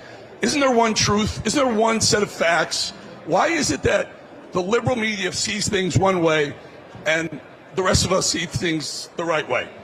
Where did they go wrong? What happened? So I asked a question in the briefing room last week. Why does the American media call this an affordability crisis? Right now they're saying we are in the midst of an affordability crisis. Inflation is about 3%. Gasoline is about $2.80 a gallon across the country. Crude oil is about $55 a barrel. Over the last 5 years prior to President Trump, 4 years, he left them with a really wonderful economy. Joe Biden turned the economy into an affordability crisis. Bidenomics destroyed America. Bidenomics destroyed the American middle class. Bidenomics ripped the heart of the budget of the American middle class. Oil went to $110 a barrel. I'm sorry, my voice is starting to go. Gasoline went to $5 a gallon. Eggs were $12 a dozen. But where was the media? Where was the media? I didn't hear affordability crisis under Joe Biden. They said inflation at 9%, it's 3 now. It was transitory. Nothing to see here, folks. Where was the media calling out Joe Biden? And I sat in that front row, and I looked at CBS and NBC and ABC and CNN and Washington Post and New York Times and Fox News, and I said, where were you for the last 4 years? How dare you call this affordability crisis? Our media is completely lost its mind. Before we bring up our first guest, Ben, will you talk to the folks, and let's find out what the folks really feel about affordability in America now. Yeah. So that's the question. The fake news, and President Trump calls them the enemy of the people. When you hear that, when you saw what Joe Biden did, and now you compare that to what President Trump's doing, now the sky's falling, but it was fine. We let in millions of illegals, and that was fine. Now we're deporting those same illegals that were let in, and now the sky's falling. Well, the fact of the matter is you guys are talking about the lamestream propaganda media, and they use misinformation nearly 24 hours, 7 days a week. They're peddling hypocrisy, lies, and projection. So if you look beyond the veneer, and we know legacy media is dying, and that alternative media is where it's at, we can see that everything that they're spewing is only to support the establishment class. And that's why we, as grassroots GOP members, Republican Party members, are taking back our country by reclaiming our rights as Republicans, as constitutional conservatives. So we just drowned out the noise, and we tune into RAV 24 hours a day. Thanks for all you do. I think that's a good solution. That's a great way to end that comment. Appreciate that comment. I'd like to bring in Sam Sorbo. Sam is just a friend of the network, friend of the show, and a wonderful conservative. You know her from TV, from movies, from everything. Sam, I pose the question, where has the American media been for the last 4 years to suddenly show up now and say that Trump is the reason for an affordability crisis? Well, amen to that. I have to say, oh, am I on? There we go. I have to say, first of all, it is so great that you're raising this point, because it's like, where were they for the past 5 years? It's crazy that now it's a problem when, of course, the problem developed over a long period of time. And yes, Trump left us with an amazing economy, accepting COVID. But frankly, what we're seeing today is that there's been an underlying inflation that's happened over the past century that the young people are recognizing, because the American dream has eluded their grasp. The median home buyer today is 40 years old. It didn't used to be that way. And of course, owning your own home is the American dream. That was part of the whole American dream that they were sold. And so I think that's what we're dealing with more than anything. But yeah, where has Fox News been all this time? You're right about the media. Where have they all been? Exactly. I was watching them when I asked that question, and they were staring straight ahead because they knew they had nowhere to go with it. Does anyone think, well, let me put it this way. Do we think it's better right now? So Trump left the economy very smooth. Biden crashed the economy. Yes. Trump has brought it back. But is it back to where it could be and should be? And maybe, I have an answer to this, but I want to ask you guys, why not? Well, there's just more work to be done, I'm sure. But I want to bring up something else, if you don't mind, because I'm working on behalf of these parents who are seeking justice, and we're not getting it from this administration. There's a lot of work that still has to be done. We didn't elect Donald Trump and then everything gets solved. I think that's the real problem that we're facing, is that a lot of people have sort of taken their foot off the gas because we feel like, okay, we're in a seat of power now, and so everything will just sort itself out. No, there's a lot of work that has to be done. Ben, let's talk. Do you guys feel better off right now? Do you feel better off financially? Is your budget better? I see the prices coming down on gas pumps. Are you really feeling it yet in the grocery aisle or not? Here's my theory. Trump has brought the prices of wholesale down. He's brought the input costs to produce a gallon of gasoline, to produce meat, and to produce everything across the board at Walmart, at Target, at Publix shopping centers. But the retailers aren't bringing their prices down the way they should be. So they're getting fatter and fatter margins. I believe Trump needs to lean into these CEOs to get them to cut their margins so people out here can feel better. Is anyone upset that prices haven't come down enough yet? Raise your hands. Okay, Ben, go. Let's go. Hi, Eric. Oh, sorry. Love the show. I'm from Chicago. We call it the communist state of Illinois because it is hell.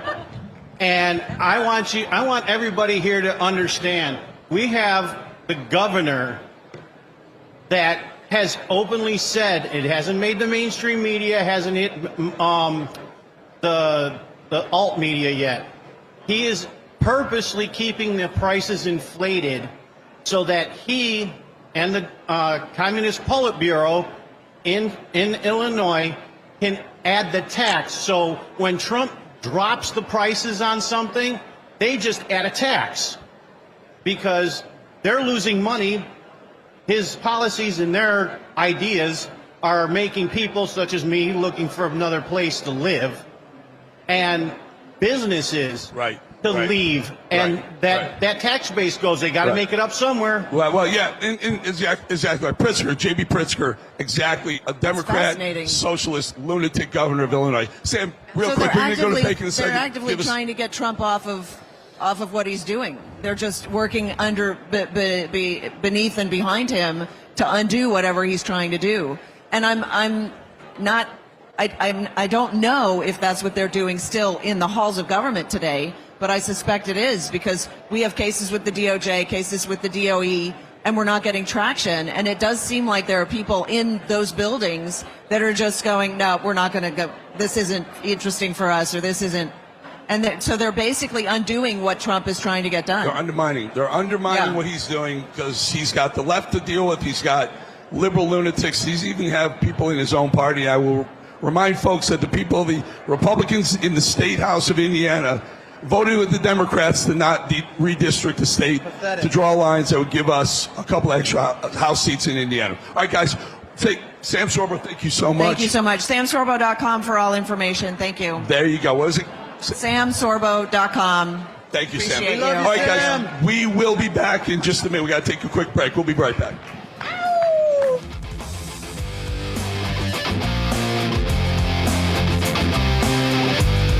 I'll be home for Christmas. You can count on me.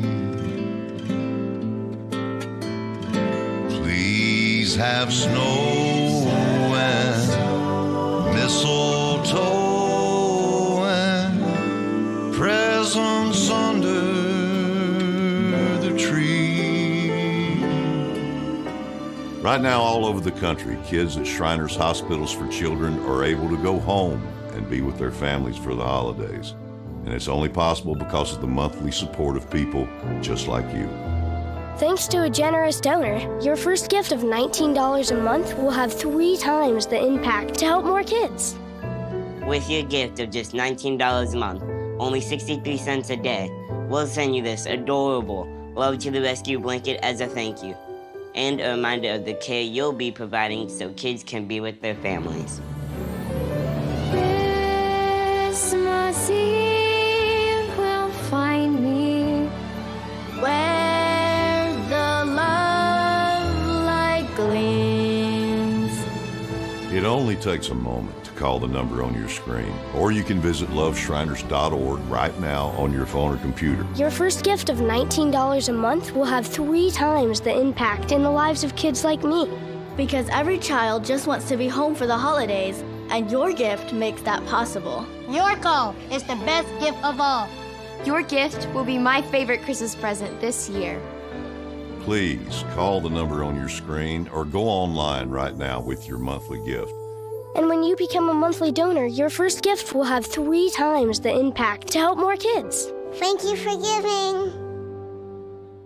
Charlie may be gone, but his legacy lives on. It's up to us to continue the fight for the heart and soul of America in his stead. Turning Point PAC is 100% committed to Charlie's big picture vision to build the Red Wall. Starting in Arizona, New Hampshire, and Nevada, 3 battleground states where conservatives outnumber Democrats. Will you help us carry the torch for Charlie? Your gift helps us deploy door knockers, chase ballots, and ramp up our grassroots efforts for the fight ahead. Visit tprav.com or scan the QR code now to help us win in key battleground states.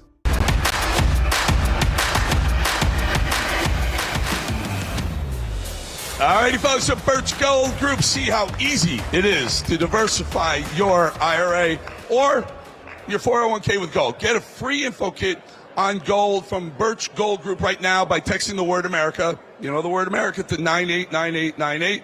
That's America to 989898. All right, guys, this is my favorites. If you watch, anyone watch the 4 o'clock show, Eastern, our show, bowling, at Rav? Anyone? Hands? Yes. Hands? Yes. Couple? Yes. This is my favorite segment of the show. We pull sound bites from lunatic Democrats, and we show the hypocrisy of the Democrats, and we just talk about it. So why don't we do this?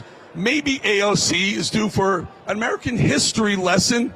And not one of the propaganda schools she and her party spend so much time defending.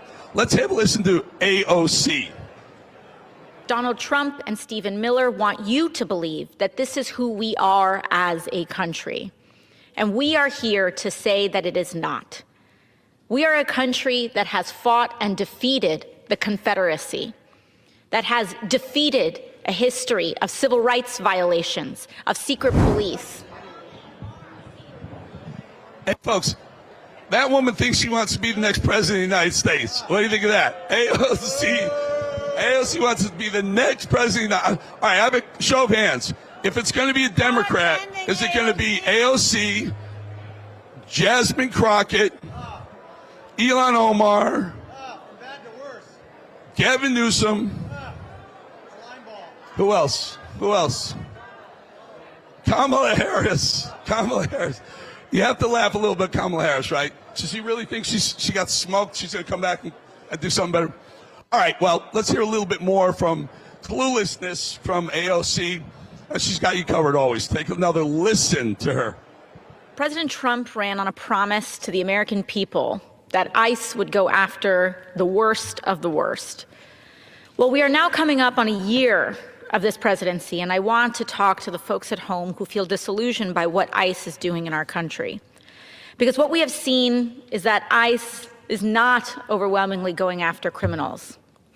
In fact, over 70% of people currently detained in detention facilities do not have a criminal record. So who are they going after? They are going after 6-year-olds in my district. They are going after students and permanent residents for their political views. They are going after Americans born and raised in the United States. So, Ben, you spent a lot of time on the road with ICE.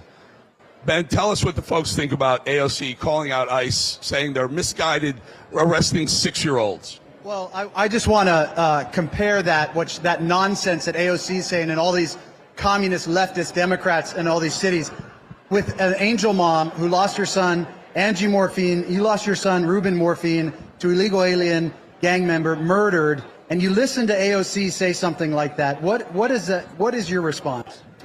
First of all, she doesn't speak for all Latinos. We all have a mind of our own. And I'm sick and tired of seeing all these politicians say they speak for Latinos when they really don't, because we're all different and we all come from different countries. I'm American. American first. My dad was Mexican, but I still love his country. And my mom was an American Indian. And I love her power, and that's what she gave me. And my dad gave me the right to be born in the greatest country in the world. Thank you. Amen. And you look at what President Trump's doing. Joe Biden invited in more illegals than any other person in the history of our country. And now you look at what President Trump is doing. What would you say to ICE and Border Patrol and President Trump on their operations? I love what you're doing. Keep doing what you're doing and protect the American people. We as American Latinos have a right to be first, not secondhand citizens to the illegals. Amen. Well, on behalf of the American people, God bless you. Real America's Voice News. I love you, Angie. You need that hat. You need the America's Voice hat for that. Is really, by the way, sorry for your loss. Sorry for your loss. Perfect, sir. All right, folks, let's do another one. Let's take a listen. Here's what's You got another soundbite from me, Mad Dog. Stay right.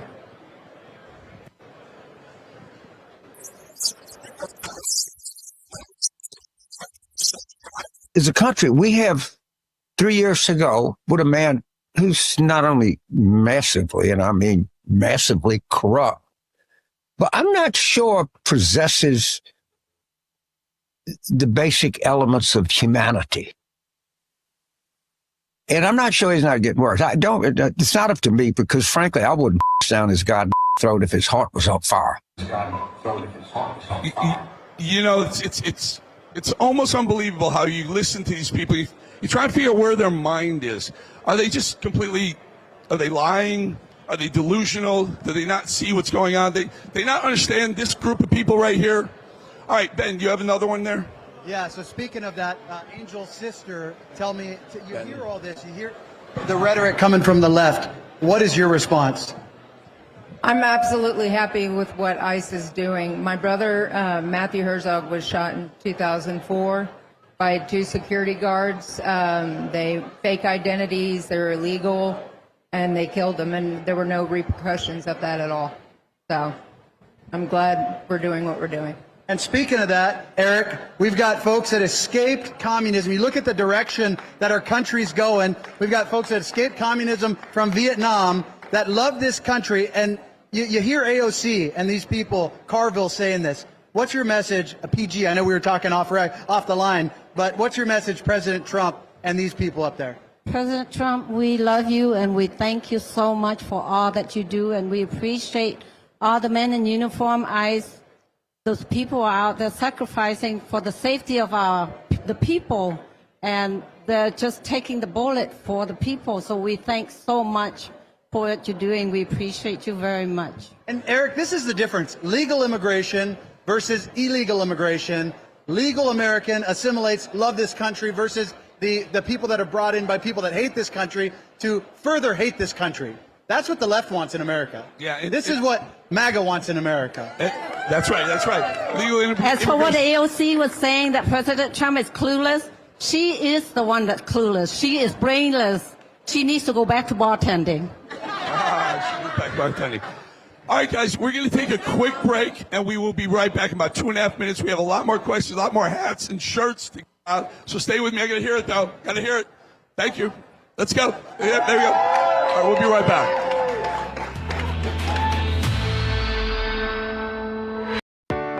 Hi there, I'm Dean Heskin, President and CEO of Swiss America. With trillions of dollars vanishing from the stock portfolios of retiring Americans, many hardworking people I speak with are concerned about the holdings in their IRAs. But I have good news for you. Our team at Swiss America can show you how easy it is to own gold in your IRA. You see, even with economic turmoil all around us, gold continues to not only be a safe haven, but is also increasing to all-time highs. The volatility of markets has created a lot of undue stress for people. Wouldn't you like that peace of mind that diversifying into metals can provide? For over 40 years, Swiss America has helped people just like you own precious metals in your IRAs. So don't miss this opportunity. Call or text our team at the number on your screen to receive a free copy of our Gold IRA brochure today. Some people are worried that they won't be able to get food, whether it's because of food shortages or rising prices or, God forbid, even a disaster. But right now, check this out. This tote, it's got breakfast, lunch, dinner, and even enough for snacks for up to 4 weeks, guys. And right now, when you order one of these 4-week food survival kits, you get the second kit absolutely free. Now, you see that little square on your screen? That's called a QR code. And here's how to use it. Pick up your smartphone. Now, just open up the camera app like you're going to take a picture. Hold it up so that the camera can see the QR code on the screen. You see that? The link popped up right there. Now go ahead, you tap that. That link's going to take you to this deal right now. Now see, these kits can last up to 25 years. They taste great and they ship for free. This is your food security plan. And right now it's buy one, get one free. So that means it's double your value. But that's only if you scan the code before the deal ends. So go ahead, scan the code to buy a 1 4-week food kit and you'll get that second one absolutely free.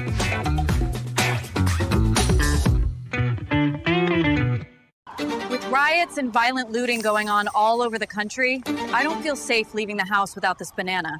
Normally, I would be worried about this creepy guy, but I've got my banana with me. That same car has been sitting outside my house for a while now. Better keep this banana by the door. Sounds ridiculous, right? Now imagine this banana was capable of incapacitating an attacker from over 60 feet. At Byrna, we don't sell bananas. Go to Byrna.com to learn more.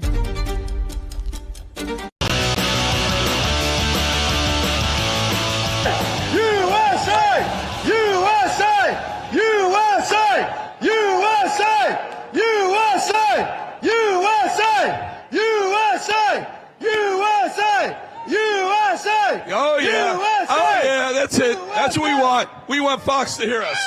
We want Daily Wire to hear us. We want all the rest of them to hear us because this is Real America's Voice, folks. So it's not Real America's News. It's Real America's Voice, right? That's why we're out here. That's why we want to hear from you. All right, let's bring in Brett. You want to come up here?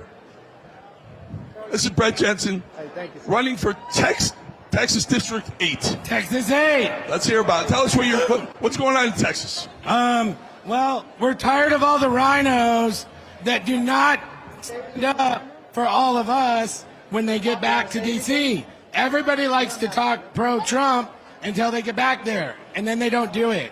Wait, can I ask you something? Should I ask him a tough question? What do you think of Dan Crenshaw?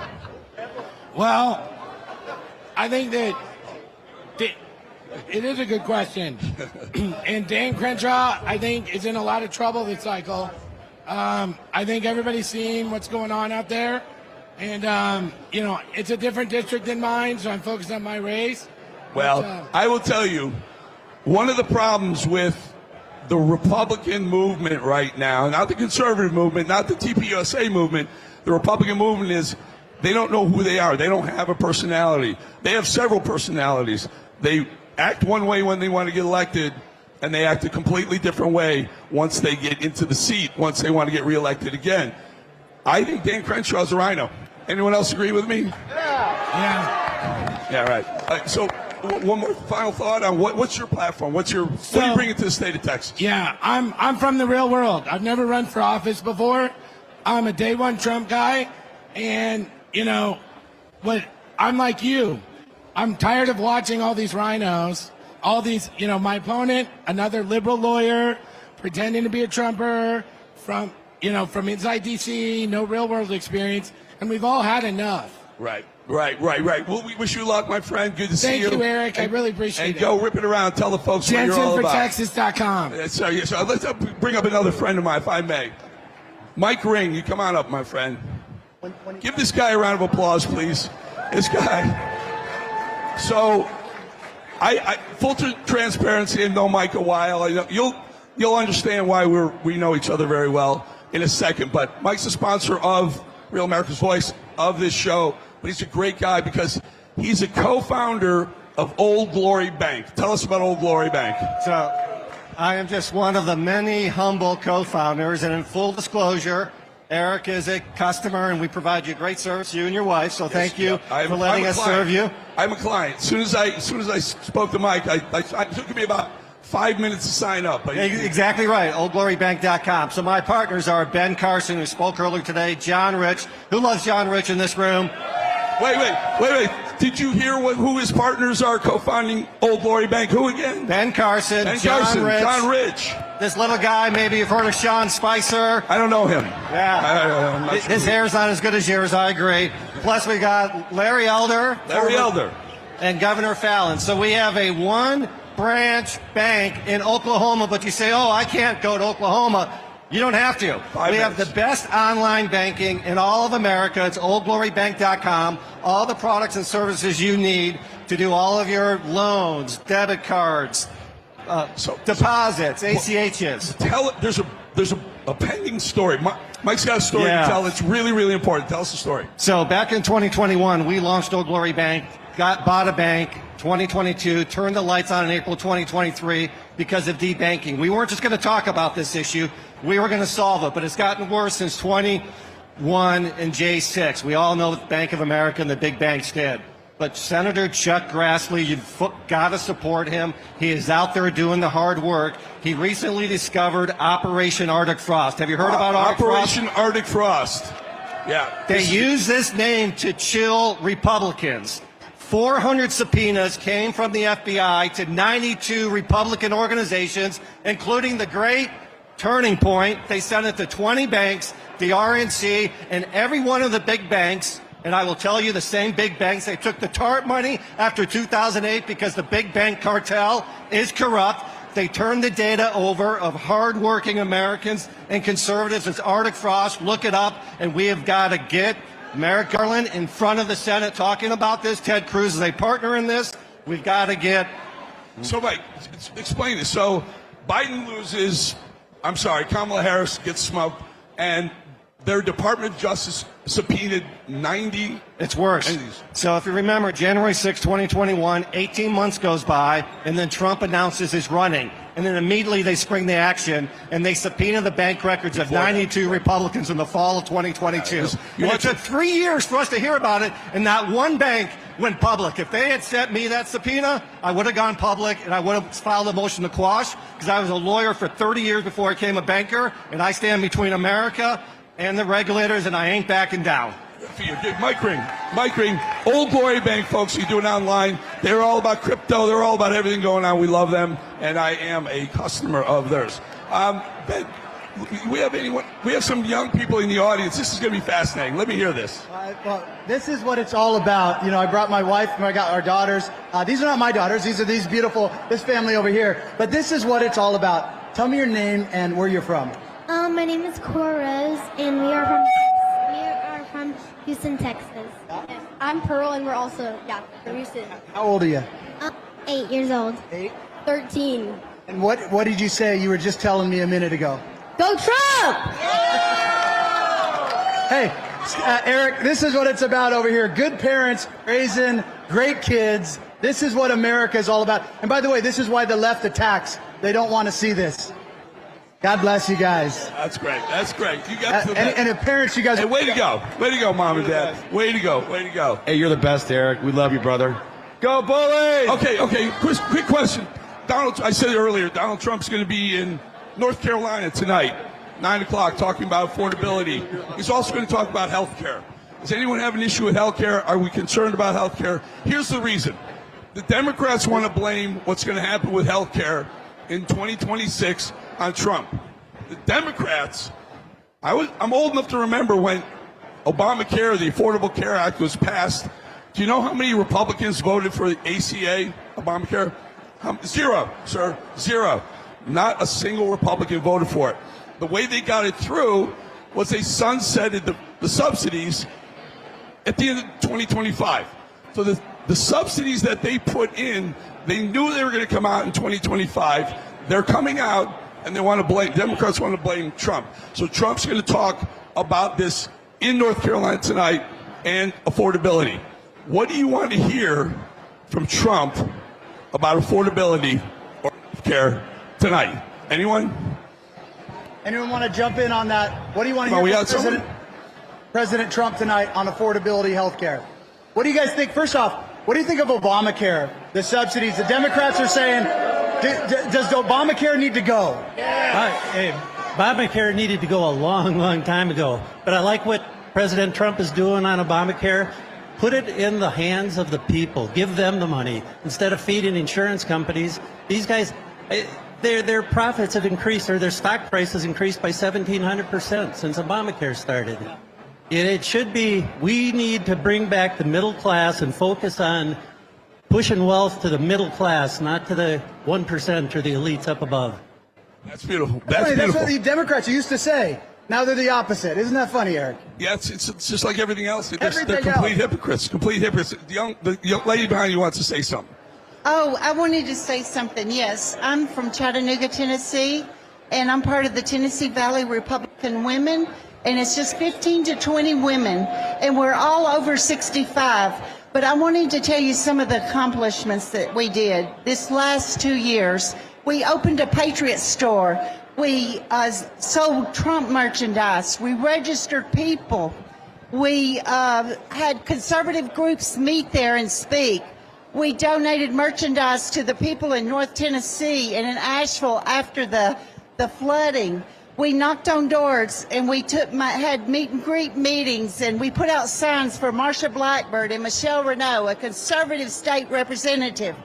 We informed bona fide Republicans to attend and vote the Hamilton County GOP convention to get the establishment out. Ben, I love this list goes on, and you know what this is about? It's about, people always ask me, what can you do? 14 women over 65, and this list is over a page long. Exactly. God bless you. And we also did food banks for Matt Van Apps to get him in Tennessee and get him in Washington. There you go. There you go. We had some young people yesterday saying, what can I do on college campuses because our conservative voices are being stifled. You group together. You get it together, and you don't say no. You stand up for your voice. I'll tell you what. Charlie Kirk stood up for conservative values. Now, I know how it turned out, but look at this amazing legacy he's left and he's leaving. So many young people here. I think Erica Kirk said 80% of the people here, and this year, are first-timers to AmFest. 80%. That's a testament to Charlie Kirk. We'll be back in 2.5 minutes, folks.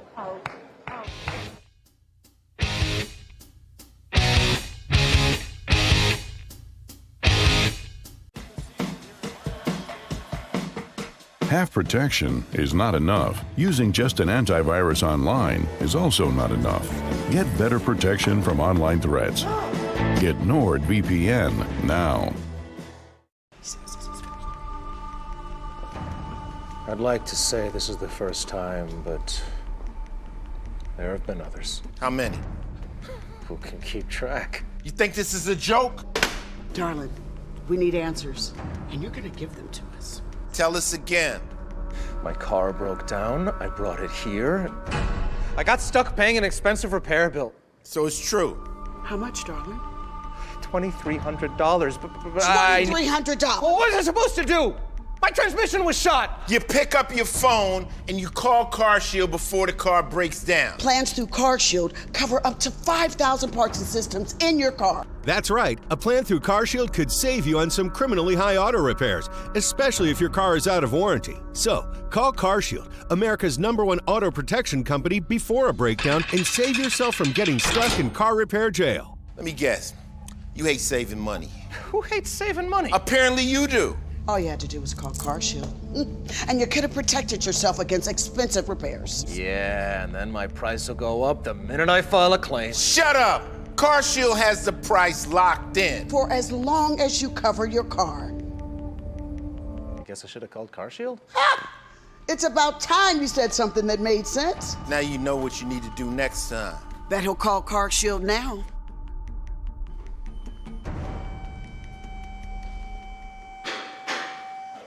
So can I go? Or CarShield has an A rating with the Better Business Bureau and was voted America's most trusted auto protection company. Don't get handcuffed paying expensive auto repairs. Call now and get the CarShield guarantee. Your price will never go up and your coverage will never go down as long as you cover your car. In just minutes, you could have a plan that covers up to 5,000 parts and systems in your car. Don't wait until it's too late. Get CarShield's best coverage yet. Call 800-491-4896. Did you know that thousands of authors across the country have written books and published them with Page Publishing? If you've written a book, Page Publishing can help you through the process. We cut through the confusion of the publishing world to make it easy for you. Call or scan for your free writer's guide today.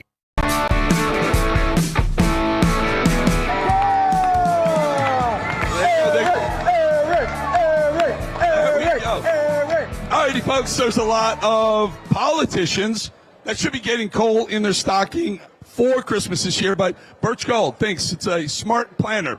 You deserve silver. Listen to this. That's why for every $5,000 you purchase between now and December 22nd, Birch Gold will send an ounce of silver for free, which is up over 60% this year alone. See, smart people diversify and have a hedge. That's why I encourage you to buy gold from Birch Gold. And I'm going to look at you all right now in the eye. Every one of you right now. I buy my gold from Birch Gold. I do my banking with Old Glory Bank, and I buy gold from Birch Gold. I absolutely do this. With rates coming and the dollar becoming worth less and less throughout 2026, it's a smart thing to do, to buy gold. What happens if the AI bubble bursts? You got to diversify. Let Birch Gold Group help you diversify your portfolio by converting an IRA or a 401k into a tax-sheltered IRA in physical gold. For every $5,000 you buy, you'll get an ounce of silver for your stocking or for your kids. There's some young people over here. What a great way to teach your kids about saving smartly. Text that word America to 989898. Claim your eligibility for this offer. Again, America. Text that word to 989898 today, because Birch Gold's free silver with qualifying purchase of gold ends next week, December 22nd. America to 989898. All right, Mad Dog. I mentioned, by the way, if you watch the show, you know who Mad Dog is, right? Mad Dog's our control room guy. He's on top of all, but the whole control room's doing a great job. All right, Mad Dog, we have an Erica Kirk soundbite from yesterday, right in that room, right across the way over there. She kicked off AmFest. Take a listen. Charlie wasn't just a speaker. He wasn't just a political thinker. He wasn't just a thought leader. Again, he was a bridge. He was a pathway. He was a connection point to generations. He was a pathway and connection point to communication, to inner politics. And he also looked at a generation that has been mocked, that has been dismissed, that has been discouraged, and told them, you matter, your ideas matter, your decisions matter. And he would say this country is still worth defending and still worth sacrificing for. There's your CEO of TPUSA. I have a question for you now. Erica came out yesterday and she endorsed J.D. Vance for president 2028. What do you think? Okay. All right. Any other options? Who? Pete Hegseth. Who said it? Hands up. Rubio? Hegseth? Bannon? Who said Bannon? I vote for Bannon. Whatever. So, true story. I know Steve Bannon for 20 years. My first encounter with Steve, I think he was Goldman Sachs banker for a while, and he started doing some filmmaking. And he started doing a radio show with Andrew Breitbart. Remember Andrew? Great.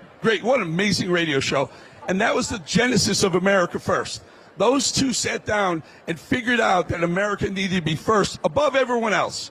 and I used to do the radio show, and that's where I realized Steve Bannon is my literal political true north. That's a true story. He's great. Who else? So I've heard Rubio, Hegseth, Bannon. Anyone else? Republican? Did you just say Candace Owens for president? Oh, what's your name?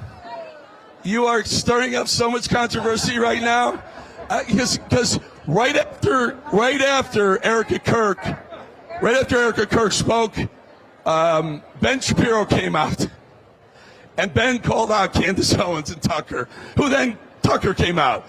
It's all of it. Candace Owens. Anyone else? No. DeSantis, Florida Governor DeSantis. You think he's going to run? No, maybe. I don't know.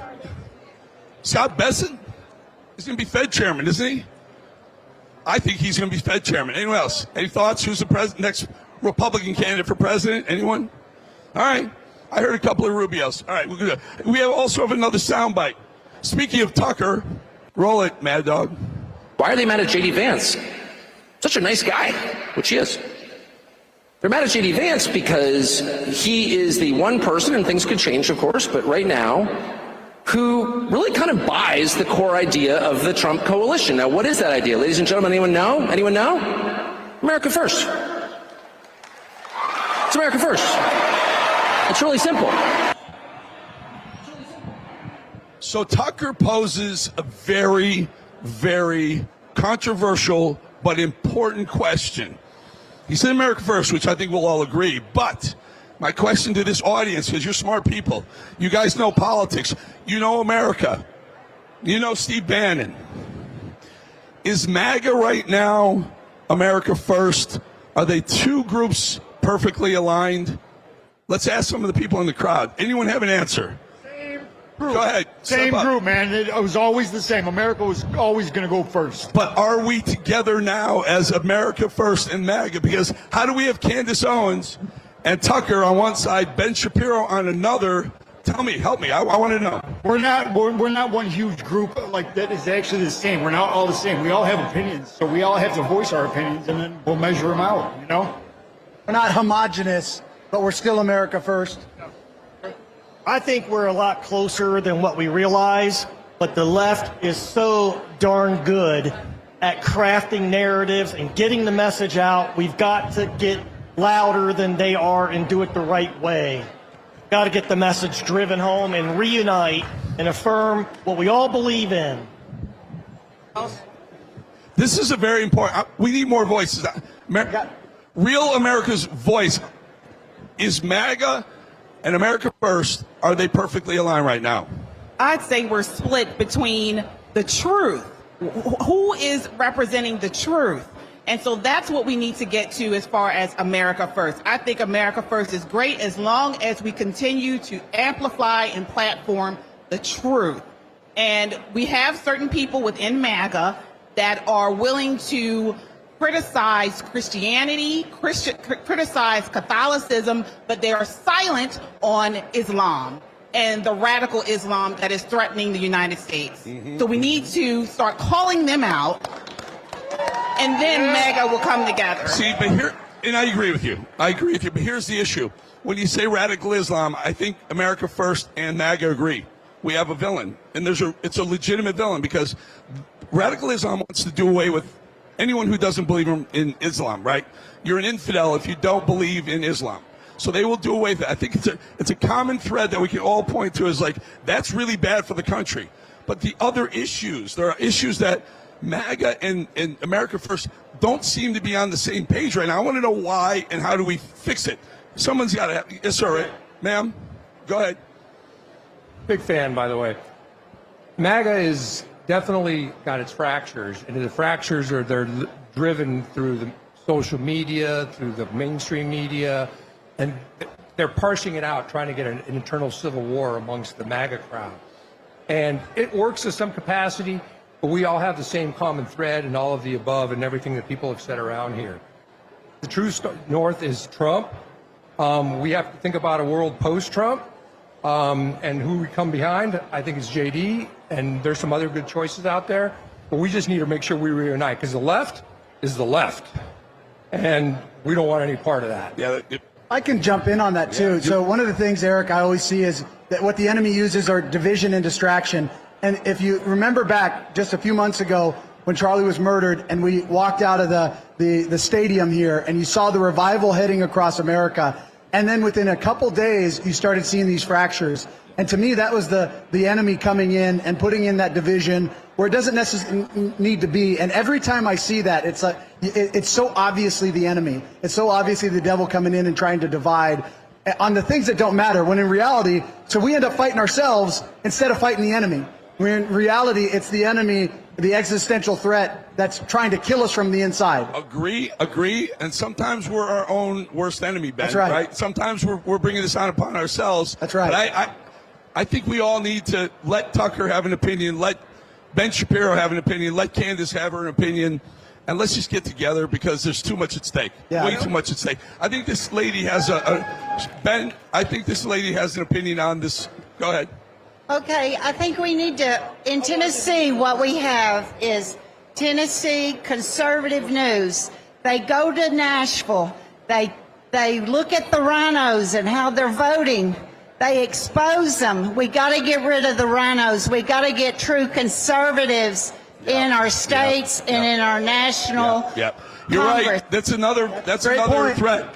You have a split with MAGA and maybe the base, and then you have the rhinos who are another split. And the Democrats are uniting together. It's very dangerous, folks. We got to get our act together. All right, we got to go. We'll be right back. 2.5 minutes. We have some more comments over here. 2.5 minutes. We'll be right back.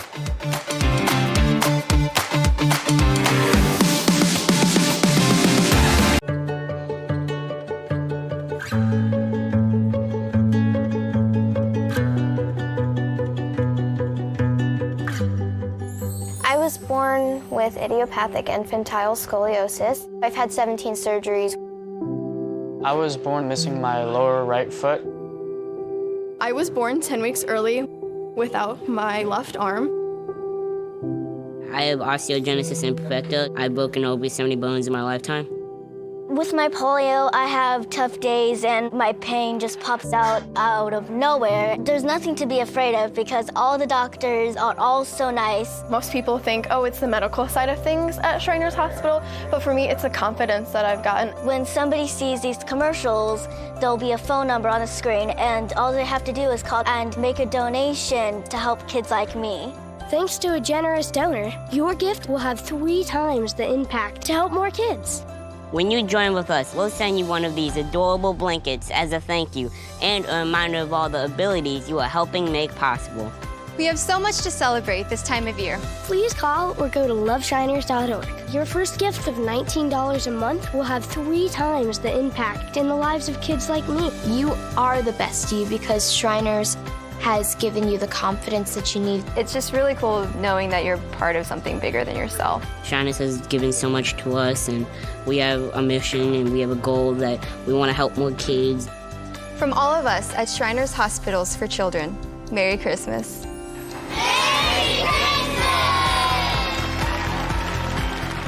Please call the number on your screen or go to loveshiners.org. If operators are busy, please call again. And when you become a monthly donor, your first gift will have 3 times the impact to help more kids. Thank you for giving. With riots and violent looting going on all over the country, I don't feel safe leaving the house without this banana. Normally, I would be worried about this creepy guy, but I've got my banana with me. That same car has been sitting outside my house for a while now. Better keep this banana by the door. Sounds ridiculous, right? Now imagine this banana was capable of incapacitating an attacker from over 60 feet. At Byrna, we don't sell bananas. Go to Byrna.com to learn more.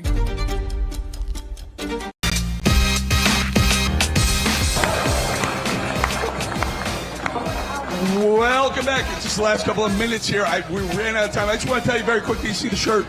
It's a new show I do on YouTube called The Edge, Eric Bolling The Edge. Please sign up. Please subscribe. I got some shirts. Ben, will you hand out these shirts to some of the folks? Whoever, there's about 4 or 5 of them over there. I really appreciate you coming out with you guys. I love being with you live. It's awesome. Your energy's insane, off the charts. Remember, do what you have to do to keep the conservative movement going, and let's get MAGA, let's get America First, let's get the Republican, TPUSA, conservatives back on the same page, voting for the same people. Now, before we go, I want you to hear this song one more time. J6 song, J6 Choir, #1 on YouTube, folks. I'm sorry, #1 on iTunes, #1, top of the charts. Listen to it, and on the backside of that, we'll go right into Bannon's War Room. Thank you so much. Here, take it away. Take the song away. Anthem of the Free. My name is Shane Jenkins, Enrique Tarrio, Robert Morris, Daniel Caldwell. My name is Mickey. My name is Pete Schwartz, Barry Ramey, Ryan Nichols, Deborah Mamone, Olivia Pollock, John Nassif, Jordan Mink, George White Wolf Riley, Robert Gieswein, Kyle Fitzsimons, Adrienne Southern, Andrew Taki, Jessica Watkins, Timothy Hale, Sean McHugh, Billy Cressman. This anthem means a lot to me because it's what held us together. Against the odds, our faith that our days of this nation will be renewed is still there. We've formed bonds that can never be broken. I, along with my brothers and sisters, weather the storm. We will never stop fighting for this country. And my friends and my brothers that also helped me through this tough time. Because we are what makes this country the greatest country on this planet. And this moment, and this anthem, is living. We sing for all the people who never made it home. Through us, their stories will be told. We stand as one, united in this fight for liberty. Justice for all, our voices ring, the anthem of the free. Hey, freedom ain't free, no, it comes with a price. Rest in peace, Charlie, can't believe they took your life.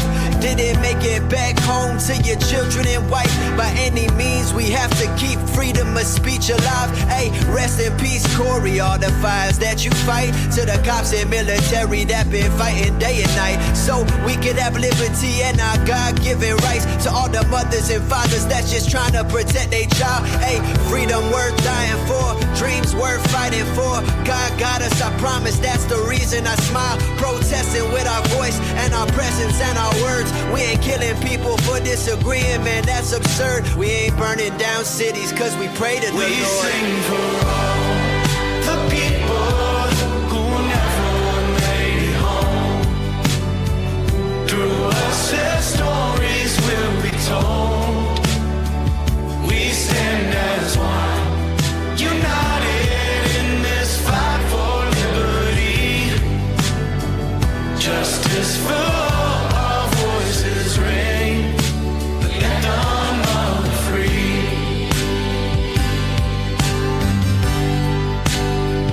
Hey, stop killing people that just want to debate. When we protesting, you ain't see no guns and no flames. We don't have to agree, we ain't gotta think the same. Country built on conservative values, let's reclaim it. It's not about hate, we just wanna feel heard. We standing for the truth, not just following the herd. You can love your country and still call out its flaws. You can back the Constitution and still question the laws. We don't wanna be killed just for speaking our voice. God coming soon, man, so it's time to rejoice. Let the ballots be counted, let the questions be asked. Let the people decide, don't just bury the past. And don't let evil get you down, cause God will at last. We sing for all the people who never made it home. Through us, their stories will be told. We stand as one, united in this fight for liberty. Justice for all, our voices ring, the anthem of the free. Another person that I have to thank is Donald J. Trump. Our brotherhood that we built and the country we believed in, and especially our president, we never would have made it out. Blessed by God, pardoned by Trump. Thank you, Donald Trump, for pardoning us and giving us a second chance on life. President Trump for pardoning me. For saving my soul, and Donald Trump for giving me the pardon. I want to thank Donald Trump for pardoning us, and it's the only reason that we're here today, all together, free, with smiles on our faces. What do you think about Donald Trump designating Nicolas Maduro as a narco-terrorist? Good? Well done. I think it's good. And that's the best designation Trump has ever made. That's what he is, a terrorist. Do you support Donald Trump in all the decisions he has made? Of course, I support him, and I'm Venezuelan. One doesn't want an invasion, but what else can we do? We're up to here, up to our necks with 25 years of this narco dictatorship. The President of the United States, Donald Trump, has destroyed over 20 boats in international waters carrying synthetic drugs from Venezuela and has designated them as terrorists. What's your opinion on that? Well, everyone knows this is the mandatory route for drugs coming through Colombia. This is the major highway of Latin America. There's the Cartel of the Suns operating in Venezuela. Do you think it's appropriate to designate them as terrorists? Of course, what else would you call people who traffic drugs? The terror, the youth, all the destruction they cause, especially to young people. Of course, he showed his voting records. Corina Machado had the courage to collect copies of all the original voting records, gathering the copies that remain from the CNE. Last I heard was that an oil tanker heading to Russia was destroyed. So they're not even stopping for Russia. Here we are, the Americans, only they impose their strategy. God bless you, America!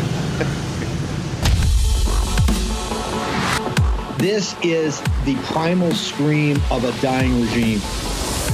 Pray for our enemies, because we're going medieval on these people. You're not got a free shot on all these networks lying about the people. The people have had a belly full of it. I know you don't like hearing that. I know you try to do everything in the world to stop that, but you're not going to stop it. It's going to happen. And where do people like that go to share the big lie? MAGA media. I wish in my soul, I wish that any of these people had a conscience. Ask yourself, what is my task and what is my purpose? If that answer is to save my country, this country will be saved. War Room. Here's your host, Stephen K. Bannon.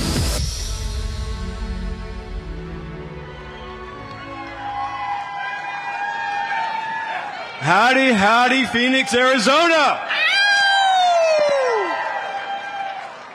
How is your turning point so far? You guys having a good time or what? This is maybe the last bastion of real America against whatever is coming next, so enjoy yourselves while it lasts. So you guys might be wondering why it's baby Honey Badger and the team up here and not Honey Badger. He's getting ready for his speech, so once we're done here, he will be speaking on main stage at 5:45 local time, so make sure to get a good seat to see Honey Badger on main stage. But enjoy the next hour with us up here. But Ben, now, real quick before we go out to Oscar, any specific bombs that he's going to be dropping on stage tonight? I'm not disclosing. You'll have to wait and see. There's been a lot of incoming fire, so one imagines there might be some return fire. I know one thing. Steve does not pull punches, so if you stay tuned, it's going to be amazing. Oh yeah, you definitely have to get in there to see it. But speaking of important, amazing things, we've got my brother Oscar El Blue Ramirez down on the border of Venezuela as we speak. Oscar, tell us where you are, what you're doing, and why did you not invite me? This is just unacceptable. I should be there with you, my man. And actually, but one other question. Was that an AI voice Joe was asking on that interview? No, I'm just kidding. Oscar, where are you at, brother? Well, Ben, we were right here in 2023. You were right here with me. And it is impossible for you to be with me right now because an American citizen will be snatched by the National Guard of Venezuela and taken for captive, and you will be held hostage in the Venezuelan government. As we speak right now, this border is completely agitated, completely tense because of the statements that Donald Trump has released just recently, designating the regime of Venezuela as a narco-terrorist organization. You have seen more deployment of the National Guard just behind me, just one step away. It's right there in Venezuela. Just a couple of minutes ago, they deployed 3 National Guardsmen just to see what we were saying, what we were doing. And they told me, if you put a step right here, we will arrest you and we will take you in for questioning. This is no joke. They are completely afraid of what Donald Trump is going to do. He designated the Cartel of the Soles as a terrorist organization. He designated the regime as a terrorist organization. And the #1 head of the snake, Nicolas Maduro, has been designated as a narco-terrorist. The people are afraid to speak, but behind cameras, they have told us they had it, they're sick and tired of it, and they are all rooting for Donald Trump to pressure the government and to pressure the regime for them to be replaced and put a government where they can free the people of Venezuela, Ben. Yeah, And Oscar, the crowd here loves that. Free the people of Venezuela. You know, the work we've done in Central and South America, you look at this, what President Trump is doing down there, blowing up the boats, attacking them. You had that one interview. Is that the consensus? Are people finally sick of this communist regime in Venezuela? It's absolutely the consensus. And it's absolutely 100% what the people want. And it is, disgusting that this is what the Democrats are lying. You don't see this kind of interviews in the leftist media in the United States of America. This is what we need to fight. This is what Americans and patriots in the United States of America need to fight, to spread the truth of what the real conservative, Latinos and the real conservative countries in Latin America, they're completely against the socialist and communist regimes. But the only ones that they're pushing this narrative are the leftists and the Democrats and the progressive mercenary liberals in the United States of America. The majority of the people here are sick and tired of it. They want freedom. And believe me, Ben, we were right here in 2023. This was the bridge of the funneling of the most illegal migration of Venezuelans going through the Darien Gap that we have been there 4 times. And believe me, if they will be free, you will see by the millions coming back to this bridge and coming back to the country, where right now at this particular moment and juncture, you see extreme National Guard tense because of this situation that they think that the United States of America will come in and combat the organized crime of Nicolas Maduro, Ben. You know, Oscar, I look at that and I see the work, the interviews you were doing in Mexico City just a couple weeks ago, and I compare that to what we see in our major inner cities across America, where we have these leftist, communist, jihadists working against ICE, attacking ICE, obstructing ICE, working with illegal aliens on stopping the deportation of illegal aliens. And right now, we just launched, Real America's Voice News just launched Rav Latino, the Hispanic version of Rav. We've got Javier up here with us to counteract the lies of the mainstream media, and in particular, the Hispanic community. Javier, I wanted you to jump in on that and join in on the conversation with Oscar. So thank you very much. Oscar is a hero for me because he's in Mexico, he's in Venezuela, fighting, having trouble with his security. I'm Javier Negre. I'm a journalist, a Spanish journalist. We are having a show in RAF en Español every Sunday at 8 in the afternoon. You should watch it because the communists are paying a lot of media in Florida, in New York, to tell lies the Hispanic voters. We lost Florida, we lost Miami, we lost New York because of the Hispanic voters. Fake news media like Univision, like Telemundo, like CNN, Español, they are telling lies about ICE operations. They are not telling the people the truth that Trump is deporting bad people, that illegal aliens that are criminals. I'm Hispanic. I'm very happy with the ICE operation. And we have to tell the people, we don't want extremist Muslims. We don't want illegal aliens. We don't want people from drug dealers like Mexico, like Venezuela. I want to give thanks to Steve Bannon, to Rob Sieg, and to Parker Sieg, because in January we are going to have a full programming in Hispanic, in Samsung TV, in Apple TV, and in RAF, because we have to win the Hispanic voter. I'm from Spain, and right now Spain is being invaded by a lot of Muslims. Europe is being lost. And I came to America because it's the freedom country. I love Trump. I love Carol Levitt. They put me in the Oval Office to make the good questions. And we are supporting leaders like Javier Milei, like Castro in Chile, like Noboa in Ecuador, like Bukele, like Meloni. I think that the right-wing wave we have to support from the media. In Spain, all the people is telling me jokes about, hey, you want to be the next Steve Bannon in the Hispanic world? Of course, I'm proud of it. I mean, who wouldn't want to be that? I would love to be that. Yeah, I'm a fan of him. That's a dream for me, to be in the set with you guys. So I'm very grateful to God to be and to fight against the fake news media like Univision, like Telemundo, like CNN that are telling lies to the Hispanic voters. They think that Trump is an evil and is not right. And I'm fighting against people like the president of Mexico. She's a president who is related to the narco dealers. That's right. I'm fighting against Maduro. In Spain, they want me to put me in jail because the government, the socialist government, they want to attack the freedom of speech. I want to give thank you to the War Room, to Raf, to give me this opportunity because I'm gonna be like fighting against all the fake news, all the George Soros, all the globalism that is paying a lot of media in Florida to tell lies about Trump, about the administration of Trump, and that's not fair for me. Yeah, and thank you very much. Amen, amen, amen. We need this word to spread in every language around the world. MAGA is ascendant. You look at what happened in Chile and Argentina, all of that. Obviously, Bukele in El Salvador. Oscar, what's your plans? Where are you going? What's next down there? If you can tell us, I know some of what you're planning you can't really talk about, but tell us what you have planned. And then if you could give a message as a Mexican citizen to our ICE agents, our Border Patrol agents, President Trump, what would that be? Well, to all the audience right now and the American people and the Hispanic community, I would like to say to all of you, no más mentiras. Ya se les acabó. No more lies. You guys are done.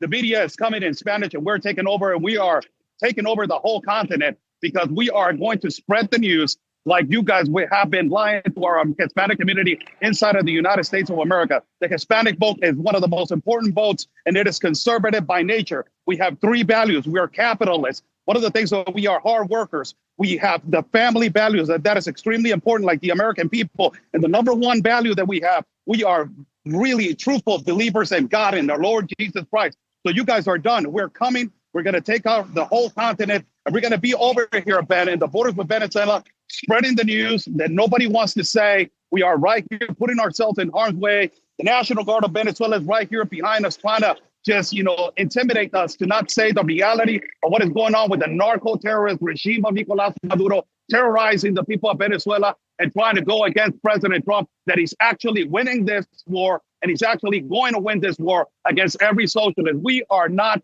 going to let socialism win in the continent of America, and it starts from here, and it starts from our network, Real America's Voice News. Ben, thank you. Amen, Oscar. Amen. Between now and the next time we see you on War Room, where can the posse find you? Every social media platform is Oscar Blue Ramirez, but you can find me at the best network that exists. That is Real America's Voice News. And thank you to my brother, Ben, because he was the one that invited me to this network. And now it has been almost 7 to 8 years working here. And I'm really blessed and extremely blessed to be with your father.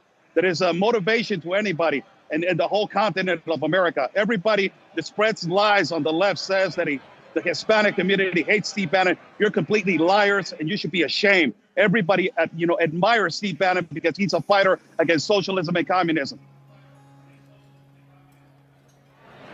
Amen, brother. Hey, God's blessing over you. We pray his angel armies are with you on that border and everywhere you go against the enemies that want to destroy not just our nation, but the nations of the world. And stay safe, Oscar. And to correct you, Ben, it's Rav Espanol. Espanol. Rav Espanol. Espanol. But we want Rob. He has to learn Spanish, Rob. Yes. Te queremos and we love you. Gracias por la oportunidad. So Ben, when are we going to see you out there with Oscar again? Well, we're working on a few trips. First of the year, I'll be back out with ICE and Border Patrol embedding, exposing the enemies within our government and within the country. We need two things in this country. We need mass deportations and mass incarcerations of the politicians that are getting in the way. And that's, they're trying to get President Trump to pull off the brakes. The left are attacking ICE and Border Patrol. They're trying to demoralize them. And I got to tell you, as a guy who rides with these guys almost every week, all you're doing is putting fuel in their gas tanks. There is no brakes. It's all gas. These guys are going. And Tom Homan, I'm going to be actually meeting with him on Sunday. We're not stopping. It's only getting started. And Javier, where can the audience find you between now and the next time we see you on War Room?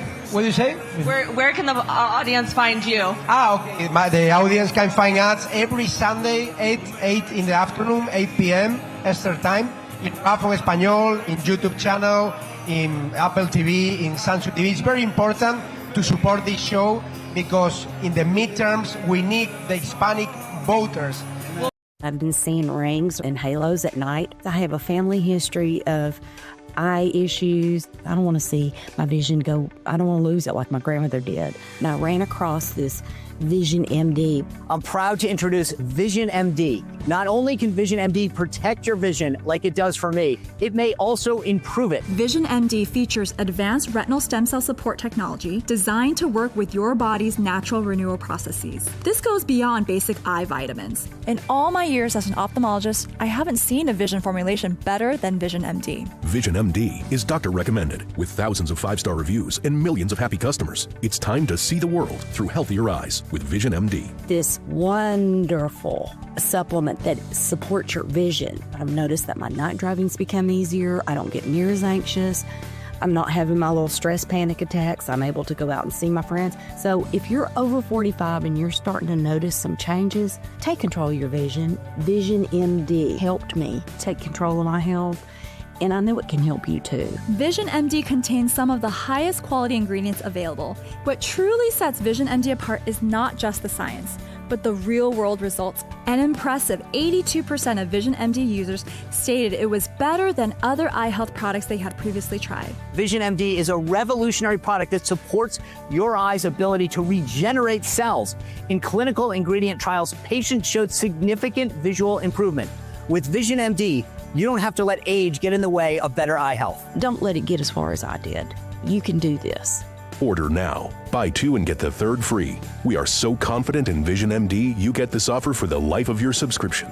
Vision MD comes with a 90-day money-back guarantee, so you'll see results or you can get your money back. Expedited shipping options available. Call 800-707-1255. That's 800-707-1255. With riots and violent looting going on all over the country, I don't feel safe leaving the house without this banana. Normally, I would be worried about this creepy guy, but I've got my banana with me. That same car has been sitting outside my house for a while now. Better keep this banana by the door. Sounds ridiculous, right? Now imagine this banana was capable of incapacitating an attacker from over 60 feet. At Byrna, we don't sell bananas. Go to Byrna.com to learn more. Charlie may be gone, but his legacy lives on. It's up to us to continue the fight for the heart and soul of America in his stead. Turning Point PAC is 100% committed to Charlie's big picture vision to build the Red Wall. Starting in Arizona, New Hampshire, and Nevada, 3 battleground states where conservatives outnumber Democrats. Will you help us carry the torch for Charlie? Your gift helps us deploy door knockers, chase ballots, and ramp up our grassroots efforts for the fight ahead. Visit tprav.com or scan the QR code now to help us win in key battleground states.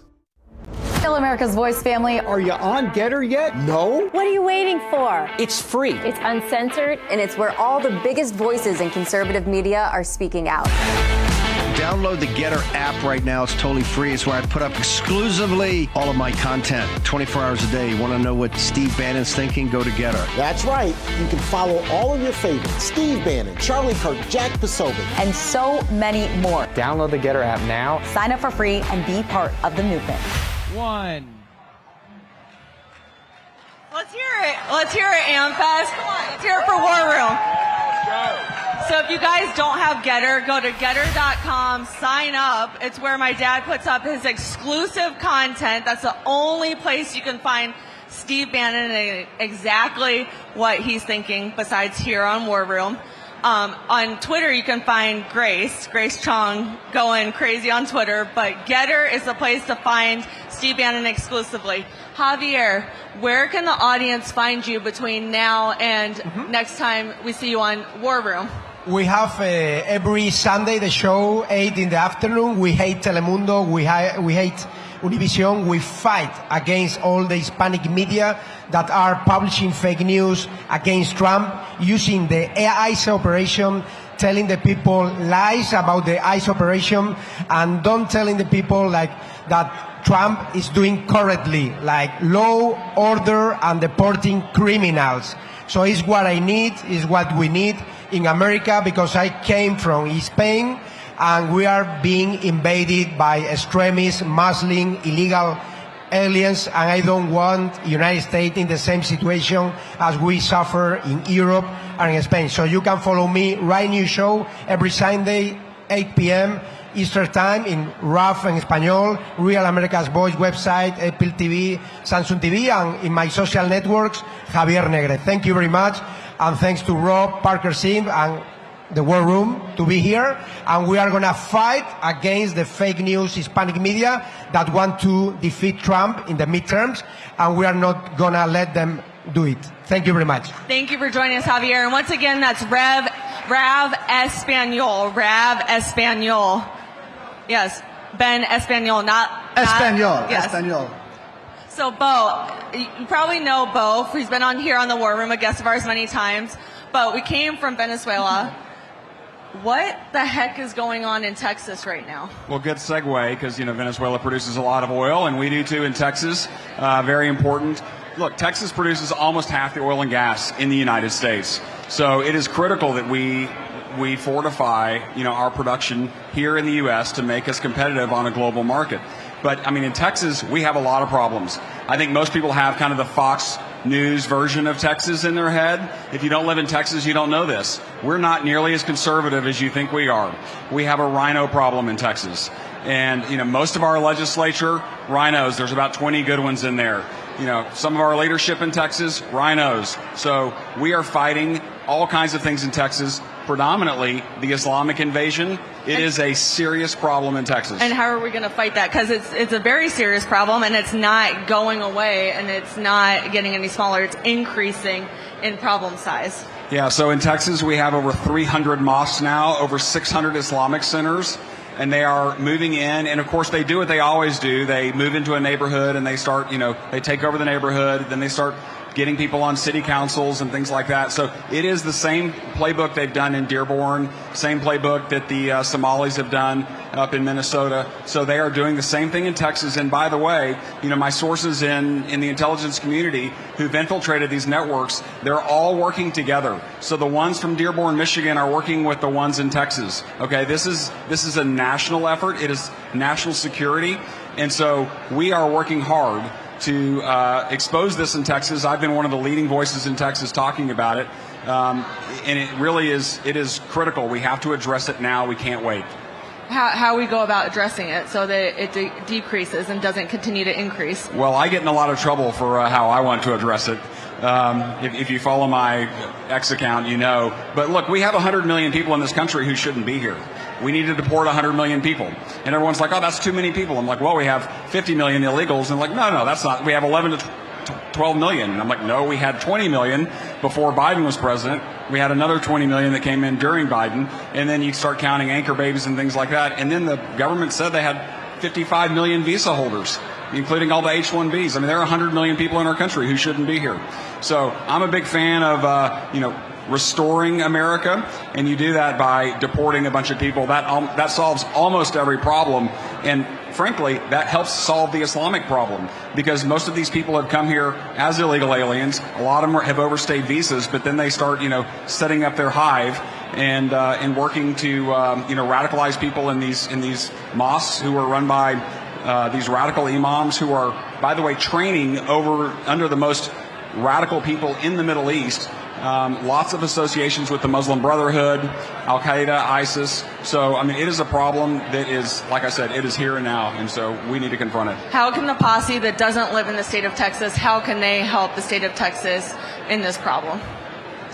Well, listen, I think it's critical that you get involved, in politics in your local area.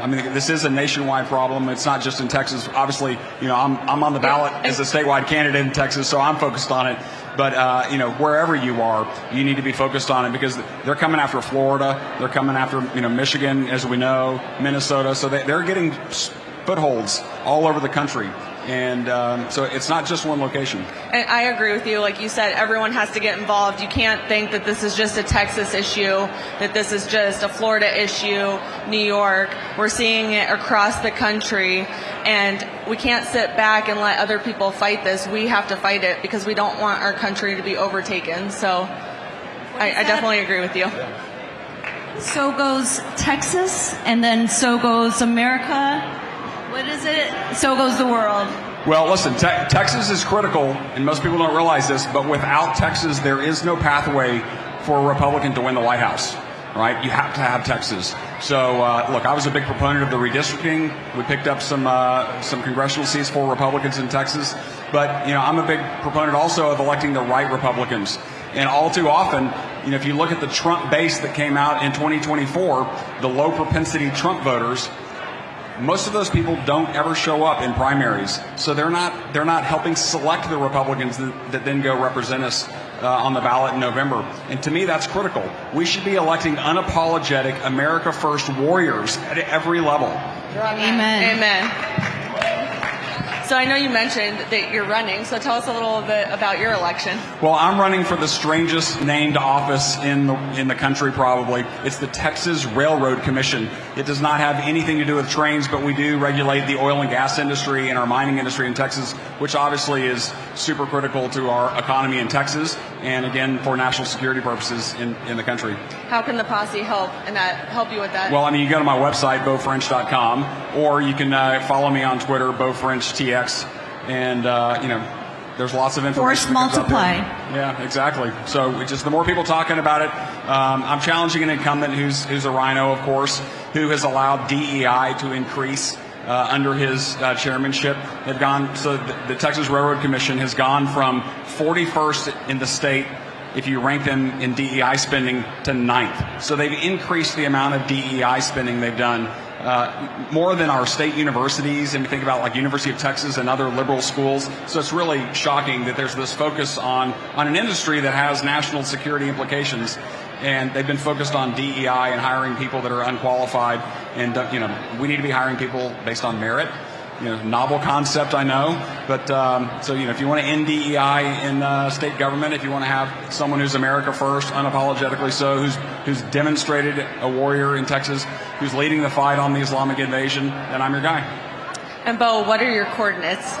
Your social media coordinates? Oh, my social media coordinates. Yeah, the main place is. I'm on all of them, but the main place that I spend most of my time is on X, and that's BeauFrenchTX. Thank you again, Beau, for joining us. My pleasure. Great to be here. Ben, do we have someone else? Yes, so speaking of it, it's not just an America problem. The jihadization of the world is happening. I have my friends here from the UK. Tell me your story. So we've got a massive problem in the UK right now, like you have as well. And extreme Islam is not just the problem, because moderate Islam is the people that are the problem as well.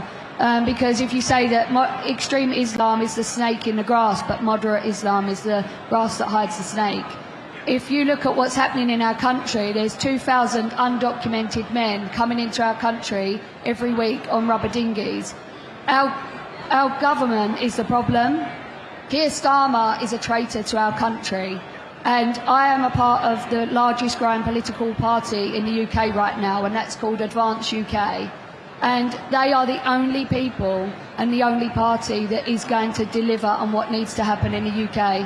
And I'm worried that if we don't get in the next election, England has fallen. It is a massive problem. Young girls are being raped, sexually assaulted and murdered by a certain cultural background. And it is happening to white women. And people need to speak about this because they are too afraid to be called racist, fascist, far-right thugs, Nazis. But the truth is the truth. If there is a demographic of people attacking a certain demographic of people, then that has to be spoken about. And that is Pakistani grooming gangs are attacking young white females. How can people get more information about the organization? By the way, you went to prison for unfurling a British flag, right? So I held up the Union Jack and I got brutally arrested by 3 police officers. They punched me, they was kicking me in the legs, and that was all filmed because there was plenty of citizen journalists at the time. And I am now suing the police for unlawful arrest. If we don't stop this, I was just in England the last 2 summers and France. It's a global a real global pandemic, a global epidemic, the jihadization of the world. If we don't stop it, not just Europe's gone, America's gone. I've got another one. We'll wait till after the break on a documentary that's coming out on the jihad of the world, and we'll talk to Vicky in just a second. Advance UK, please get behind Advance UK, led by Ben Habib. God bless you. And we'll be back after a short commercial break here in the War Room.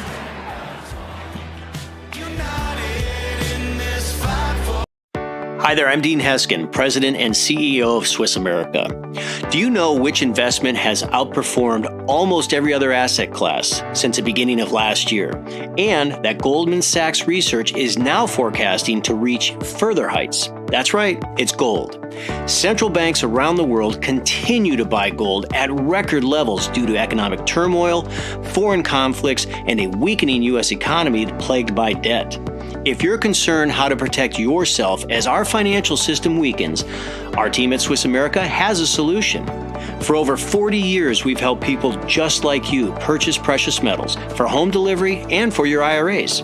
Don't miss out before this next big price jump. Call or text Swiss America at the number on your screen to receive your free portfolio review and a copy of The Timeless Truth About Gold and Silver.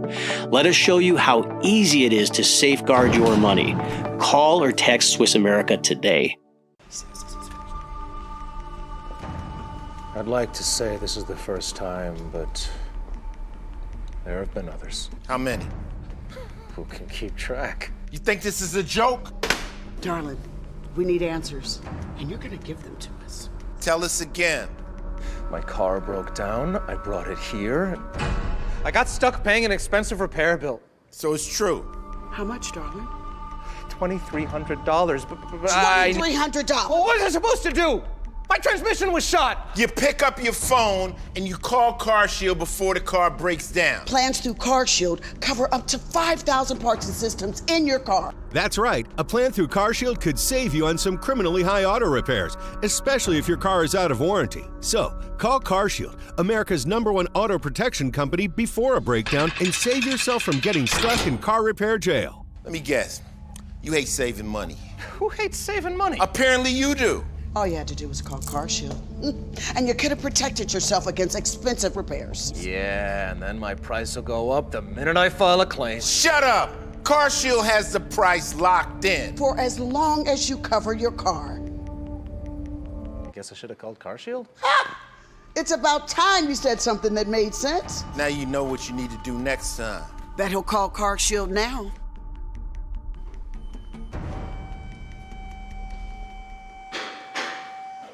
So can I go?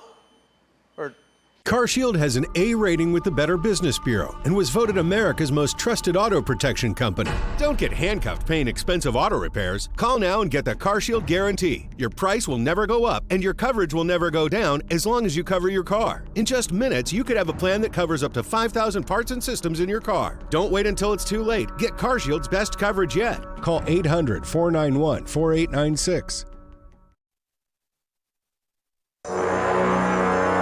My life was just kind of this materialistic lifestyle. I just felt so empty and worthless. You know, I'm around scumbags and pimps and whores. I continued being promiscuous. There's no morality about it. It's just chemicals. It was trying to not feel rejected. I was like losing my mind with depression. Trying to feel love, feel accepted. Those fissures in my mind were becoming fractures. Is there a God? Because if there is one, why is he letting this type of stuff happen? I was trying to stop the voices in my head. You're a disappointment, you're a disgrace. Everybody would be so much better without you. What is the purpose of all this?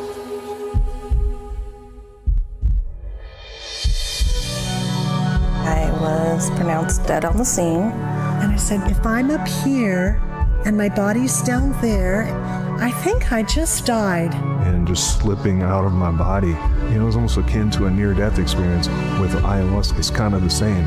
There is something out there that was watching over me that day. I felt the presence of a being next to me, so I assumed that it was God.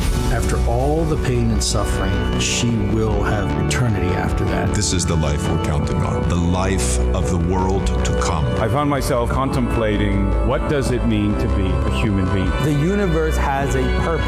That's a larger version of the purpose that we see in our lives. You take a painful experience and create a piece of art that assists with reconciliation of trauma.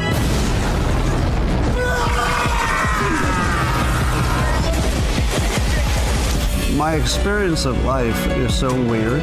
I feel like we're a simulation. Transcending the biological human being is our destiny. This is the reason I'm a transhumanist. Neuralink proves we can rise above with creativity. But purpose is forever stuff, not gadgets. The desire for immortality is satisfied in Christ. You cannot save yourself. My whole life, I was searching for what people would now call meaning. My story is a common human story with many long, lonely struggles through darkness and pain in my search for meaning.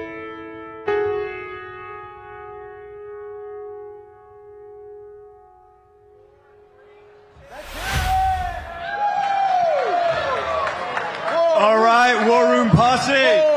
War room. And the loungers over here.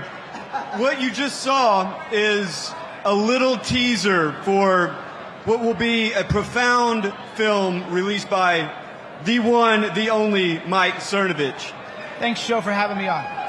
Mike, the film is called Meaning, and it delves into probably the most crucial crisis that we have right now, not outward, but inward.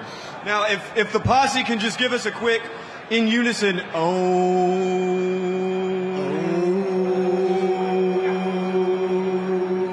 Mike Cernovich, please tell us about Meaning. Yeah, I think that everybody, when you get a little bit older, I'm almost 50, and it's almost a cliche thing to do, but you sort of hit the benchmarks in life.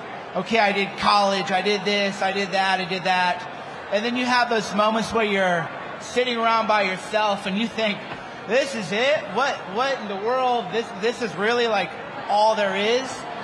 And I think a lot of people feel that way now, and that's why people are acting out in a lot of ways too. So in the movie, we examine the question of the meaning of life, but also how people are chasing the dragon of dopamine, of experience, of partying and fornication and everything else, because they're trying to reconnect with meaning, and they're doing it through these other methods that maybe aren't so helpful. I mean, just from what we saw there, you can see that tension between a godless universe in which well over half of America ultimately lives in, despite their religious affiliation, and the darkness that creates. But on the other side of it, I mean, you yourself are a deeply religious man, and many of the people we saw there are speaking about God, speaking about Christ. How do you see that tension? How do you see it playing out, and how does it play out in the film? Well, I think when we were sketching out the concept of the film, I would always tell people, start from the proposition that you don't even maybe believe in the Garden of Eden story, but why would the Garden of Eden story have ever been written or created? And it's because we were cast out of our real home. So in the movie, we talked to Tim Alberino, we look into transhumanism, there's even going to be a little bit of an AI angle. Neuralink is in there, we interviewed the Neuralink people. So we start from a very big question, which is, why write the Garden of Eden story? Why does everybody feel like they're disconnected for something? And I have my own belief, my own religious beliefs, but it's not a Christian propaganda film, because that's not even interesting. It isn't a religious film per se. It's exploring a lot of traditions. So we went into Peru, the jungles of Peru. Some of the guys drank the ayahuasca. Some of them drank the tea. We have that on there. We talked we went to, you were there at that conference. Oh, Tim Alberino. Yes. Yeah. Birthright. Yep. So we really get a little crazy in there, which is what you want for a film. I think everything about meaning is like too preachy, right? It's okay, you got to go to church and this, and even if you believe it, is that really interesting? Does anybody really want to hear that? Have we not heard enough of that, and has that even worked? Right? Is it even effective messaging? So we're trying to, again, we have our point of view, but we're trying to represent all sides. Well, I don't want to go straight to the really heavy element here. I'm curious, on a lighter note, the ayahuasca, theoretically speaking, how does the ayahuasca experience and that kind of drug-induced simulation or direct connection, how does that relate to something like Neuralink? Is that a direct concept, or are they diametrically opposed? So what I've told my friends in tech, because I'm in between the War Room Posse and the AI people.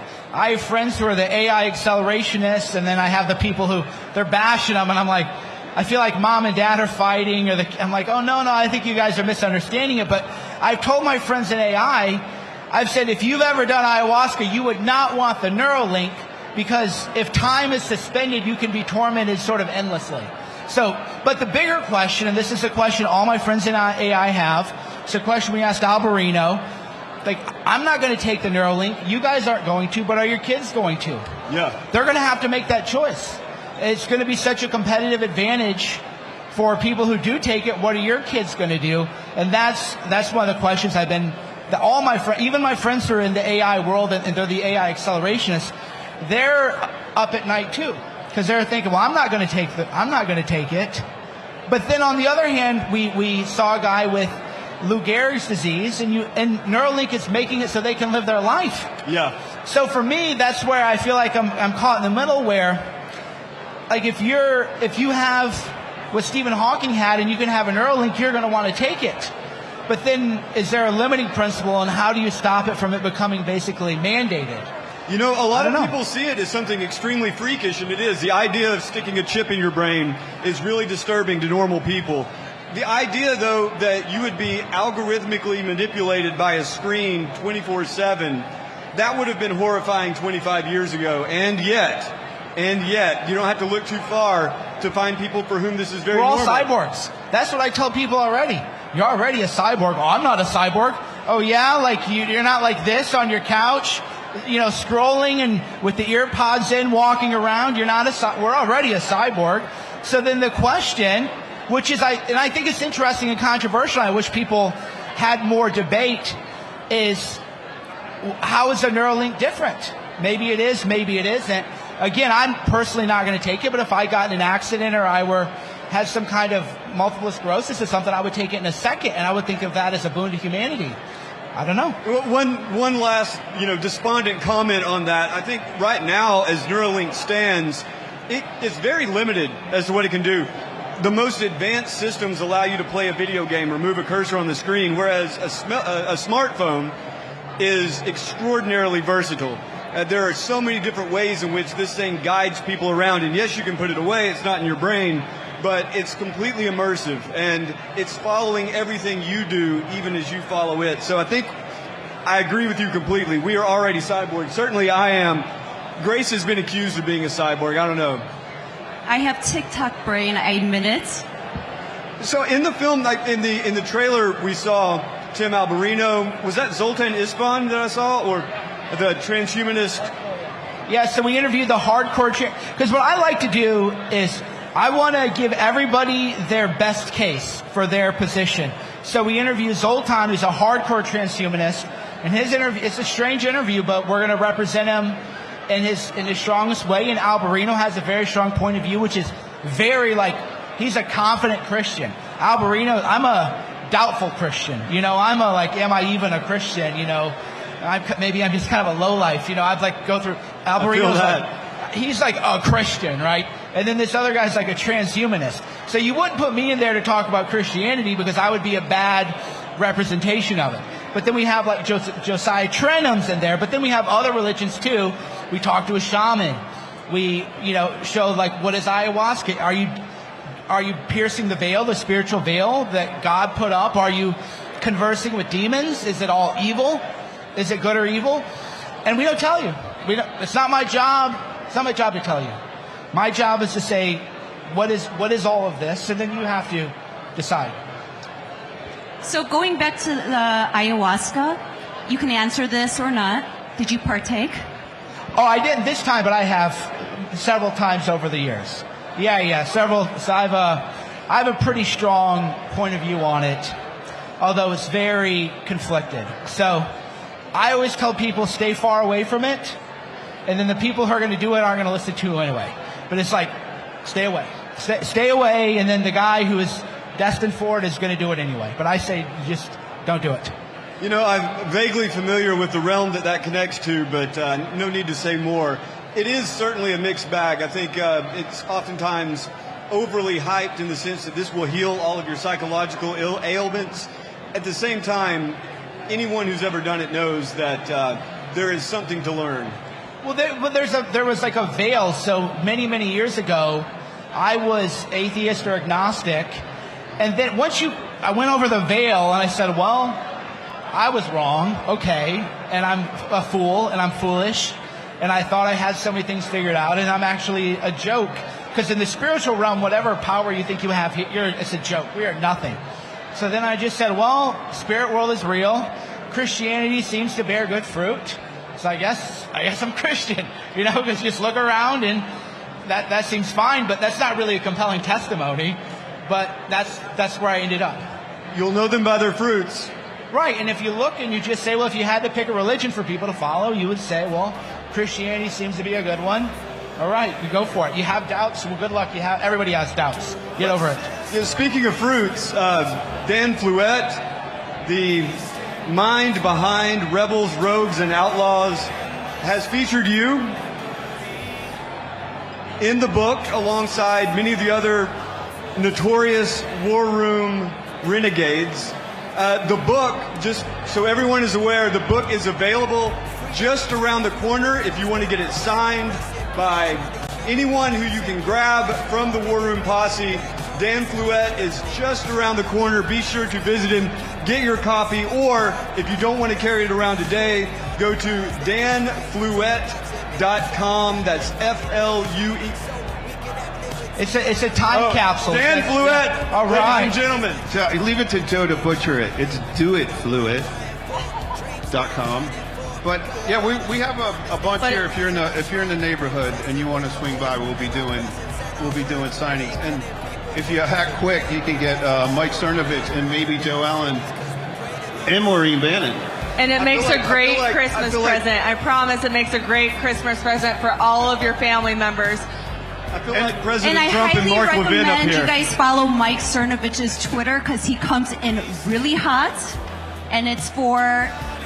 And we'll be back in a few... Some people are worried that they won't be able to get food, whether it's because of food shortages or rising prices or, God forbid, even a disaster. But right now, check this out. This tote, it's got breakfast, lunch, dinner, and even enough for snacks for up to 4 weeks, guys. And right now, when you order one of these 4-week food survival kits, you get the second kit absolutely free. Now, you see that little square on your screen? That's called a QR code.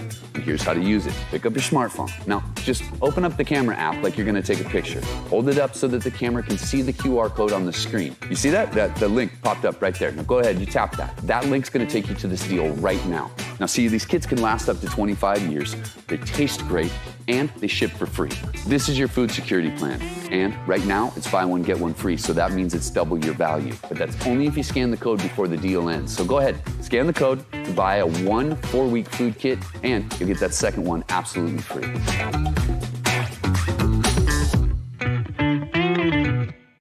With riots and violent looting going on all over the country, I don't feel safe leaving the house without this banana. Normally, I would be worried about this creepy guy, but I've got my banana with me. That same car has been sitting outside my house for a while now. Better keep this banana by the door. Sounds ridiculous, right? Now imagine this banana was capable of incapacitating an attacker from over 60 feet. At Byrna, we don't sell bananas. Go to Byrna.com to learn more. America's in a fight for her soul. Our freedoms are under attack. Our values are being torn down, and the same corrupt elites who built this mess think they can silence us. The patriots who still believe in this country, not a chance.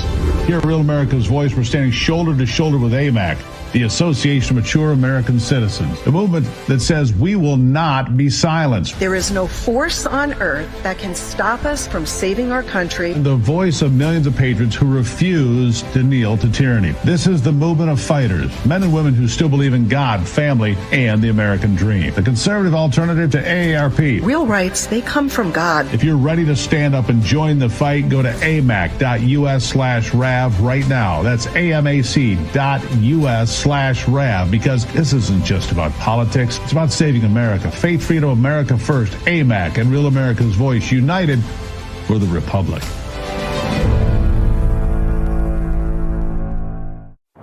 J6er. I spent 1,143 days in prison. About a year in prison. 4 years out of an 18-year sentence in prison. J6ers have been treated like terrorists. And we need your help. Stand in the Gap was founded to stand in the gap for J6ers working to rebuild their lives after being incarcerated. For just $10 or more, you can help these patriots get back on their feet again. Please scan the QR code to donate $10 or more to support these American patriots. Thank you for standing in the gap.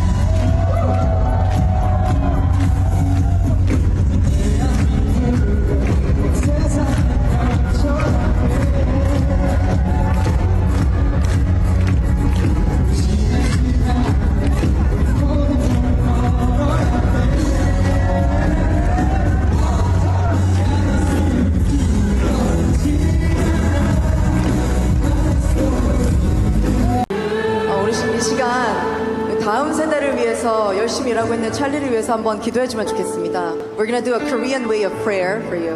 It's called a praying out loud prayer. We would want to do that to you and bless you today. 기도하시겠습니다. 주여!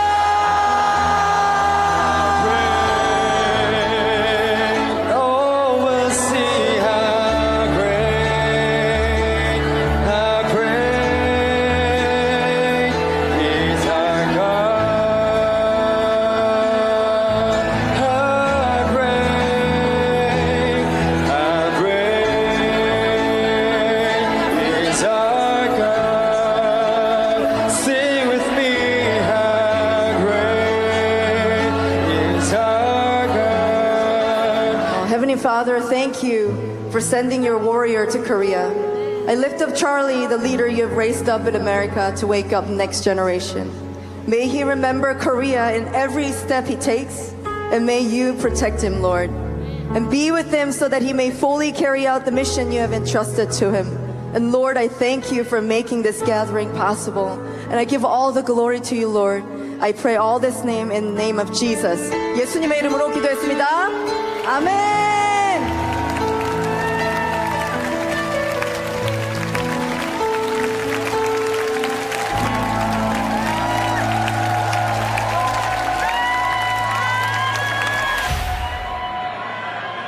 Welcome back, Posse! Let's hear it! So we had that cold open. It's from Build Up Korea, and all three of us were blessed by God to spend Charlie Kirk's last weekend on Earth in Korea. And Kangmin is a media influencer, and he was there with us, and so we're just proud to have him. And I just wanted to ask you about Build Up Korea, how it was with Charlie being there, you know, his last weekend on this earth, and how the Korean people responded to Charlie. Yeah, it was really surreal because I had no idea that last weekend, spending time with Charlie Kirk there in Korea, would be the last time that I saw him. I've been coming to a lot of these events like AmFest and Turning Point events for many years now, and I've talked to Charlie many times. But then to wake up on that Wednesday morning in Korea with text messages flooded telling me that Charlie's dead, what's going on, and I couldn't believe it. It really rattled me. But it was such an honor. It was such an honor to be there with you guys and also be there with Charlie, sharing the truth of the gospel of Jesus Christ, but also about what it means to save your nation, what it means to love your nation. And one thing that Charlie talked about in his speech, which was very profound, was understanding the idea of a nation. That a nation is not just ideas, is not just an economic zone, but it is a home to a people. And the Koreans have a home, which is Korea, and they need to fight to protect it. And one of the greatest ways they can do so is by having lots of children, starting families, and taking back their country. Because right now, as it stands, Korea is dying, literally and also spiritually. So Korea has, I think, the lowest. They're not having babies. I think the it's lowest birth rate in the world. Yeah. And why do you think that is? There's a lot of reasons why, but I talked about this in my speech in Korea, that I believe the biggest problem facing Korea right now is materialism. And materialism is the reason why people aren't having children. This is why they're delaying marriage, because marriage, children, gets in the way of their future career prospects. It gets in the way of their education, educational attainment, how much money they can make, how much they can advance in a corporation. And then so, if you have a family, if you have children, you have people to provide for. You have people to care for. That's time, that's energy, that's resources. And a lot of Koreans today, unfortunately, they have bought into the god of mammon. You know, Jesus in the scriptures talks about you can't serve two masters. You can't serve money or God. And unfortunately, Korea, which was a nation blessed by God in the past 100 years, has unfortunately turned its back against God and has pursued everything, abandoned what's most important in life in pursuit of money. And I know, sometimes the posse wonders why we talk about other countries besides what's going on here in the United States. But I know I addressed this in my speech, that we had a stolen election in 2020. Korea had a stolen election. It was just a few years later. So we're not worlds apart. We're going through the same things. And I think that's what, you might agree, that was the common ground, is we're all in a fight to save our countries. It doesn't matter where you are, we're all in a fight. Yeah, because when we're a nationalist, when we love our nations, right, it's not because we hate other people. We don't hate other nations, but we love our own people. We love our home before others. And we want to see that in other countries like Japan. We want to see that in other countries like Italy. We want to see that all around the world, where people put their own countries first, and the elected officials, the leaders of each nation, puts the interests and the priorities of their own people first. Where can everyone find you? Kongmin J. Lee on all socials. I'm a firebrand on X. I get a little contentious over there, but I'm on Instagram, YouTube, and all the other great places. He's controversial and a lot of fun. And we'll definitely have to have you back on when we have more time. But I just wanted to, I'm just glad that all three of us were in Korea and shared that last weekend with Charlie Kirk. So, all right, thank you guys for having me. Thank you for joining us. If you're here right now, make sure you get to main stage to hear the Honey Badger himself at 5:45, and tune in tomorrow morning live from here to... We're in a very holy time of the year. We think in terms of a deliverance. This is where she washes the dishes. If you're ever going to allow your Christian faith to rise and to do something for God's chosen people, now is the time. This is the home of Galina. She's 96 years old. This is what she had to eat for today. She has one pot with water and wheat. My father was killed by the Nazis, and I was an orphan. I didn't know about God. But now, in the cold, hungry nights, I pray for food to the God I've never known. There are good people that love you. You see the tears. Scripture says joy can come in the morning, and you can be the reason. This Hanukkah, if you will bless these hurting children of Israel, you will receive God's blessing in return. Your urgently needed gift of only $25 will help rush a food box packed full of life-saving essentials and includes everything they need to celebrate the miracle of the Hanukkah holiday. Call, scan, or go online now. I'm not exaggerating when I tell you, I don't know how much longer she could have waited for us to come. I can't even grow my food anymore. What will happen to me? I'm doomed to starve. Tens of thousands of elderly Holocaust survivors in the former Soviet Union are living in extreme poverty, hungry, and forgotten. But through the International Fellowship of Christians and Jews, we can bring them hope. Eggs. It's my favorite food. May you be blessed. You say to them, we see you and we're here to help. Please don't delay. Call, scan, or go online now.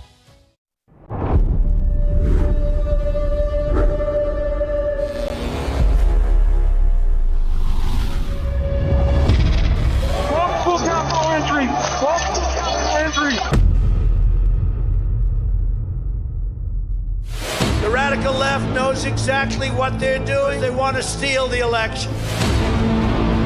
We're going to walk down Pennsylvania Avenue to peacefully and patriotically make your voices heard. Events in Washington have taken a violent and tumultuous turn.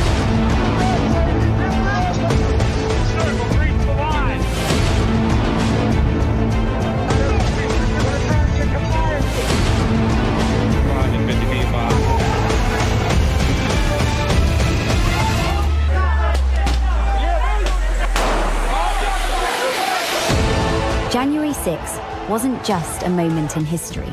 For thousands of Americans, it was the moment their voices were taken. It's insurrection. They were persecuted, hunted. Seditious conspiracy.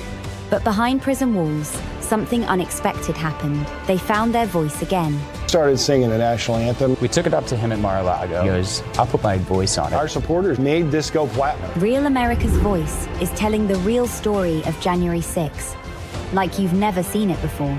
Everybody, this must be peaceful. This is not the story you were shown. I take responsibility. This is the story they lived. Government entrapment scheme that this actually was. The J6 Patriots are no longer staying silent. They are speaking. They are standing. And they are telling the truth. You can't kill us. You can't beat us. They tried to silence them. Instead, they woke up an entire nation. The Sleeping Giant. Coming soon. This is the primal scream of a dying regime. Pray for our enemies, because we're going medieval on these people. You're not got a free shot on all these networks lying about the people. The people have had a belly full of it. I know you don't like hearing that. I know you try to do everything in the world to stop that, but you're not going to stop it. It's going to happen. And where do people like that go to share the big lie? MAGA media.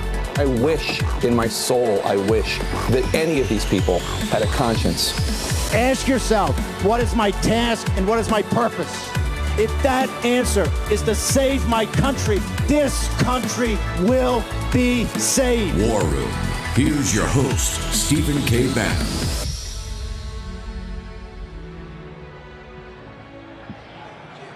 And welcome back to War Room Battleground, the second hour. Here we're on day 2 of coverage of AmFest 2025. Who's excited to be here at AmFest?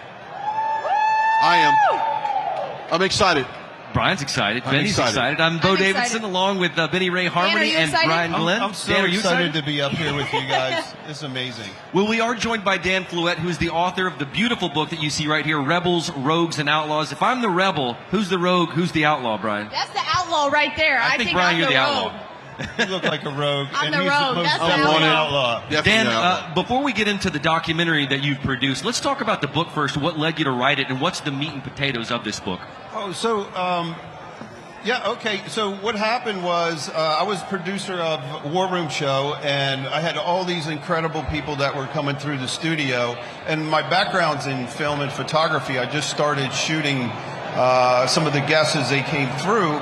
And it was just for fun for me. Never knew it would turn into this book, but, you know, I'm incredibly grateful for everybody that sat. And I've got, you know, like Bobby Kennedy and, of course, Steve Bannon and Alex Jones. And, I mean, and Charlie Kirk. I was fortunate enough to shoot Charlie Kirk before he passed. And So it's just a collection of all these, this started really around the COVID years, right? So the thing that impressed me the most was like when, guys like Dr. Malone and McCulloch and stuff, and they were like out there actively fighting the narrative about, the vaccines and about, masks and all the stuff that Fauci was saying, which turned out to be just a total psyop.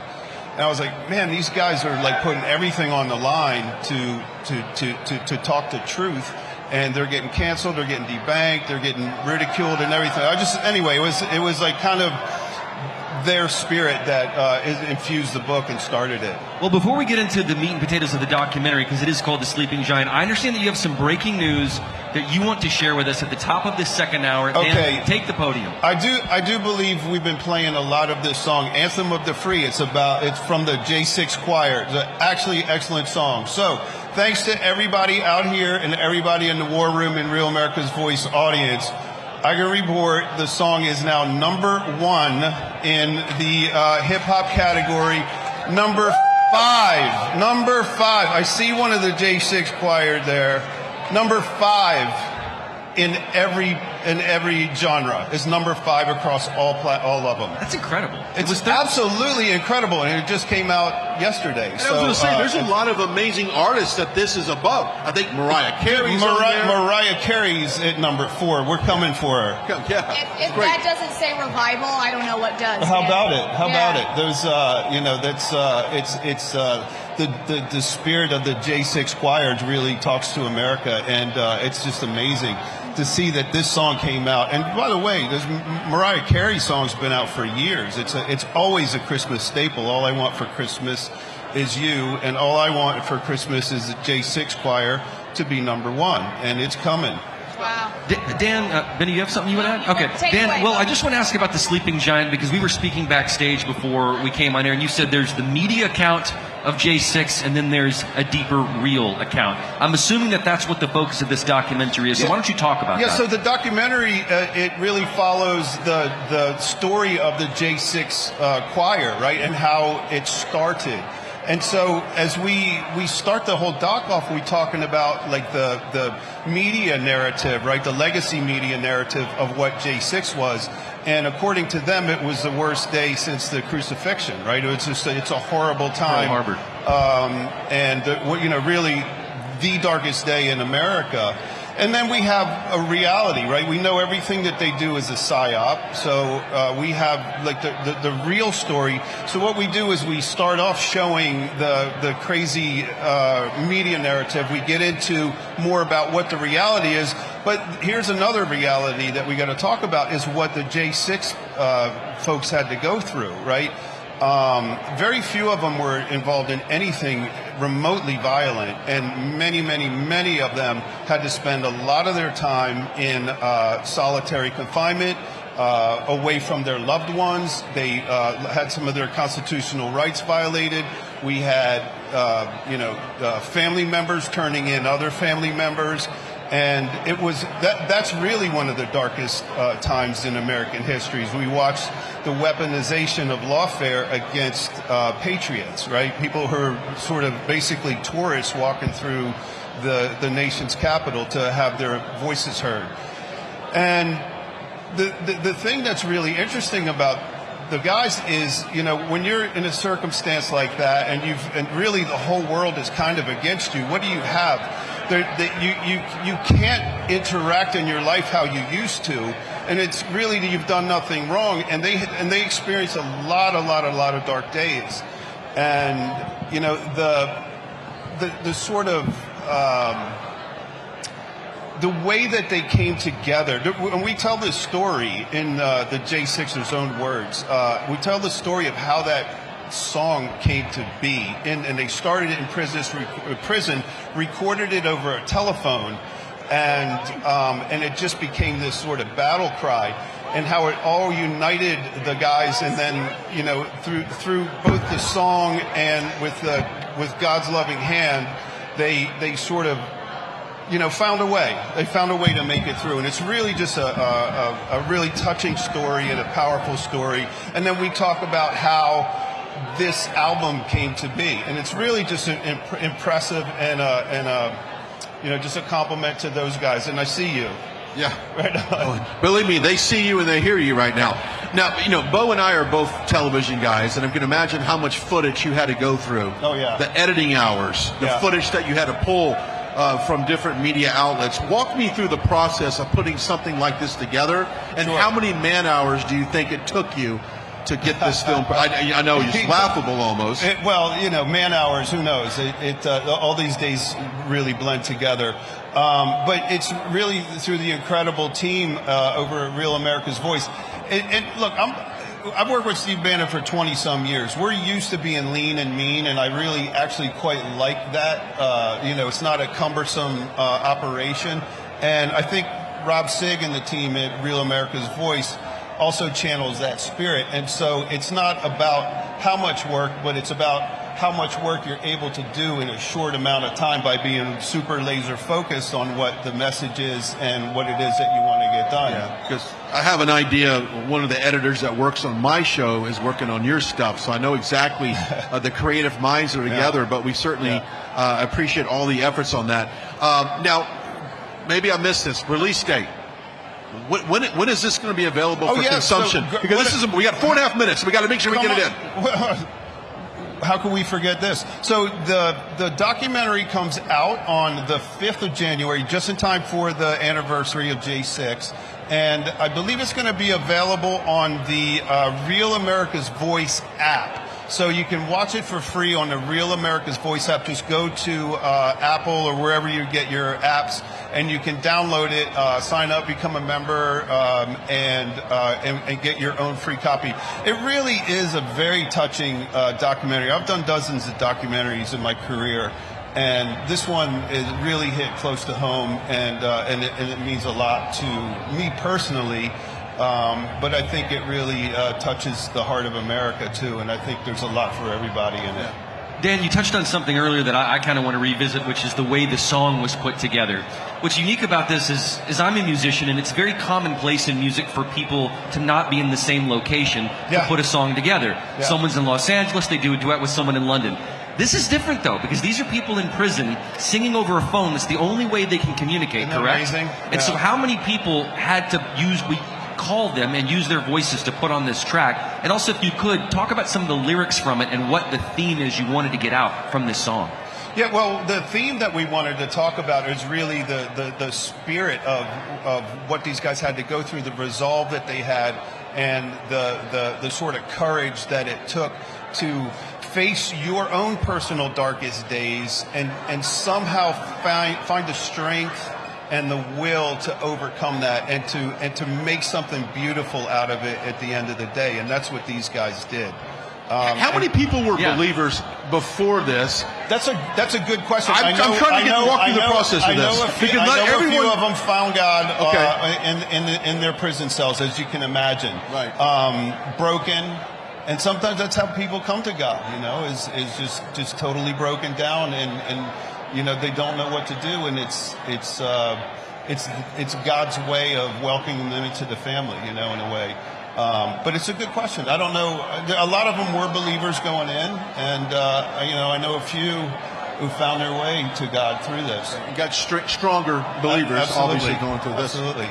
Well, it's interesting, Dan, because earlier when Brian and I had on one of the hostages from Israel who was held captive for 505 days, he talked about finding a piece of scripture and that carrying him through those 505 days, which I found so inspirational. And he clung to that piece of scripture and found God really in those moments. His mother was praying that same exact scripture over him at that time. Amazing. And I think you speak to something about this song, speaking to the human spirit, resolve, perseverance, being held detained in solitary confinement, how sometimes you have to get to that last thread before you can find the courage and the spirit from God to keep going on. Would you say that's accurate? Absolutely, and that's just the way that the journey is, and a lot of it has to do with I think ego and just being in the world and the way that you interact with the world.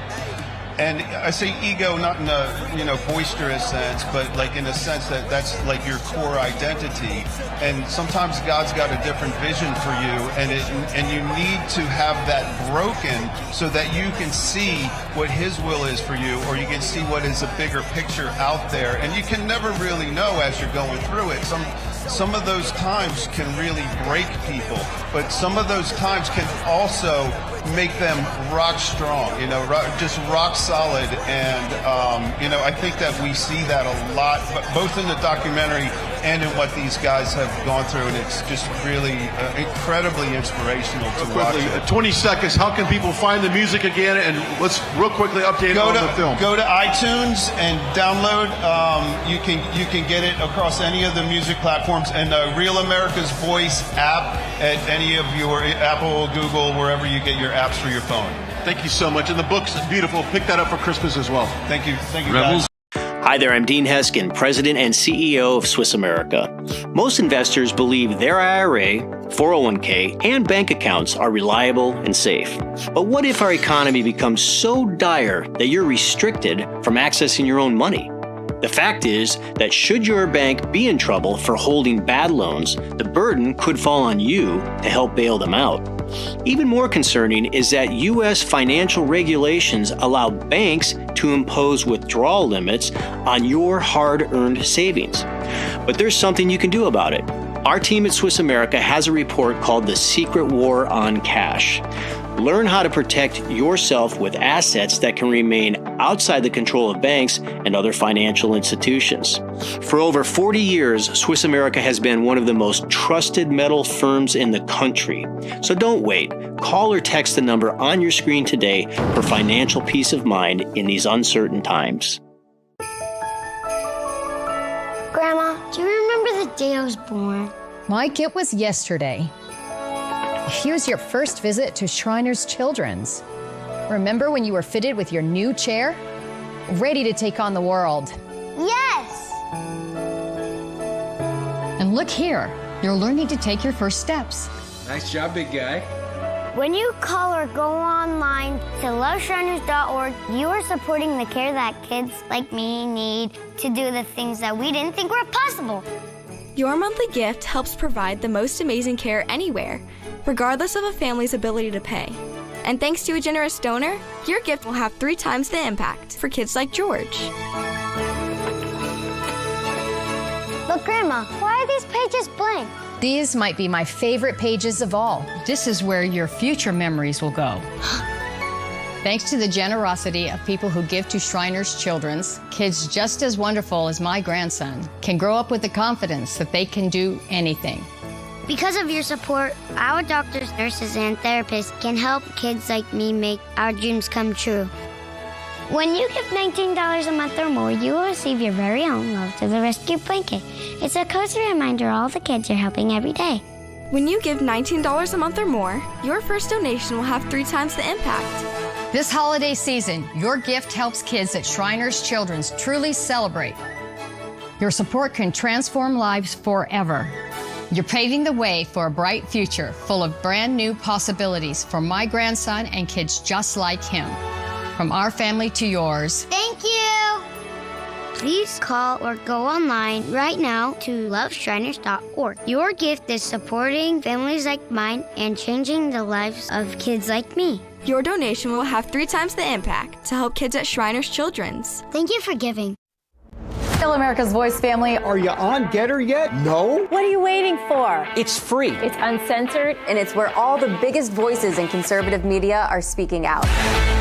Download the Getter app right now. It's totally free. It's where I put up exclusively all of my content 24 hours a day. You want to know what Steve Bannon's thinking? Go to Getter. That's right. You can follow all of your favorites. Steve Bannon, Charlie Kirk, Jack Posobiec, and so many more. Download the Getter app now. Sign up for free and be part of the movement. Welcome back to the second hour of War Room Battleground. I'm Bo Davidson alongside the great Brian Glenn. Welcome. We are so excited to be here giving you live coverage of Turning Point's AmFest 2025. Lots of energy, lots of hope, lots of legacy being talked about. Brian, I'd like to open up just this particular segment talking from a conversation that you and I had had earlier, which is about measured, realistic expectations. the Justice Department, the border. We got the border fixed. But there are a lot of things out there in terms of expectations that people have in MAGA world that aren't getting done. So talk about what that is, whether some of these expectations are realistic or are they far-fetched. I think it's really interesting how during campaign season, a lot of Republicans and Democrats will throw out promises. Look, I promise when I get in, I'll do this, or this is what's going to happen. Now, when President Trump took over the White House, there was a laundry list of things that he needed to do. Close the border. Absolutely, within 30 days, that border was closed. Done. We've had zero border crossing in the last 90 days. I mean zero. When President Trump gets these reports, when they say zero, that means zero. So that's done. And then remember the media talked about tariffs. We could not get over the fact tariffs were going to basically cripple this country. Well, the opposite has happened. It's brought in trillions and trillions of dollars to our government. I'd say it's trillions at this point. Investment has brought in trillions. The tariffs have brought in billions, so that's going to help pay off some of the debt. But you've got to keep a very realistic expectations on the Department of Justice. And if I could just for a second, people want handcuffs and perk walks. They do. Well, they want accountability for what has happened, not only in the 2020 election, but all the other things that happened around our government. I understand that. But there is a process that's involved in terms of bringing people to justice.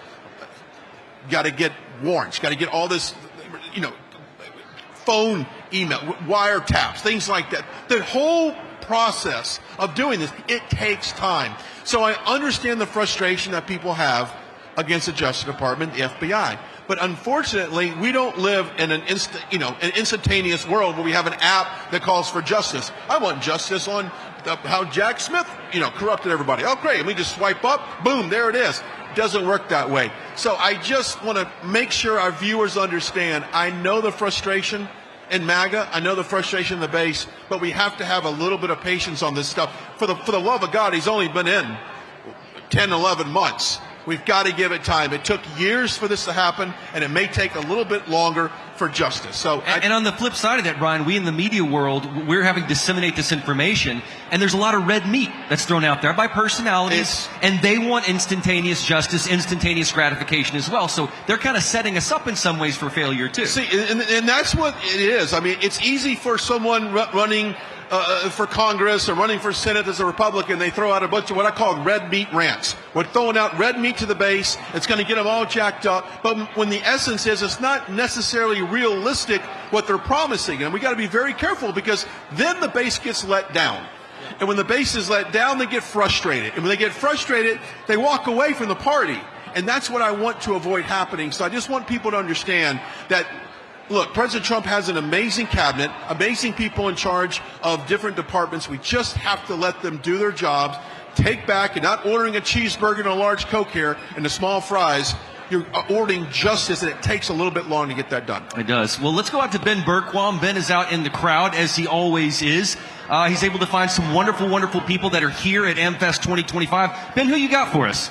Well, I've got the wonderful Vicky. Vicky, tell us about the project you're working on. We were just talking about the Islamification of not just America, but the world, and the fight that we're in, the global antifada that we've got going on. Talk to us about the work you're doing and this new documentary you're working on. So I'm very proud to can do a documentary for Turning Point about the Islamization of the West. And it's a two-part documentary. The first part is about New York, what's happening after being in a state of elected with a Muslim, Mamdani, and then we went to London to film what's happening in London. And the problem, what America has is right now that they say we don't have that problem. And I can say from being from Germany, seeing this since 2015, you have this problem, not in quantity, but in quality. And if you don't wake up now, you will have this problem also in quantity. What we have now in the United Kingdom, we heard before, Sarah White from the Advanced UK Party, and you will have that in America. And the sad thing is when people say, oh, that's just illegal immigration coming with the jihadists. No, you literally bring them here on planes from Afghanistan when they bring their 4 wives with them and then their uncles and cousins. They bring this mindset with them. And it's not about bashing Islam, but it's about understanding how much Islamization and extremism is in the word of the Quran, and there is a lot. Yeah, it's clear, and all you have to do is look at the actions. You know, in the Bible, it talks about our fruits. You'll know us by our fruits. Well, when the fruits are blowing people up or making excuses or shooting people, innocent civilians for no reason, the fruits are pretty clear. Yeah, and then when we heard from Charlie Kirk that Islam is actually a threat to America, and I think at one point we American people, but also Christians, have to wake up. We can't just be the welcoming, tolerating religion. We are the target right now. So I hope that America watches this documentary and starts waking up and understanding the problem. Not that to be extremistic in a Christian way, but just to be aware and see it, what's going on. Anywhere you can find it? Do you have a name yet, or are you still working it? We're working on it. It's the Islamization of the West, and it will be published over Frontline TV USA. Hey, awesome. Vicky, can I ask you something just real quick? You know, earlier we had an Israeli hostage that had been held for 505 days. Omer, his first name is Omer, is what I remember. And he was talking about how globalize the Intifada is not just a slogan, it is a reality. Can you speak to the truth of that, and especially in the time you've spent in London, what globalize the Intifada means and whether it's a reality, not just a slogan? Oh, it's a reality, because the main job for every Muslim is to bring Islam to the world. That's literally what they want to do, what they have to do, what the Quran says. You have to bring Muslim into it. If you're not believing in Islam, then you are an infidel. You are a threat. In Islam, even the Quran says in some parts, you can enslave infidels, you can kill them, you can rape them. This is what is happening right now in the United Kingdom over a scale from over 60 years with the Pakistani rape gangs. They call it grooming gangs, but I think this is a very wishy-washy slogan and really covers up what they're actually doing. And they are raping white, working-class English girls, impregnate them to bring their ideas and genes. And the thing is, not all of those victims are fighting against it. Maybe they get brainwashed too, and then they converting to Islam. There's right now in the United Kingdom, I was at Winter Wonderland. It's kind of like a Christmas market there, and there was a stand of a Islamic ministry, which was slogan, "Jesus is Muslim." Because in the belief system of Islam, everyone who is born is Muslim. Even you, even I'm Muslim, and then I asked, so how can that be when Islam is only 600 years old, and Christianity is 2,000 years old, or over 2,000 years old, and then you have Judaism, which is over 4,000 years old. We said, no, because we are all belonging to Abraham. We are all Muslims, we just don't know it, and if we don't get back to Islam, we are infidels, we are not worth. So when you hear that, then you understand that they want to bring Islam all over the world. So the hostage is sadly right that this is the main goal of Islam, to convert people. And if they can't convert in a peaceful way, jihad is now working as a politician way. So there was a imam saying in a video, we have jihad now in a modern way, bullet or ballot. That's it. And we've got our guys from New York over here. Let me get you guys up here. Come in here. Speaking of Mondami, thank you, Vicky. We'll keep an eye out for that documentary. Guys, all right, tell us who you are and talk to us about your new mayor in New York. Oh, gosh.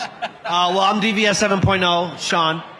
This is Jesus A-OK. A-OK News. We're from New York, and we got the worst mayor that we could possibly get. But perhaps it'll be a wake-up to see what experiences we have, because she was talking about a lot about the Muslim community, and I know a lot about that myself. You know, the Quran has 109 violent verses, and verses that specifically say, kill the Jews and Christians wherever you find them, make no friends of them. You know, so we have somebody like Mamdani now running New York, who said things like globalize the Intifada, which is, you know, basically kill all the Jews, you know, kill them wherever you find them, make no friends of them. And he still never denounced it. Yeah, exactly. He always bounces around it, never wants to denounce it fully. And, you know, it's kind of a shame. You actually see a few Jewish communities like backing him and, you know, letting him into their doors, not realizing that not only has this guy said like very wicked stuff and is very clearly anti-Semitic. But he's also a Muslim, and not that Muslim, really is the person, but Islam itself is a very wicked religion. I mean, if you just go through, it's very extreme. The whole world has to be Muslim, and if you're not, you die. So, and Marxist on top of that, this unholy alliance between jihad and Marxism. It's the death of our nation if we don't stop it. There's no doubt about that. All right, I know we got to get to break here in just a second. I'm going to throw it back to you. We got a few more out here in the crowd we're going to be talking to. We got a main stage that's going to be epic tonight. It was spicy last night, but I got to promise you, when Steve Bannon steps on that stage, it's going to get spicier. That's right, and Steve Bannon will be on at 5:45 local time here, Mountain Time, so make sure you tune in. We will be carrying Steve live. We will be right back. And actually, we're going to James O'Keefe right now, so we're not taking a break. Here we are with James O'Keefe.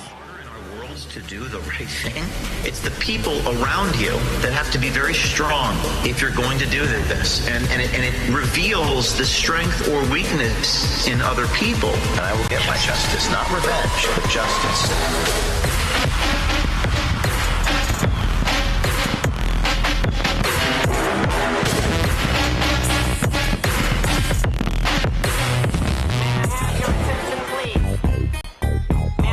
Attention, please. All right, let's bring out the will the real Slim Shady please stand up? I repeat, will the real Slim Shady please stand up? We're gonna have a problem here. Y'all act like you never seen a white person before. Jaws all on the floor like Pam, like Tommy just burst in the door and started whooping her ass first than before. They first were divorced, sewing her over furniture. It's the return of the... Oh, wait, no, wait, you're kidding. He didn't just say what I think he did he? And Dr. Dre said...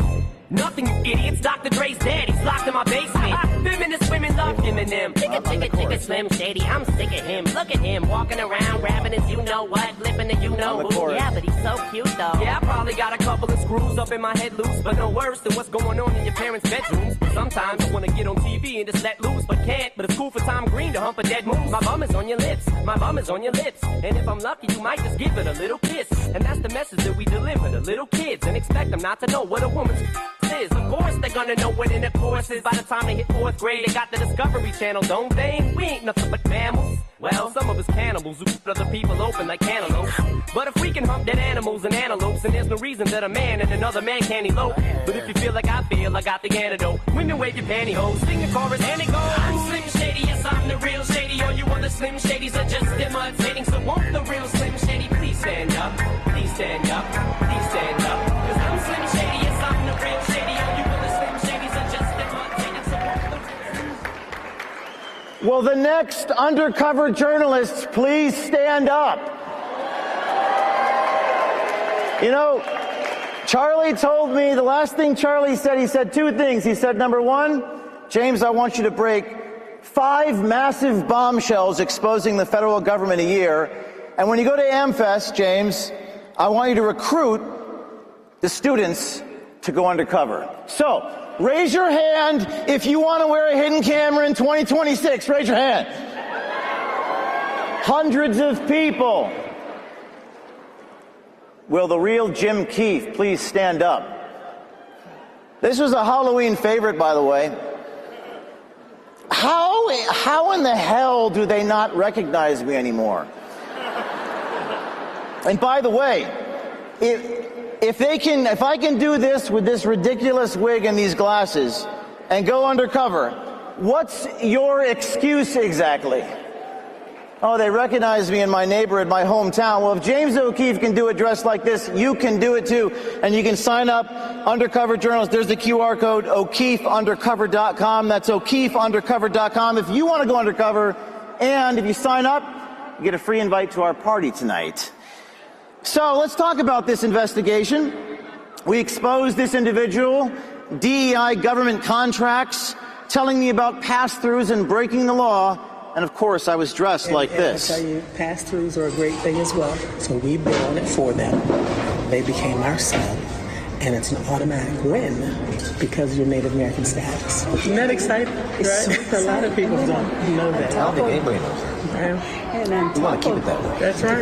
That's right. We want to Exactly. keep it a secret. Yeah, exactly. Now, she's talking about money, $100 billion from the government funding these DEI programs. It's against the law to sub out all the work, but she calls it a pass-through. So ATI would do 20%, and those subcontractors would like 80%. 80%. I don't know if they want to share that they do all the work. No, yeah. So we do about 20% of the work. 20%. Right? That's against the law. The government says you can't do that. And then we actually did a cheers to this fraud. As I like to say, veritas is the Latin word for truth. I think we have a glass of, I don't think it's wine, I think it's grape juice. But we actually did a cheers to the pass-through. Here's to pass-throughs. There you go. How about that? Right? Yeah, exactly. Exactly. In vino veritas. Ain't no party like a Jim Keefe party. Ain't no party like a James O'Keefe party. So, we launched this investigation. The head of the SBA suspends the contracts. The Treasury Secretary suspends all the contracts. But there's much other fraud out there we got to find. We confront this individual, and this is pretty funny how she responds. My name is James O'Keefe. I'm an investigative reporter, and you're on video. And my question for you is, why didn't you bring up that this is illegal?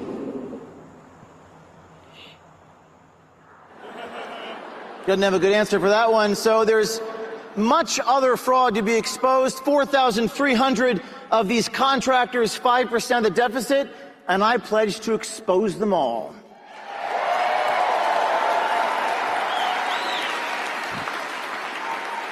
Well, let's talk about something more recent, shall we? There's fraud everywhere. There's corruption everywhere, including in the universities.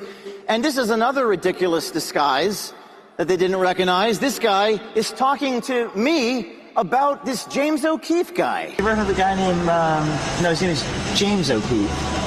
You heard of that? Yeah. What do you think of him? Yeah, could be better. Could be worse. Could be worse. What could be better? How could he be better? Just, they'll be an asshole. I mean, the disguise was literally dyeing my hair and nothing else. Again, if I can do this, you can do this on your campus.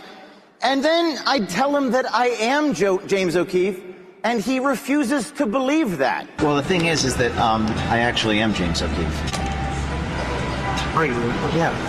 No, you're not. No, I'm not. I'm not James O'Keefe. No, you're not. And then, for reasons I do not understand, why do they always run away? Do you understand that you're being recorded? He's a professor of journalism at Georgetown, and like a scene out of Forrest Gump, he runs faster than he's ever ran in his life. And you don't know that...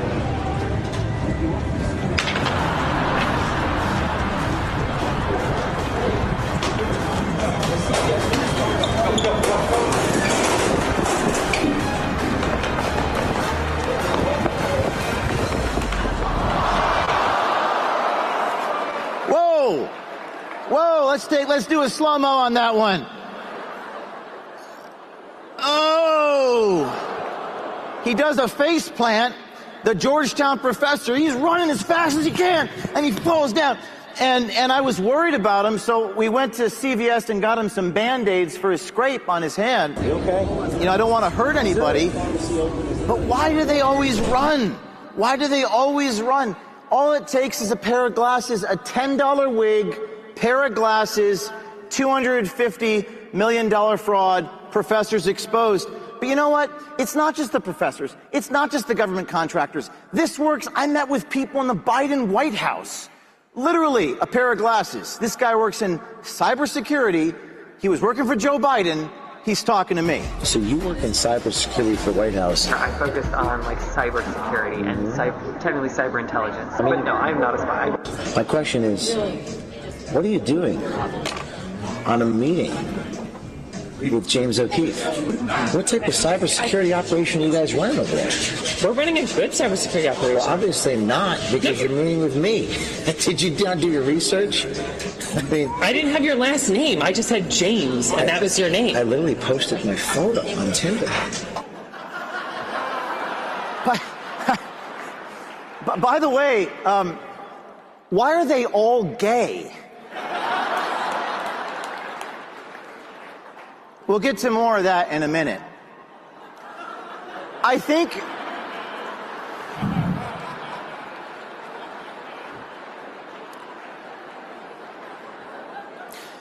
next time I'm going to wear a t-shirt that says, "Smile, you're on hidden camera." I'm not kidding. I will do that. You watch. So many of you, I started in college. I was like you guys. I was 20, 22 years old. A girl messaged me. She was 19 years old. She said, "Let's go expose this government group called Acorn." This is years ago. And we posed as a pimp and hoe.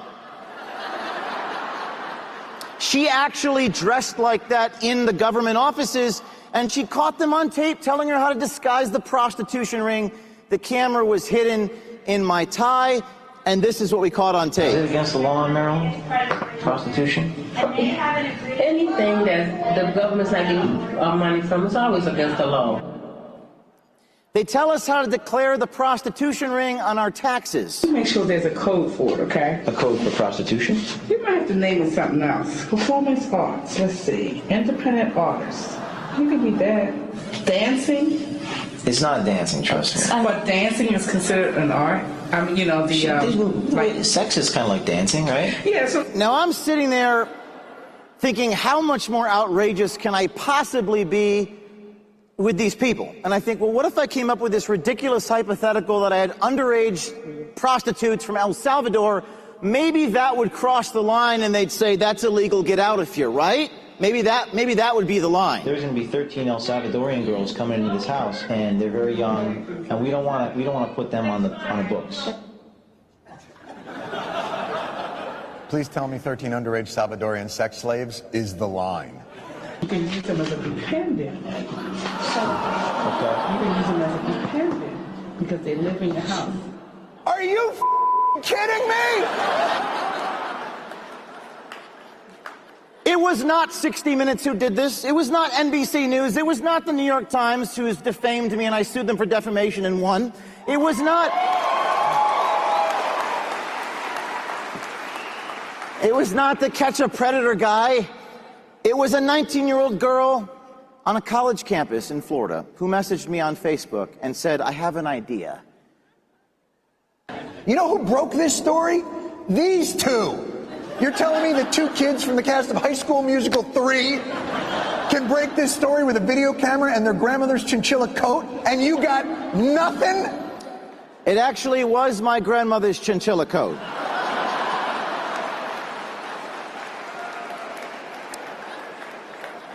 And it's framed in my office. Now, Acorn did an episode on Charlie recently. At the time, they did an episode on these videos. All right, get out of here. Huh? What? I'm not falling for it. But I heard Acorn helps pigeon the bitches. I've done videos my whole life exposing corruption and the absurdities and ironies of the human condition. Things have gotten so corrupt and so broken, it doesn't really take a lot except a little creativity and brass balls. This is exposing the border situation, dressed like Osama bin Laden crossing the Rio Grande.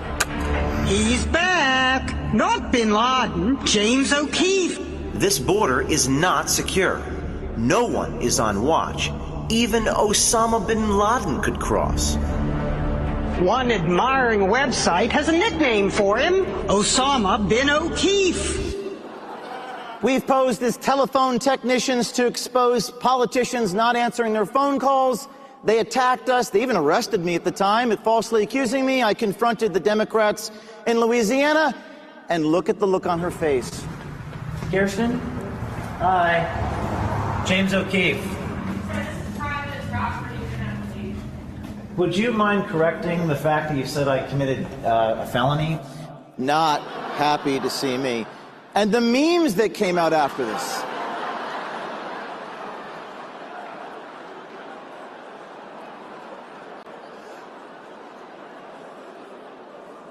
My favorite one is the Nirvana cover. We've exposed the most powerful people in the world, Pfizer, BlackRock. Pfizer was very interesting because these were top officials at the company. I mean, vice presidents, the director of mRNA, who I'll show you in a minute. And again, why do they always run? Vanessa? Why? Vanessa Gelman, I'm a reporter with Project Veritas. Why did you send emails telling Pfizer employees not to report that you guys were using fetal cell lining, miss. What else are you hiding from the public today? Miss, what else are you hiding from the public? The public needs to know. She's never ran that fast in her life. We get our cardio doing this type of work.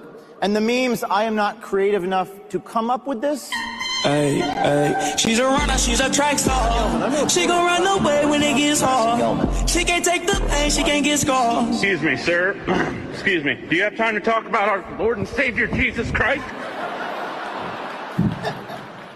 Well, we're going to get to this in a minute, but everyone's scared. Everyone's afraid. Are they going to hurt you? James O'Keefe, are you scared? I am not scared. I am having the time of my life.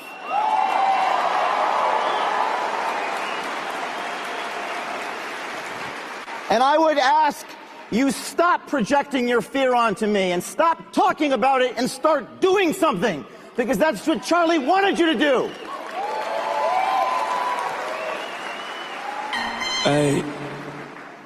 And then we confront these demons. This guy is a director of mRNA at Pfizer telling me that they're mutating the COVID virus. And he's on a gay date with this undercover reporter who works for me. And you may have seen this. This is absolutely insane. Don't tell anyone this, Billy. You gotta probably don't tell anyone. You gotta probably don't tell anyone. We're exploring, like, no, you know how the virus keeps mutating? Yeah. Well, one of the things we're exploring is, like, why don't we just mutate ourselves so we can create actively develop new vaccines, right? So we have to do that. If we're gonna do that, though, there's a risk of, like, as you could imagine, no one wants to be having a pharma company mutating the virus. This is crazy. I confront him. He says, no, I just lied. I'm a liar. Bro, first of all, I'm literally a liar. Then he says, I'm literally a liar. Then he says he was lying to impress his gay date. I was trying to impress a person on a date by lying. Because nothing makes your date hornier than bragging about mutating the COVID virus. I mean, these are the people that are running our medical systems. Everything has become fake and gay.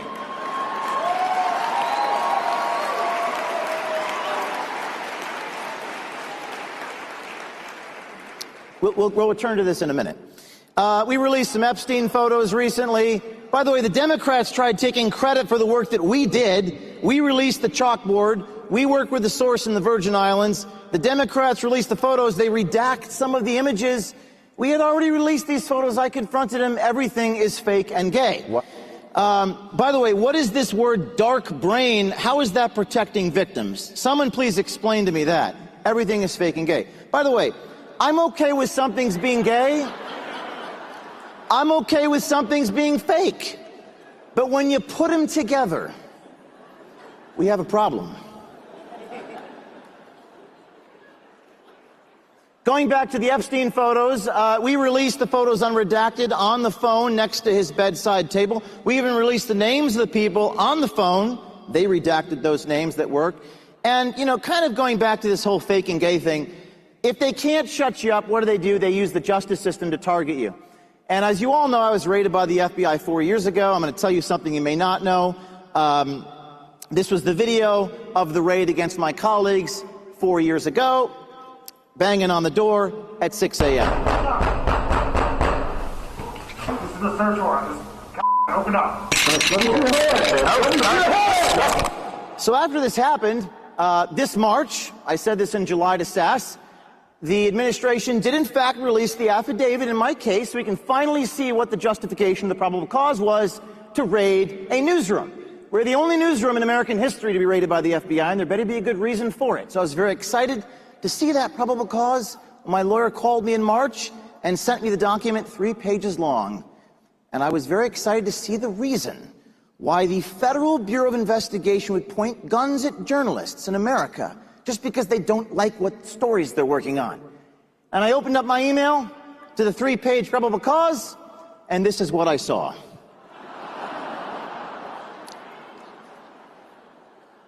In fact, the only thing not redacted on the 3-page probable cause was a footnote written by one of the FBI agents who put me in handcuffs, and it said, quote, I, at the FBI, have learned that cell phones are capable of sending emails.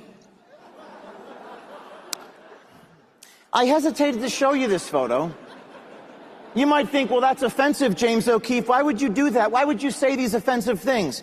Well, when you've been through what I've been through, when you've been sued 50 times, raided by the FBI, arrested by the FBI, spending $5 million a year defending yourself, making lawyers rich, the American Bar Association is corrupt, it's a joke, you start to realize, because of stuff like this is a national disgrace. The Republicans have the White House, the Congress, the Senate, the Attorney General's office. You know what they say? Call Cash, call Cash, call Cash, call Pam, call Cash. You know Cash? Okay, I got Cash's cell phone number right here, and I'm going to call him and ask him why this thing is not redacted.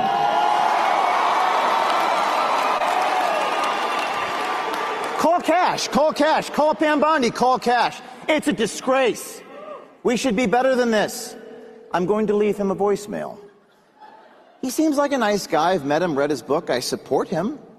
Maybe it's the people who work for him that do this. But if you're the leader, you cannot stand for this in the United States of America. We need politicians with balls. Forwarded to voicemail. The person you're trying to reach is not available. At the tone, please record your message. When you have finished recording, you may hang up. Hi, Kash Patel. This is James O'Keefe. I'm standing in front of 10,000 students at the AmFest.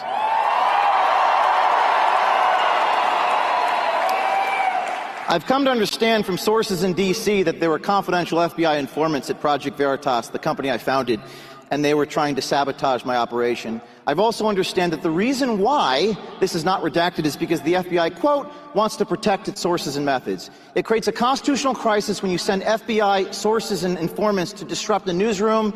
My right to see the sources supersedes whatever marginal privacy concern the FBI has for its sources and methods. I demand that you unredact this affidavit immediately for the public's right to know. Thank you.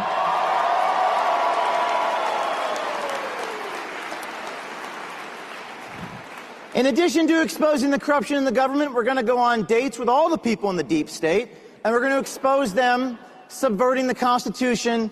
I don't have time to show you all these videos. He's terribly immoral, breaking every norm. We're going to resist him, everything he does. But we tend to get all the people in the deep state fired for telling us things in private that don't match what they say in public. You're fired. You said you dated a Chinese girl? We got a State Department guy on tape bragging about banging a Chinese spy. He was fired. You're fired.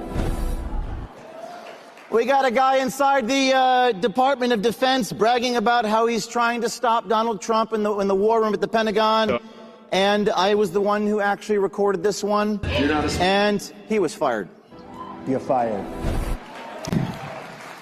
Sometimes they run away from me, and sometimes I run after them. Michael Giordano.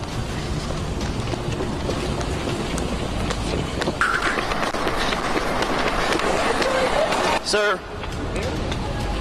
He's got the Tesla. I actually caught up to this guy in Los Angeles. See if we can catch up to him. Hi, Michael. Watch out. Watch out. Hi, Michael.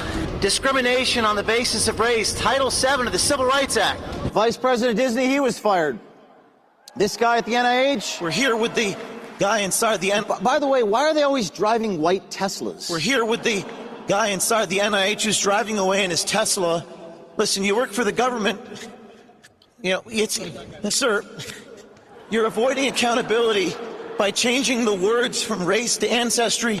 Isn't it true that ancestry isn't the same thing as race for medical clinical trials, sir? You don't care about people or their... Charlie Kirk actually tweeted this one. Now listen, I've only got a minute left. Let me address the pink elephant in the room, pun intended.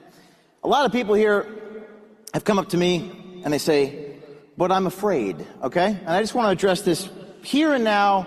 This is what I got to say about this. I've had people say, I don't want to get involved because Charlie was murdered, and I'm afraid, and I don't want that to happen to me. Just like JFK 60 years ago, if they can kill a president, they can kill you. If they can kill Charlie Kirk, they can kill me and you. And, you know, who knows, that may or may not happen. But Charlie went out the best way a man can go out, valiantly, courageously, and bravely. And the way I see it is this. The way I see it is this. And I'm going to say something that might make you feel uncomfortable, but it is the truth. We're all going to die. The outcome don't change. Except in one case, and I've been thought, maybe I should take a step back. I'll live comfortably. Maybe I'll live a few more decades. I don't know. But like a very brave man said, in a movie that we all love, you know, dying in your bed many years from now, and by the way, you will die in shame, which is the worst way to die. What would you give for just one chance to come back here and work with James O'Keefe and wear a hidden camera and in 2026 expose the motherfuckers? I will see you tonight. I will see you tonight. O'KeefeParty.com. O'KeefeParty.com. O'Keefe Party. Make America rave again.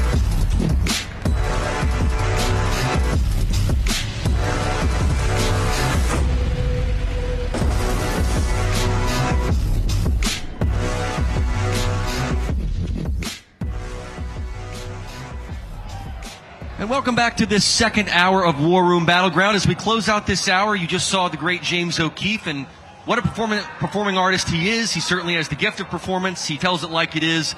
James always brings a certain amount of panache to his speeches here at AmFest 2025. Brian and I are joined by Duke Tanner and Shane Jenkins. These are two wonderful gentlemen. And Shane, I'd like to talk to you first, because earlier in the hour we did talk about J6, about the song that just came out that has gone #1, which is obviously is a viral hit. We've got the documentary, of course, that's coming out. So talk to us about your experience in prison for January 6th, what you learned, and what you hope will come from this documentary and this song. Right. You know, I've been in trouble before with the law, right? And so I feel like God hand chose me for this mission, because none of these other guys had ever been in trouble with the law before. And so when they took us to the D.C. jail, they labeled us all domestic, tier 1 anti-government extremists, domestic terrorists. They denied us visits for 2 years. They denied us religious services for 2 years, which in all the time I'd ever been in trouble, I'd never been anywhere that they denied you access to your family for any time, period, much less 2 years unless you've been in some kind of disciplinary trouble. And so I will say this. I suffered alongside of some of the best men I've ever met in my life. I'm talking Jeff McKellop, Green Beret Special Forces, Robert Morris, Jessica Watkins, Army Rangers, multiple Marines, like good men, never been in trouble a day in their lives. And these guys were being subjected to this treatment of basically torture. What they were doing is they were trying to discourage anybody in America from using their First Amendment right. They were torturing us. They were trying to crush us under their heel, and they were trying to destroy us. And so what I will say is this. We use the anthem as a rally cry. We use that song every night. We would gather around at 9 o'clock at night. Before when we were in the cell, we would just stand at our door and sing behind the door. But I will say this. God didn't save people from the fire, right? He saved them in the fire, right? He didn't keep you from going through some pain. He'll let you go through it, because that's whenever the proof is going to rise to the top. And I will say that the men in that situation, we went through a really bad time, but those are my brothers and sisters that went through all that, and God refined us in that fire, and I would not trade it for the world. I would go through it all over again. Oh, amen to that. We've got about 50 seconds left in this break. We'll come back. We'll continue this conversation. You have a very special relationship with President Trump as well. Good relation. Tell us real quickly. I had a double life sentence. And I lost all my appeals for a nonviolent crime, my first arrest in my life. And no one would help me. And I wrote the White House for 2 years. I would send a letter to the White House and to the president. And October 21st, 2020, They rushed and got me and said, we got to get you out of here. President Trump have granted you clemency and you're going home today. Your son going to meet you at the airport. I cannot wait to see what that moment looks like. We're going to take a quick break, come back here as we're live here in Phoenix, Arizona for AmFest 2025. More coming up, plus speakers after the break. Stick around. With riots and violent looting going on all over the country, I don't feel safe leaving the house without this banana. Normally, I would be worried about this creepy guy, but I've got my banana with me. That same car has been sitting outside my house for a while now. Better keep this banana by the door. Sounds ridiculous, right? Now imagine this banana was capable of incapacitating an attacker from over 60 feet. At Byrna, we don't sell bananas. Go to Byrna.com to learn more. Guys, if you plan to retire in the next 20 years, or if you've already retired, I have a message for you that you need to hear. Central banks, BRIC nations, and our allies are pumping trillions of dollars back into America. But every dollar they send could make your savings worth less. Hi, I'm Donald Trump Jr., and I just want you to be prepared for the future. So protect your hard-earned savings with gold. A gold IRA from my trusted friends at the Birch Gold Group offers you the safety net of gold with the tax advantage status of a retirement account.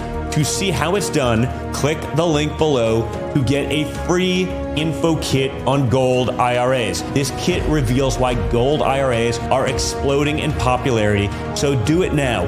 What do you have to lose? It's free and there's no obligation. Click the link below to get your free info kit from the Birch Gold Group.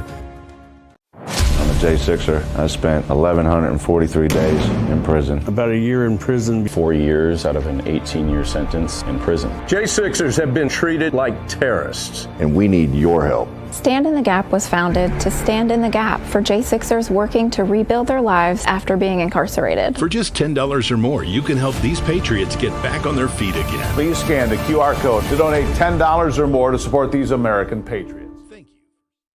Live from Phoenix, Arizona, this is America Fest. Turning Point USA brings you the voices shaping the future of this nation as we honor the legacy of Charlie Kirk and ignite the next generation of American leadership. Featuring Vice President J.D. Vance, Erica Kirk, and RAB's very own Steve Bannon and Jack Posobiec. This is where faith, freedom, and the America First movement collide. America Fest starts now.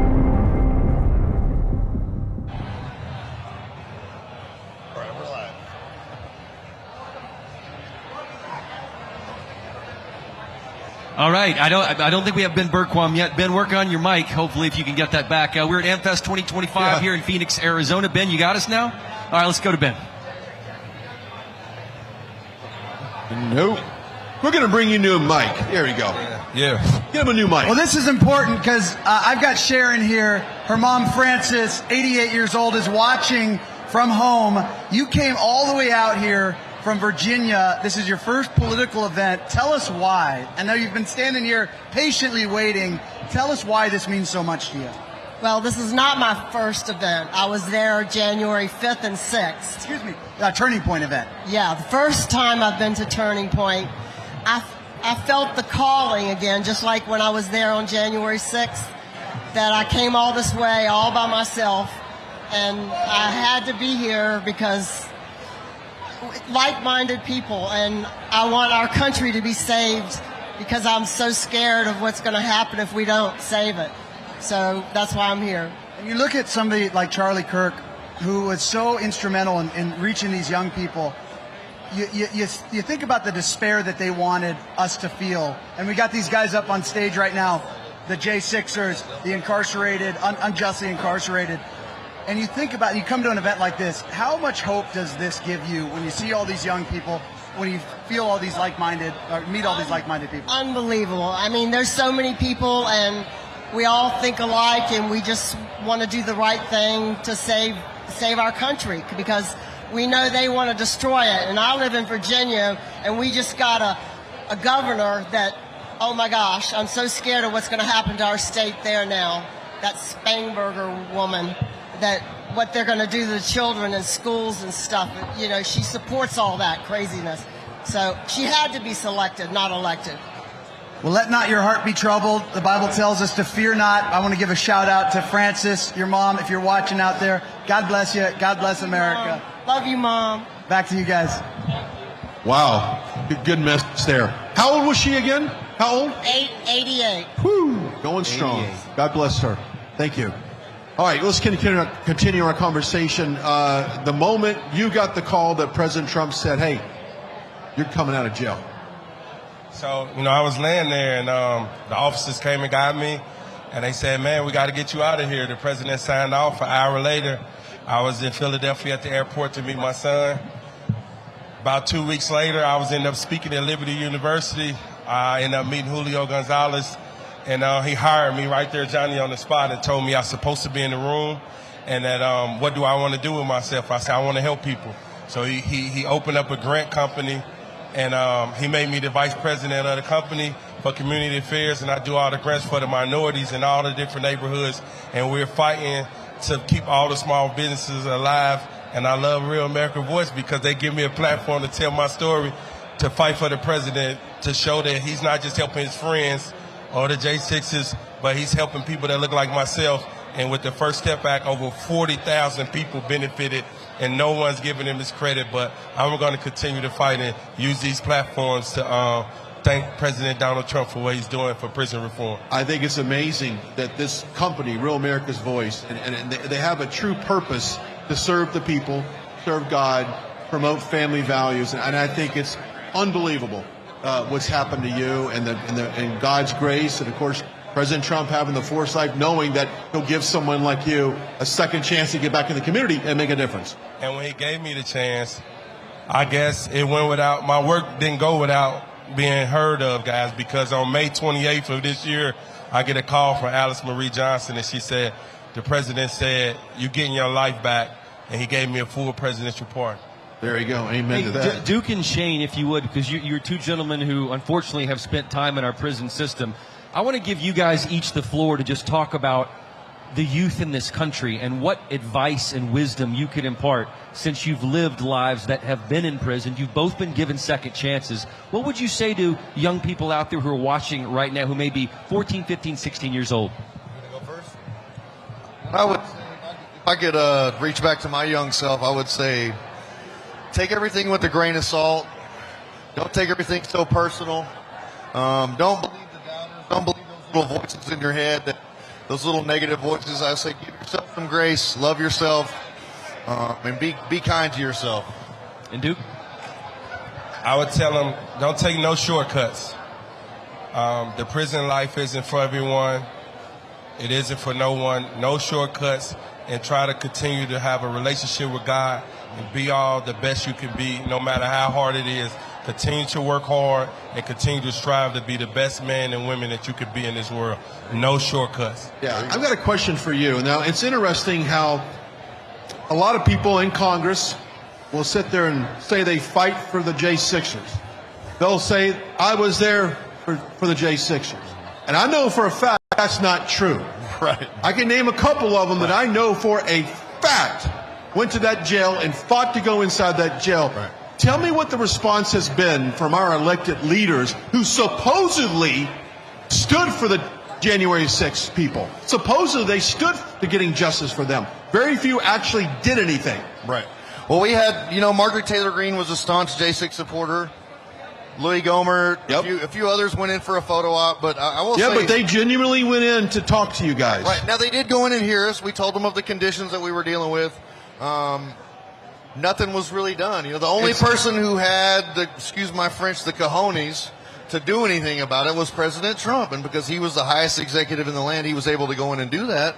But the problem is you've got a lot of people that say they serve the people, and they're taking all this money, doing all this insider trading. They're serving themselves. They're not representing their constituents in their communities. They're doing all the photo ops, doing all the social media, doing all the TikToks, but they're not passing any legislation that benefits me. I saw that the senators were upset they were getting spied on by the FBI, and they went ahead and put I don't know what it was, $500 million in the law so they could get compensated for it. I haven't seen a single dollar for any J6 or any compensation for any January 6th or anywhere across the board. So what are they doing? Who are they working for? I agree. And there's many Republicans that put on a MAGA hat when it was convenient, and then as soon as they got elected, they took the MAGA hat off, and they have an awful voting record. By the way, go to libertyscorecard.com, look up your favorite congressman or person in Senate and find out what their conservative voting record is. But I think it's important that we do get prison reform. I think it's too important. Plus, if you understand, that jail is under control of D.C. Of Congress. Of Congress. Well, well, not really. They need to, federalize D.C., have control of it. That's what President Trump is trying to do. But that's one of the worst prisons and jail systems in the country. No, absolutely. Hey, Duke, I want to ask you, where does prison reform need to go from here? There's obviously still problems in it. What would you say in terms of with your work now, what do you want to see continue to happen? President Trump pardoned you, but there's probably some other people out there that need some pardons too, that are searching for it. So what still needs to happen? That's the main concern and one of the main things that I'm working on right now. I created a program in the inside with my partner Adam Clausen called the Core 4. It's the 4 components to teach you the better leadership to being a man. But the main piece is that I'm trying to work with Rob from Real American Voice and Julio Gonzalez, Sean O'Brien, the Teamsters as a workforce component to connect with it. Because when men and women don't have a place to work when they come home, they subject to go back to prison. They subject to go back to the drugs. So therefore, we have to give them those jobs that so many people are saying that they lost by the people that got deported. You got these men and women coming out of prison that can be put in those jobs. And I believe that that's what the president is seeing, and he's opening the doors for us to get that workforce component to hire these men and women out of there. And just like even in the city jails to where they was holding these guys at, it's even worse than the federal. Holding them behind the maximum security prison was people are being murdered. But we do have a new deputy director, Josh Smith, and I believe he's going to do great things for the system and the DOJ to not be soft on crime, but to clean it up, make the First Step Act be honored and taken care of, and help these men and women program and be able to come home. That's huge. Yeah, Josh Smith is doing an amazing job. He's going inside of the prisons, and he's going to do some great things. A guy who was inside of there before. So therefore now he's really going in and getting things straight in there, and it's going to be able to be better and not what you go online and see. Like how you said, people say one thing and do another. Oh, they all say one thing and do another, and that's one thing I love calling them out on. Once again, the website, libertyscorecard.com. Put your favorite congressman and see how MAGA they really are. And Shane and Duke, would you tell folks where people can come find you and continue to follow your path and your journey? Yeah, if you go to StandInTheGap.Foundation, you can follow me there. I'm on Twitter at the J6. But go to StandInTheGap.Foundation, you'll be able to see what we're doing. Duke? I'm at Duke at Engineer Tax Service Anywhere. If any of you guys need grants filed, we able to do a free report for you guys. Log in, download it, and just send me a message. I'll get back with you as soon as possible, giving you the free report. So please contact me there anywhere on Instagram at Duke Got Life. Well, God bless you both. We're going to go take a quick break right now. When we come back, we're going to have Scott Pressler. You all know him and love him. He's going to be back with Ben, Benny, and Javier in just a few moments. Stick with us for more coverage of AmFest 2025 from Phoenix, Arizona. More from America Fest right after this on Real America's Voice. Joining us is Dr. Drew from the Wellness Company with advice for dealing with seasonal colds and flu. Doctor? Cold and flu season is here, and every year you or a loved one gets sick. Your doctor can't see you. Waiting in a crowded urgent care is brutal. This is a particularly bad cold and flu season, and it's why doctors suggest every family needs an emergency medical kit.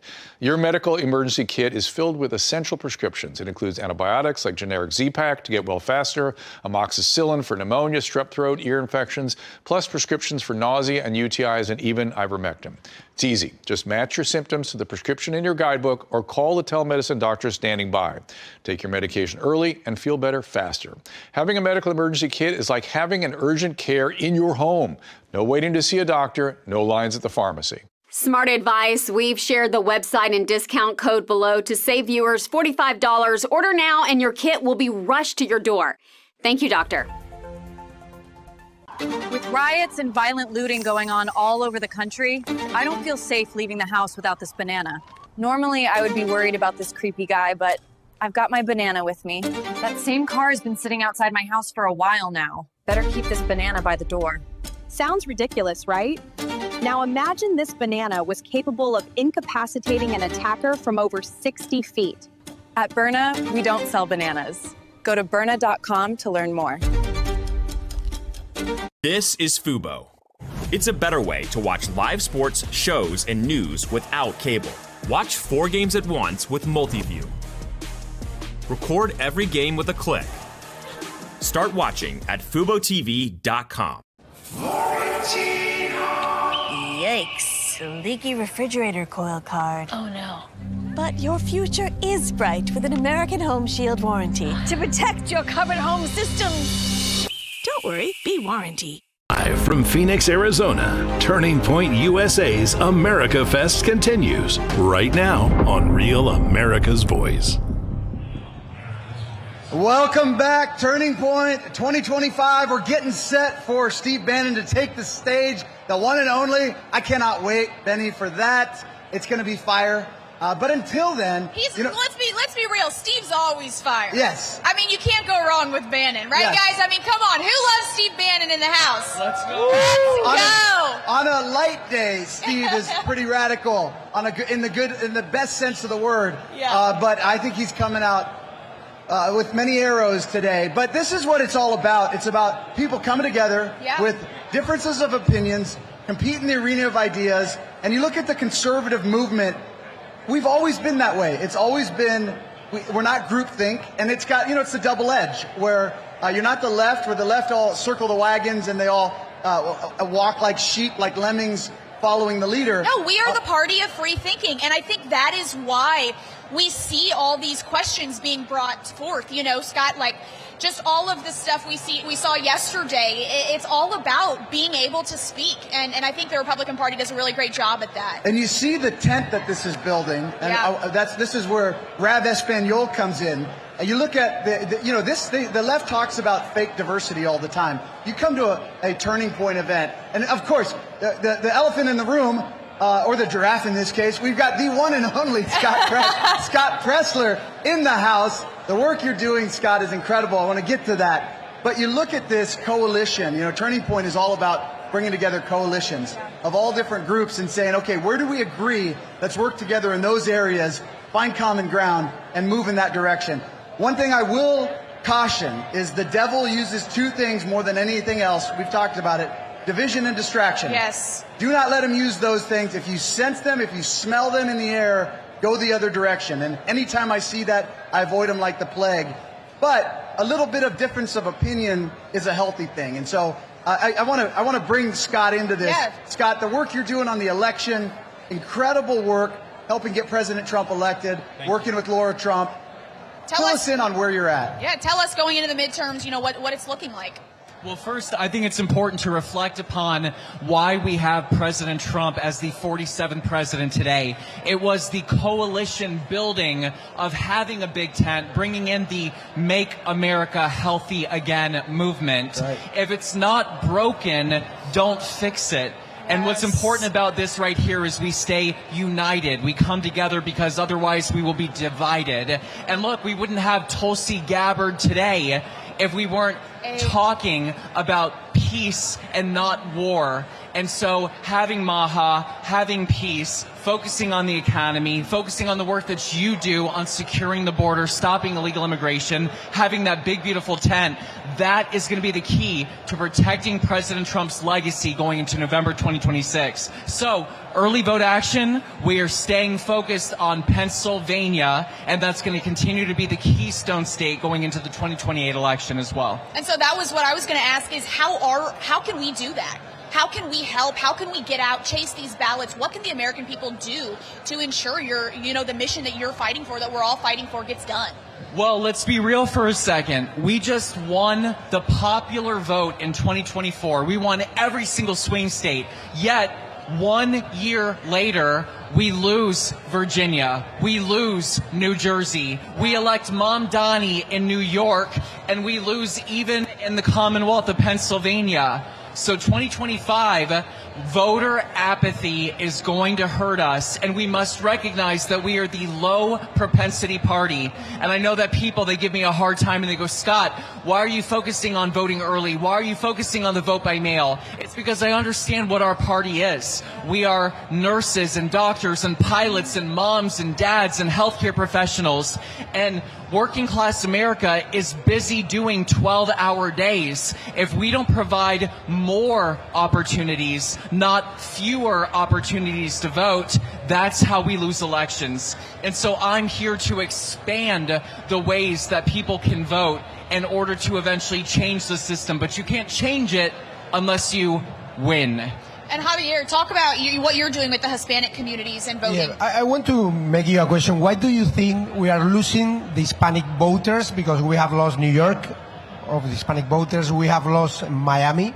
So are you worried about that? What's going on with the Hispanic voters? I'm going to tell you what solution I want to give to you. So what he's talking about is the fact that we just lost a Miami mayoral race for the first time. Say it. In 30 years. In 30 years, since 1998, we lost. Now, the Democrats, they will tell you, Scott, you're losing the Hispanic community. You're losing them. No. What happened was the Democrats were fired up and Republican voter apathy. I think it was something like hundreds of thousands of voters stayed out of the election. It wasn't Republicans that lost this election. It was fired up Democrats that won the election. And we can learn from that. It's either, right? And do you think I'm correct? I'm going to give you my opinion. I have seen this MAGA, this turning point event. It's amazing. I have seen just like 20 Hispanic people. So we need to connect the MAGA movement in the Hispanic side. And that's the reason, because in Rap en Español, we're trying to reach that audience. In the White House, they know. They put me in the Oval Office to make good question to Trump. He was really nice with me. The President Trump likes the Hispanic community. And we are trying in the Ryan G Show every Sunday at 8 in the afternoon, Eastern Time, to fight against Univision, Telemundo, and CNN en Español, because they are telling lies to the Hispanic community about the ICE operation. And the Hispanic community gets scared about the lies. And they think that Trump is like an evil. And they are not telling the people what we told in Right News Show. Like, hey, Trump is deporting people that are illegal aliens, and most of them are criminals.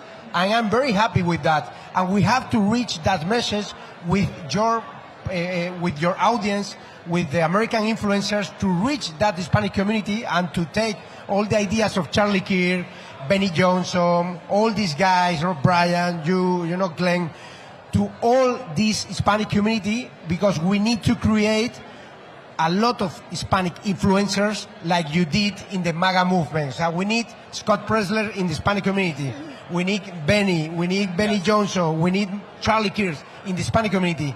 And right now, all the Hispanic community in the media are Democrats, are globalists, and Soros is buying a lot of media. So we have to fight in RAF, in Real America's Voice, with Rob, with Parker. So I want to give thanks to him. So I want you in my show, because for us it's very important.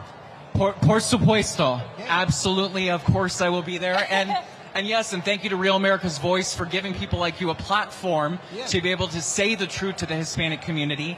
And I think we also must do a better job of showing how President Trump's policies, he is keeping his word. Because the Democrats, they're not going to tell you his economic messages. And that's why President Trump and Carolyn Levitt and the administration is finally, I will say, doing a better job talking about no tax on tips, no tax on overtime, the price of eggs are down, the price of gas is down. Even CNN, much to their chagrin, had to report that inflation is going down in the United States of America.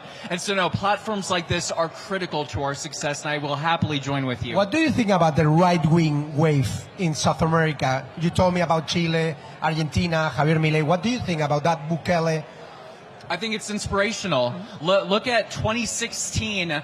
I remember looking at Nigel Farage in the United Kingdom and how their victory of independence for their people inspired us in America. And then we had Donald Trump.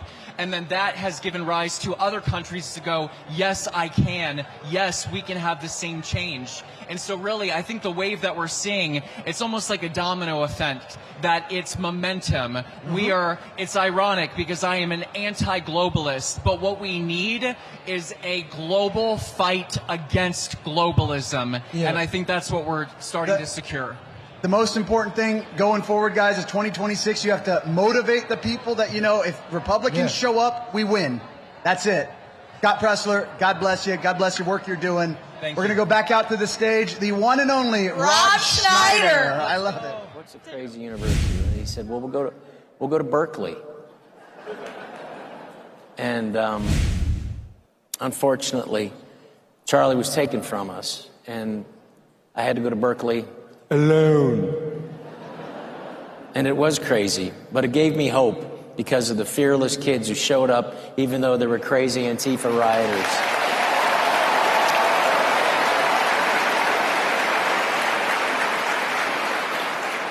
The future of this country is going to require us to be more courageous. And my hat's off and my heart's out to those wonderful kids at Berkeley showing up and braving those crazy Antifa people and whatever hair they had, whatever color it was, they didn't stop them. Now, in early November, the New York Times ran a headline, "Nick Fuentes is becoming Charlie Kirk's successor." Now, that headline tells you everything we need to know about what's at stake right now. The void Charlie left behind is real. And if we're not careful about who fills it, if we let the Candace Owens and the Nick Fuenteses become our dominant voices, we're going to make the exact mistake the left made. And we're going to risk once again giving the reins of power back to the crazy radical left. Now, here's what I mean. Thank you. Here's what I mean. The left has spent years calling moderate people names. Charlie Kirk, fascist, with no evidence. Jordan Peterson, well-dressed fascist. Rob Schneider, midget, which is just as hurtful. I'm almost 5'5". But they couldn't counter Charlie Kirk's ideas with their own. So they had to characterize him as some right-wing monster. But they failed because anyone who spent 1 minute listening to Charlie Kirk knew what Charlie Kirk was about. Charlie Kirk was only interested in the pursuit of the divine truth and love of family and country and freedom and saving the republic. Charlie Kirk wasn't Nick Fuentes, not even close. Charlie was about having conversations, addressing reality, opening up dialogue on college campuses. He made a point of resisting the more extreme elements on the right. He called people out when they got out of line, the groypers, the people who crossed into actual anti-Semitism. Nick Fuentes, Nick Fuentes said women shouldn't be allowed to vote. So obviously not all his ideas are bad.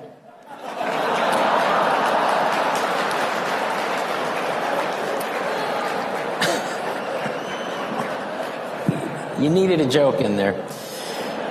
By misidentifying moderates as extremists and moderate ideas as abnormal, by being led by the woke mind virus, it cost the left their hold on the culture.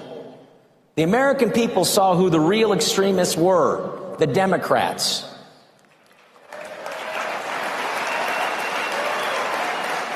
And Americans overwhelmingly resisted them at the ballot box. In every swing state and in the popular vote, the American people rejected Democrat extremism. But here's where it gets dangerous. The left is trying to reframe Charlie into something he wasn't, and by extension, all of us. Extremists, Nazis, fascists, white supremacists. By taking moderate people with views held by the majority and turning them into monsters hides the real monsters among us. So when actual extremists show up, people can't tell the difference anymore. Now here's the warning.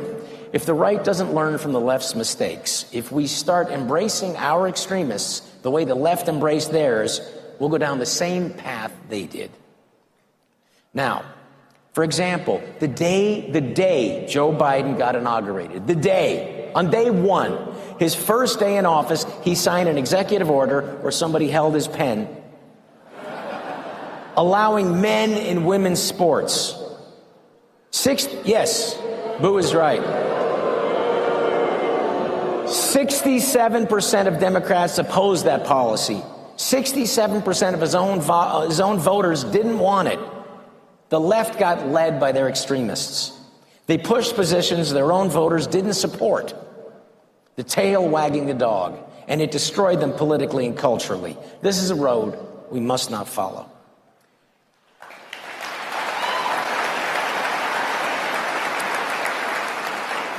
If we let the extremists fill the void Charlie left instead of the reasonable, rational voices he represented, then we will lose. Just like the left, we will become unelectable. And everything Charlie built will be for naught. I'll tell you a story, a turning point between the old pagan Rome and the Christian one. In 404 AD, the Roman Colosseum was the center of entertainment.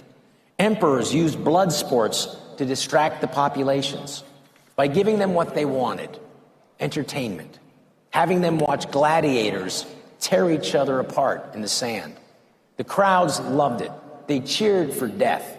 They had no empathy for the men bleeding out in front of them. These men weren't in their tribe. They were the enemy. During these bloody games, a monk named Telemachus jumped into the arena. He stood between the fighters and shouted, "Stop! In the name of Christ, stop this!" And the crowd killed him. They stoned him to death right there. But his death shocked the emperor, and it shocked the people. They finally saw the horror of what they'd been cheering for. That was the last day of the games. Telemachus was a turning point. But here's what really ended that day. Not just the spectacle, but what the spectacle was covering up. The Romans finally saw what they'd been doing, filling an emptiness inside themselves with blood and violence. Once they saw it, they couldn't unsee it. Their culture had a void, and they tried to fill it with games, with spectacle, with watching each other tear each other apart. 1,600 years later, we'd like to think we've evolved. We'd like to think we're more civilized than the Romans who cheered for blood in the sand. But here's the truth. We haven't changed at all. Our Colosseum is Twitter. It's Facebook. It's cable news. It's social media. And when Charlie Kirk was murdered in the bright light of that Utah afternoon, there were people that celebrated. There were people that laughed. They posted jokes. Some, to this day, even say he deserved it. Boo is right. When someone not in your tribe, you have no empathy. There's no sympathy. You can even celebrate their murder. Our culture has become tribal. Now, after Charlie got spoofed by South Park, I called him and I said, "Congratulations, you've officially arrived in pop culture." He laughed. He was tickled by it. So much so that he changed his profile picture on social media to that South Park goofy picture of himself. The goofy picture with the oddly shaped head, which was his head. He embraced it. It was last summer that I realized that Charlie Kirk was an American genius. I texted him. This is our main form of communication. And I said, "We truly have a living successor to the wisdom, fortitude, love of God, family, and country of our founding fathers. And his name is Charlie Kirk."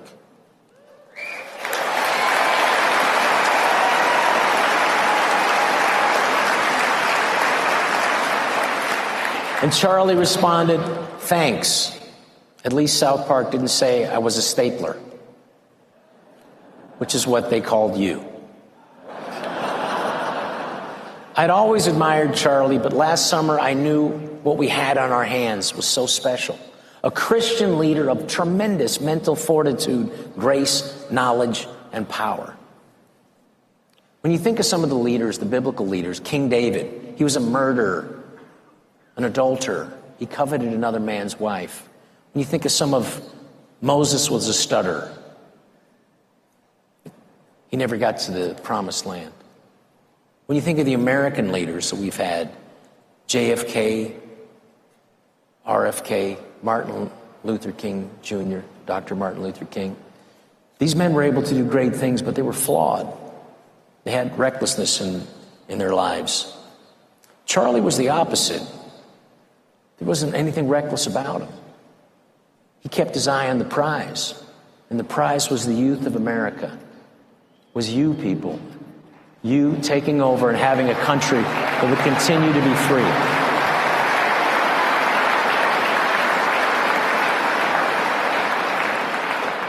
Charlie did for me what he did for so many university students across this country. He dismantled foundational thinking. He understood that America is now the keystone of Western civilization. However, he also knew how precarious it was and that it would take only one generation to lose it. He said, "No one is coming to save us. There will be no Marines from some other country landing on our beaches. There will be no Marshall Plan to financially bail us out. We are the Marines." So the question is simply this: will America be a temporary experiment in human history, a brief moment where freedom for the individual, enjoyed by relatively few people in human history, before it returns to some brutal feudal system where individual freedom is lost to a world government with complete control? It will take something more than political posturing. Charlie understood something fundamental. Without faith, freedom becomes fragile. Our roots must be rooted in something higher than government. And he warned us, a civilization that abandons God will deteriorate and ultimately collapse from the inside out. Charlie said, when you stop having a human connection with someone you disagree with, it becomes a lot easier to want to commit violence against that group. What we as a culture have to get back to, he said, is to be able to have reasonable disagreement where violence is not an option. Now,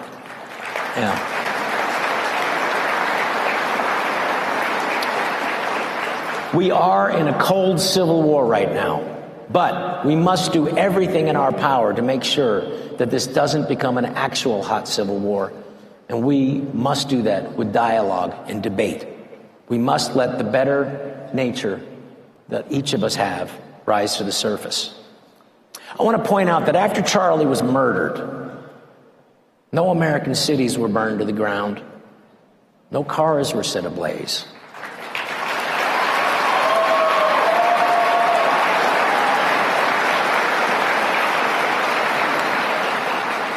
No looting took place. The only burning was candles. Candles to honor someone who dearly loved our country and fought passionately to preserve these unique liberties that so many have fought and died for. In 404 AD, the crowd killed the priest because he told them the truth. He told them to stop enjoying the blood sport. In 2025, Charlie Kirk jumped into our modern Coliseum, the arena of the university campus. He stood between the mob and their rage. He handed the crowd a microphone. He gave his opponents a voice. He sat there, told the truth, took their fury, and tried to move them and our nation closer to God and closer to our Savior, Jesus Christ.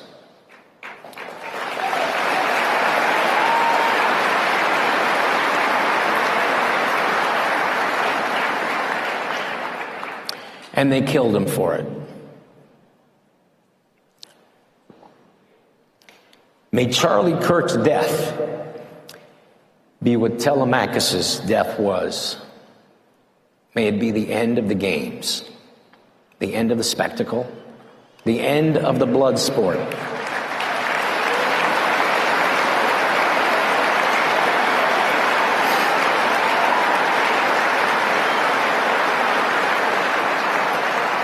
May it be the moment that all of us in this nation choose humility over certainty, conversation over violence, kindness over victory at any cost, truth over comfort. Charlie said he wanted to be remembered for courage and faith, and he will be, always.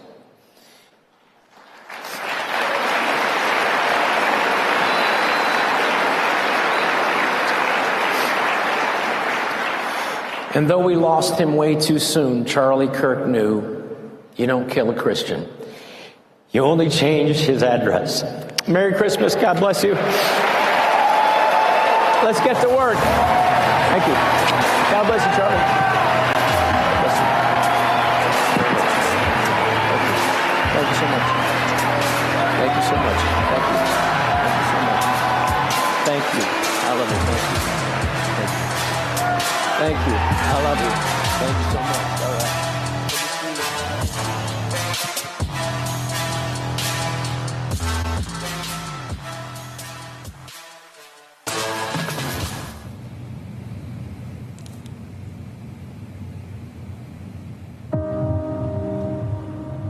I know you never expected this. The voices and the anger are so loud.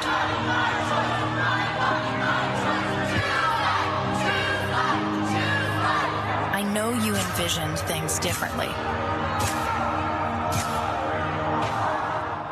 And our live coverage of Turning Point. And welcome back to MFest 2025, our live coverage from Phoenix, Arizona. I'm here with Benny Ray Harmony and the great Ben Bergquam. The 3 Bs. Ben, before we join our guest here to my right, I want you to comment real quickly from a faith perspective on what Rob Schneider just said about when Charlie died, we didn't burn down cities, we burned candles. I thought that was profound. Talk about that real quick. Well, look, it's all good versus evil, light versus darkness, and all you have to do is look at the response to how we responded to Charlie Kirk's assassination versus how the left responds to most of the time made up issues, attacks on law enforcement, the BLM movement, Antifa, all these things. They burn everything. They burn down the cities. They attack innocent people. On our side, you murder one of ours, and we come together with candles and pray. And we not only pray for his family, for this nation, we pray for the enemies themselves. And that's the difference. That's really the difference. And all you have to do is, if you wonder which side you're on, you just have to ask yourself, which side of those are you on? That's absolutely right. Of course, Andrew Breitbart famously said, politics runs downstream of culture. We have 2 cultural icons with us. So why don't you introduce yourselves and tell us how you are changing the Hollywood industry? I'm Nicole Nogrady, also known as Lady Nogrady. I sing the song Modern Day Holy War on Steve Bannon's War Room. And Hollywood is really, really where the foreground of the spiritual battle is, because it's what people see on TV that really changes their mind and their thought patterns. And there is a massive, massive stronghold that Hollywood has on the public, and people are now turning their TVs off and switching from mainstream secular movies, TV, and music to Angel Studios. And there is a real hunger that people are having to turn off the darkness on TV, turn off regular stations on the radio, and tune into the Christian station. All I listen to now is the Christian station. And if you would have told me 10 years ago when I was in Hollywood that I would only be listening to the Christian station, I would have laughed at you. And, Deepak is a really good friend of mine, and we actually met in Hollywood, and he now lives elsewhere in Texas and, made his move out of Hollywood. I made my move out down Orange County, but we have not stopped doing what we're going to do because everything is digital now and this fight is digital. And so, Deepak, what have you been working on lately? Yeah, my name is Deepak, and I think writing songs that are inspiring is key. I think a lot of music out there is lowering the energy, lowering the vibration, and I think that raising the vibration with higher level lyrics, affirmations, and bringing them into an empowerment space. I think empowerment is a really important way to think about music, think about life. You think about people like Tony Robbins, even Donald Trump. It's all about winning. It's about affirmations. Like, we're going to do this. We're going to go all the way to the top. And so I wrote the song Together We Rise, which became an anthem for unity and political movements. Sang it at the inauguration this year for President Trump at the Starlight Ball, at Maha Ball, Bobby Kennedy, and writing lots more songs that I think can be more like anthems. Think about Michael Jackson, Heal the World, We Are the World, Bob Marley, One Love. Those kind of songs affected the culture, affected politics. I mean, even Bob Marley, I don't think he really wanted to get political, but he was thrown into the political arena during a time when there was a lot of division. And I think this is the time we're in right now where there's a lot of polarization, a lot of division, and I feel like I'm being thrown into the ring. Nicole, a lot of friends of mine, Jimmy Levy, a lot of different people are like singing into a cause that's beyond us. It's bigger than us, and I think God is bigger than us, and I think that's where you listen to the vibration, listen to the call, and the songs are coming through. Not that I'm writing them, I'm listening to something that's needed to help the culture, help the space, and so I've been singing everywhere, touring. Just did Mar-a-Lago a few days ago for my friend General Flynn. James O'Keefe and I are doing the O'Keefe party tonight, and we're just trying to bring a lightness to the scene. So that's, I think that's what needs to happen. I think a lot of artists are starting to wake up, and I think it's important that that happens to Hollywood and transforms Hollywood. Well, we are going to head back in to the main room. How do you pronounce his name? Vivek Ramaswamy. He's up there, so take it away. Be a black voice. We don't want any more brown faces that don't want to be a brown voice. Think about that. Your race and your gender define who you are. Ibram Kendi famously said the remedy to past discrimination is present discrimination. The remedy to present discrimination is future discrimination. And if you disagreed with that view, for the last 4 or 5 years in this country, they labeled you a racist, a bigot, a homophobe, a transphobe, which created a new culture of fear in our country that spread like an epidemic, a fear that replaced our culture of free speech in the United States of America. And that was un-American.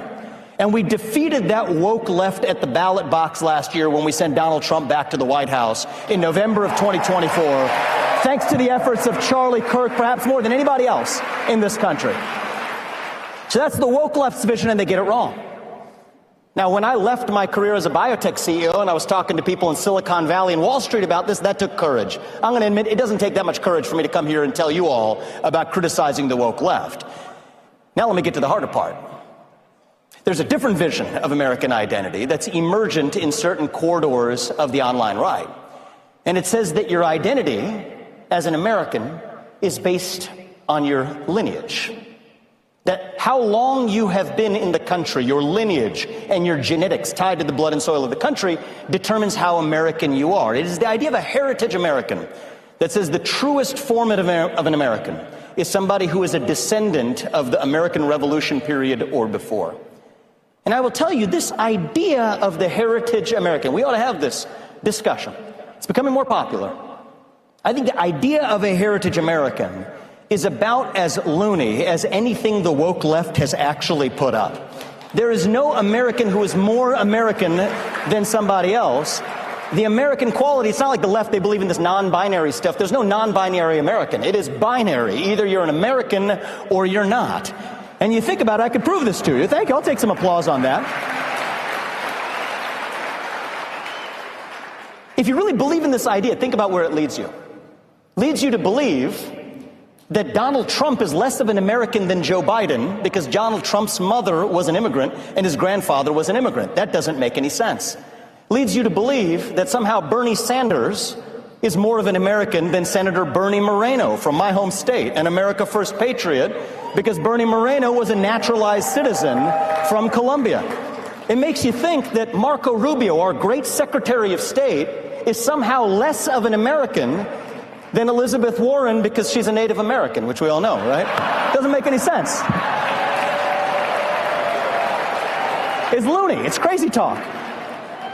It makes you believe that somehow I am less of an American than the transgender criminal who assassinated Charlie Kirk. We refuse to accept that. The idea that a heritage American is more American than another American is un-American at its core. And I will fight to the very end for that because that's what it means to be an American. We believe in ideals. That is who we are.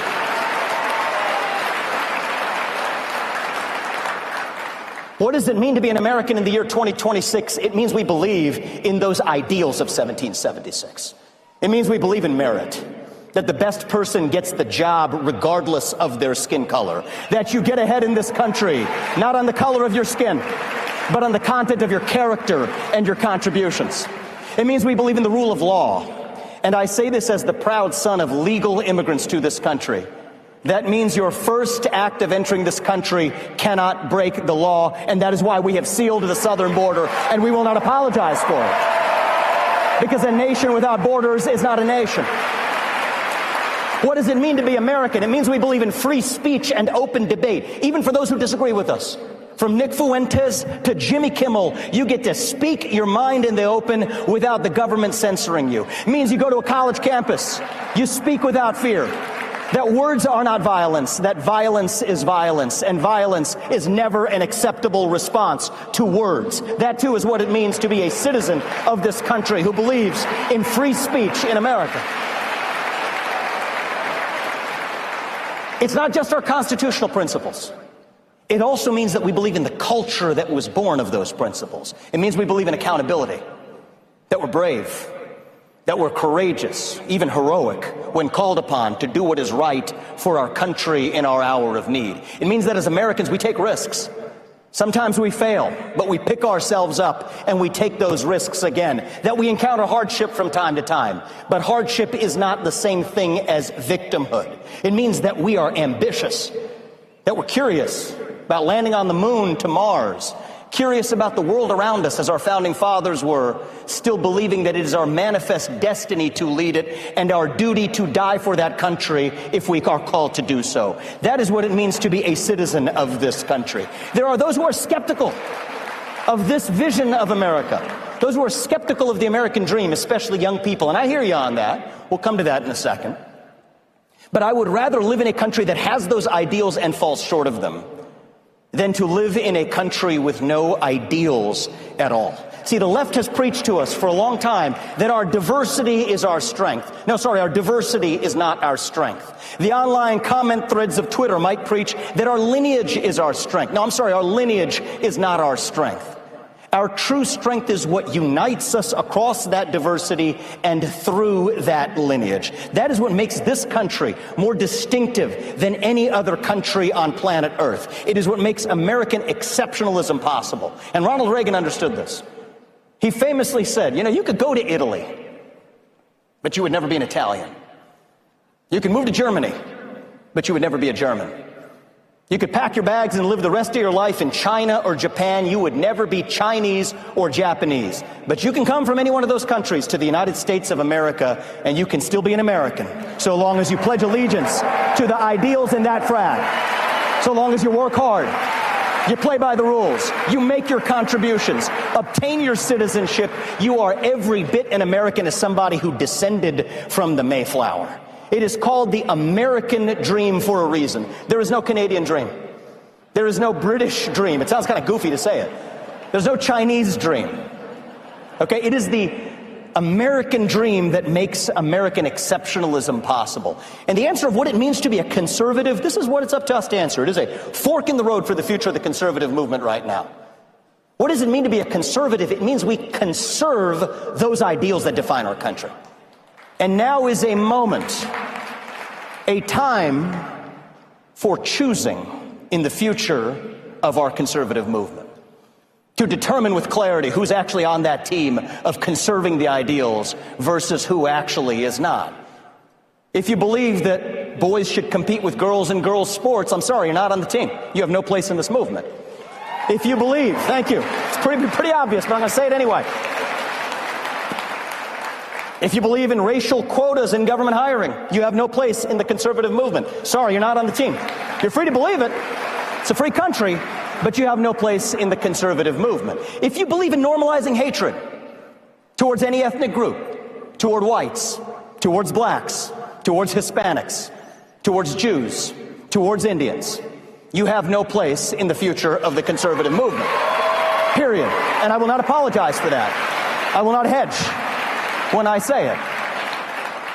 If you believe, and you will forgive me for giving you an exact quote from our online commentator Nick Fuentes, if you believe that Hitler was pretty fucking cool, you have no place in the future of the conservative movement. You can debate foreign aid to Israel all you want. That's fine, that's fair, but you have no place with that level of hatred. You can debate the right resolution to the Russia-Ukraine war, but if you believe Joseph Stalin is someone to look up to, you have no place in the future of the conservative movement. If you call Usha Vance, the second lady of the United States of America, a Jeet, you have no place in the future of the conservative movement.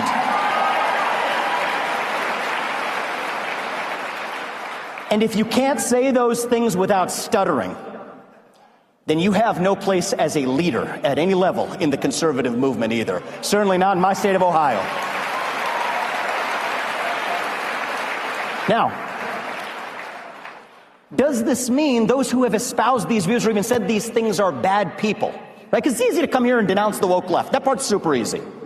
Coming up here and denouncing a bunch of groypers, in the conservative movement, a little bit harder, but in the scheme of things, I could care less. Pretty easy for me. The hard part is asking the question of where we go from here. This is what our country actually requires. This is what true leadership demands. And we ask the question, are these bad people for saying these things? And I think the answer to that question, I think I'm going to tell you something that both Ben Shapiro and Tucker Carlson ought to be able to agree on. I think they will. Are these bad people? I think the answer to that question is no, because there's no such thing as an inherently bad person, actually. See, the Christian faith that Charlie espoused teaches us that every one of us, every one of you is made in the image of God. My Hindu faith teaches us that God and his divinity resides in each of us, that we're truly equal in the most moral sense. There's no such thing as an inherently bad person. There's only ever an inherently good person that exists. But sometimes good people do and say bad things. They believe they're doing the right thing, but they're still doing the wrong thing. And the job of a true leader is to understand why and then to step up and actually fix it. And the issue in our country right now, all jokes aside, is that we are in the middle. All of this, everything we've just talked about, from the woke left to the groyper right, these are symptoms of a generational crisis of purpose and meaning in our country. Depression, anxiety, addiction, higher than we've ever seen in American history in your generation, in Gen Z. Economic insecurity, which I understand, feeling like you work hard, not quite getting ahead. Home ownership out of reach for a 30-year-old.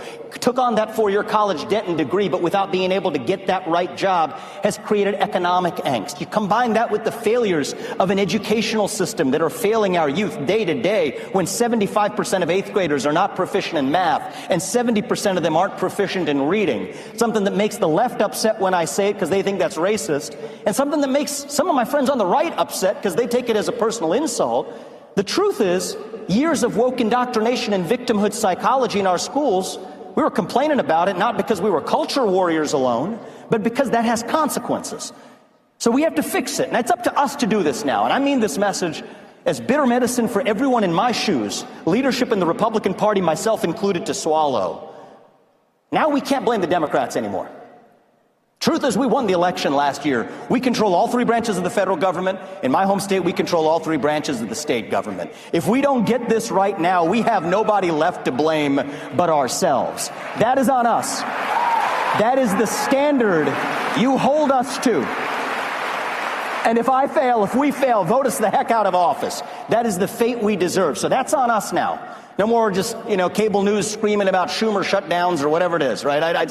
It bores me. It doesn't matter. It's up to us. We have a chance to lead with our own vision. Blaming the Democrats isn't enough.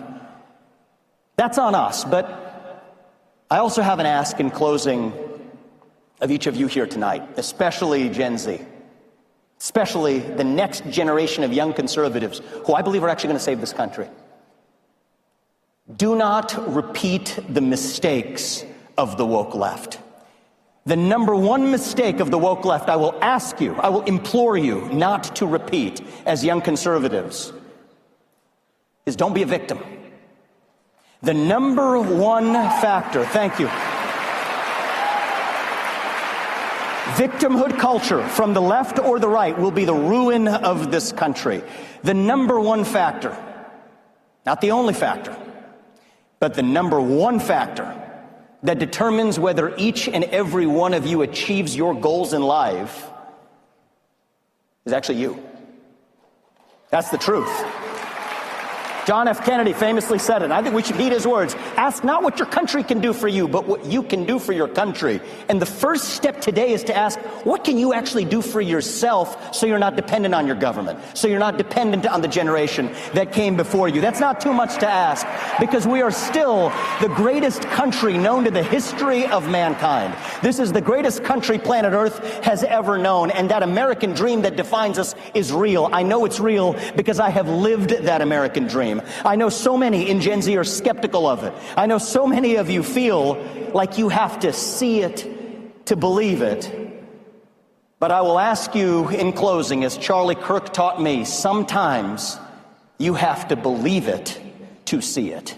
That is what faith in our country is all about. Thank you all, guys. God bless you and your families, and may God bless our United States of America.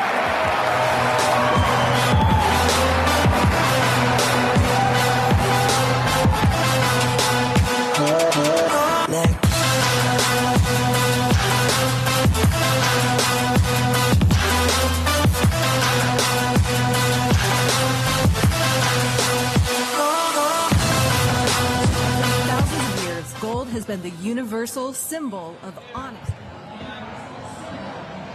Well, that was Vivek Ramaswamy. Coming up next, the one and only Steve Bannon.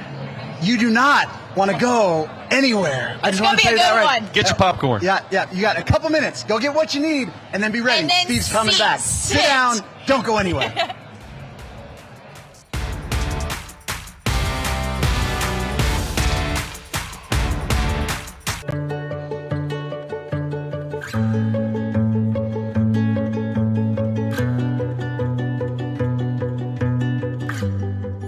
I was born with idiopathic infantile scoliosis. I've had 17 surgeries. I was born missing my lower right foot. I was born 10 weeks early without my left arm. I have osteogenesis imperfecta. I've broken over 70 bones in my lifetime. With my polio, I have tough days and my pain just pops out of nowhere. There's nothing to be afraid of because all the doctors are all so nice. Most people think, oh, it's the medical side of things at Shriners Hospital, but for me, it's the confidence that I've gotten. When somebody sees these commercials,